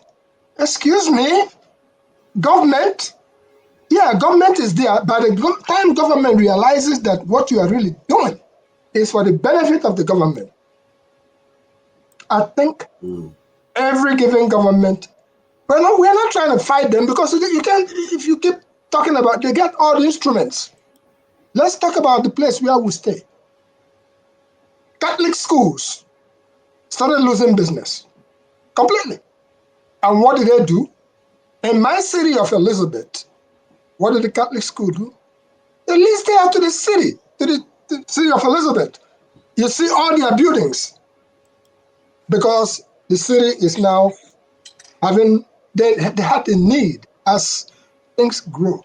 So you cannot continue with the same business model all along. Don't remind me of Enyimba Hotel in Aba that was being built many, many years ago. I'm talking about an edifice that couldn't fall down. Don't remind me of Hotel Presidential Enugu, where somebody gave us a tour recently and you will shed tears. So don't remind me about so many infrastructures that were already there. But today, what are we trying to do? We try to bring in the Taiwan, made in Taiwan. Why don't you bring in made in Aba? Because Aba made will serve you better than made in Taiwan. Today we are riding keke na pepe. I think what you highlighted about why don't we bring made in Aba, I think the government and is partly responsible for it. And this trend about many countries around the world, because they found that they can buy stuff cheaper in China, that started buying stuff cheaper in China to make quick money. In other words, I think, was it not Mascara said something about low hanging fruit? People always go for low hanging fruit where they see, but they don't look at the long term effects it has on their societies. At least the Western society, they can always regroup. This is the thing I keep talking about. They can easily regroup. We are not that this is powerful or flexible to regroup so easily, like the way they are doing that. They are decoupling from China and all the rest. But we, those people that used to manufacture in Aba, saw that they can go to China and other Asian countries and other stuff. Even the wrapper that they used to use, like all those organza and all the, they will order it from there. Phew, get it back. Why bother doing it in Nigeria? But you can get it cheap. Sorry, forefathers. We look. Sometimes it takes a lot of. It drains my patience, even being on this panel, because we don't seem to really appreciate what has happened in this country. This thing you are saying, it was clearly a government policy. Well, we flooded we opened up in the name of international trade. Globalization. Saying, for instance, we have border, we have ports. Okay, so you can't, it's not for the citizen to decide where he will go and bring if the government is not okay with that. If the Nigerian government had decided that no, what we have within our borders is the only thing we can work with, that will be it. Mm-hmm. You get what I'm saying? So these things are fundamental things, and it is human being that went and take stupid decisions. And at the end of the day, we are where we are, because if you open your borders, somebody is bringing things from China. To start with, what I can tell us here now, almost every country has a decisive policy. China had taken a decision that, okay, we will make our currency to be worthless so that everybody can be able to import from us. Mm-hmm. Yeah, with what Masca said there, with what Masca is saying, Nigerian Export Promotion Council, and I'm talking authoritatively because I functioned through that channel when I used to do exhibitions at the World Trade Center of New Orleans. Our quota in non-export products has never been filled. Quote me. We don't export in Nigeria. We are coming from in the United States. We don't manufacture. Hold on for a second. Even in the United States, Nigerians don't bring yam. Yam. You know who brings yam here? Why? Why no? Okay, Ghanaians. Why? Ghanaians. Can I talk? Why don't we bring yam to America? Why don't we bring? I don't even see Nigerian yams in the UK. Steph hasn't waited. He wants to wait. There are requirements. Everything is not politics. Mm-hmm. Okay. The government have to put in the necessary environment to make sure that your farmers are abiding by the rules. You must pass through, you must meet certain standards to be let in. I don't believe that America will just say, okay, only Ghana bring yam, Nigeria shouldn't bring yam. That is one. So on the issue of the opening of the border that you talked about, forefathers. No, it's not forefather. It's me, Steph, so that you won't kill somebody for I said it in a different way. He's talking about free visa now, so it's the same thing. Okay. So, sorry, I used the other. This one opening up free visa that you're talking about also is not like you emphasize. It's not just for tourism. It's also for trade, right? Yes. Yeah. there are concerns, just like what Zemaska that explained now. We are already seeing the effect of globalization on our local industries. That was why the government, in their own short-sightedness or unpatriotic nature, because I keep saying that the most unpatriotic citizens that we have in Nigeria are those in power. You understand? But when you criticize them, they will tag you as being unpatriotic. But they are the ones who is highly unpatriotic. You know? So they didn't protect our industries, because I know the time that Abba was even shipping products to the rest of Africa, West Africa. You understand? But they didn't protect any of those things.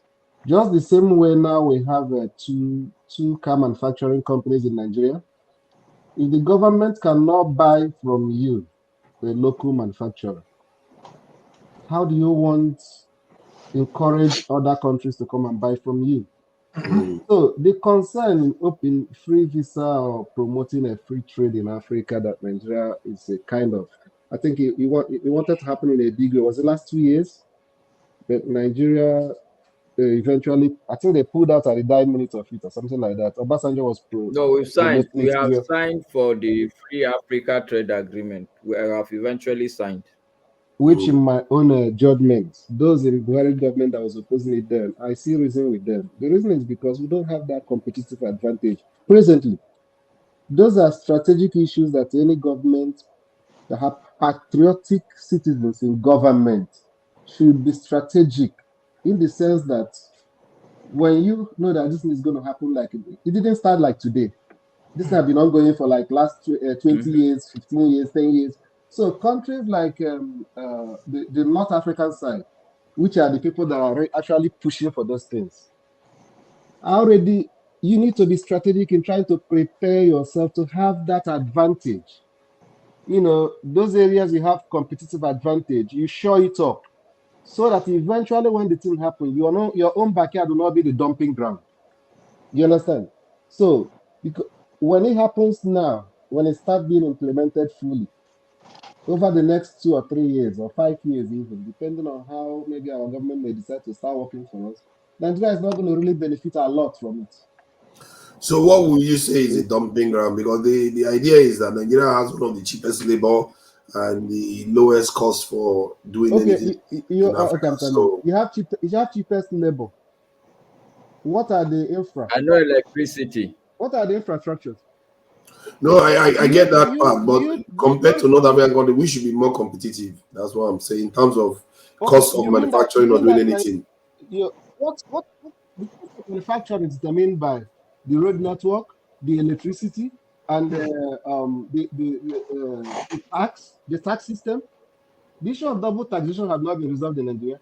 Electricity is still Yeah, but the question is, how are they going to come into Nigeria and compete with us in a place where we are used to operating like that? The point I'm trying to make is that they don't necessarily, just because of they are slightly more advanced, What have I'm saying is competitive that advantage when there over is us. free trade and you are not manufacturing enough, Let other me, people Steph, bring their own Steph, manufacturers to your let own me help doorstep. you, Steph, so that I can Does that make explain to sense? co-founder how these things work. I will give only two examples. Okay. Last year I was in Egypt.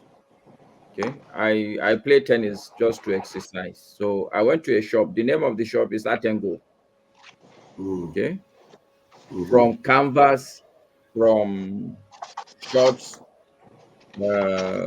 vest, racket to tennis balls. All these things are produced inside Egypt. Wow. Okay. Yes. So that's one example. So by the time we open our borders, whether in fact, even as we speak, I'm now thinking now that these things are a bit, I need to re-import them from Cairo because it will be cheaper. That's one. Almost all the fish that you know are being imported from all these areas of Morocco. This Okay. geisha, this sardine, all these things. But like If Steph we're said, already you have to already put, importing it, is that going to damage us any further? yes, and I can tell you Mm, how it will damage further. Yes, please. okay, because today the country locally were struggling with local fish and all that. By the time, so if you're going to import all these things from say Morocco, for instance, or you're going to import it from Cairo, all the normal restrictions are there. There are tariffs for all these things. So they are a little bit more expensive here when they arrive here in Nigeria. But what a free trade zone will do, all these tariffs will go. So it will be cheaper for me to buy sardine from Morocco than the fish that was caught nearby river from that is coming from Lokoja. So Mm, you can imagine it's not just manufacturing. People don't seem to no. understand how these things are all interweaved. Even the local fishery, it will begin to impact it.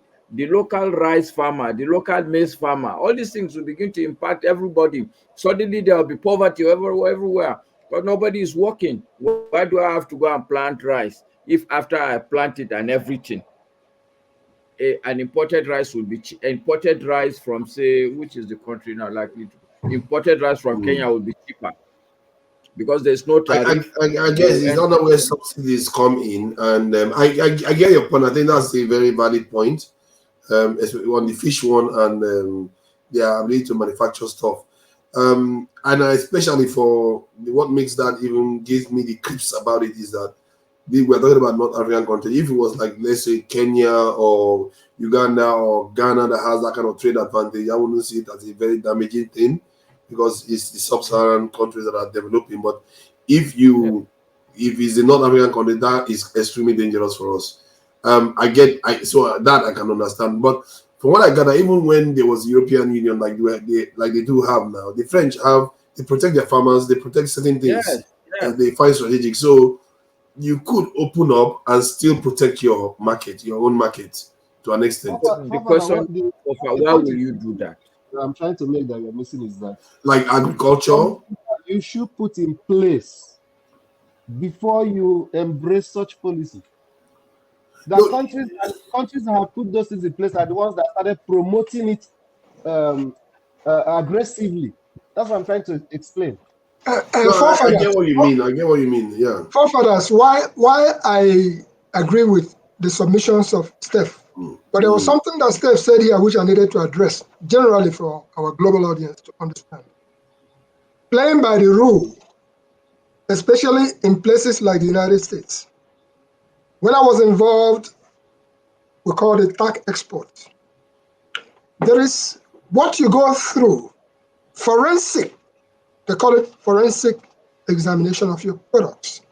You have to go through this process through the Nigerian Export Promotion Council for your product to be certified fit to go, to be accepted in places like the United States.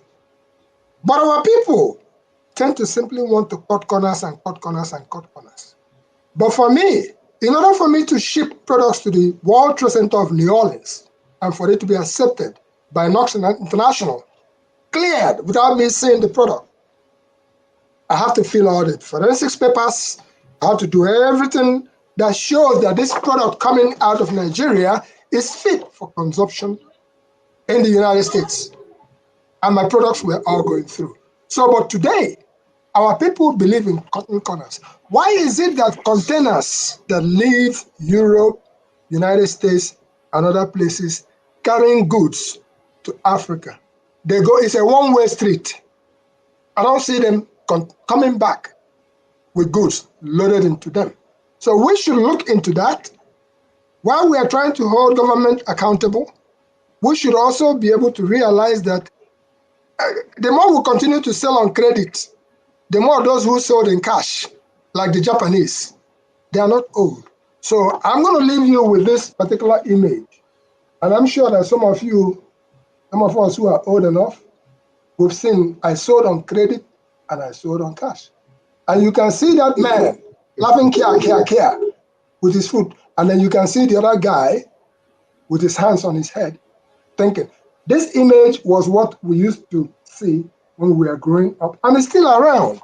Yeah, So I remember that. yes, if we can encourage our people to don't take goods to the airport and stuff it. Ship your products, whether be it one pallet or two pallets, but make sure that the products that you are shipping, that you go through, the paperwork is there. Fill the paperwork, get your forensic, let it be stamped accordingly, so that when it gets to where it's supposed to go, they will know that the authorities at the other end have okayed for it to be fit for consumption worldwide. So that is all I'm trying to appeal to our people. Let's do things that way so that when you are marching forward, your heads will raise high, and let us not wonder why the Ghanaians are the ones who are importing yam to the United States, why Nigerians couldn't. Let us not wonder why it is Ghanaians that are importing Star beer. Hello, Star beer. Bex. No, the Gouda beer. I mean, what can I say? Let's not But take for there are granted some our things wonder. there are some things that actually are able to come from Nigeria. I've seen bitter leaf, I've seen odara, you see even snails, all those that come through from Nigeria. I don't know, maybe they smuggle them in somehow. No, they are not. There's not. They are just smuggling. They are Then not how are smuggling they it. coming in that yam cannot come? Well, Snail, live snail can come from Nigeria, but yam cannot make it. How well, does that happen? there is a lot of stuff that is going on as far as that industry is concerned. I once brought some tubers through my luggage coming back here, including the one that my sister gave to me, including some very rare medicinary tubers that we had. But because I didn't go through the forensic process, listen to this very carefully. I got to Michigan, they brought it out. They took all those. And I was saying, but my sister gave me, they don't care. They took it. Now, if I'm bringing the same products back here again, what do? I will go to the Nigerian Export Promotion Council. I will get all my forensic papers as far as any of the particular product is concerned, and then I will load it up. Even if I'm taking it by myself, I will have the papers to show at the airport. Let anybody then take it away from me. Yeah, but the question is, why are we not seeing yam in the UK and in America? Sorry, let me just ask this question. Why are we not seeing yam and other things like plantain from Nigeria, while you can see snail, are all of them smuggled in? You can see snail, you can see fruits, you can see even pear and all kinds of stuff that they bring from Nigeria sometimes. Maybe they are smuggled in, it's possible. But I don't understand how we cannot get even yam out of Nigeria. That is They are not crazy. smuggled. They are not smuggled in. What you have to go into and look at is which companies are importing those. They have to do their paperwork. There is what is called this other product, like I have them in my fridge.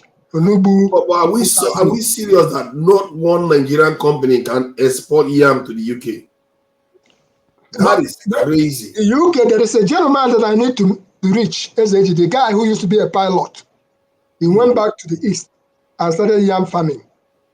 I need to reach that guy. I don't know about the UK. I'm talking about the US. I need to reach that guy because that guy, he did an excellent work. And I'm quite sure that the yam that he is farming in Nigeria, I'm sure because he used to be in the US, in the UK. He's shipping them out there accordingly. All it takes, I do believe, is for you to do the proper paper work. And don't try to smuggle anything else around it. Besides, I think we agree on that. We agree on that. Yes, my brother. I really appreciate your explanation. The way I slightly want to disagree with you is that, or rather, where I want to emphasize a little bit more is that the issue that has to do with exportation of products to another country, where you have worked well, is usually you can't, you can't shield the role of government or the necessary government agencies in it. We have what they call in Nigeria, is it export promotion or whatever? Nigerian Export Promotion Council. The country that really want to develop, they are usually deliberate efforts. It's not just what you say, okay, maybe people that want to do it, they should do the right thing.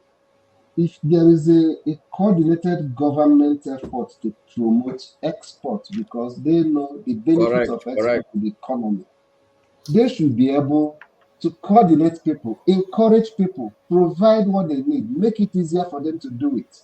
This funds you are talking of now, I'm not into exports of goods outside of Nigeria, but I know that countries that want maybe a paperwork of maybe that's going to take you like a few hours to fill. In Nigeria, maybe they only take you like 1 week to fill or even to get it approved.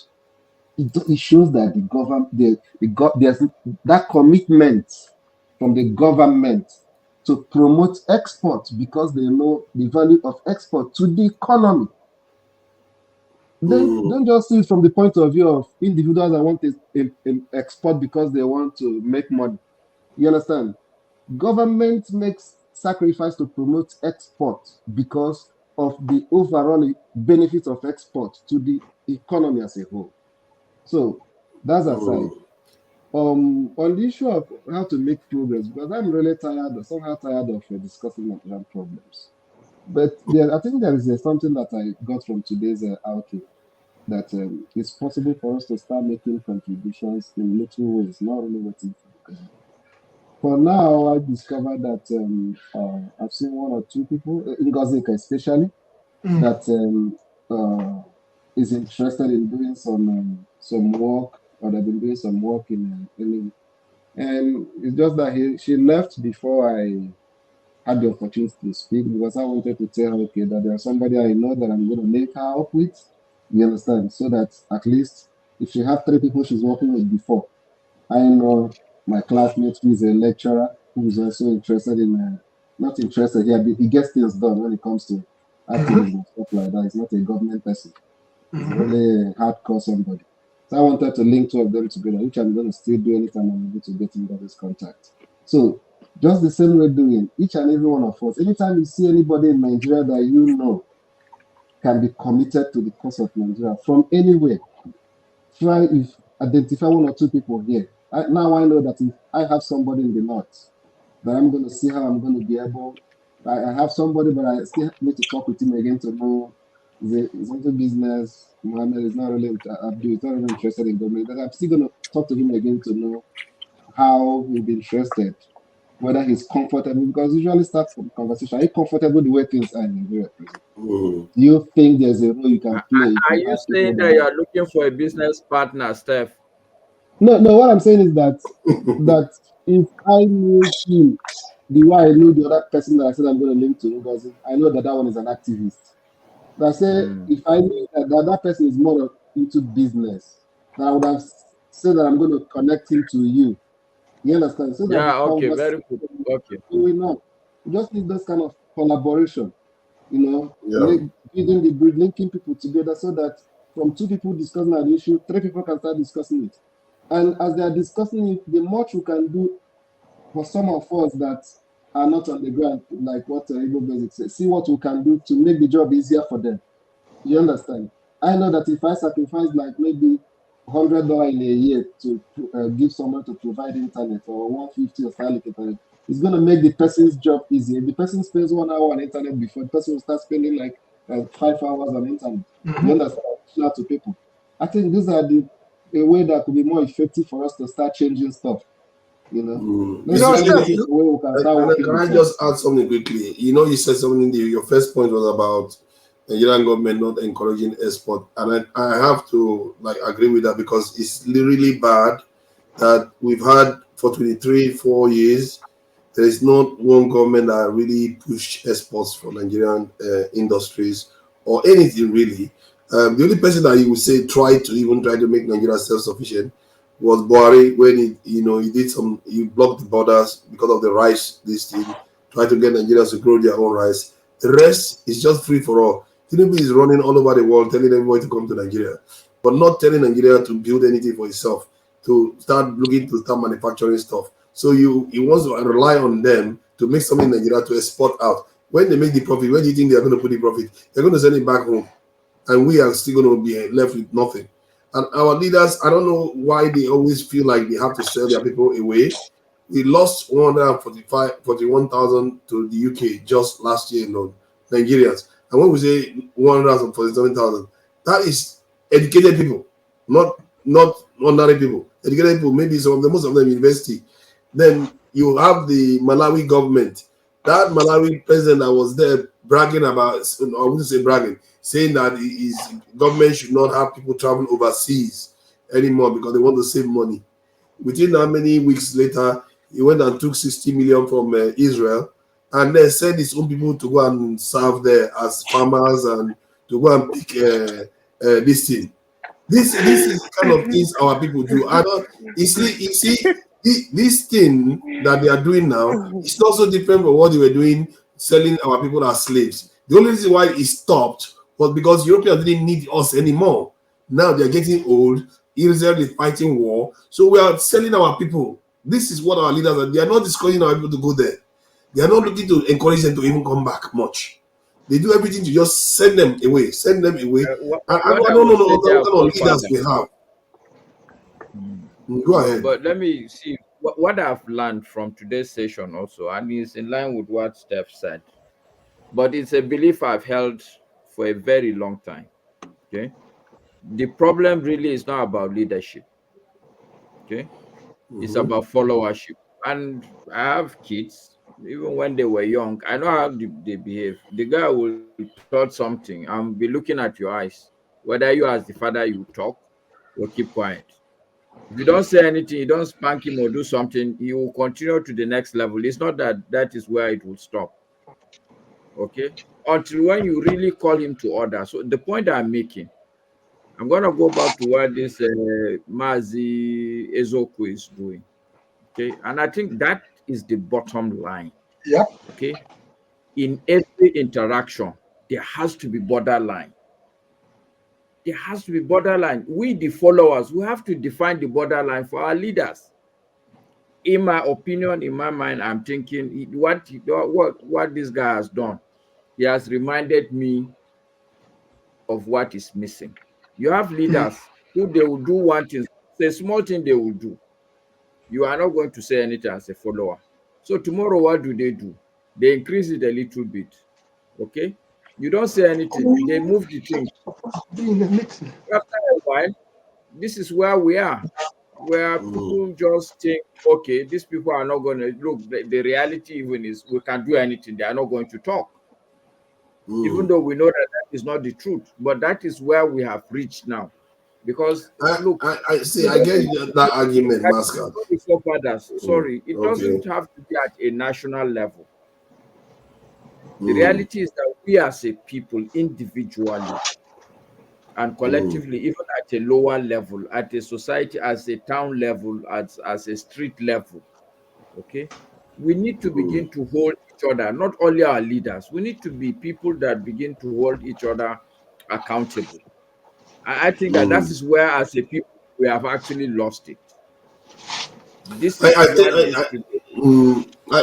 let me just add this. I hear this argument, and because I have made a similar argument in a different way. That's if you change the people, then the leaders can get away with what they are getting away with, because it's in the mind. Most of our struggles is in the mind. If you can educate the people to know what they need to be demanding from the government. Like I always say there, that why are you not demanding for the security that they guaranteed you, but you are going to be willing to go and protest when something happened to Mubad or something else, some other mediocre stuff. When the key things that is going to give greater benefit, by far greater benefit, is happening, and it's a legitimate demand. Anybody that goes out and protests that the government is not doing what they are supposed to do for security in the country, what do you think they're going to do to them? If you try to do anything to them, because the military itself, you are arguing that they should be giving more people, giving more resources to protect the people, so that people can go to farms, people's wives are not taken away from them, children are not taken away and returning as mothers. This needs to stop. If you have people pushing those things, it will change. However, what I've come to realize is that, at least from my own research of other nations, it often takes somebody from the top to come in and change things. And those ones are often, because when you wait for people to catch up, sometimes it's very, very difficult. It's possible. I'm not saying it's impossible, but it's so hard to find examples of that around the world. Maybe this is a different time. It's possible to change I it. agree with you totally that when a problem is created, okay, how it is going to be resolved can completely be different from a what I call a management perspective. Like if everything is normal, how you drive a car is different from when the car breaks down. How to fix it. Even though after fixing it, you still need to look for somebody who can actually manage that car. Well, if not, again, it will break down. Yeah, good So point. I take your point that we are in a breakdown point now. We cannot be discussing management as usual. But my argument is that even if you fix this country and the populace are not going to be holding each other accountable, trust me, give Nigeria another 60 years or 40 years, you see that Nigeria will go back to where you try to correct it. But they are not designed to. That's the problem. The populace are not designed to hold the government accountable. That is something we missed. And in a way, my own way of looking at it, maybe it's possible in this modern age with technology everywhere to reach everybody at the same time and sensitize them to do the same thing. But they are not designed to. If you look at like when Lenin came to power, they believed in socialism. They said what they wanted to do is everybody be free, everybody share wealth and all the rest. But what they discovered was that a lot of people were not ready for that nonsense. The poorer ones were ready, but some of the middle class were not ready. Some of them were resisting them. So they had to become a dictatorship. They transitioned from, they had to form an elite class. Something. So because society just sometimes resists such changes, so you have to force it into place. So if you look at Lee Kuan Yew too, he had to force it. South Korea, they had to force it. It's almost like people don't catch on until you have those type of leadership coming. And the problem with our own situation is that when those leadership wants to come in, they don't have enough space or maybe even the awareness to do what they need to do to survive. No, they don't yeah. survive. That is another Why did story. Abacha fail? Why did Abacha fail while Lee Kuan Yew survived? Yeah. No, Abacha was not a good leader. I can tell But you you for don't free. know. And there will be. No, I know. Let me tell. Okay, so for instance, okay, how much money did Abacha? fail. How much money? Wait, how much money do you think Abacha took to the West? Billions. Okay, Billions. so Question on what is, basis are you going was to he say? using? But see, what for me, I'm still asking myself today why Abacha moved those monies overseas, because he didn't travel overseas himself, and he was under sanction. So from what Mustafa was saying, that he may have something to do with trying to circumvent sanctions. So he's sending Nigeria's That's money through story. the That's bank. just. Charlie, But look, that is no. It's a okay, very insulting story. okay, go ahead. I think it is. I used to work in a bank. Okay. Okay, yeah, go ahead. You know, the story that what was the excuse? In Nigeria, there were bombs. Look, the issue was just complex. Bombs were going up every now and then. Okay. Letter bombs were sent to people. It's just not a good scenario. Maybe you were not in Nigeria then, but I was in Nigeria. Okay. Let me tell you a story. The day Abacha died, okay, I was ill. I didn't go to work that day. So my wife came in and said, Abacha died and everybody is celebrating. And she was just going out of the room. I had to call her back and tell her that, okay, it's good you tell me that Abacha is dead though. But please, I beg, I don't want to hear anybody saying that it was you that told him Abacha is dead. That was how bad the regime was. You don't even want your wife to be the one saying that, oh, she should not be caught hearing that, saying that, oh, Abacha has died. That was you see what makes Abacha and a different leader. Even in Northern are scared. This is not a sectional leader. Yeah. North, South were scared of. See, Abacha is one of the few leaders we've seen in Nigeria that demonstrated total independence from anybody. Total. He was purely Nigerian. He was exerting power as a Nigerian leader. He arrested a Sierra warlord and jailed him in Nigeria.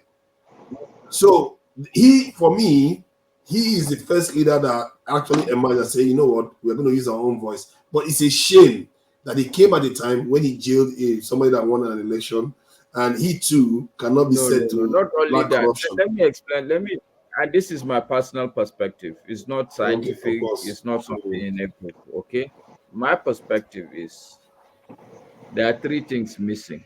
Number one, as a leader, when you say this person is a leader, okay, when you discuss leadership, the first thing or the next thing that should follow that word leader is vision. After that vision is trust for the people to now believe that, oh, this thing, this man is taking us to is in our own interest. I think these three things, leadership, vision, trust, they're all missing. What was, okay, in your opinion, where was Abacha taking Nigeria to a pariah nation? I'd say Pariah nation is another man's development nation. For me anyway, I felt like I cannot tell because while he was around then, I was one of those people that was protesting against him, and I was one of those people that was celebrating on in Lagos when he died. Unfortunately, I ended up my face was on the front page of Tell magazine during that time because we were one of those people running on the streets when he died. But I'm beginning to question myself that amongst all our leaders, he appears to be the only one that taught Nigeria first from his own up. Maybe selfish. I don't understand it. I wasn't that mature then. But if you look at the footprints he left behind, he didn't travel once. He didn't take loan from IMF or World Bank. These are cosmetic. In Kano, there's a street called Airport Road. Okay, my office used to be on Airport Road. The tallest building on that road, and I think maybe in Kano, is called Africa Alliance House. It's built by an insurance company, Africa Alliance. Abacha bought that up. See, almost every look. I would not see. I'm a northerner. I'm from Kano, and I have nothing against the family. But I'm just saying that as far as leadership is concerned, and I'm a big student of leadership, and I would boast that I have a fair understanding of leadership. Okay, but at a country level, at a family level, at a small group level, even within us here, okay, I can talk extensively about leadership. Okay, but the point I'm making is that as a leader, he was not a leader. Yes, he was autocratic. I can agree with you. He cared for the poor masses. I will agree with you because during his regime, the exchange rate was stable. Okay, a lot of economic parameters were very stable. Okay, it's like somebody who carry a car and park it under a tree so that the people inside are not gonna feel heat. But where these guys, we are supposed to drive to a destination. Where were you driving? Okay, I get your argument that he may have gotten some things right. He never had a proper vision that would have taken us anywhere. And you may have a point, but I never really saw any significant industrialization moves during his time. I never Nothing really was saw changing that. within the country. Everything was by force. Was just starting forcefully holding things. And as far as the dynamics of societies are concerned, one thing I know, one thing I tell myself every morning, if I want to sleep on the bed, the first thing that gets me out of the bed is the reminder that, okay, look, you may think that your life is okay, you would lie down here, but sun is moving, people are moving, the world is changing, everything around you is changing. What kind of human being will you be to remain static? What kind of country were we that we would just want to remain static when the whole world is moving? And these are some of the problems. So in other words, we truly have not had one good leader then. No, we had leaders. You may Which not one? like this. Look, okay, so I can tell you, for instance, okay, Murtala was a very good leader. If you Oh my God, you start with Murtala. Do you know what Murtala did? That I guy. don't know what, let me give you one he did. Just one that I feel is a big sin. Nigeria had 250,000 soldiers. That leader retired 100,000 in 1 year. He decimated the Nigerian military. I will agree to And that. ironically, he died without security. Yeah, But so maybe the man, see, look, see, one thing I know also, one thing I know, and one thing I'm praying is that the person who would come and lead Nigeria, he needs to be savvy. He needs to be, Nigeria needs a savvy leader who understands things like security. You cannot pretend that, oh, the people like me, so I don't need security, because it may not be your own people that will kill you. of course not. I'm not convinced. I'm not convinced. Four, So I'm forefathers, Yes. forefathers, please put me in the background. I'll be listening from the No background. problem. Let me check my Thank son. you. Thank you. Okay, so Yeah, see, go the ahead. point I'm making, forefathers, I agree with you totally that maybe he missed some parts, but for me, Murtala was a good leader in the sense that it wasn't just Nigeria. This thing we're saying that Nigeria is the giant of Africa, it was Murtala that wanted to actualize it. And in my mind, if you make me president today, I believe that Nigeria cannot move forward without rallying Africa around it.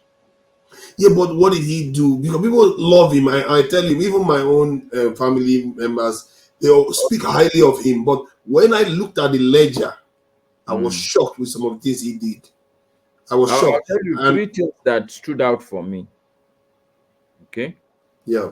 Number one, all this corruption we're talking about. He was the first person that truly decided, and I think he was the first person that truly understood where the problem with corruption is. It is in the civil service. We look at politicians today in Nigeria, you talk minister, you talk governor, but I can tell you, forefather, the real corrupt people in Nigeria are the civil service. Okay, because there's no they way a are corrupt. minister, like, not only that there's no way a minister can steal any money without connivance of a civil servant. Yes, that's true. But There's he no way. fired a lot of people. He fired a lot of experienced one too. Good civil Okay, servant. so He fired quite a lot of them. but like Peter Obi will say, some of this experience is it not the same experience that has landed us here? So it may not be good experience also. What he did was he came to reduce the size of the state. That I think that's what he did. And No, for me, is that he was fighting corruption, and I believe fighting the civil service in terms of corruption is the right thing to do. That's number one. All did these he though? Did he? super permanent secretaries. He did. My worry about it is that when I saw his record and what people were complaining about, the way he went about it, like maybe he was, but the things he was doing, maybe he didn't fully understand it. Because how can you break the military up to 150,000? Again, when I was talking to Ngozika, I wanted to say something, but I carefully stopped, because the truth also is that Yakubu Gowon became head of state at 29. Yes. You know that? Yes. Clearly, he was a baby. But he ruled well. He appears he did the right things. To say that we have, come on. To say that we have, the problem is not money, it's what to do with money. How can it be? Oh, he said that? Yes. Well, I didn't know he was the one that said that. What a douchebag. Oh, God. Like I said, we haven't had a good leader then. We haven't. I agree with you.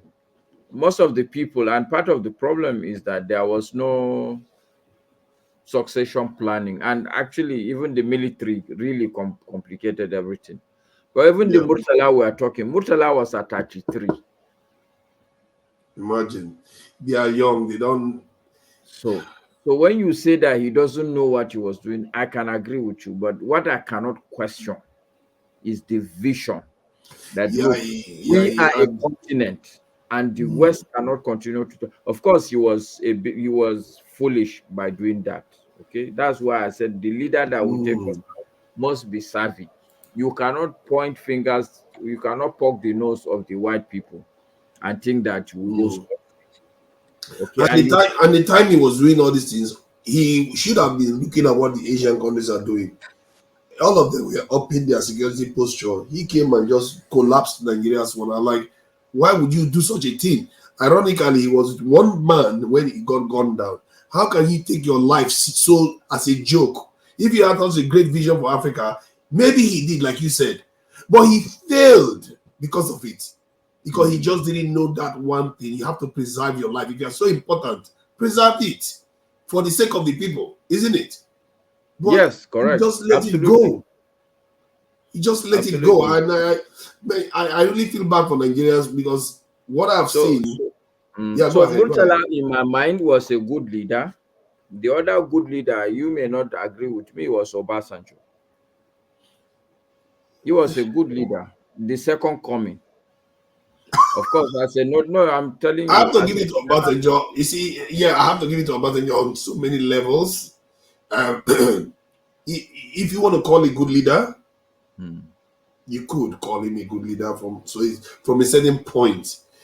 But he's not like a high achiever, but he's okay. Because this man took a risk to come back to Abuja and go into prison, came out, still managed to run the country relatively on an even keel till he left. And things did improve. Not strategic things, but things did improve. We are just the problem with Nigerians. We don't give credit. Okay. Do you know what the Nigerian Stock Exchange was doing under Obasanjo? No.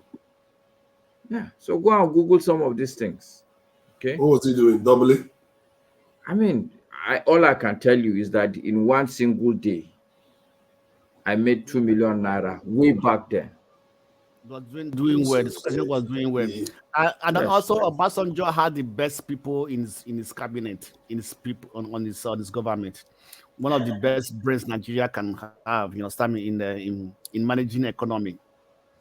And about two, and one thing. Wait. One thing I also give to Obasanjo, he was able to solidify the democracy we have today. Yes. That's one thing we have to actually. He protected it. Yeah, he protected it to. Yeah, that's the key. He protected it for prevent. But Obasanjo, if you want to give the best leader Nigeria has ever produced, you can give it to Obasanjo, and I think a lot of people will not disagree, just because of what. No, I'm not saying. I'm not even saying he was a very. A perfect one of the best. You understand? No, he's not perfect. Just the best among. To be fair, all the others to me didn't do well at all. Papa, this is one thing I know about something. When you are in there are many things you don't know. You understand me? It is when you have left there, we need to see your mistakes. We need to say, oh, I would have done like this, I would have done like this. That's how today Obasanjo is talking. And of all the presidents that I've had for the past the last 3 presidents, Obasanjo is the only person who can talk and bring out ideas that today, if you put those ideas into work, it can help Nigeria. You understand me? But people still judge him with his past. You understand me? Because we see a lot of things when you try a thing, you are out of that place. You begin to see your mistakes. You begin to judge yourself and say, I wish I know I would have done like this. I wish I had not done this. That's what Obasanjo is doing today. He has seen his mistake.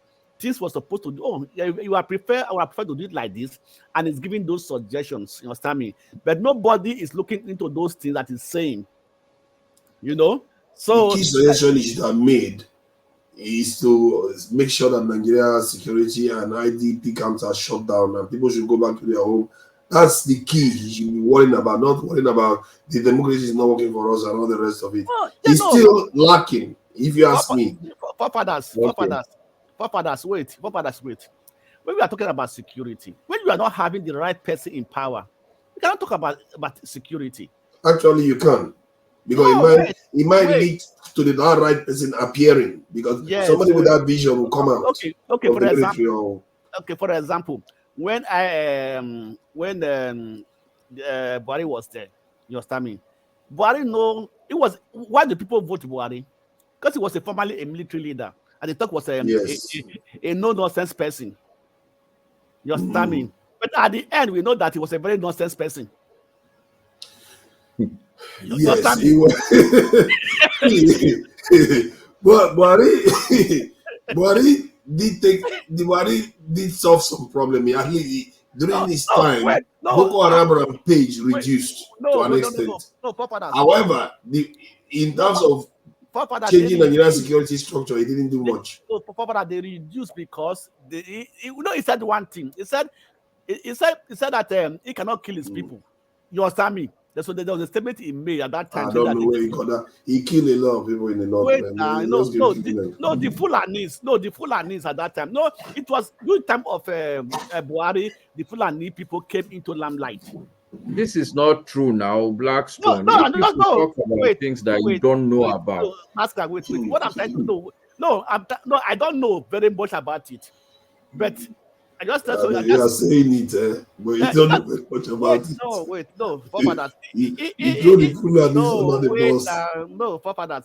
If I say I know it, but I don't know. If I don't throw it out, I will not be educated. What you can say, Blackstone, that will be agreed. It is during Buhari's regime that we come to know about the Fulani. About the Fulani, that's okay. That would be the right statement. It may not be when they came out, but that is when people get to know about them. Yeah, that's when they came back to know more about what they were doing, the atrocity and everything. You understand me? And that's where also it also increases. Because I guess it increases at that time. That's also what brought it to people limelight. You understand me? But it did demonstrate a level of trying to, there's something I see in people like Buhari, and his first time in office too. He does try to be nationalistic a little bit, but the level we need to shift Nigeria from where it is a lot greater than all our leaders seems to envision so far, because they seem to still have the mindset of young men that were in a country that was colonized, and they don't really understand. They don't really, even if they understand it factually, but by their actions, they don't understand that we are totally an independent nation that should have a great destiny on the continent. They say it, but they don't act it at all. But this thing you're saying, forefather, do you know that if you continue on this rhetoric, I see you as a good potential leader, but very soon I would begin to mark you down. Go ahead. Okay. Mark me all you want. Mark me down, up. It doesn't matter. I will still keep mounting off as much as I can. No. It's not advisable for fathers. And the point is very simple. See, we live within a matrix. Every country wants to be at the forefront. Okay. Yes. So what will make you a good leader is to understand this very well, that we're an independent nation and we want to be the best nation on earth, but don't be mouthing it too often. Why? Yes, because there's no point arising the competitive instinct in your competitors. And the truth is that nations today in the world are competitor nations. Yes. We pretend as if it's a cooperative world, but we know, those that know that it's not about collaboration. Yes. It's competition. Yeah. Okay. Even between America and Britain, there's competition. What people don't know is that the Europe agreed that, okay, we would have to find a way of solving this, what they call a euro. Well, today we call it petrodollar. But it was clear that but America single-handedly went behind these other people and agreed with Saudi Arabia that, okay, look, everything you sell should be sold in dollars. I'm just saying that there are competitive points at all times.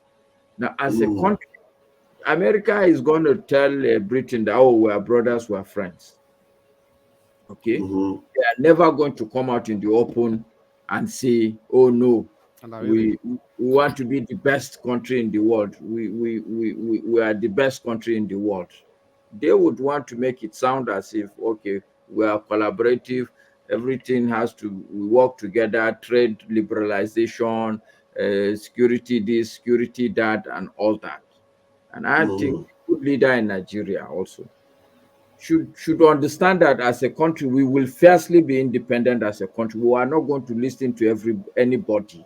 We will chart our own course as a continent and as a country. But it is not something that you should be coming out and publicly saying. Oh, no. See, when I talk here, I'm talking as somebody that is sharing what we anybody that wants to aspire to be a leader should understand.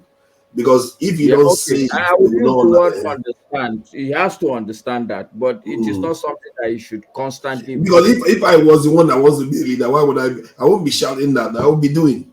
I won't be shouting, telling everyone. As a matter of fact, I'm going to be quite friendly. The idea is that I don't hate you, but I just support our own people more. And whatever you want to, if you want to work with me, you have to help our people. If you are not going to help our people, get out of my way. You're not my enemy. Just don't block the way from the other people that are going to help our people.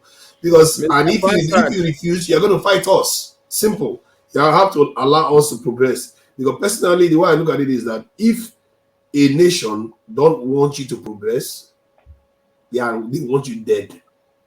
And if you allow that, you've killed your people. You've surrendered your people. So you always have to remember, you are not their enemy.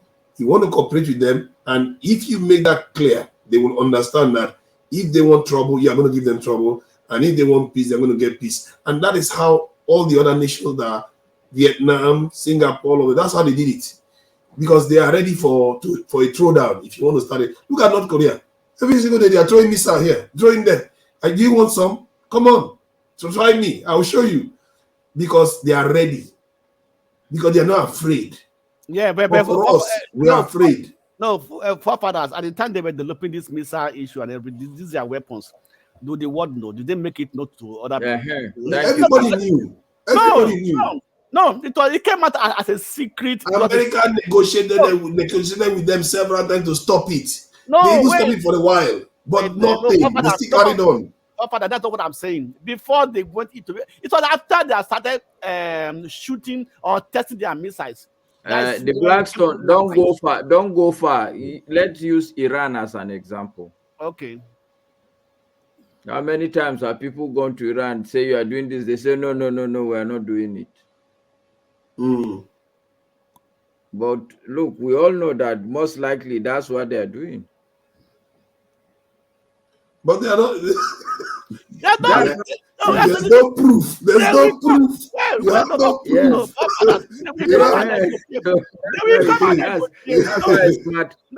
That's how a smart nation should do.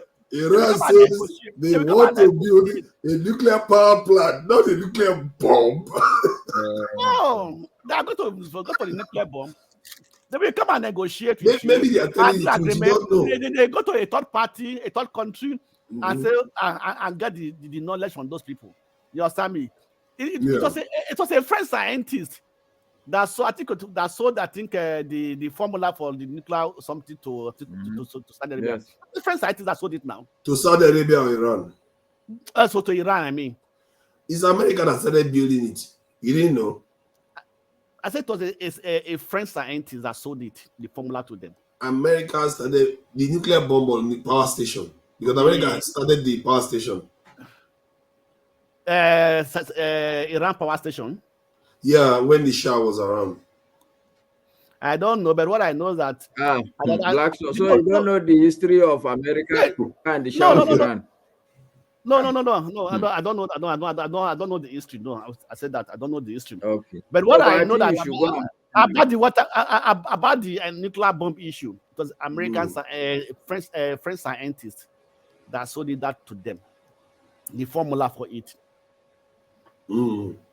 I think there was one with the Canadians. I think was it the Indians? The Canadians helped to get their own nuclear too. Although the Russians did help too, but the Canadians sold a lot of technology to them.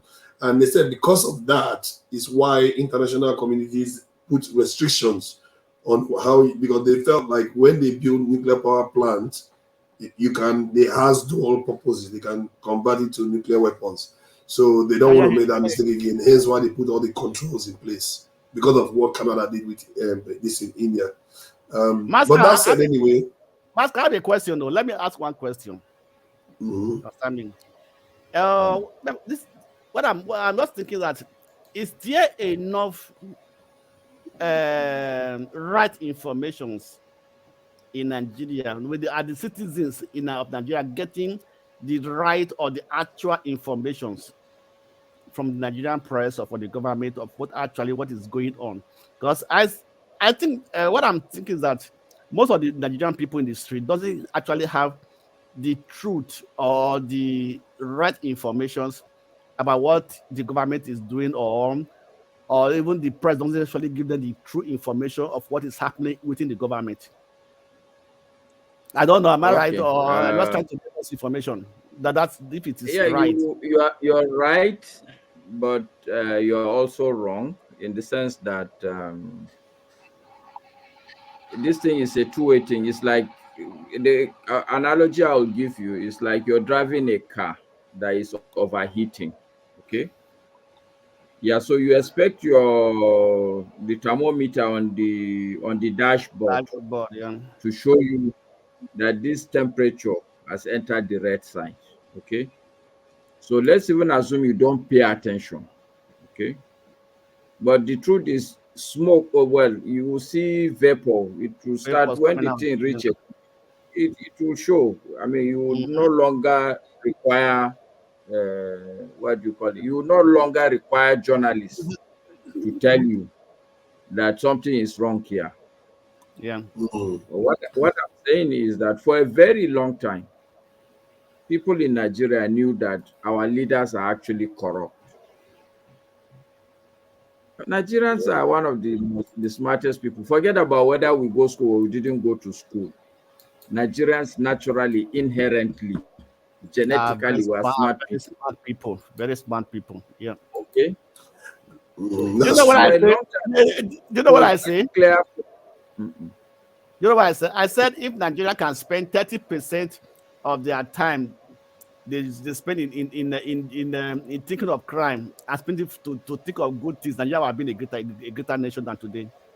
No, these are even the smaller, younger generation we're talking about. I'm saying Yeah. the point I'm trying to make is that, see, when you look at Nigeria today, so let's not complicate issues. When you look at Nigeria today as a Nigerian, the level of inflation is just so bad Yeah. that Mm.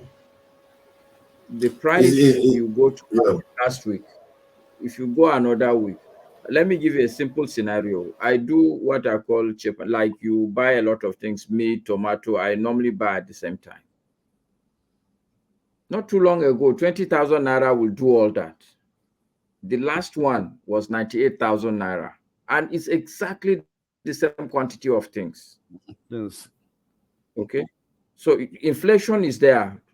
At my level, I'm feeling the pinch. So you can imagine somebody who's collecting 30,000 naira per month. How is he going to deal with that rice? Just one Yeah. aspect, not to talk of bread. Even suya,